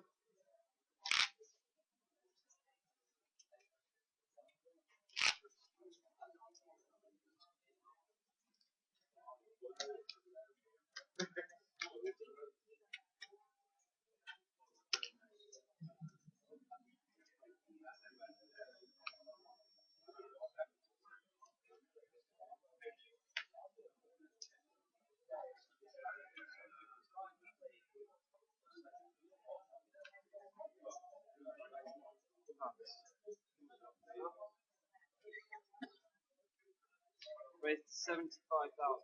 One race at 75,000. Now passes, and Alex goes 3, 2, 4, not slow.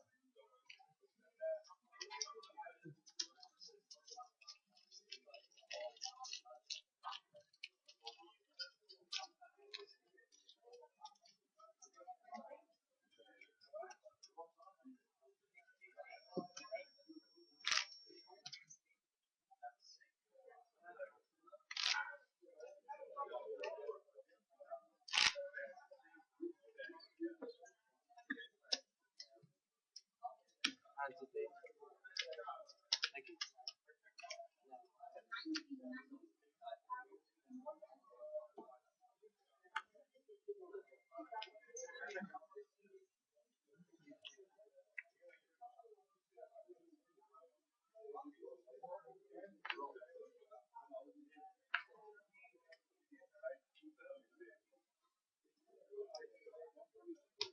60,000.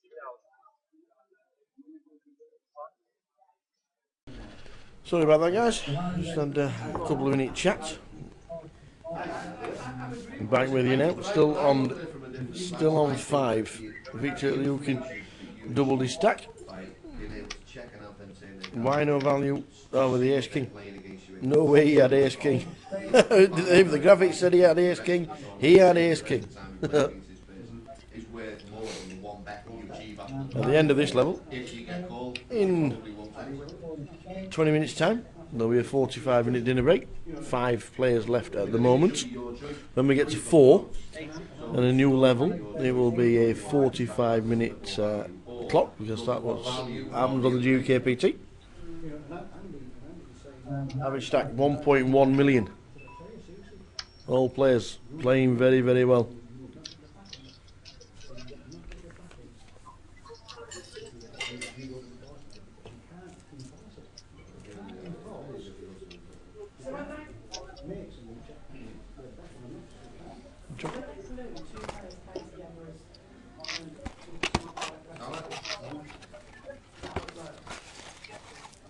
The number of times that happens on a basis of them gaining like a monetary shift is absolutely nuts. It's an easy cop out. It's like saying a supervised decision is fine. I hate that thing. Because if you can't make a rule without using that rule, then you should. You know what I mean? And you only use that because you haven't got a comeback.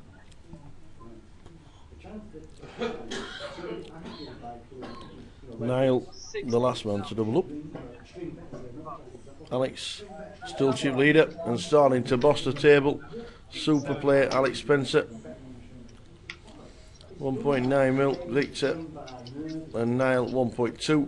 Zahari 900,000 and Vlad 653. Vlad's always been down towards the bottom end, but he's still in it with 5 left. And because 5 are left, the next man out is £15,050. Zaharis. Thank you very much. Why have I got Zahari? What's it like? That's in the partner. These are. I could go like that, but I couldn't go like that. On the information sheet, And the proper main chip gants from the poker room, it says Zahari, which is probably why I've been calling him Zahari. If I went like that in the States, I could go. And it stands.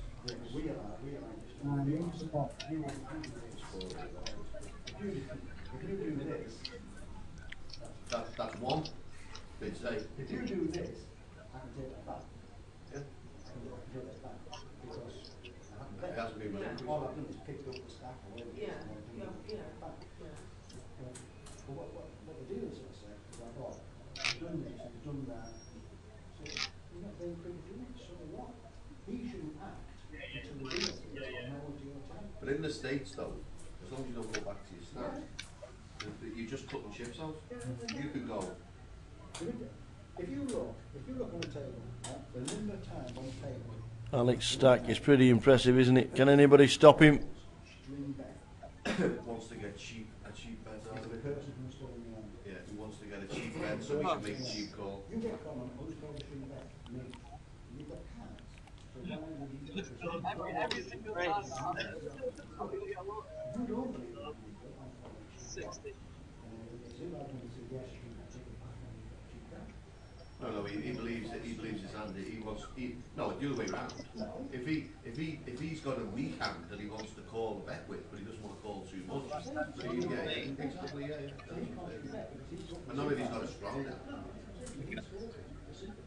We'll make the rule and back him up. Say instead of it being that, now it's only that, and they always just flat, don't they? And if the supervisor says no, it's not true. Well, here's a question. When do you ever see anyone who called for a string bet ruling and been given it ever raise?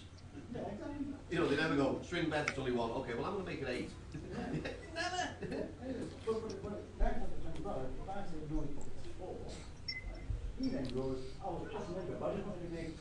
289 runners here in London, down to the final 5. Blinds are 1,000, 2,000. You've got a stack in front of you mixed with 5K, 1K. Victor raises it up. Small blinds with 1,000 in. Makes it 120,000 with the blinds at 20. Is that a raise or a call? Sorry, made it 1530. Do you know what it is? I don't know. I don't know.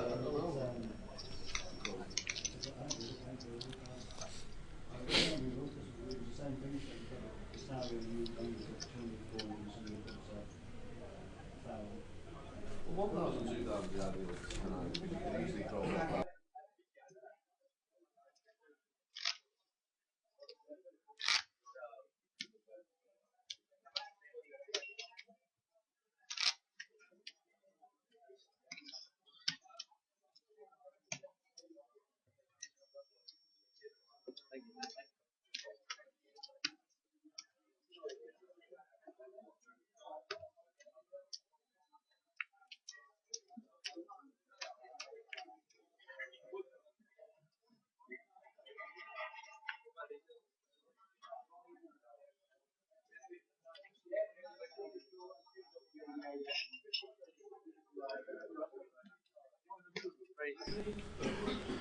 So heading towards the end of the session and a 45-minute break. I like 4x every now and again. I don't mind it. I don't think every single bet should be 2x. I don't think every single bet should be done by the book. Every now and again, stick in something from left wing. Stick it in from left field. Stick in a 4x. There's no wrong with that. Keeps them on the toes. Like it. It's probably why I'm not very good. But I like it.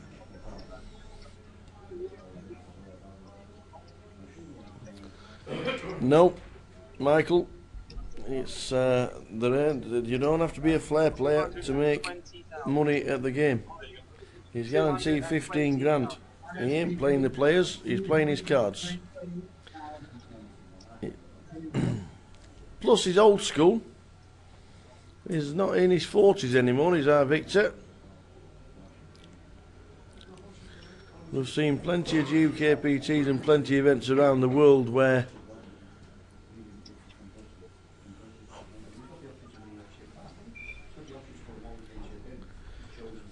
where people either just ladder up or they just play the card and just take the time and just enjoy it.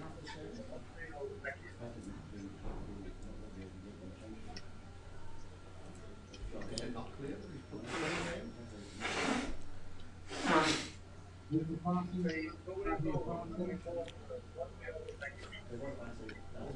shouldn't the action though be proactive? So Niall on the button raises it up to 95 with the blinds at 20-40.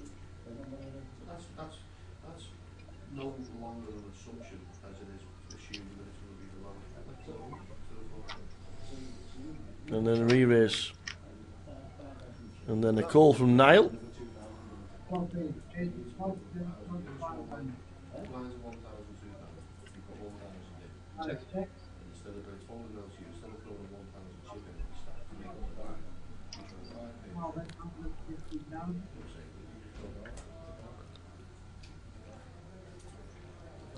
Now we're just going to call. Check call with an up flush draw. Wow, he moves all in.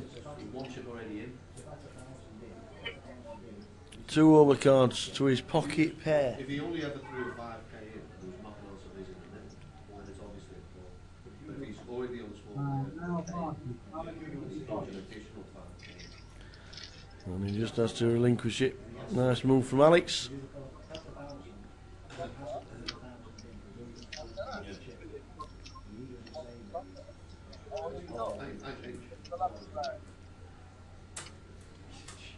Fuck, I was seeing it. I can see it like that. You're not going straight into the alley, man.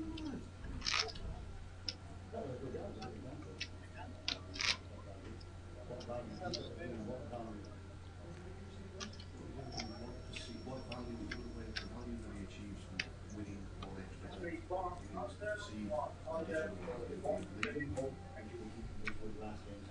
and lifetime of life.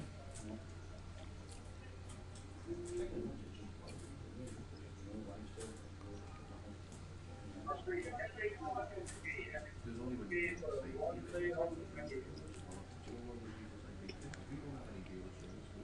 Raise 60,000. Raise to 60,000. to see if you can deal with any.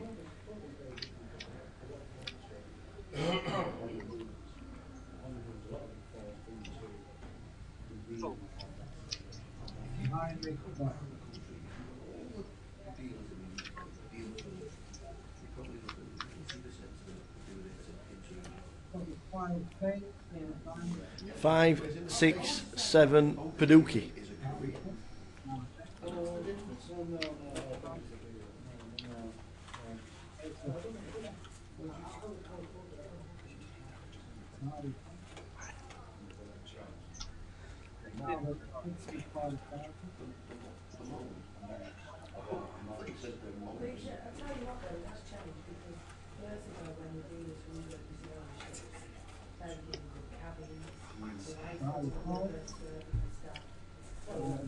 So Zahari, now the hair sits.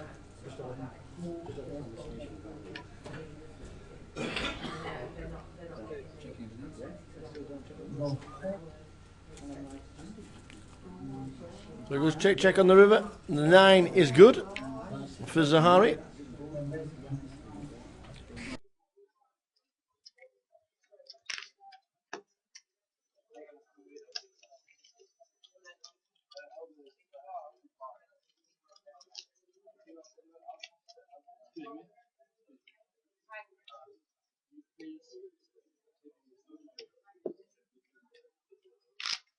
So 20 bigs for Vlad and for Niall. Heading towards the break. Around about 8-9 minutes time. There the guys, we're going on a well-earned 45-minute break. They've got food ordered by the casino, all complimentary of the GUKPT. So we'll be enjoying their 45-minute break at the end of this level in round about 8 minutes time.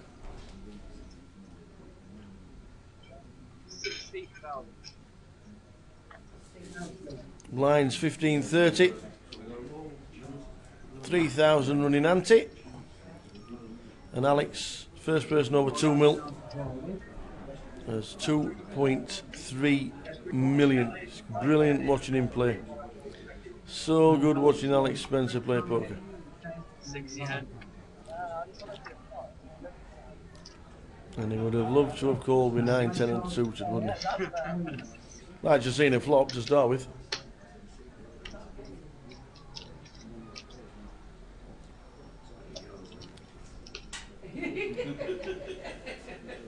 Not exactly dark,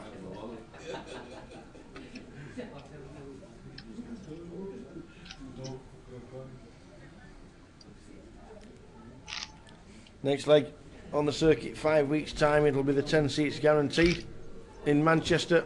Check all the details on the GUKPT website about the satellites online. Next 25-25 is the first one ever in Newcastle and the first one ever in Thanet. That's next weekend. Next weekend, 25-25. There's plenty more going on as well. We've got the Student Championships this year. We'll be there in April. We've also got the Goliath in August. And I think the Goliath has got an extra starting day. Yep. On the Saturday. Yep. Indeed it has. Full Saturday, Sunday, Monday, Tuesday, Wednesday, Thursday, Friday, Saturday, Sunday, yes.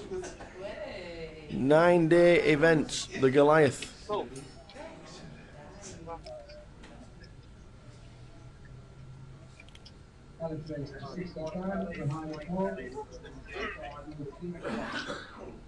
So August just about taken care of.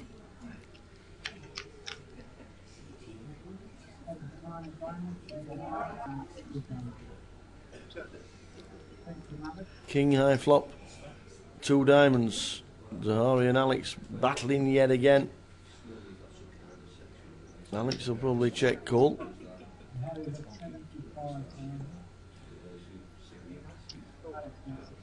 Which he does.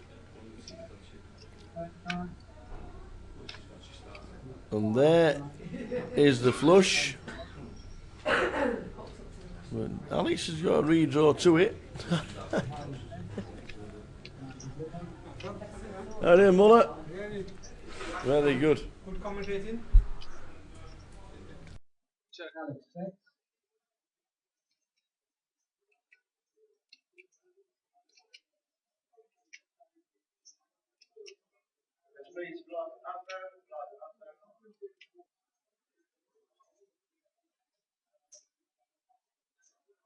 So Zahari stays in front when the flush hits on the turn and a blank on the river. 100.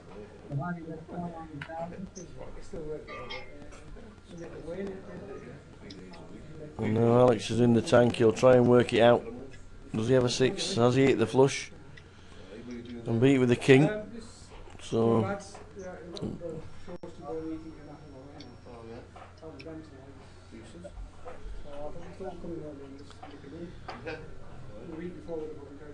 first person over 2 million in the event.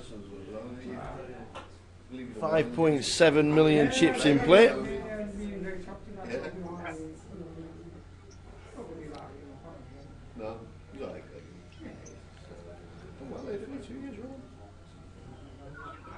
So Alex Spencer, can he find a fold, or does he still think he's in front?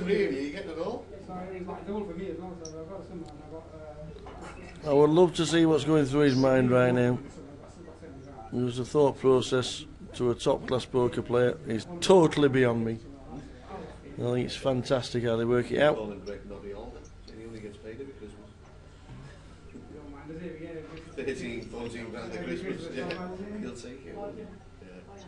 So Alex still weighing it up. Was he flushing? Has he hit it? The straights there. Has he got a 6 in his hand? Probably not. But he, as you can see, he actually has.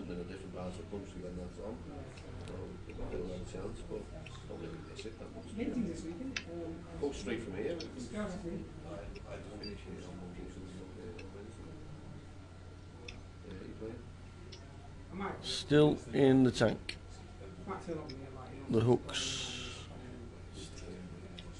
Raising under the gun. Zahari calling on the bun, and he does call to see what he's got. And he instantly mucks. I've got the flush. I've never got the straight. So a big hand for Zahari over Alex Spencer.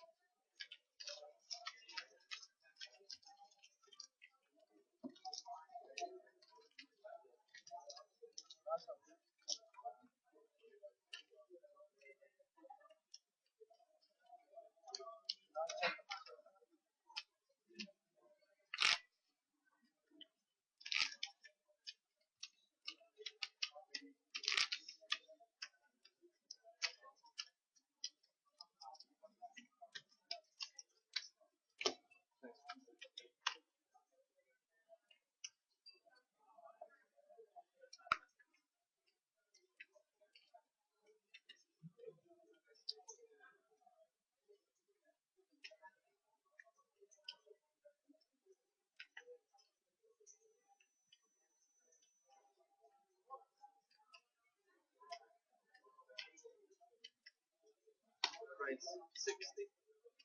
All in. The highway raised to 60,000. Announced all in.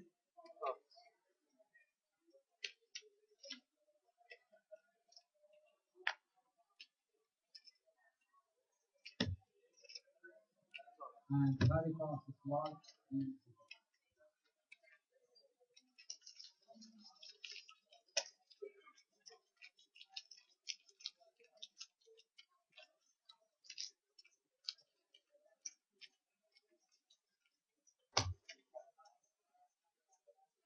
So heading towards the break. I'm guessing this could be the last stand before the break with less than 2 minutes to go.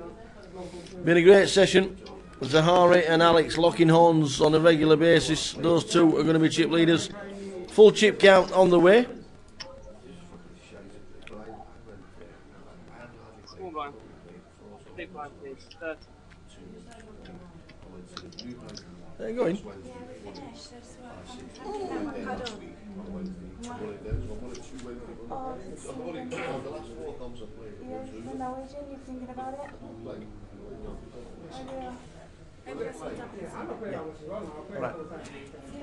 See you later. All the dealers heading out. Most of the freelance dealers finishing out for the weekend, as you can see. Are we getting one more then? Last hand.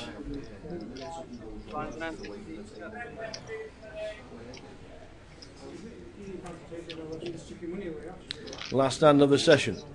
Most of the freelance dealers are leaving. Been excellent run comp yet again. Dealers are being superb. We're starting to get to know the dealers as well as the players now, which is good. So the final hand of the session. Is anybody going to contest it, or are we all going to think, well, you know what, I want my dinner and I'll see you in 45 minutes time?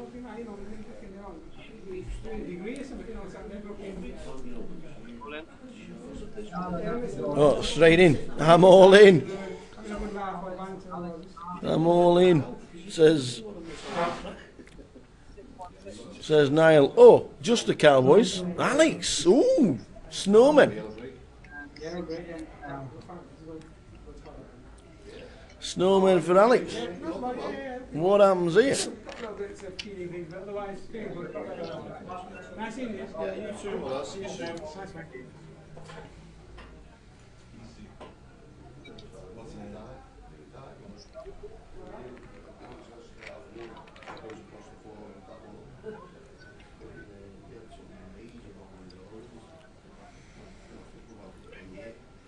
So Alex with the Snowman. 600,000 shove, which is 20 bigs. Does he call with the Snowman? Or is it just a little bit too much? Is he weighing up the other stacks as well?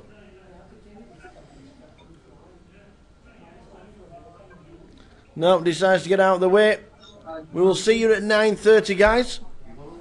45 minutes. Oh, sorry, Victor's in the hand. He's got King 10. Now, Victor. What does Victor do? I don't think Victor calls this. No, he doesn't. over to the big blind, 10-3. Have a quick look down, they've not changed. That's rubbish. And so is that one. Thank you very much. That's it, guys. See you at 9:30, 45-minute break, 5 left GUKPT. See you soon.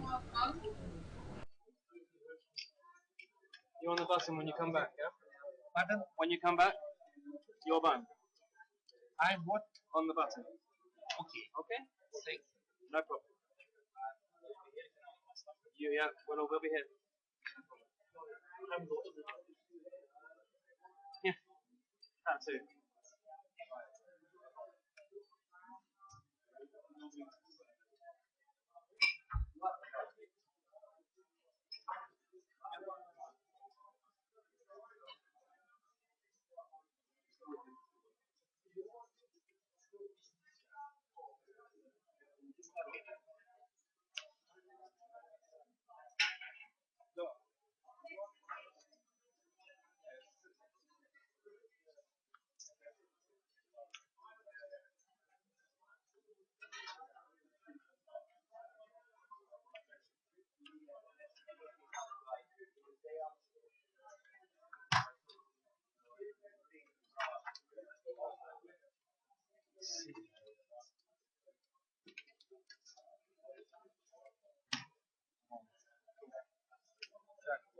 Hold that.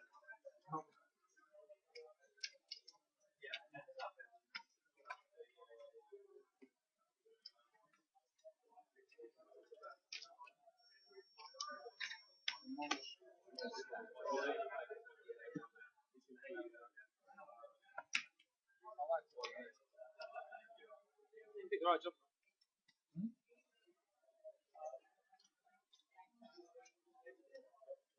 This deck is horrible.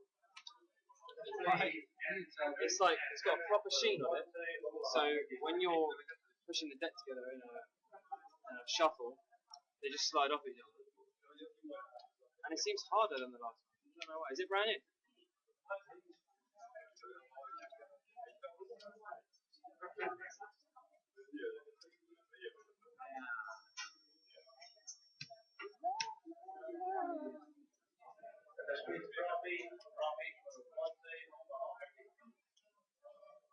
That guy on the rail scared the life out of me.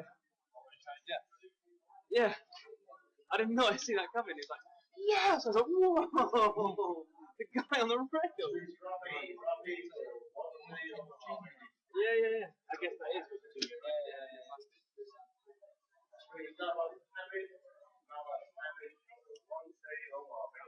Well, I'm not. I haven't taken that much. Well, they set some force. Yeah. I'll form the next dealer. Huh? I'll let the next dealer know that. They got theirs next deal. 4, 5, 6, 7. 750. What? Wow, all together you want? That's one half you stacked up. It's not even a half. 1,960,000.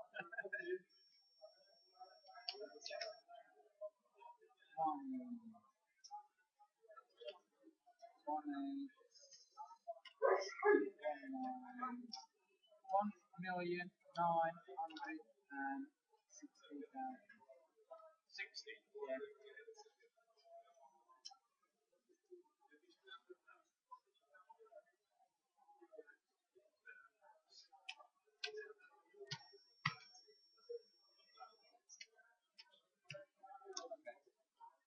Second 700, I think.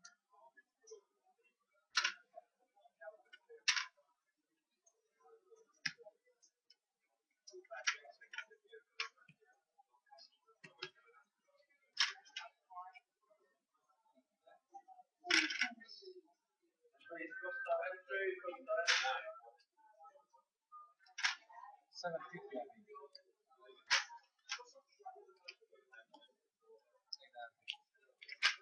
think.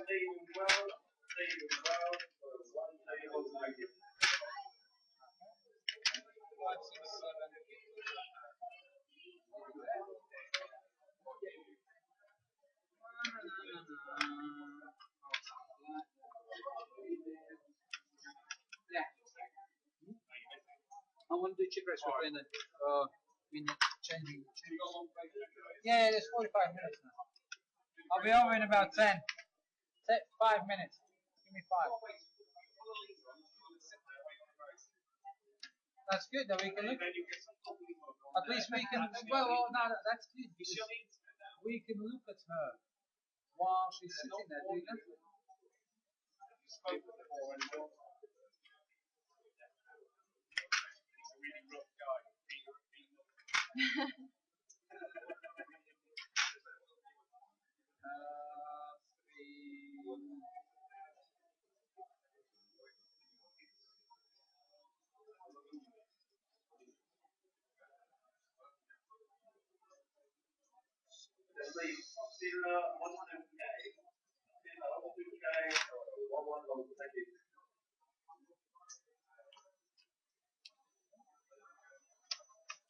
Then I'll take 2.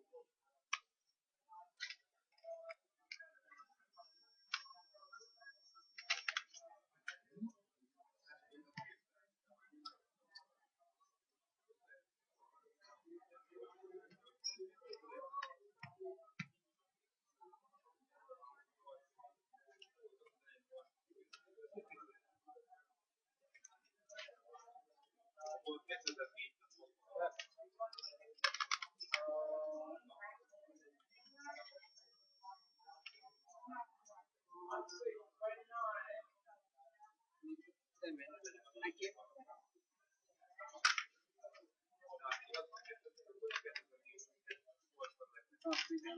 Remember as well. Yeah. Thanks.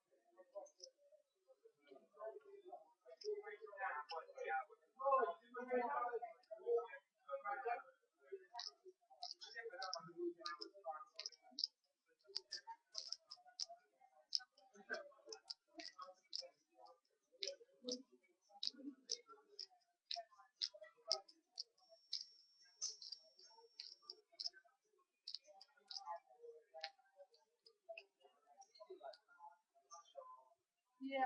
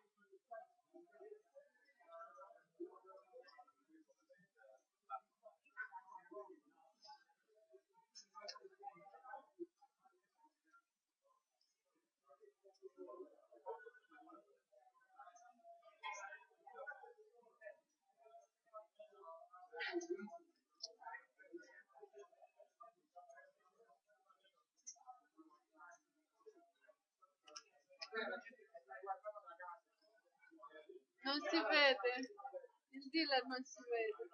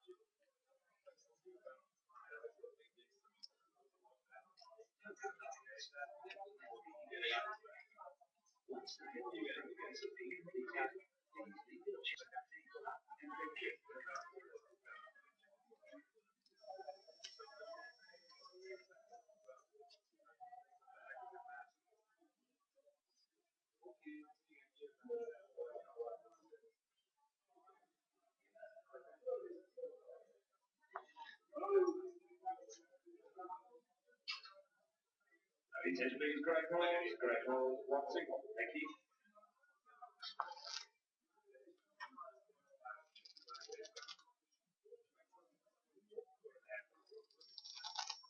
Attention please, mark angle, one single, thank you.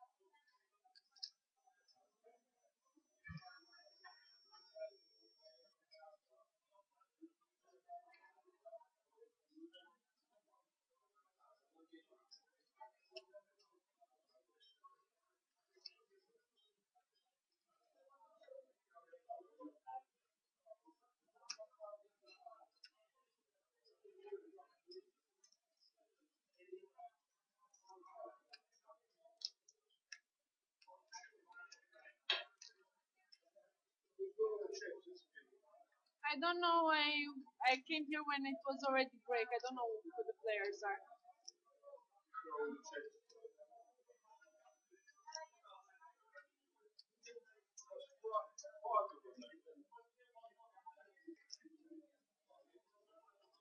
Your attention please, the bowling flags for a new 1-1 on Henry Cabral, Benjamin Mizrahi, Alexander Luna, Salim Namita, Carlos Ahmed, Marco Mayasela, Darren Payne, Fleur Debris, and Larissa Marola for a new 1-1 hold. Thank you.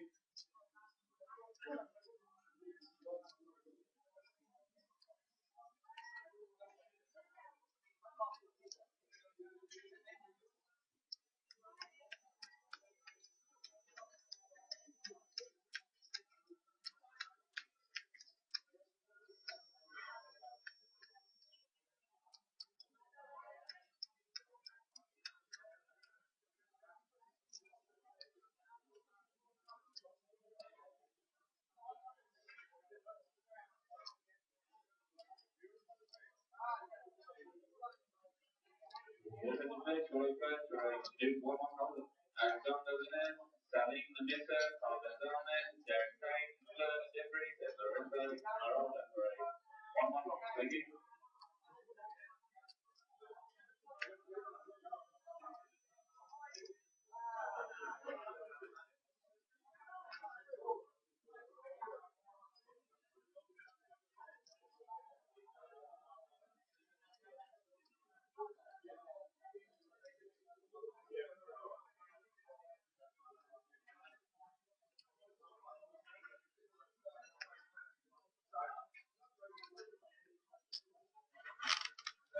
Any cards that show a player that shows an ace or whatever, you bring it in and you put it there.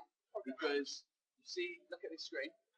Yeah, camera. See what I mean? Yeah, So yeah. they need to be able to see this. On grove, yeah, let's say here. All in and a call. Cards there. Cards there. You want the triangle on the guy with all in? Can I take 2 cards? Just need to write it down. Yeah. On the rectangle. Yeah. So, other than that, clearly, just say there's an all in and a call, right? So all in and a call. You'll go, okay, all in and a call. And you bring the cards in, you put them there, and you just wait. There'll be someone here, they'll say, okay, this has happened, he's all in, he's cool, he's got this, he's got this. No. And the flop. And when this person says happened flop, you do the flop, and you wait. Then you'll say, okay, this is and the turn. So you basically are waiting for Yanis or me to say, they want it, if they want it very slowly. You know, like it's on TV. Exactly. So you give Alina a break. Marco, this is 700. It's here. This is 400. Okay. And this is 250. Cool. Okay, lovely. And then Alina, because I did a bit of explaining, I can 10 past, yeah?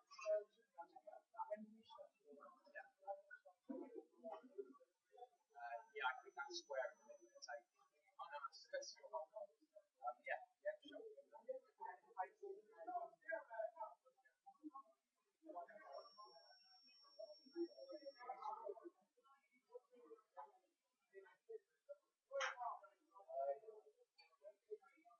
When it's on the wall, when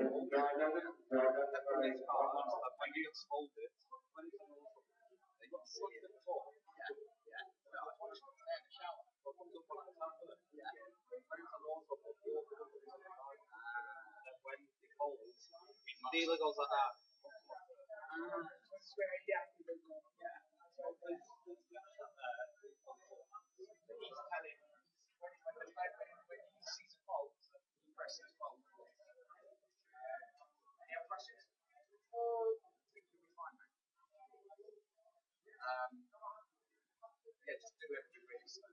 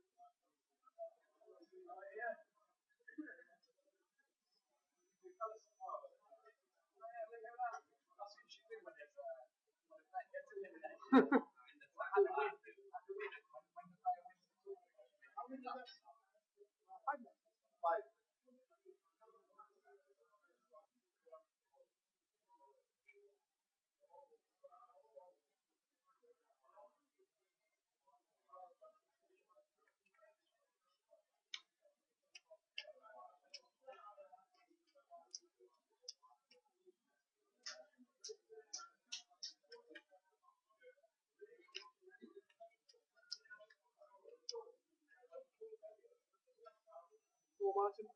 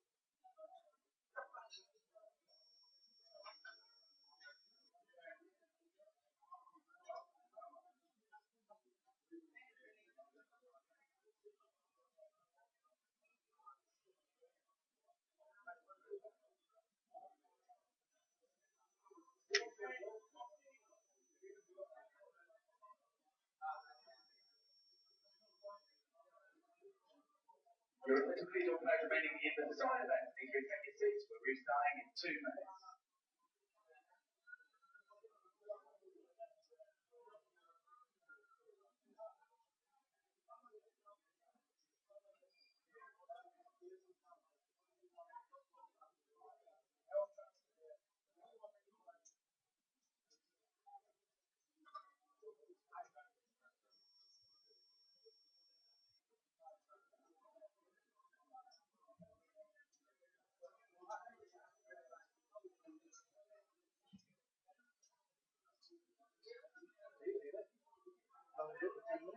No, it's not bad.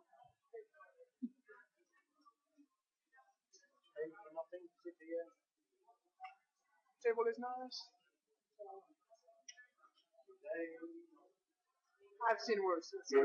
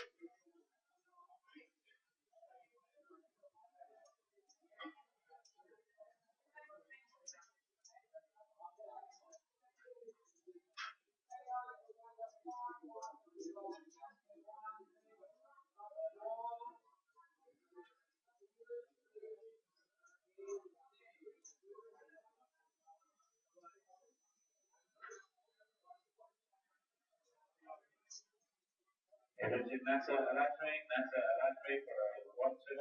Thank you.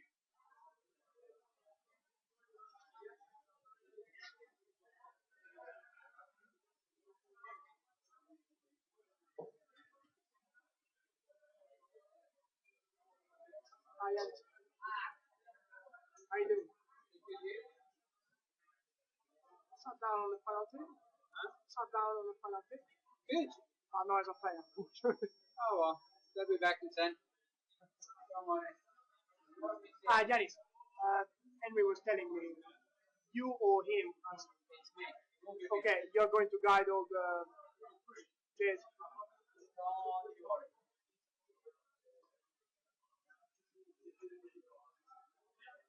I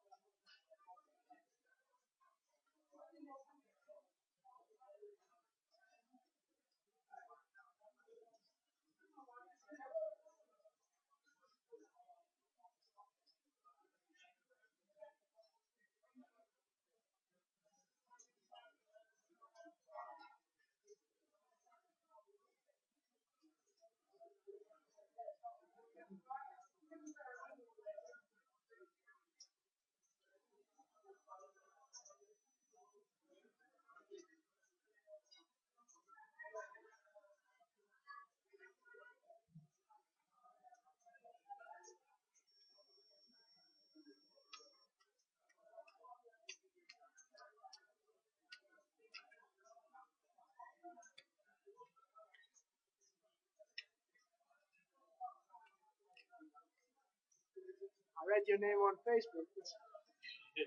Good job, man. Yeah, no, not good enough. Not good enough. Good job, so everything's here. That's a good job. Still okay, okay, Joe. Let's say okay. Yeah, that's a good.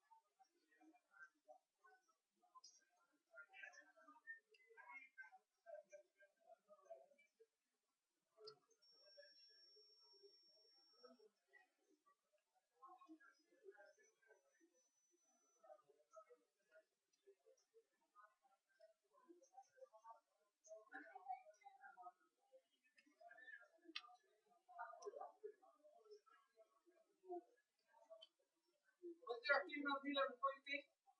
Alina. Huh? Alina.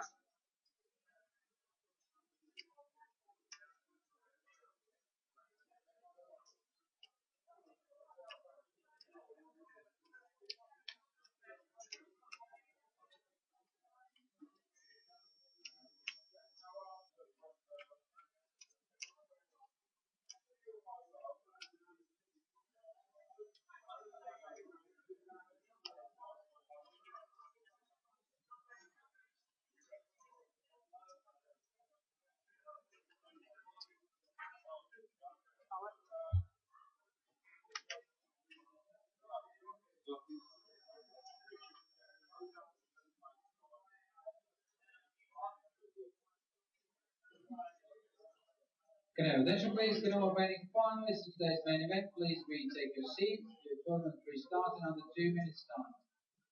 As all remaining finalists in today's main event, please retake your seats. Thank you. Change your chips. 400,000. Wait, that's your.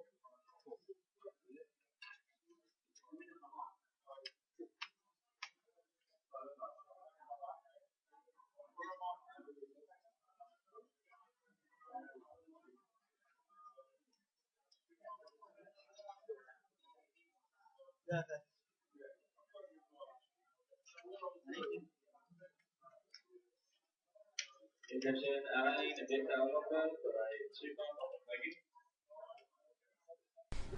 Hey guys, welcome back. Thanks for waiting. 45-minute break.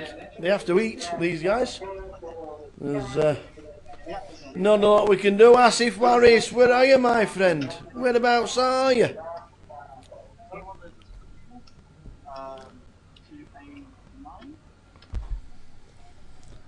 Which part of the world would you be? Seen you with the kangaroos, I've seen you with the tennis, with the guitars in your hands. Looks like you've had a ball, my friend. Looks like you've had a ball.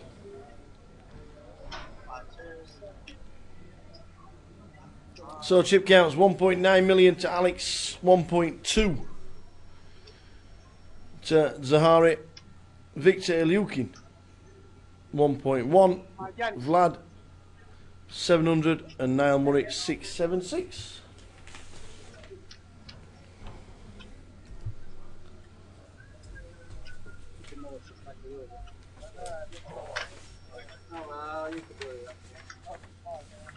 So just about to start.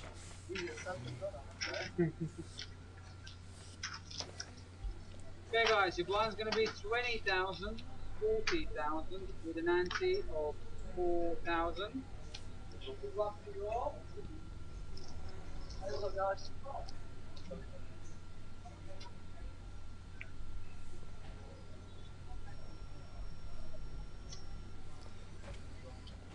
$4,000 please.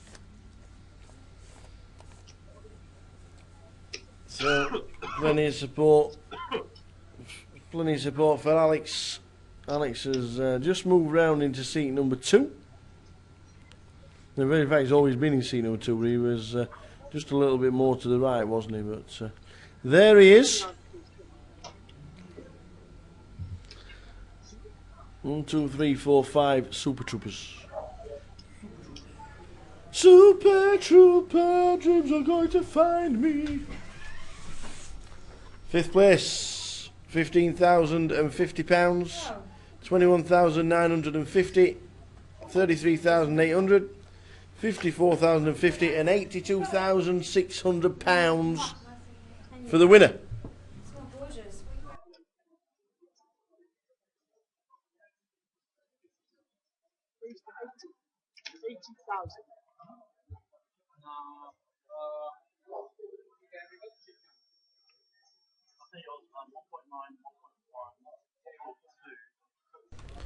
So the first hand after the break, 5-handed. We have got 5 players left, ready to rock and roll. Alex, Victor, Zahari, Vladimir and Niall. Go green or something when it's charged. Don't. I think we should change it for a while. Just dead safe now. We put that in now.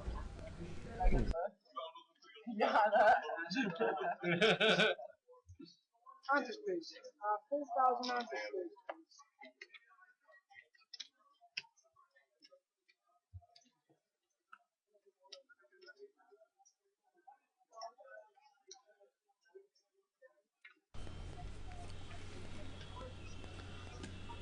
Turn that Abbassidi off.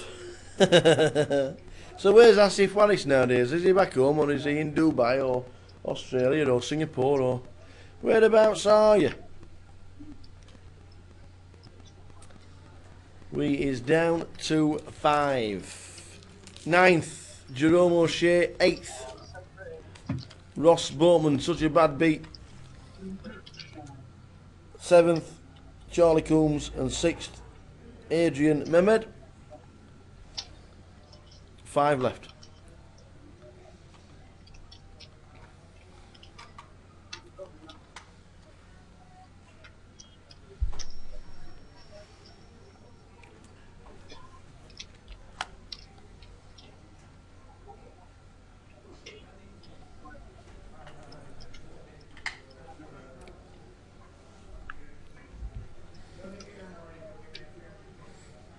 Who's going to win the first leg of season 9?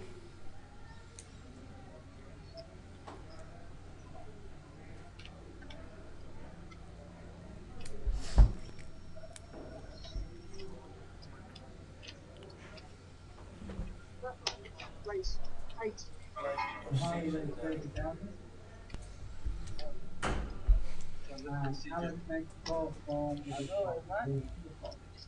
Anybody going to stop the Spencer train, or is he just going to carry on crushing?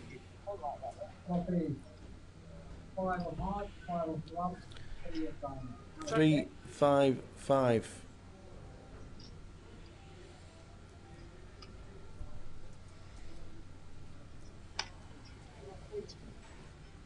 Bobby went for 18,000.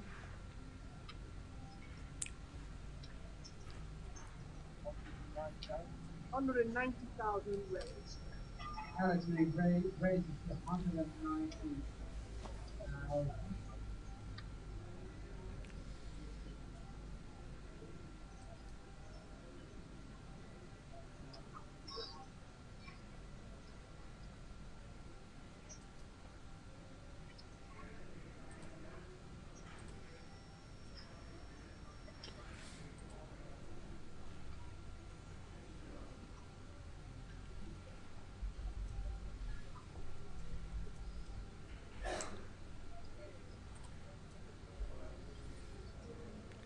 Alex Spencer re-raising Zahari.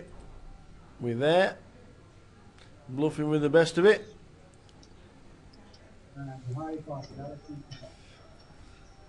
£15,050, 21,950, 33.8.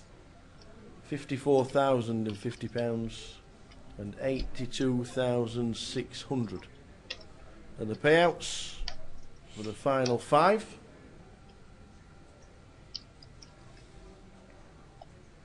When we get to 4, and at the end of the level we get to 4, it goes to a 45-minute clock, as it always has at the GUKPT.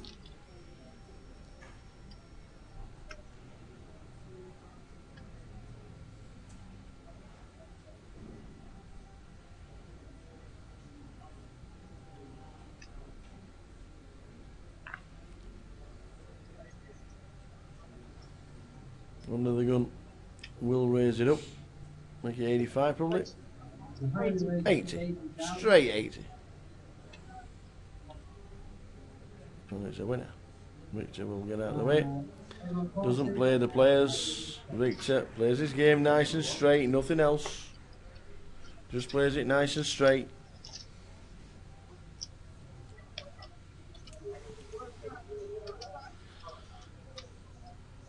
Enjoys his poker, does our Victor. His son does, travels all over the world playing, does Victor Jr. He's on the rail as well, saw him at the break. Says to him, nice fist pump. Says to him, nice fist pump when the 10 came. He went, well, you know, every now and again you've just got to let a bit of emotion out, which is true. Which is true. But obviously a lot of people just get it nice and quietly. Alex Spencer being one of them. Just gets it quietly. 80,000. Alex, 80,000.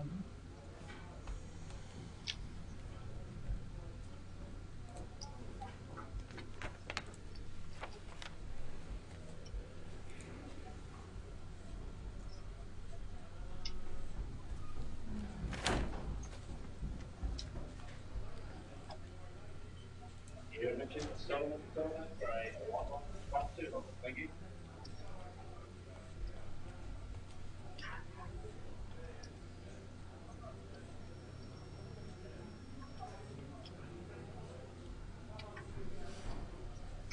Had a superb year last year, did Alex.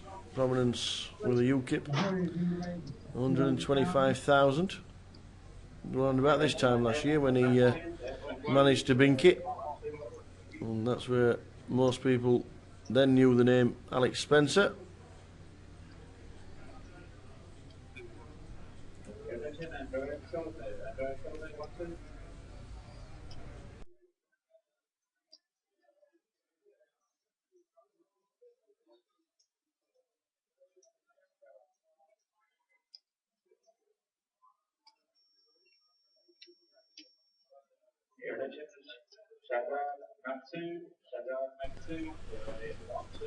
So Alex just starting to run the table. 2.1 mil, 5.7 million chips in play, guys. Thanks for tuning in all weekend. Thanks for being part of the live stream as always. Love your input. Love having a laugh with you guys. Hope everybody's okay. Sunday evening.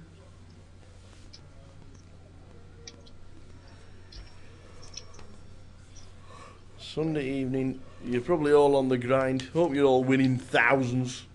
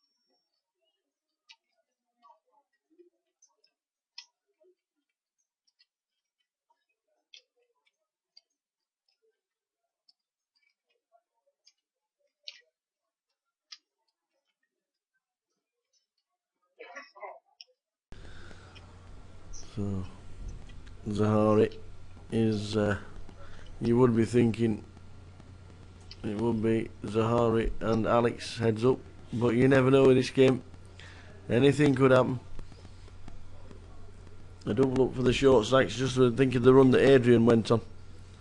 Adrian Mehmed, he went on a great run, didn't he, from 17 big blinds when the blinds were 4,000, 8,000. All the way up to 1.1 million chips. He didn't do bad.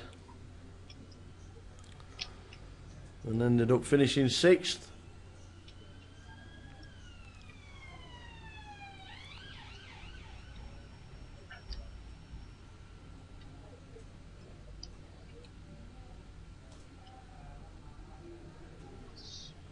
And highly fastest, Alex needs the box.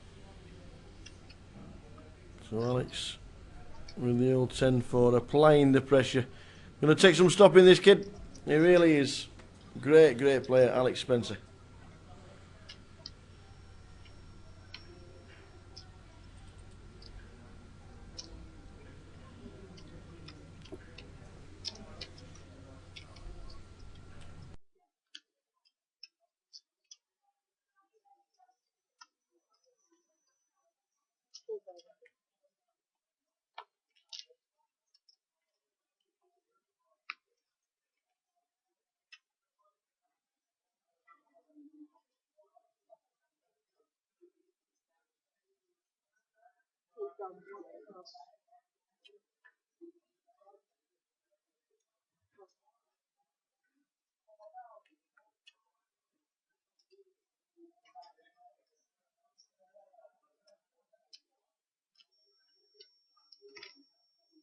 So Victor with King 10 suited on the button, raising it up. He knows what to do, you know. I know he doesn't play many hands, but he knows what to do. Loves the game. And he's second in chips.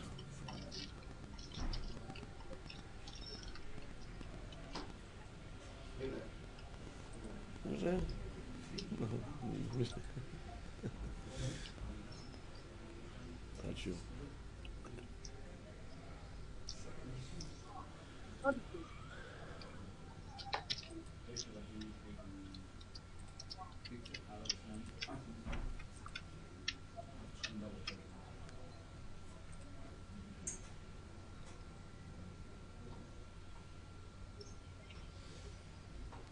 So Alex Spencer picking up a premium under the gun. So he'll raise it. He'll raise it to 80,000 as he would do with Deuce 4 off. Alex raised to 80,000.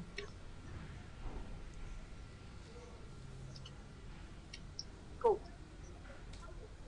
Black makes the call from small blind. And now we'll see the flop.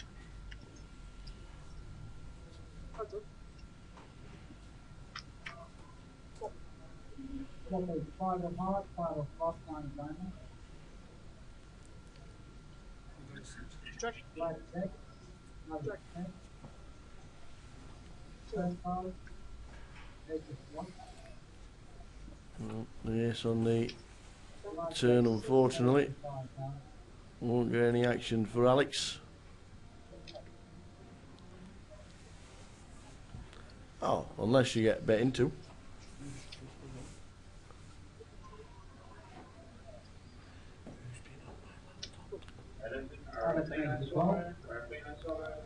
So he gets 75 airballing with absolutely nothing. And if he's going to try and rep now, he's going to get himself into a... He bets again, haven't they, Alex?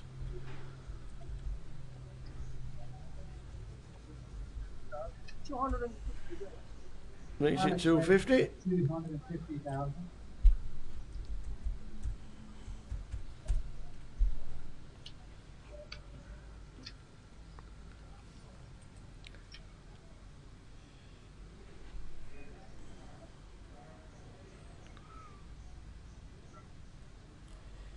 Well, Vad can only fold, surely. Have you got an ace? Is he going to come over the top and move all in? He is. Oh, he just calls. And he sees Alex with an ace. And the virtual nuts with the king. Vlad just passes. Didn't believe Alex, but Alex just got gifted an $500,000 pot there. And as Danny says, he is absolutely bossing the whole table. Can anybody, but anybody, stop him?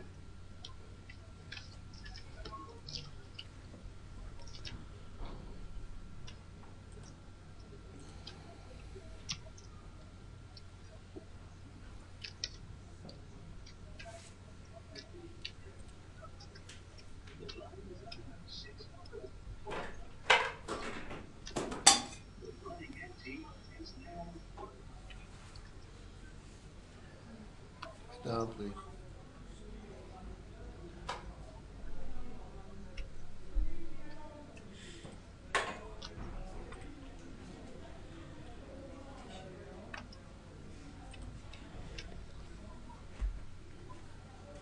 He is absolutely bossing it. Victor Eliukin, the hooks under the gun. He'll be raising it again. And makes it 120,000.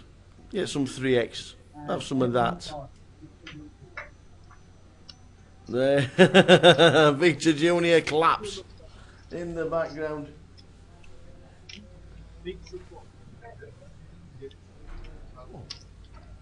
What's that?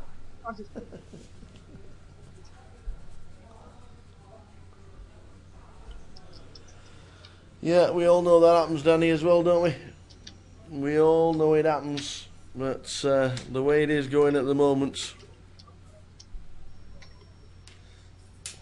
Are you big lad? Huh? Big time.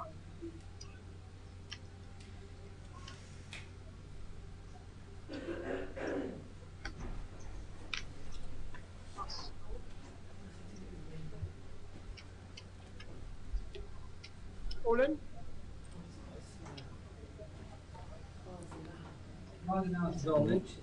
Vlad moves all in. Victor. What is Victor with the 8 queen? He's not going to be calling that, is he? 20-40 of the blinds. Maybe he can. Maybe he could think, well, it's only 200,000 more. I've got 1.2 million. Let's have a gamble.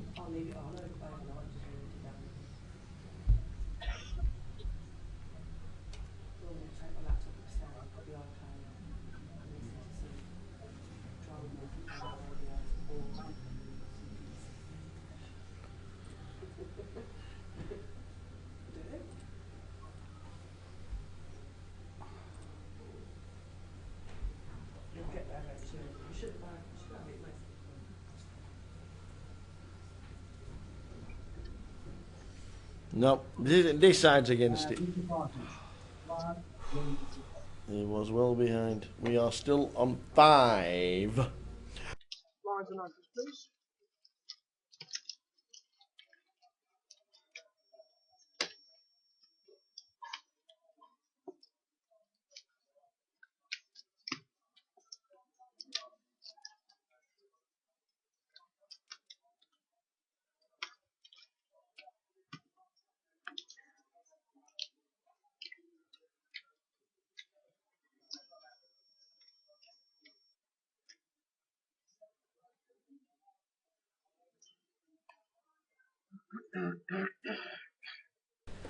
Yeah.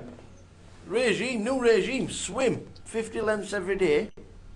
Sauna, jacuzzi, meditate, 6 pints. I'm only kidding about the jacuzzi. You know, if you run 5 miles a day. Yeah. You know, by the end of the week. Yeah, before tomorrow. Yeah. No, I'm doing it. I'm going to become the slimmer me. There's going to be less of me. That'll be good. There's going to be less of me. I'm going for the slimming kit. I'm definitely swimming 3 times a week. Well, that's me. I will be less than 19 stone soon. What are you now? 18 stone 7.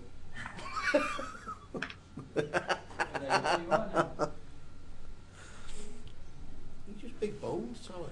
I'm just big bellied. That's right. You've got an overactive microphone. So we have an all-in announced, and everybody passes.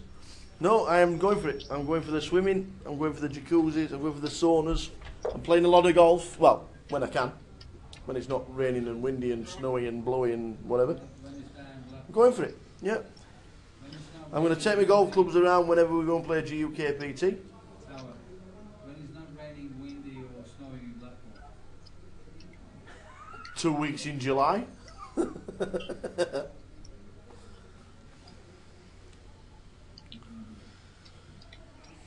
I think we should organise a golf day on a GUKPT circuit. I think we should get people involved. I've never ever played golf. I've never ever done the luge, but there you go. Shall we swap? Shall we swap? You teach me how to luge and I'll show you how to play golf. Do you think that'll ever happen? Is there any footage of you on YouTube losing? No, we're back in the day when there were no such things as telephones. Vlad is all in with the 9s. There was no cameras. Vladimir, it was last century. Was? So Vlad gets it through with the 9s. See? Dale Garrett pipes up. Happy anniversary, Dale. Happy anniversary for the other day. A Goliath Golf Day. It's, we're in it to win it. I'm in it. Love it. Andy's going to get some sticks. Got some bats. Got some bats. But did you actually buy any? I found some upstairs. Found some in the loft. Oh God! Is that like? Is that like? I'm getting a new phone. I've got a Nokia 2310. I think they were. I think they were a nice set. They were lovely mahogany. Come in a silk purse bag thing with. Yeah. I like that idea. I like the idea of a Goliath Golf Day. I'm definitely with you on that one, my friend. Definitely.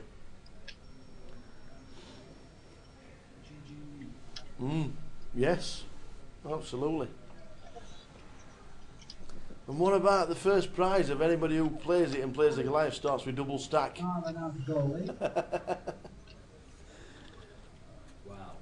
Niall is all in with King Queen. No, we're starting to get to shoving mode. Alex Spencer's got that many chips, the rest of them are starting to shove. 3 players out of 5, under 20 bigs.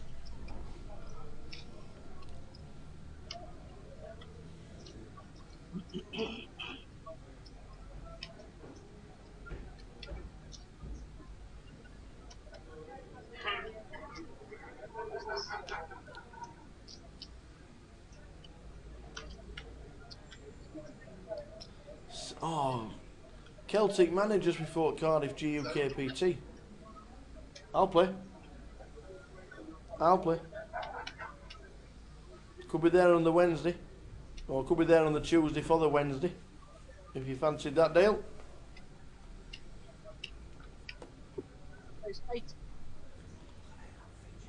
Highly raised 30,000.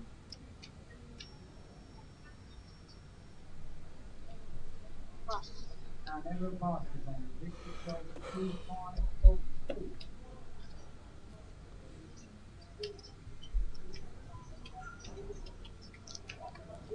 Yeah, we could organise that. When is Cardiff, Ian?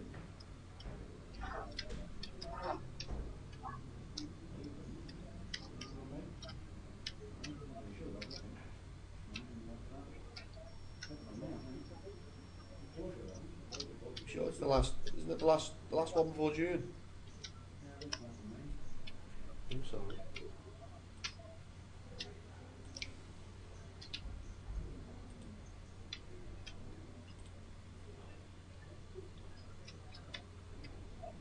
Yeah, 24th to the 31st of May. It is. We could play the 27th of May. Vlad is all in with pocket 4s. Victor might call this now. Victor might just call this with ace 10. Vlad.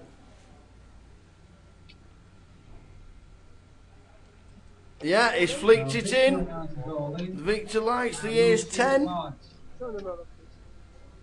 Vlad shows pair of 4s for the flop for the spades. And Victor shows ace 10. Ace of clubs. So Victor Ilyukin has got ace 10. Vladimir Swatton has got 4s. He needs to dodge.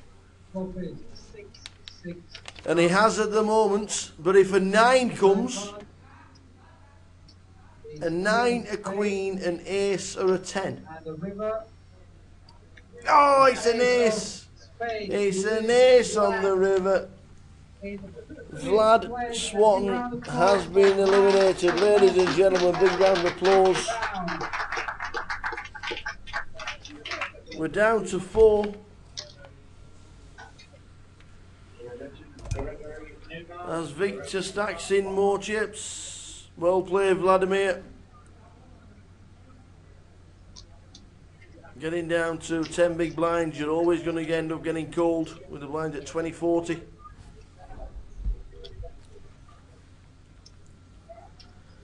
So, we're down to 4. Dale, we'll leave it up to you. Well, that could be a... See if you can get... See what kind of discount... See what kind of See what kind of round fee you can get for us for the Wednesday the 27th of May. Because that is when we'll be down in Cardiff. We could be down the night before. No problemo. And we could play Celtic Manor and advertise it and make it. We'll do that. That sounds brilliant. If you fancy doing that, I'm up for it. And I'm sure there's plenty in the chat box wouldn't mind either. Dan says, when you play Luton, get down to the Grove. What's the Grove? Is that a golf course as well? That's in Newcastle.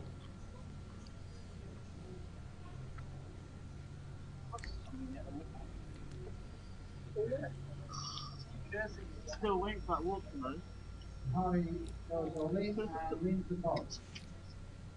See, that's what I like about Dale. You ask him to do something and straight on it. That's why he's the main travel partner for the GUKPT. Oh yes. His business colleague, Mr. Fraser McIntyre, played the event this week. Unfortunately, didn't last too long.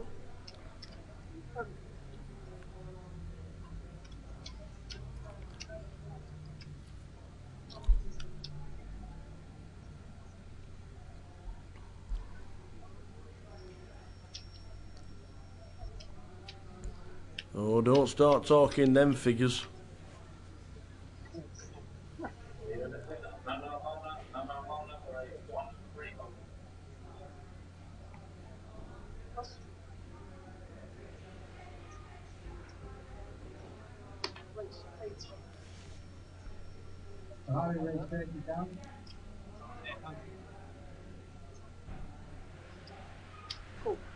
Alex, Paul.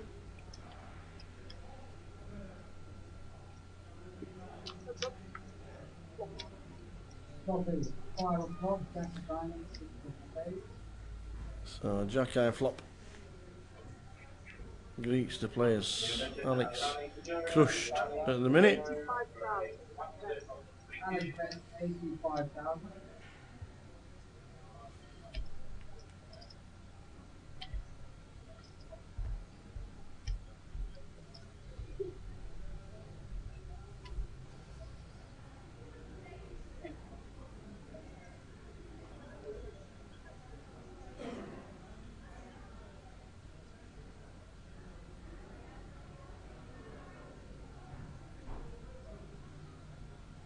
And Harley Potter.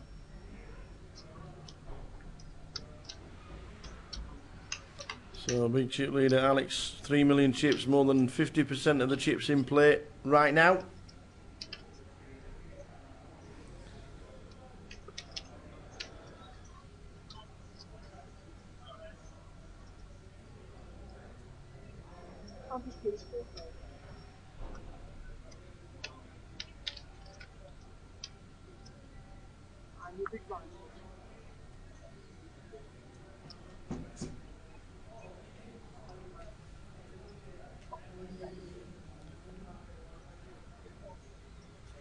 No, Golf and Country Club and no stakes. It would have been a bit cold playing this weekend. Ooh. Harley race 30 down.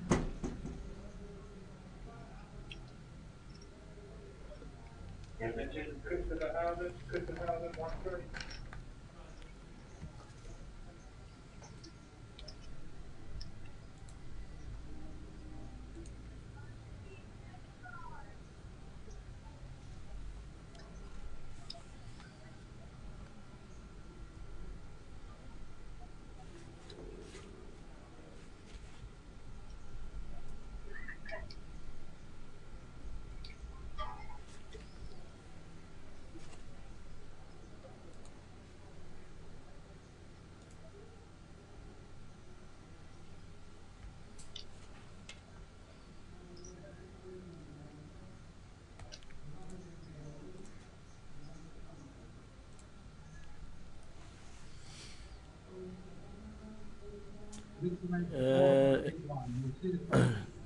Is there a live stream for 25-25s? No, we don't live stream the 25-25s. Not yet, anyway. We'll let you know if we do. If there's any plans to do so, we will let you know. But at the moment, not the 25-25s at the moment.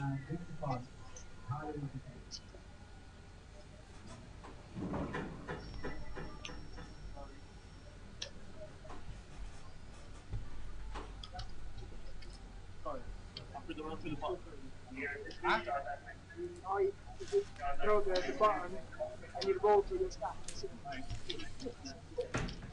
So Niall is down to 12 big blinds. He's going to need to get a quick double up to give himself any chance.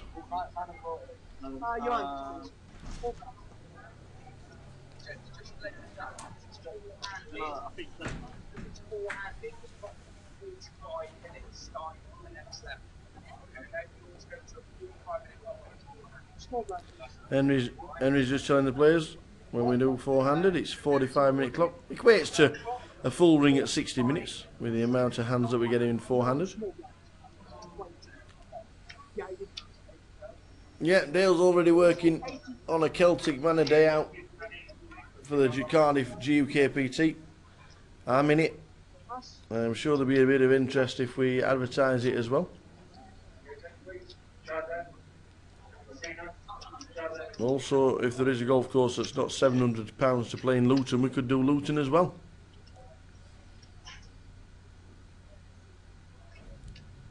And this place full time.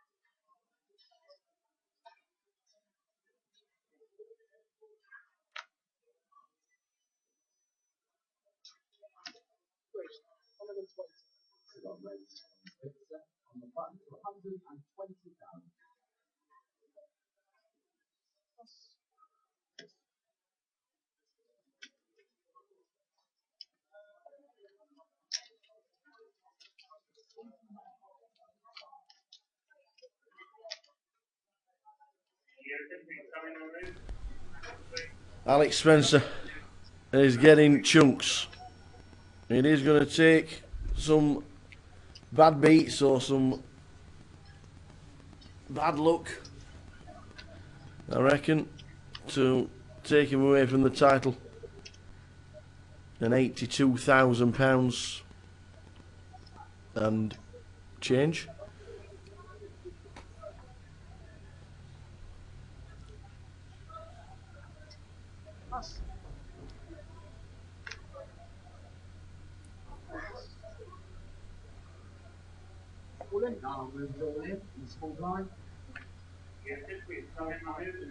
So Niall is all in 10 giant. Alex might like these. Alex might like these 10 bigs. He's got the paint. It's cold. Niall is in danger of being eliminated in 4th place. If he doesn't get lucky, he's going to be walking away with £22,000. But that's no bad luck in itself. He's hit the jack. He has hit the jack.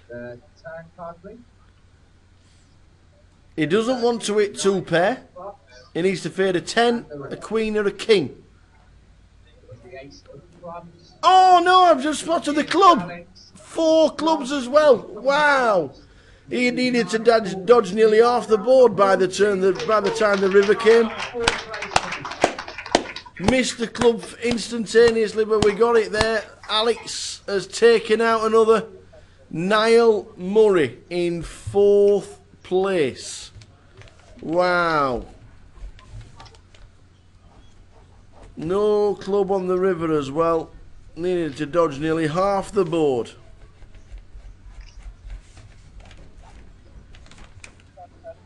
We're down to 3. They're all texting their friends. I'm in the last 3.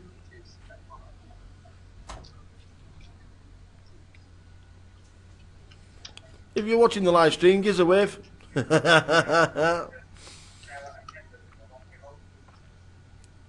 It came runner club. I was concentrating on the 10, the queen, the king. Missed the club. And it was a club. 4 clubs on the board. Yeah. Alex is flying.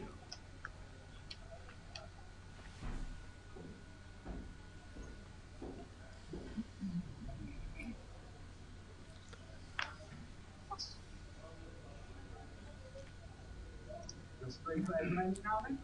Zahari passes on the button. So Alex is still blind. 85. And Alex makes it 85 now. Pick the passage. 3-6 off.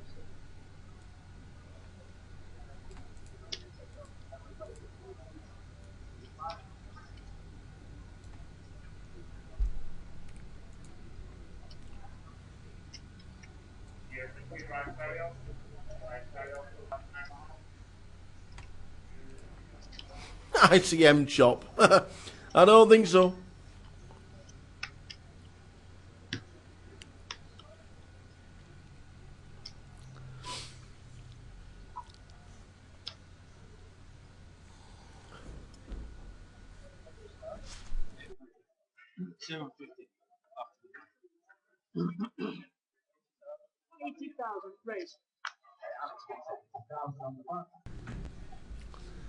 He is playing very well.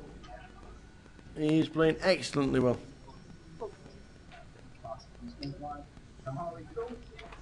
And he's a nice lad to boot. No airs and graces about him.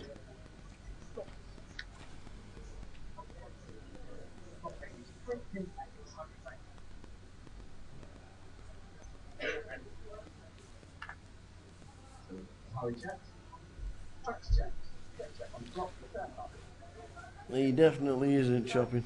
Well, you never know. Anything could happen. A couple of double ups for one of the players.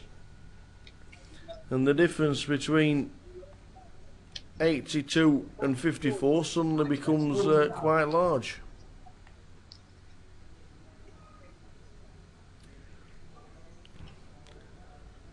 Justin was out. Justin Sevilla was out early with 2 tables left. Was Justin.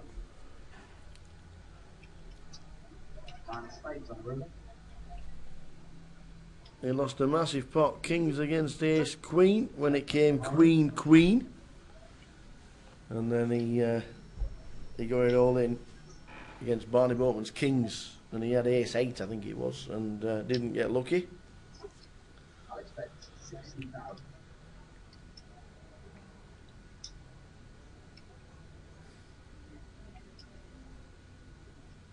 Been a great first event of 2015.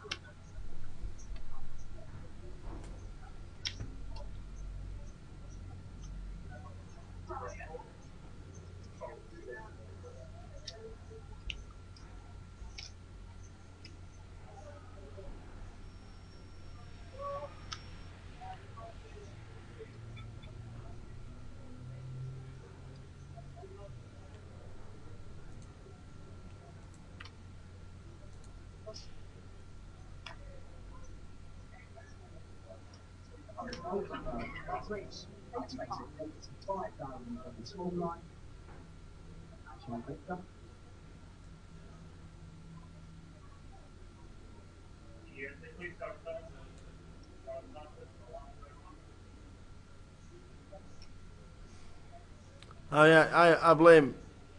blame Justin's chances on winning on wearing a Ryan Tannehill shirt, because I have the same problem. Whenever I wear my Ryan Tannehill shirt to my local comp in Blackpool, I always fail to make the money.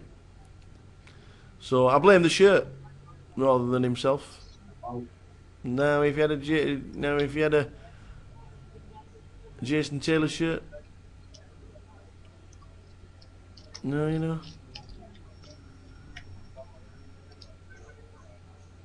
or a Wallace shirt, or Merino. I blame the Ryan Tannehill shirt, to be fair. So, good evening wherever you are around the world, whatever you're doing. We actually had somebody popping in from the Dominican Republic watching earlier on.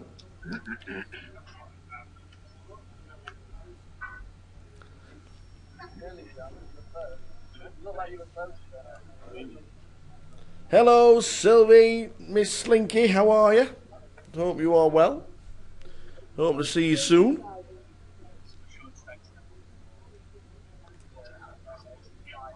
Probably grinding away on a Sunday evening, enjoying yourself. Hope you're winning chunks.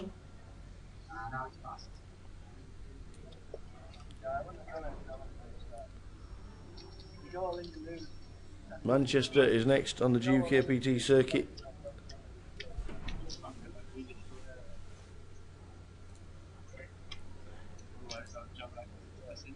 The 16th till the 22nd of March. We will be there. Hope to see quite a few of you there as well. Live streaming and the video blogs start on the main event, which is the 19th. Plenty of time to get yourself in.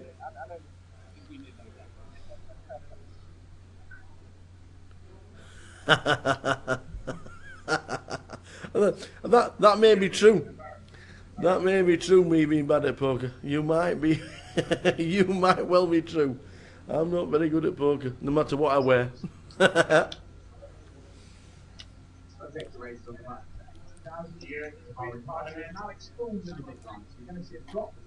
got to blame it on something and not myself, so Ryan Tannehill getting the blame.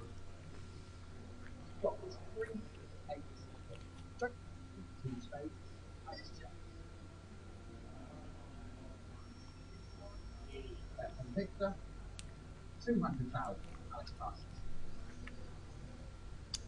Can anybody stop Alex Spencer? Or is it just played? All right.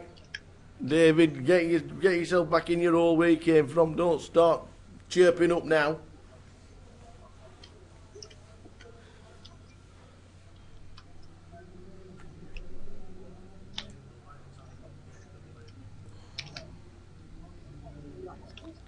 There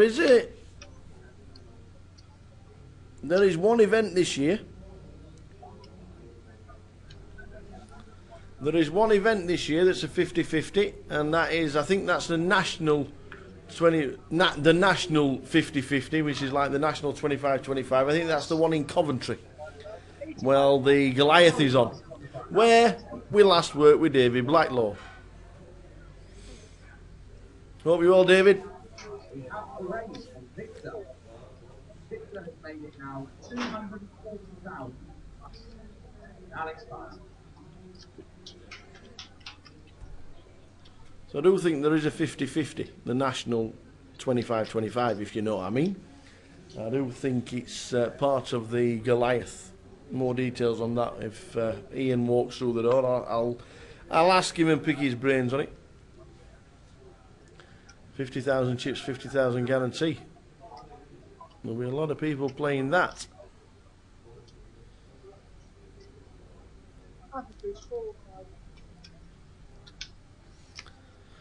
Alex Spencer, more than half the chips in play. Victor Luke in second. Zahari Petrov third in chips. Blinds, I think, are they just coming up to 25-50? Might be 25.50 next in. 80,000 race. Alex makes it 80,000.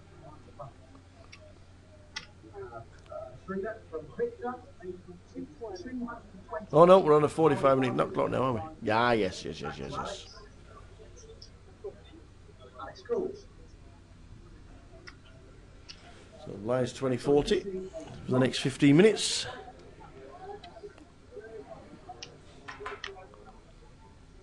And clock rings 855. Check the picture checks.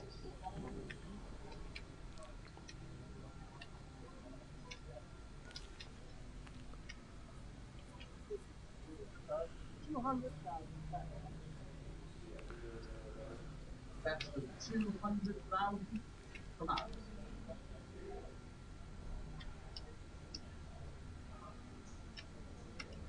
Victor makes the call. So Victor We're going to see the turn card now. had him crushed before the flop. Alex hits the flop and is now 90% favourite.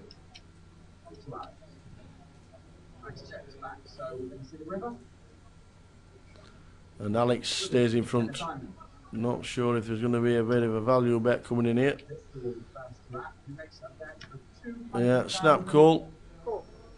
Alex calls. Victor shows ace jack for ace high. Jack 8 for Alex, making 2 pairs, 5s and 8s. Alex wins the pot. So he had him crushed pre, he hit on the flop, and he gets paid off on the river. As Victor bets out. Yeah. Alex Spencer from Doncaster, or just outside Donny.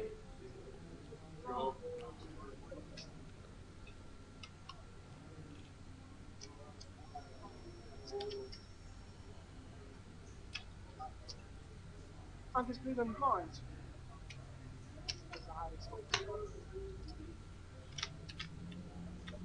They don't like losing these Russians, let me tell you. Oh no.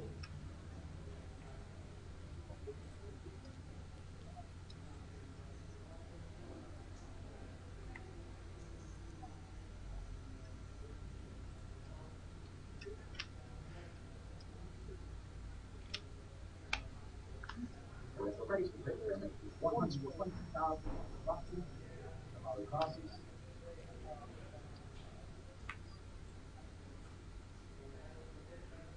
Cool. Alex Cole from the big time. So we'll see what we've got.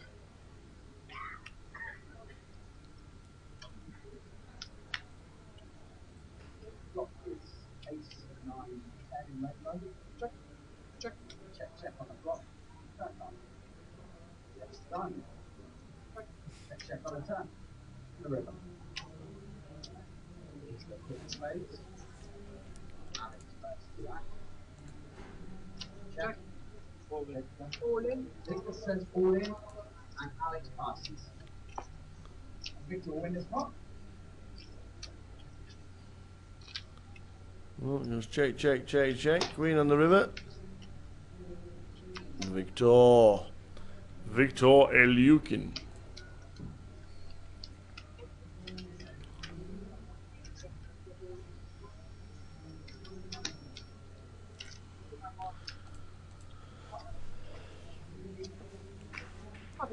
We have, well, what we do have is like an hour before the biggest sporting event in the world starts. So all I would ask, you know what I'm saying? You know what I'm saying? All in. Da da da da da da.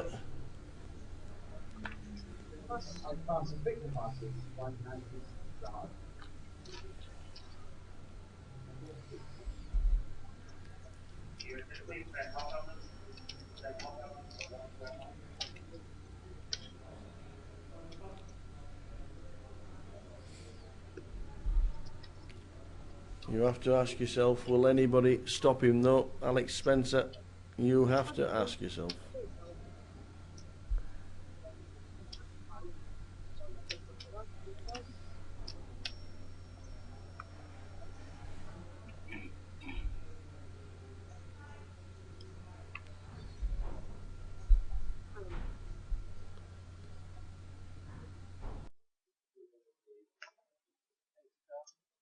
80,000. 80,000. Passes.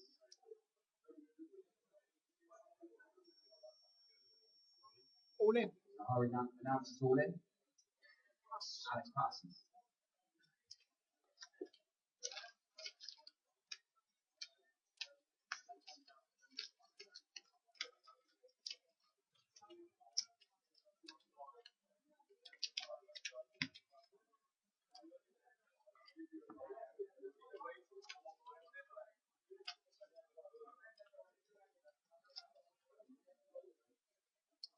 Others lose 4,000. Yeah. Don't mind the jam, do we?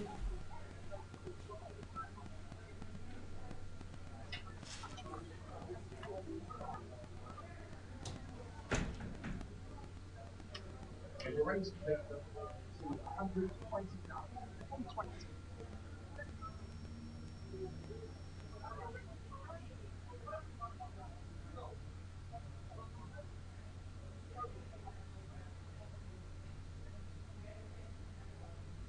Plus.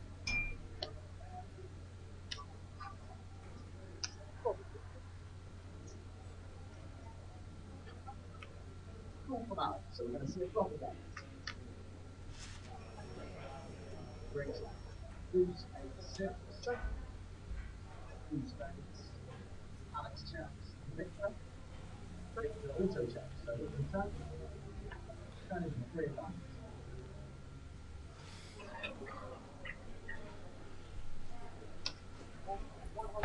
That's 100 now. Cool. Victor cool. Final card. Ace of diamonds. 20 checks.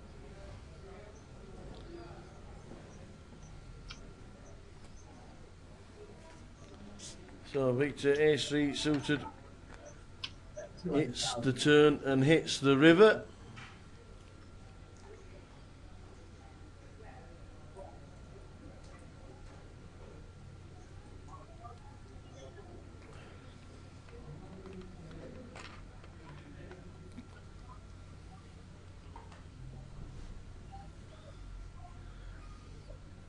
Just spreading the pot.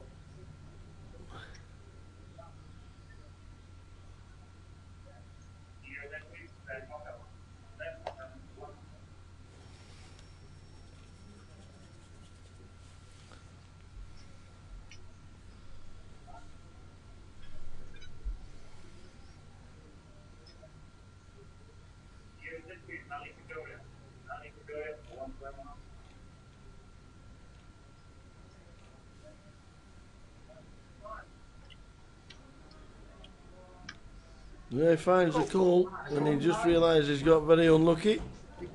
He got unlucky. 2 pairs, aces and threes. Alex marks, Victor wins the pot.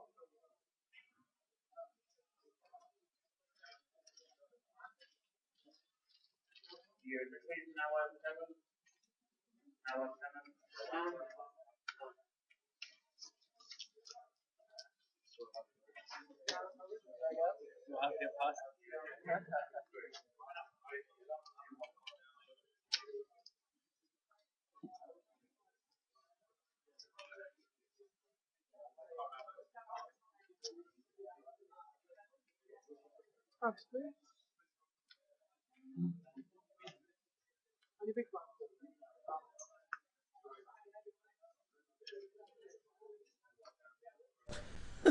Every day I wake up I have no dosh in my pocket and a frown that is the right way up. You gotta love it. You gotta love it. Just go to bed with your coat hanging in your mouth, you wake up with a smile on your face every day.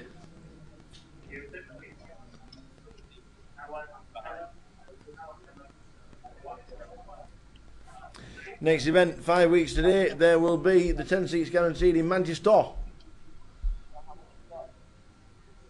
it might be 6 weeks. I'm just trying to work it out. 1,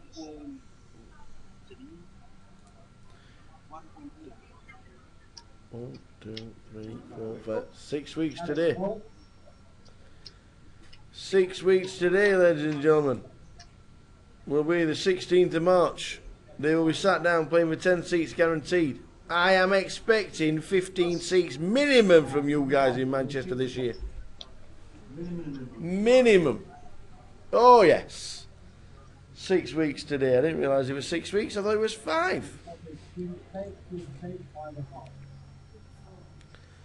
6 weeks today, guys. I am expecting 15 seats minimum for the 10 seats guaranteed in Manchester for the £1,000 main event. Make sure you're in it. £200,000 guaranteed tournament.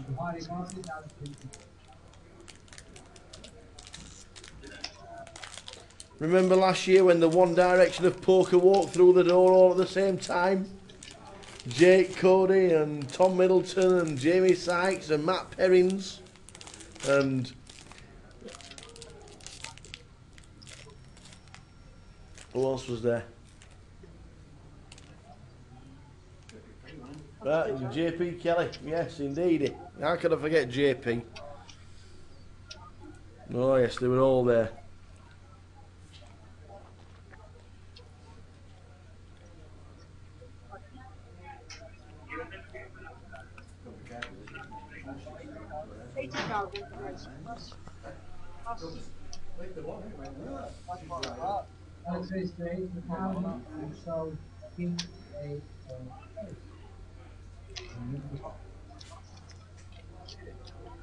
Is there any snow stuff up in Manchester? I don't know. Pardon? Is there any snow stuff in Manchester? I don't know. Is there any snow? I'm not sure. There's been no snow down south. I'm driving back tomorrow. Yeah.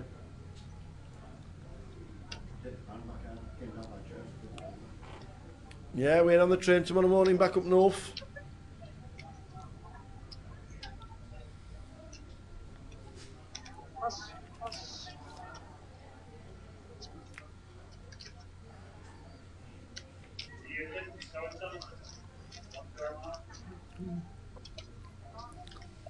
Am I known as a Perry Como of poker?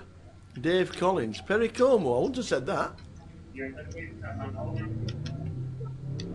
The Perry Como. There won't be many people on here that know who Perry Como is. Even Ian's shaking his head. He was a singer, yeah, Perry Como, but there's not many Perry Como over.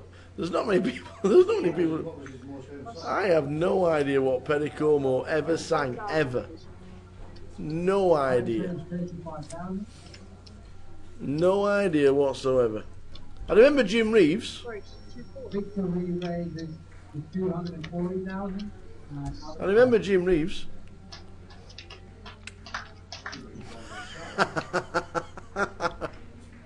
If those that I've just mentioned of One Direction is Dave Collins, Perry Como.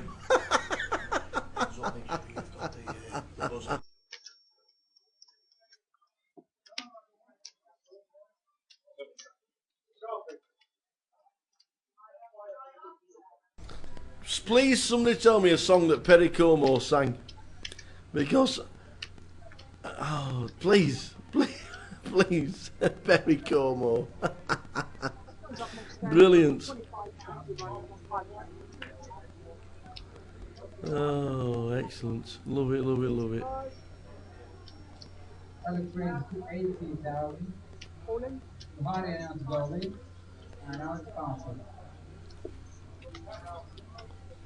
Okay, ones are up now, guys. 25,000, 50,000, with an actual 5,000. So the blinds are 25.50. I sung Magic Moments. Magic moments when your heart is swelling. Yeah, that everybody remembers it just because of the Quality Street advert.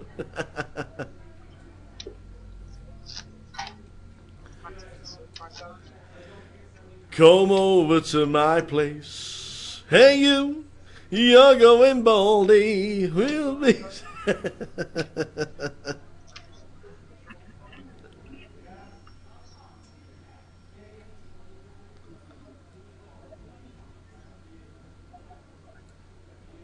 I'm pretty impressed.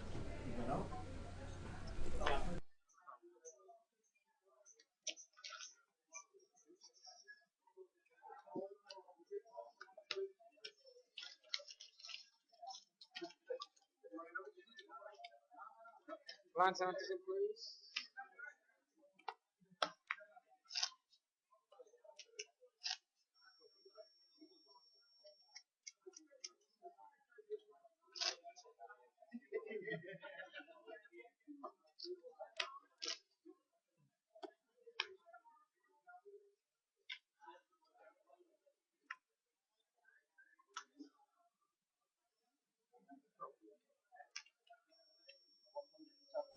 Race to 110,000. What a life! What a life to have something to comb over. Brilliant! You've got to love it. You've got to love it.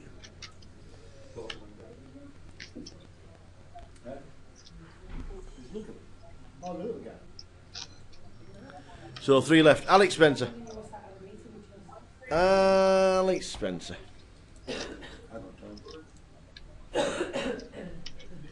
Zahari Petrov and Victor Ilyukin.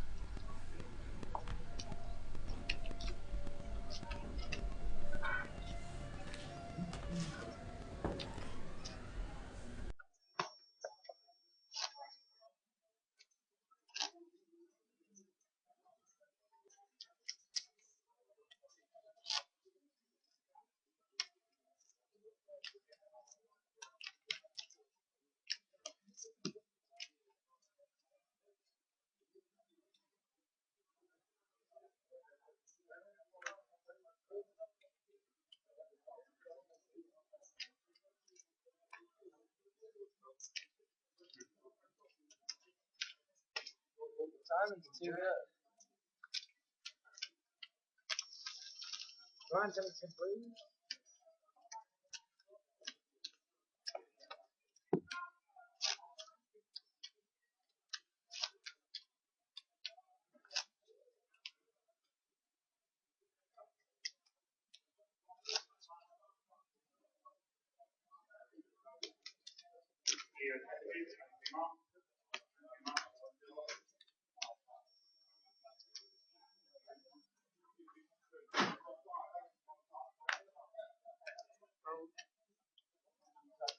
Race to 110,000.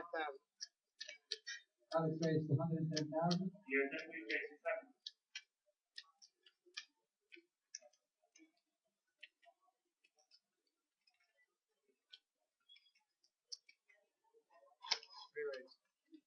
Victor re-raised 250,000 and Alex off.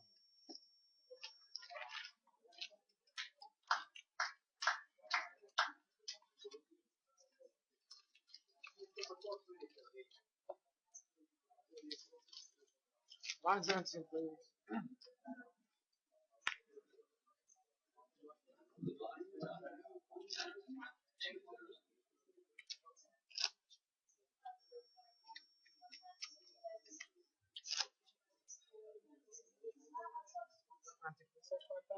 And small blind.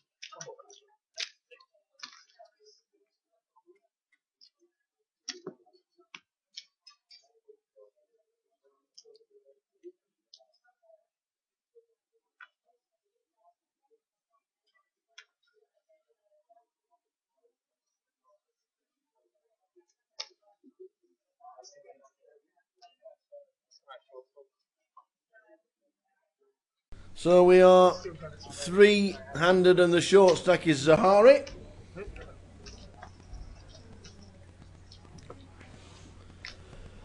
Victor Ilyukin made a couple of good calls, plays the cards. Alex Spencer is just Alex Spencer, does what he does.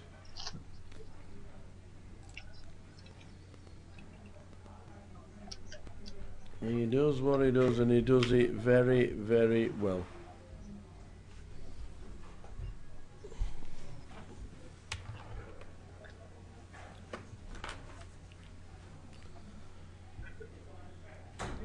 The final three of 289.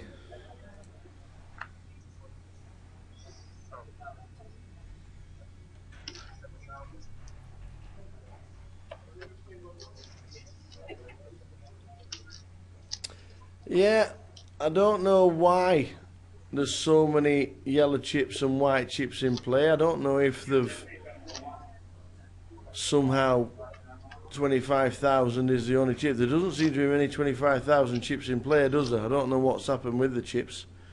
Whether it was intentional, but they don't normally have that many chips. When the blinds are what, the 25, 50,000, and we still have the 1,000 chips in play.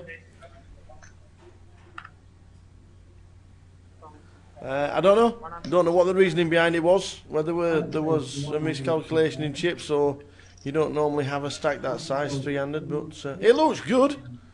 Don't get me wrong, it does look good.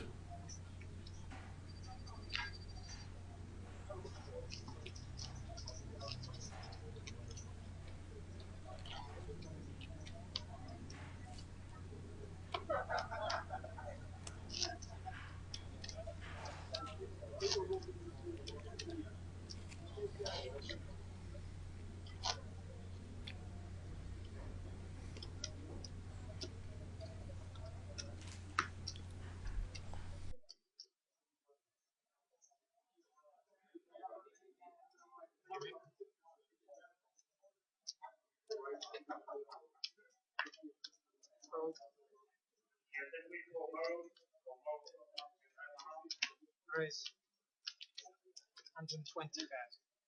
Victor raised 130,000. Hardy March is in the box.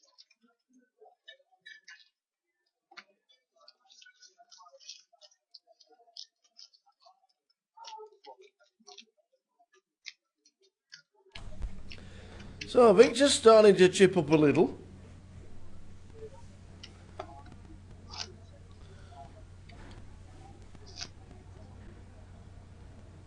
Victor's starting to chip up a little.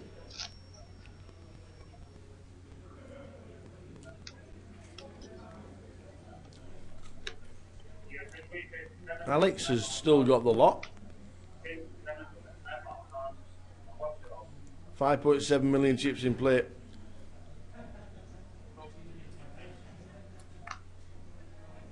Raise all in. Hardy raised all in. Alex Parker. Hardy.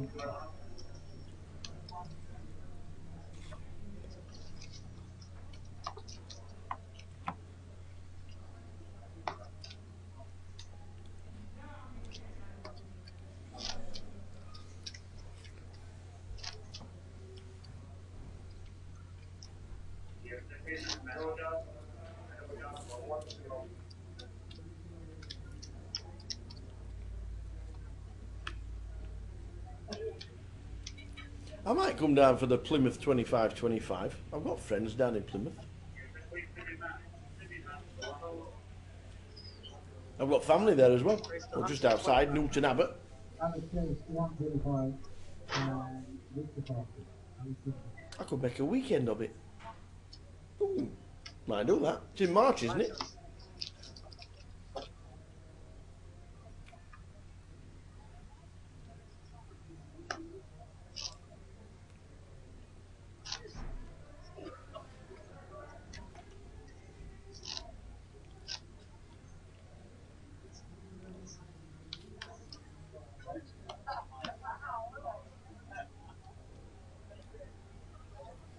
If Villa don't score again,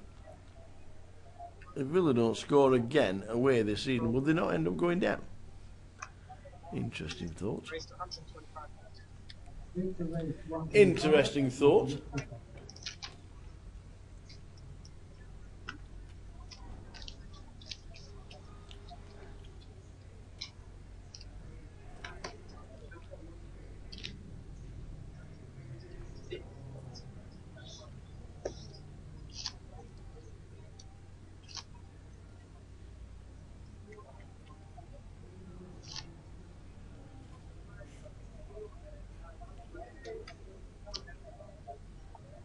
See, we can go golfing. See? already thinking about it now. Even though it's before the clocks go back. Or forward or whatever.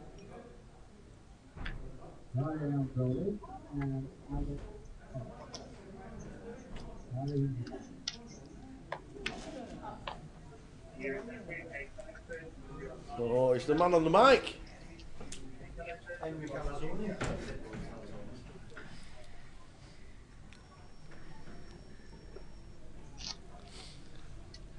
You'll have plenty of guys watching the live stream. I was watching it in the shower today, Tab, before I started. Excuse me? I said I was watching the live stream. Genuine.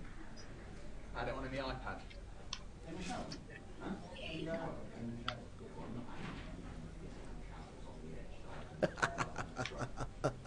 Well, we had people watching from the Dominican Republic earlier.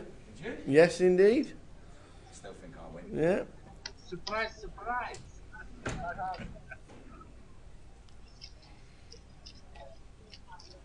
Line 17.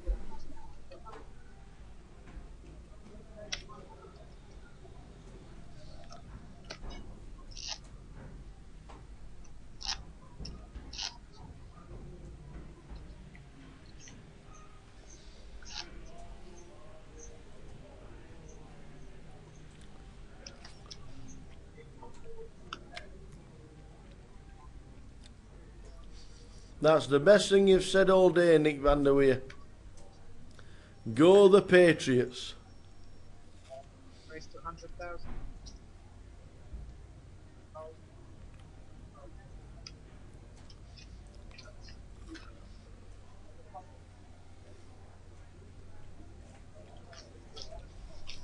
What price is LeGarrette Blount for MVP today?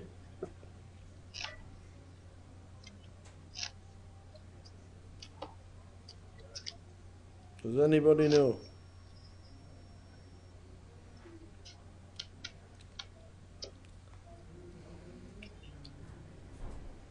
$22s. 22 to 1. LeGarrette Blount to be MVP. We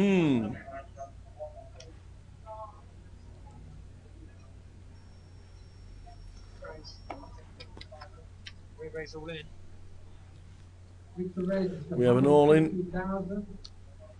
We have an all-in after an initial raise from Victor. Oh, he's got a decision to make as our Victor. Fours. He's flicked it in. He loves flicking in the triangle. He loves it. Here we go. Here we go. Fours against King 10. His tournament life is at stake. The fours are still in front. See the turn card. Is it the king? Is it the king? But there's a spade draw there. Fade a spade or a 4. And we double up. It's a 7. We have doubled up.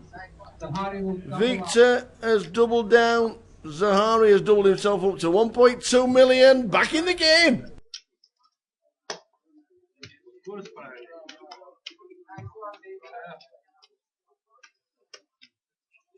132,000. How much? Let's try again. It's 25,000. Let's try again. Sorry, it's 25. You're right.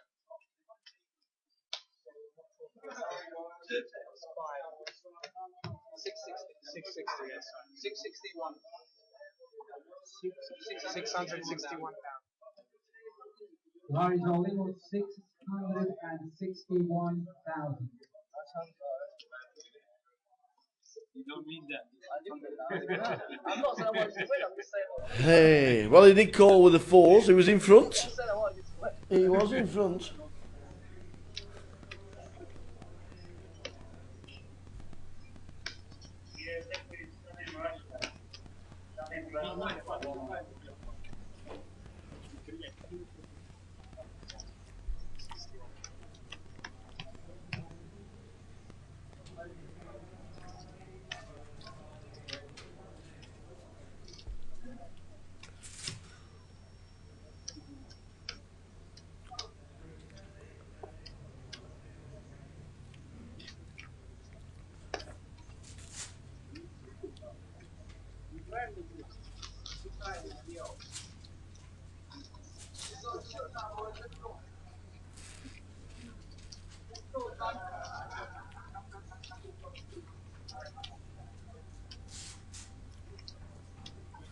Well, Victor, the Mafia are on the way.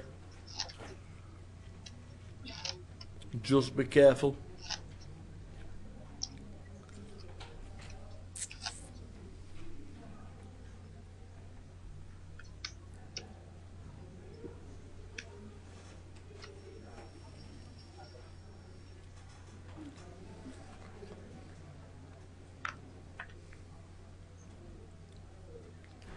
Raised 100,000. Johanny raised to £100.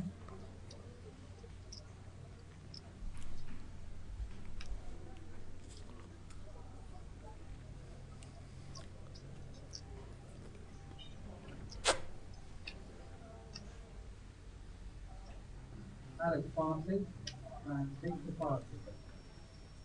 Johanny When he gets a double up, he's now got the grip between his teeth.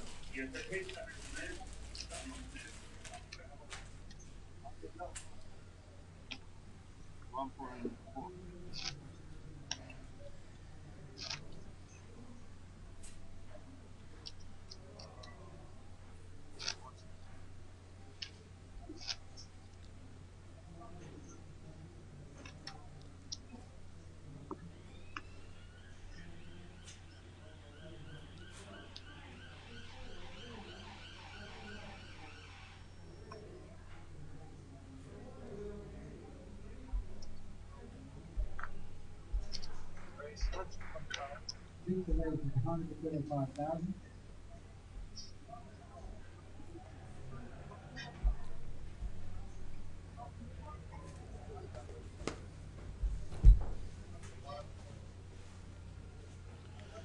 Tens for Victor. The big blind. Oh, he's going to get called by Victor here. Victor could get the chip straight back. Tens for Victor. Ace 6.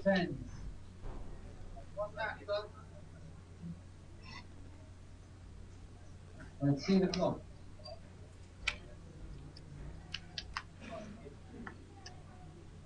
The flop is Jack, 4, Queen.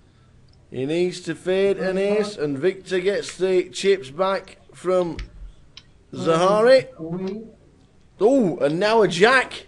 Let's see the river card. A jack or an ace, and we lose one. Oh, it's an 8. Victor gets them back. Victor will go up.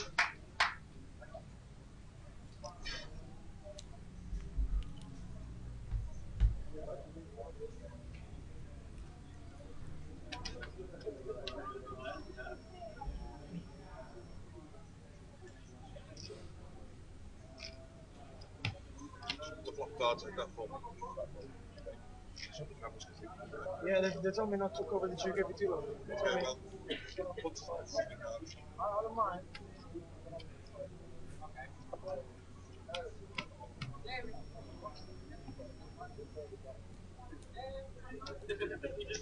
No, we can't pause the floor.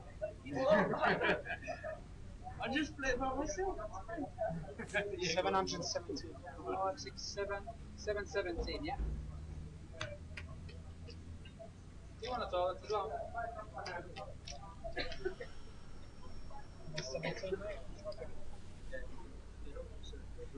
Yeah.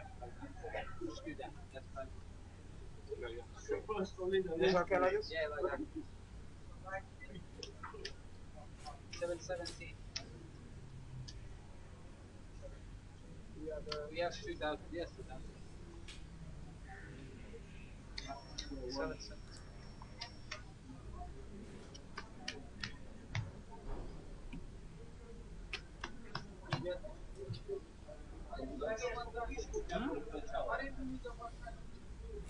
I used it already.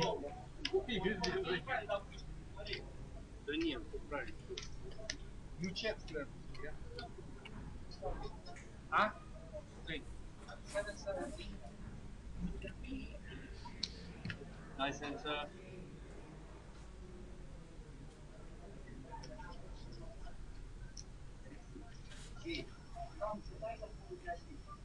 Yes, man. Blind answer, please.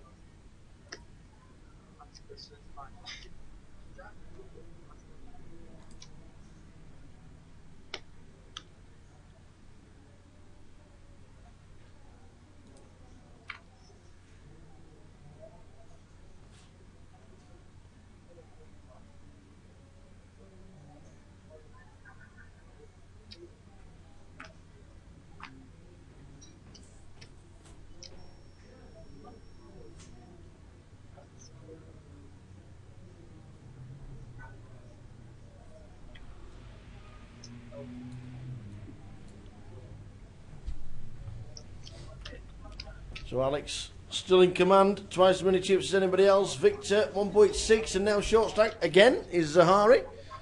Up and down, up and down, up and down, those two in chips. Who's going to win it? We are three-handed.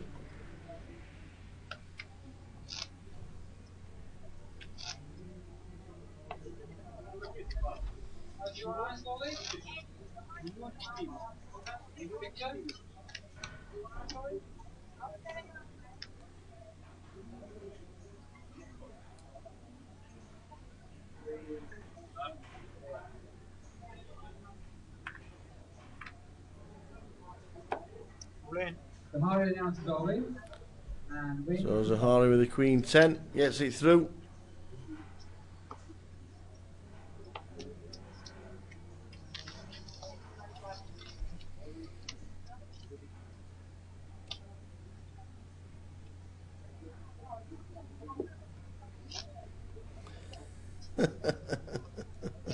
These USA Michelin men are ready to play some sort of game. They are indeed. The most singly watched football event of the year is on.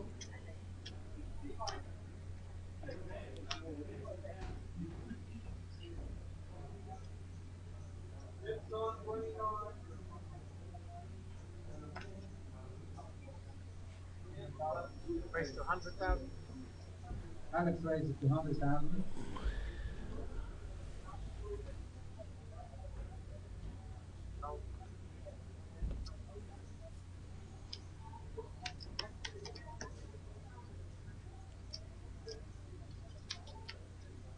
And into the box.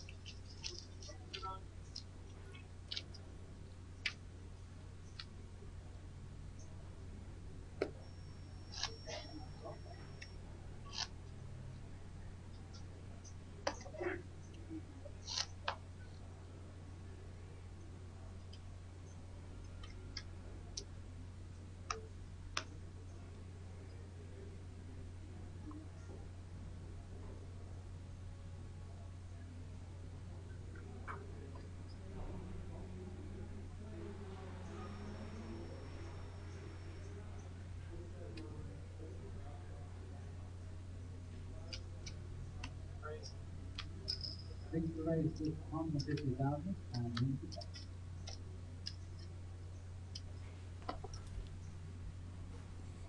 Dale, yeah, I fancy the Patriots. I backed them at -4.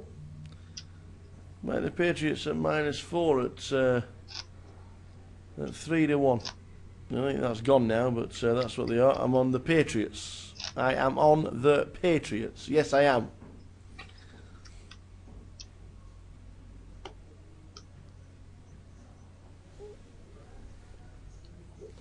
And I've just backed Lagarde Blount to be MVP at 22s.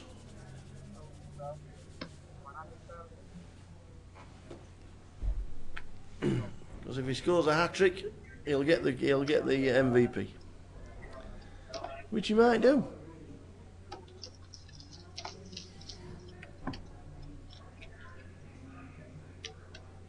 I have got bets covered.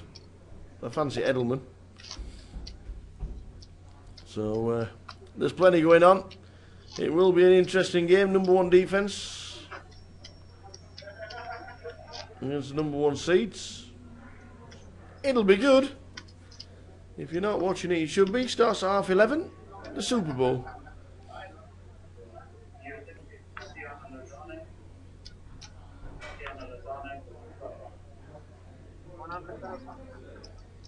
Three left in our main event. 11 PM in the evening. Alex, double chips to Victor. And Zahari is down to 11 bigs. He's going to need a bit of help.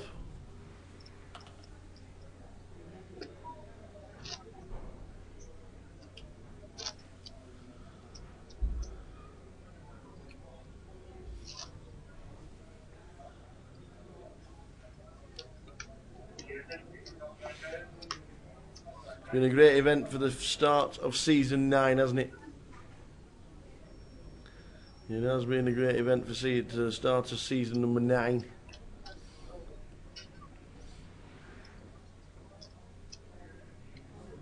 Back with a bang. 289 runners. 23 getting the money.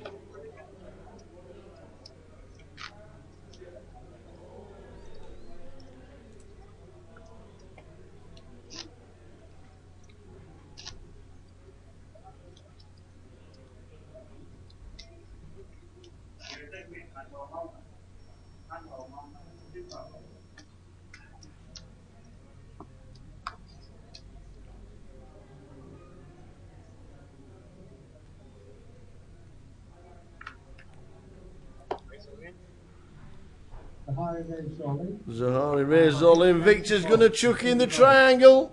He has made a call again. And now Zahari is at risk. Victor Ilyukin could be heads up with Alex Spencer if he doesn't get unlucky. Eight of diamonds, 7 of hearts, 8 Well, there's the ace. The third card. And that is it. Ladies and gentlemen, we're heads up. And the river card is 9 of diamonds. Let's hit it straight. For Zahari Petrov, taking home 33,000. Well done, Zahari. Zahari Petrov. We are now heads up. I don't know if there's a break at all. I don't know if they move the players at all. We'll keep it running. But all I know is we're heads up. Yeah. 5 minutes break to move the players. Chip count on its way. We will see you back in 5 minutes. Leave the tape running. We can leave the table running. It won't be a long break.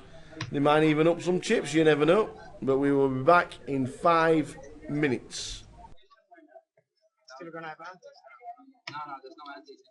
Heads up, there's no antes. You can take the thousands. Yeah, I'll take all the thousands. Huh? Yeah, I can leave them where they are. Yeah, that's fine. That's fine by me. Sorry, Alex. I'm demolishing your stack. But you don't need thousands anymore. So I'm taking them away. 4 or 5? 4. Victor's on 4. Yeah. Yeah, 4 and 2. Still.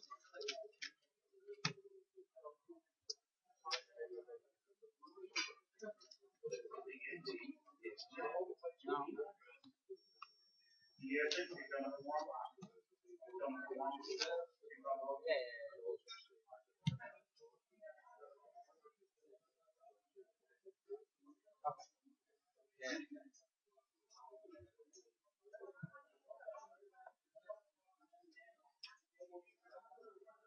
Do you want those things?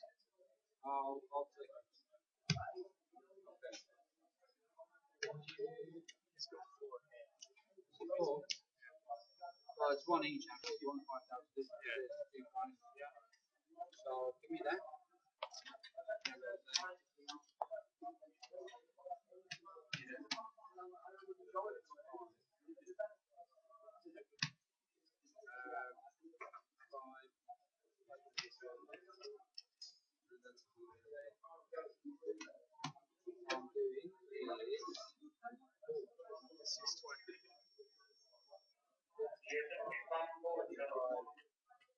That's a 1, 2, 3, 4, 5, 600.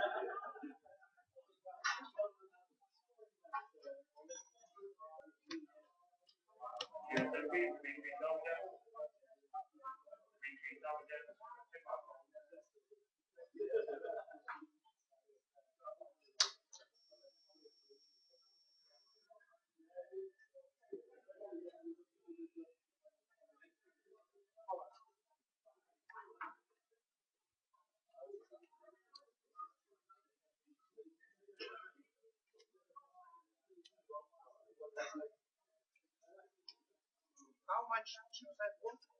You. Let me see.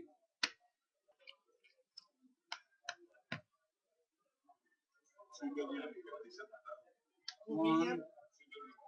Well, let's see. 16, 17,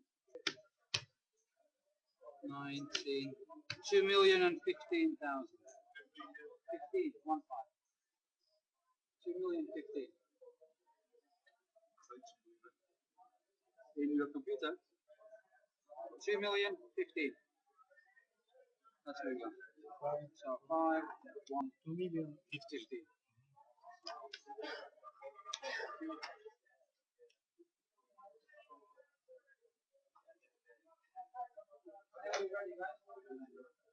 Okay, Alex, I'm taking 620, sorry, 600 off.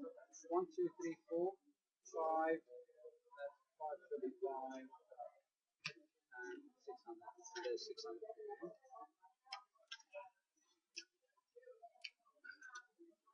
Okay, guys, just to remind you, as we are heads up, it's going so much faster.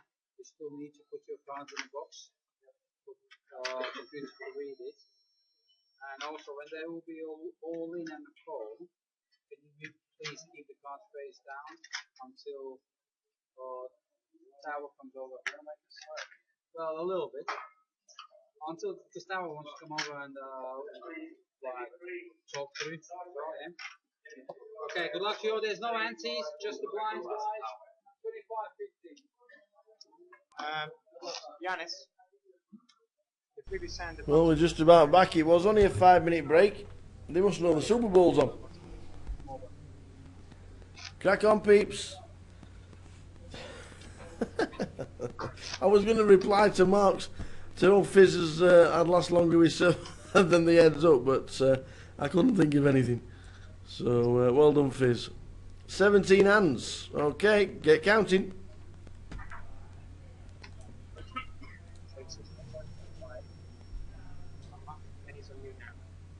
No aunties. No aunties. No anymore.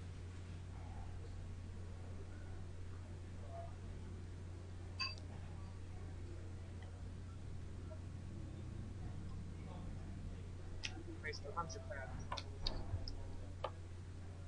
Keep the race to 100,000 and Alex Cole.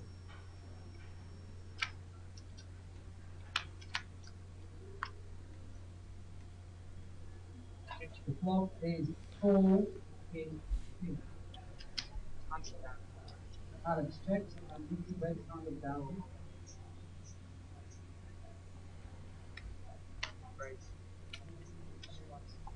Alex raises to 225.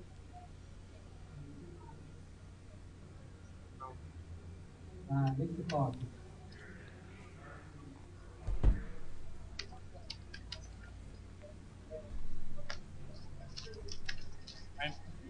You 50 now, yeah. No aunties.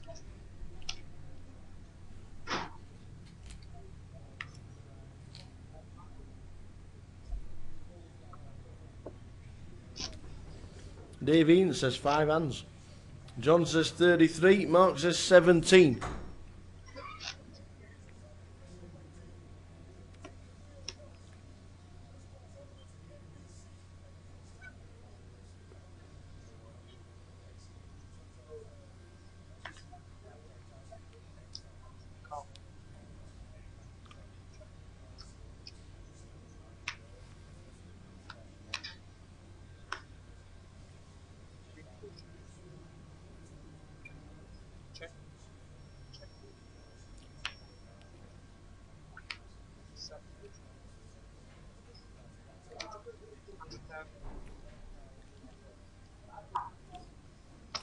Good.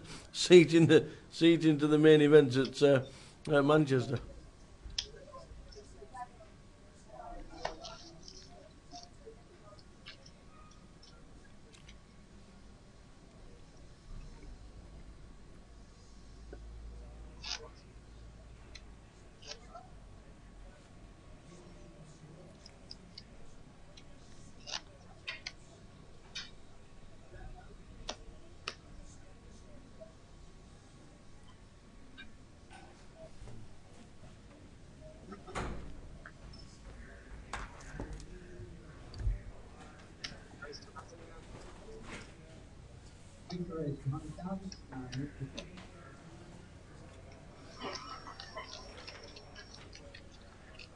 However long it lasts, it's been a great effort from Victor Lukin.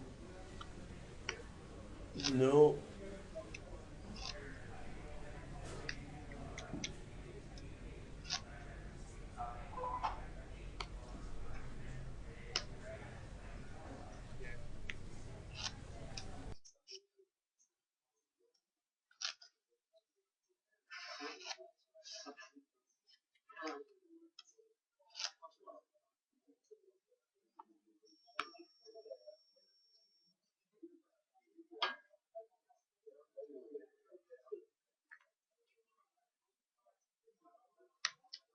Race to 100,000. Alex raised 100,000. 100. Yeah. 100. 100.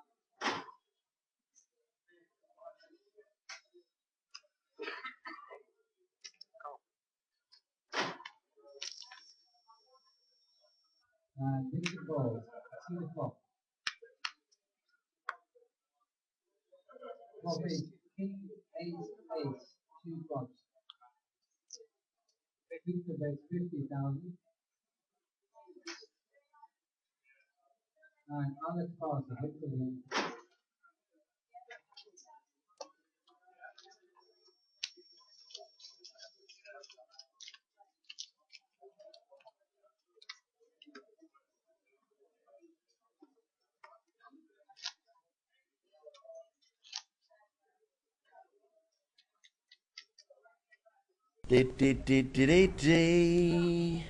Who's keeping count? Nobody, I don't think. Who's going to win the Super Bowl? Patriots. Get on the Pats.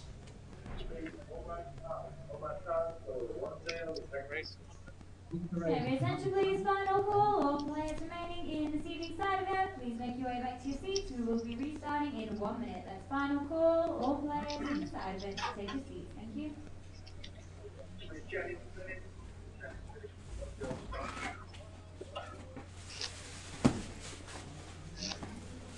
Yeah, I'm with the Patriots, I must admit. I don't know if everybody else is watching it. It's less than half an hour to go until kick-off.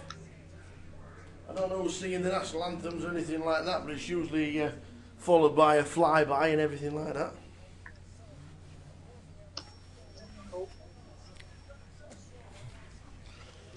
This is going to be one hell of a battle for Victor Ilyukin. But Alex Spencer knows that he can't just flick it in. And he wants the title. He wants the title. We know he just can't flick it in. He doesn't want to double him up. He doesn't want to start playing recklessly and not give Victor any credit for finishing at least second. So, you know.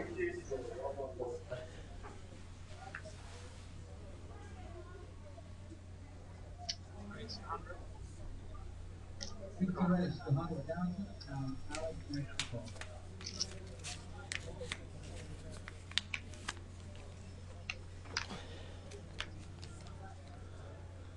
So, Dave Eaton, this has to be the final hand for you.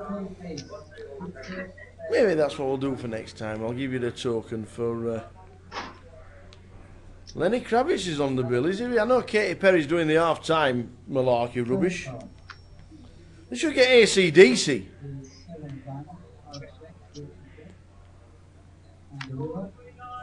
Just think how good AC/DC would be as the half-time show at the Super Bowl. Just get them on. Book it in for next year while they're doing the final tour. That's what they should do.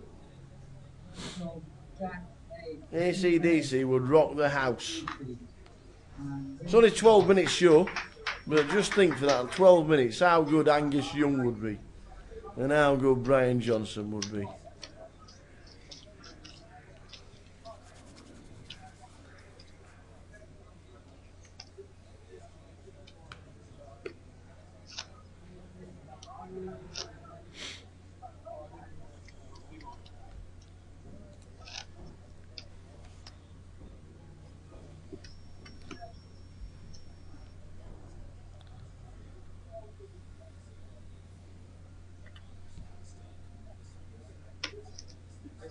Alex raised 100,000 and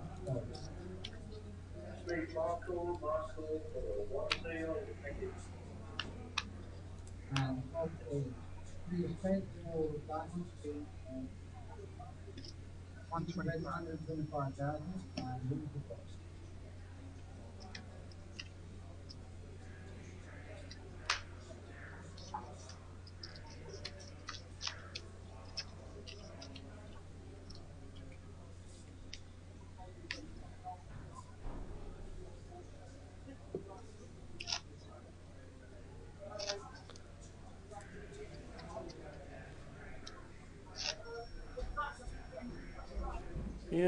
It's massive. 12 minutes sub. But Aerosmith have done it as well. Aerosmith have done it. They did the Super Bowl halftime a few years ago. Quite a few massive people, massive bands. Obviously Janet Jackson for a malfunction. But you know, takes all kinds. Just get AC/DC rocking it. They made billions watching.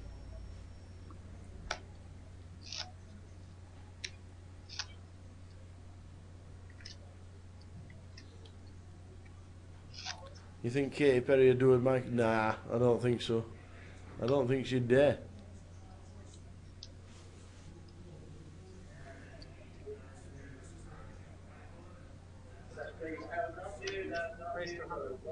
Alex raises 100,000. Victor V raises 200,000, and Alex makes the call.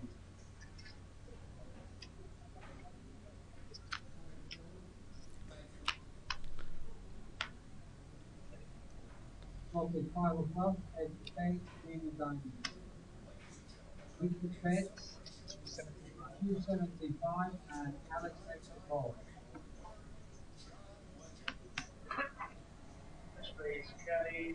Third card, the Jack of Hearts. Victor checks. Alex checks. And the river is King of Clubs.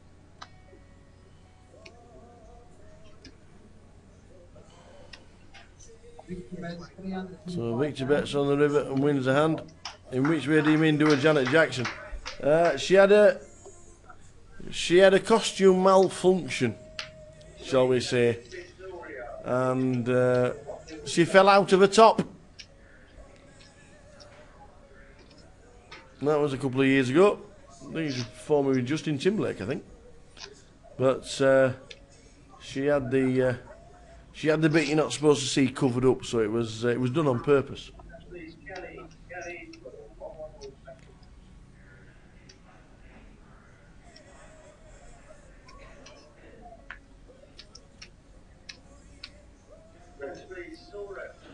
So Victor puts his cards in the box for us and shows 8 queen.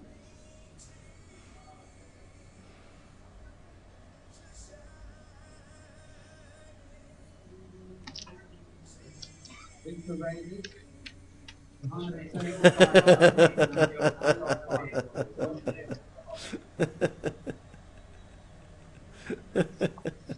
Alan Starkey gets it spot on in no uncertain terms.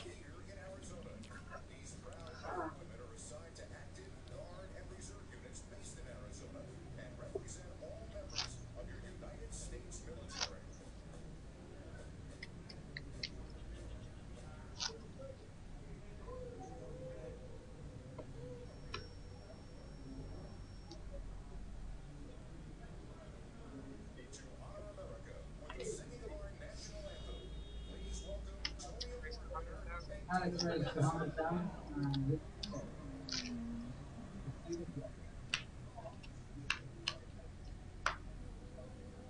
complete 3, 8, 9. So Victor is clawing his way back in it. It's always tough to close out a competition, isn't it? Victor is now chip leader.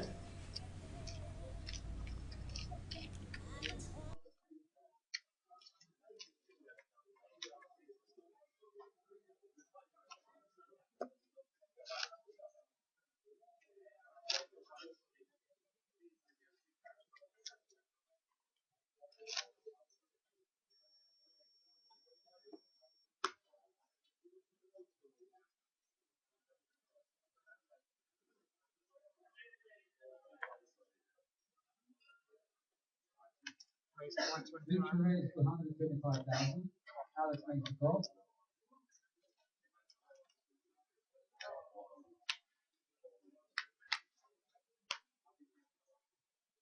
Copy is 6 of diamonds, 8 of clubs, Jack of clubs. Check both players. Turn card, Queen of Hearts. Alex bet 150,000. Victor raises. And Alex passes. What's that, man? How do you walk? What's that?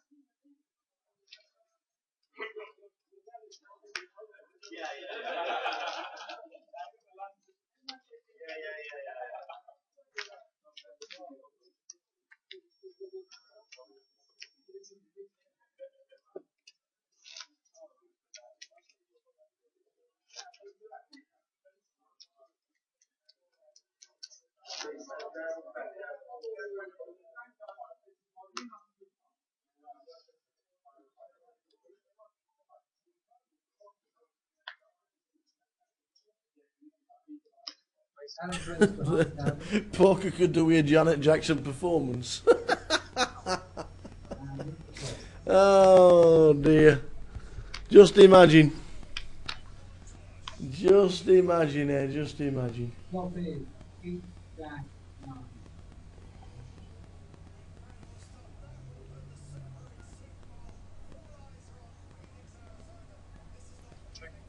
With the check, Alex check. Turn. And 9 diamonds. Victor bet 50,000. Alex fold.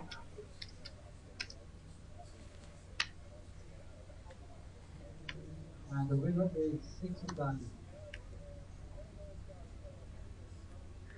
Both players check.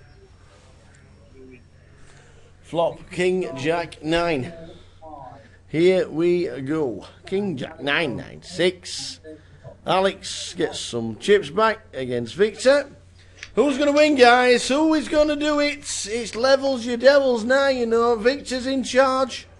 Alex has dropped behind. 2 players left. Who's going to do it?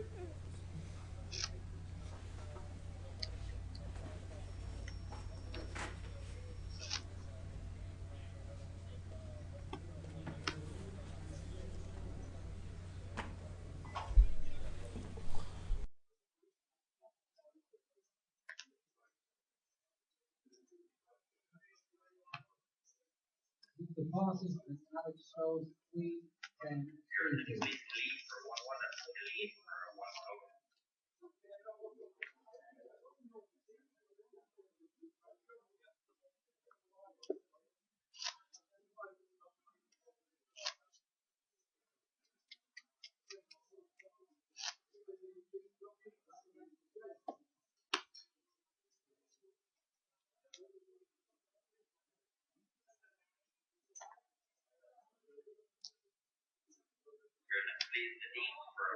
Victor raises to 175,000 and Alex makes the call.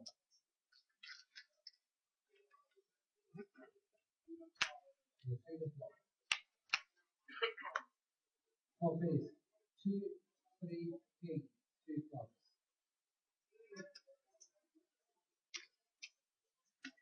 Victor bets 200,000.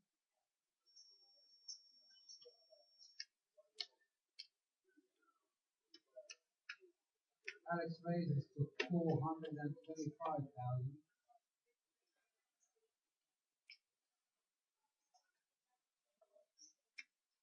Victor makes the call.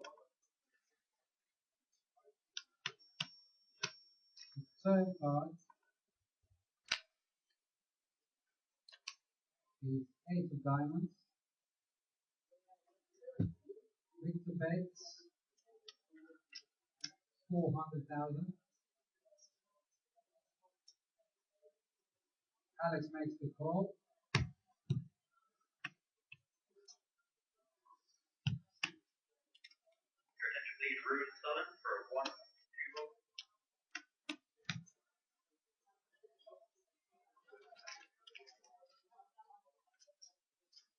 And we'll see the river. The river is 8 of clubs. Victor checks.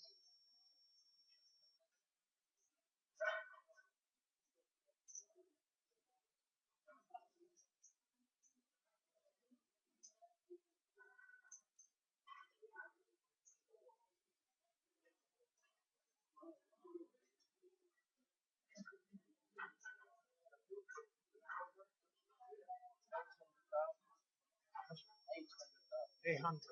Alex bets 800,000.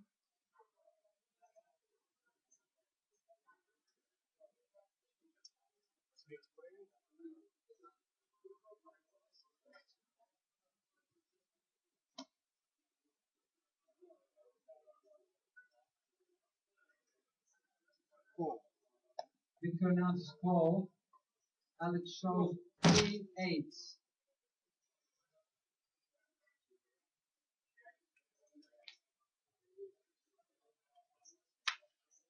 Victor shows King 7 for pair of kings. Alex wins the pot with 3 8s. You bet 800.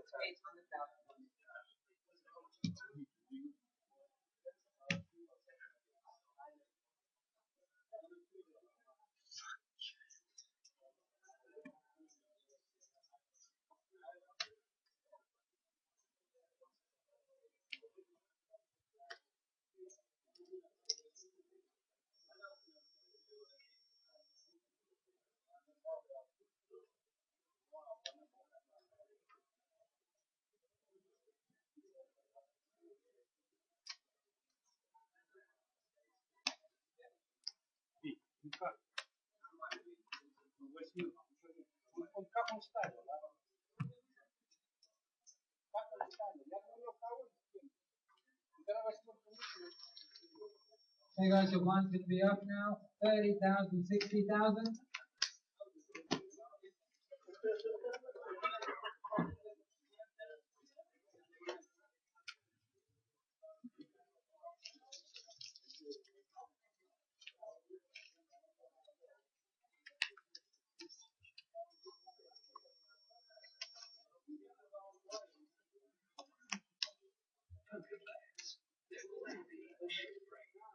Maybe a 30 please.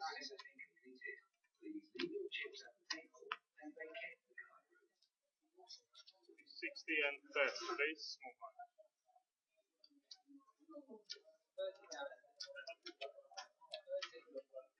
One red, one yellow.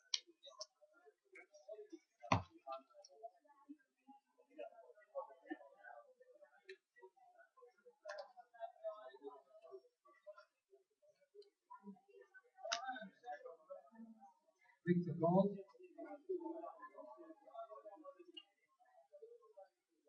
And Alex raises to 260,000.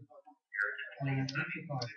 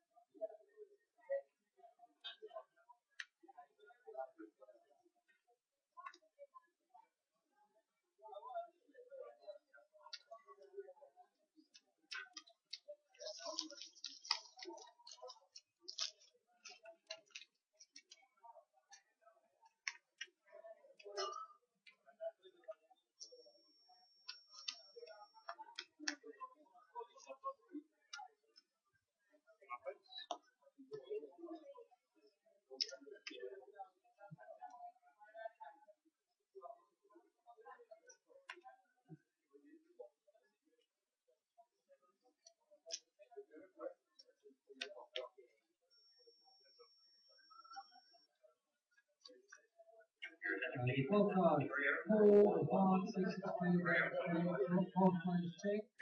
The turn is 9.5. Alex checks. Victor bets 200,000.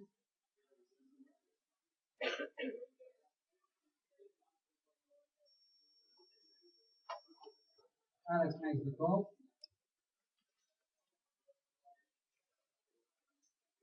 And the ring card is the ace of diamonds. The ball players check. See the cards. Victor shows 9, 10 for pair of nines. And wins the pot.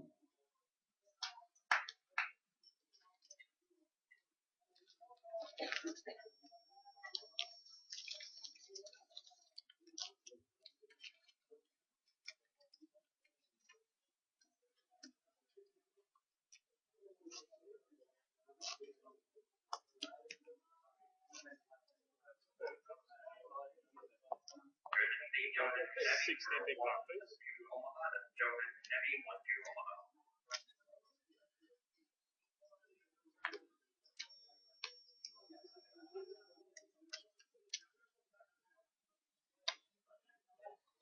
Alex raises to 150,000.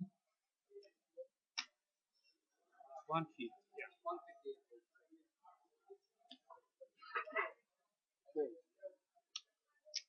Victor makes the call.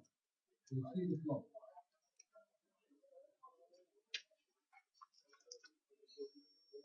Flop is 3 of clubs, 2 hearts, 6 of diamonds. So, Victor Ilyukin and Alex Spencer.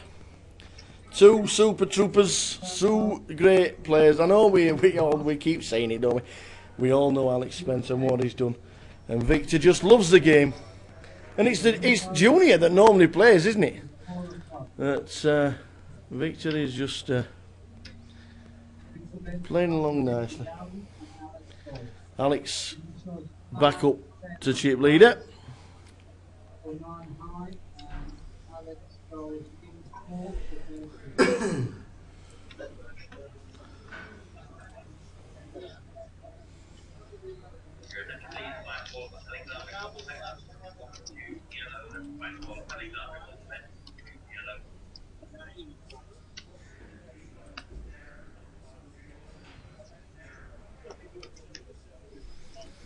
So Alex back in the ascendancy. Victor down at 20 bigs.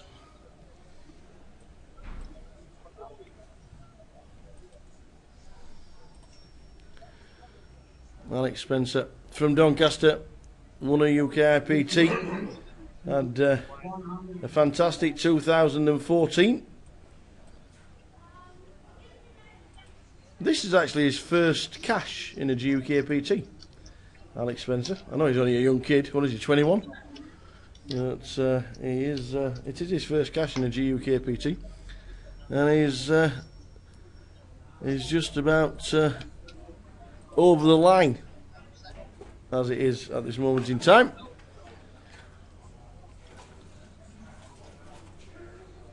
He has a great career ahead of him as Alex. Oh, I didn't. Sorry, not the UKIP. I do apologise. The Sky Poker, not the UKIP. He won the Sky Poker Tour in Dusseldorf, didn't he? For the lumps, not the UKIP. That'll be next. That'll be next.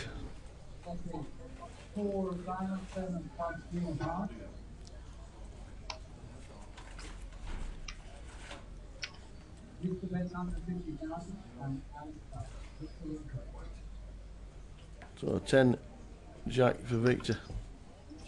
It's quite aggressive, Victor, heads up, let me tell you. Quite aggressive.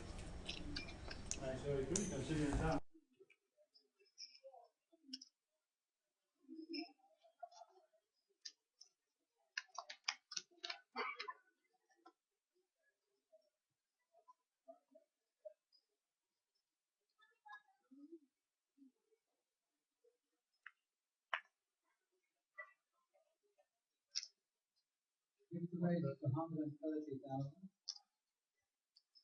Alex Gold.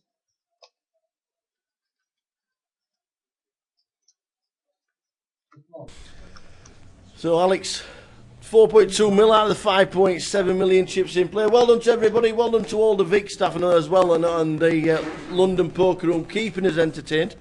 We're here for a few more hours yet, but it's always good to come down here. I love this place. Also, so good to see on a Friday and a Saturday night. I tell you what, you just can't get a seat anywhere. It does what it does, and it is what it is. And they've got some fantastic staff up here. They really have. If you've never been down to the Vic, which is downstairs, and then the poker room upstairs, then you should make a visit.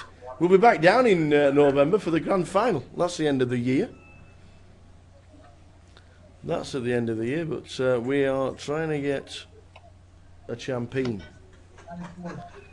A champion in London. Leg number 1, season number 9. Still going on. Alex would be 1 to 5 probably. 1 to 4, 1 to 5. Would he? Keeps getting the messages.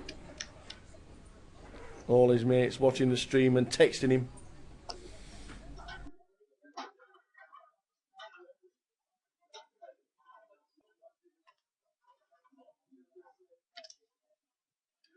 Victor raised 130,000. Alex Paul. 130.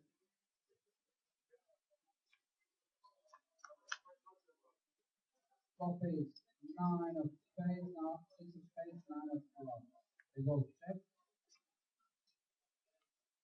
25 is 6 of hearts. Alex checks. Victor raised 200,000. And Alex Paul.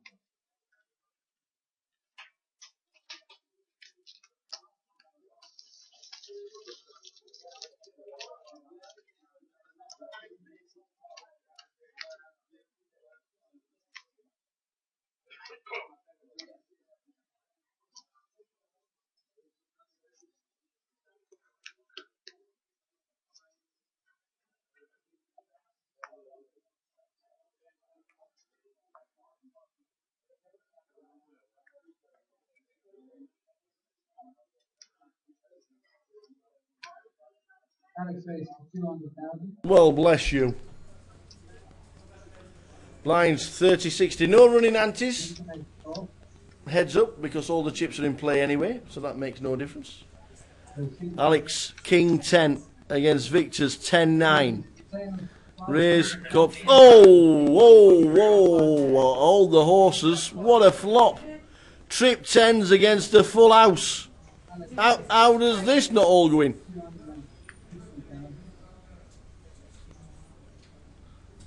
How does this not all go in the middle? 10-9 for Victor.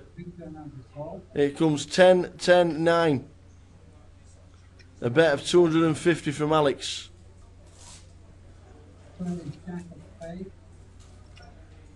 Jack?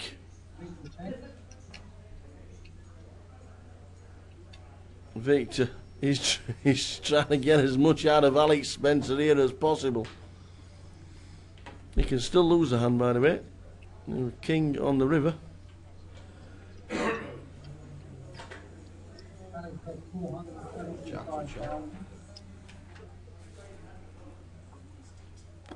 Jack for the chop. Opportunities. Yes, there are opportunities. Big bet from Alex, 475,000. Now then, Victor. In America, Victor. As they say in America, Victor. I like it. 475. So he's just going to call by the looks of that. He normally flicks in the triangle, doesn't he? Ba-ding!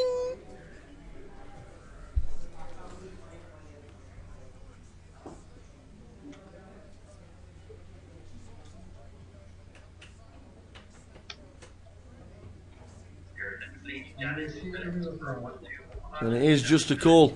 It is just a call. He's not flicked in the triangle just yet. Oh, the queen. Means he's got a straight. Alex has a straight, but it's a full house. There's the triangle. It's a call. And it is a call. Whoa, whoa. Wowzers, wowzers, wowzers, wowzers. It is a call. They are just waiting. We can see that the camera team don't need a rush because Victor Ilyukin has just doubled himself up and he has taken over chip lead off Alex Spencer. It's an amazing flop. They've both got a 10 and it comes 10-10-9. Victor's got 10-9. Who are they waiting for? I don't know who they're waiting for. Why are they so Probably the most important team in poker. Why are they so slow? They turn him over. And a full house for Victor. That was a massive flop.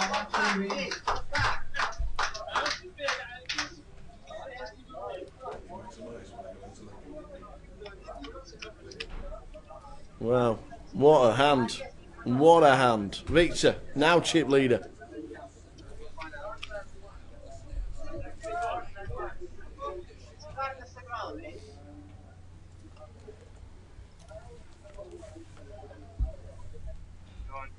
Victor's total all-in was 930,000. So Victor's all in is an extra 930 plus the middle. Plus the middle gives him the chip lead once again.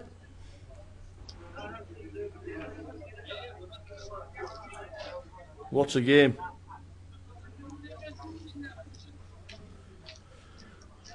What a fabulous game. Can I be attention please, final call, all players remaining in the evening side event, please make your way back to your seats and we will be restarting in 1 minute. Final call, all players in the side event, please.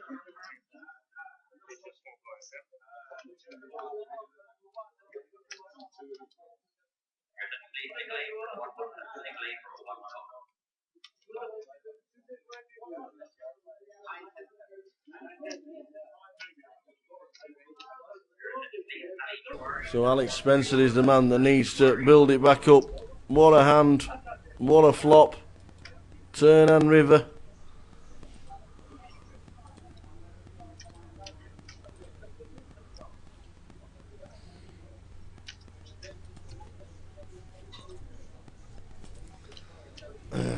Thanks for keeping tune, guys, all the way through. Nearly witching hour on Sunday evening.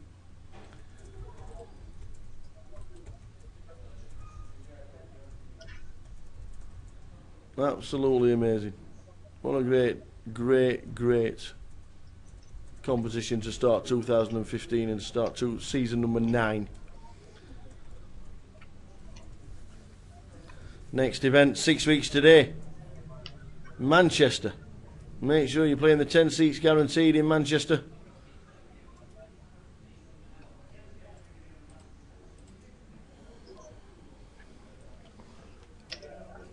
Victor race for 155,000. And now he's got the hooks. Alex makes the call.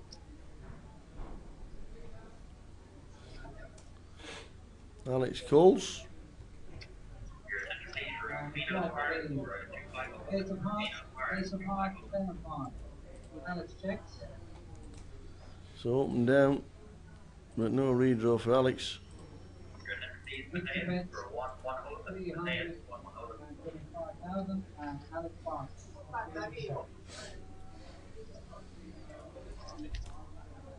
So Alex decides to get out of the way. 2 black cards in his hand. It comes heart, heart, heart.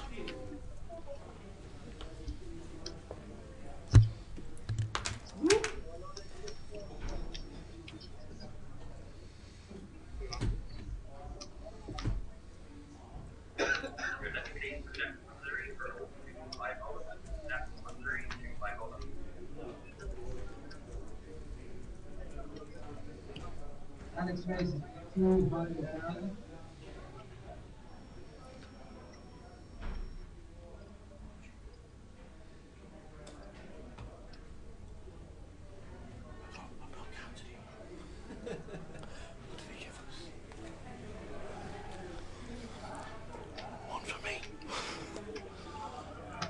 Victor raises 560,000.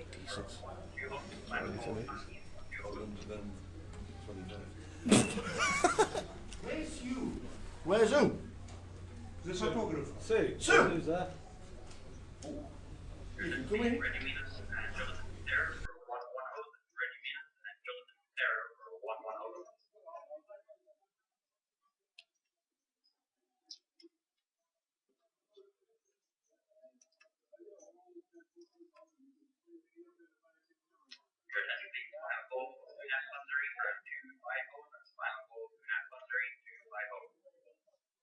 Alex passes. Victor makes the call.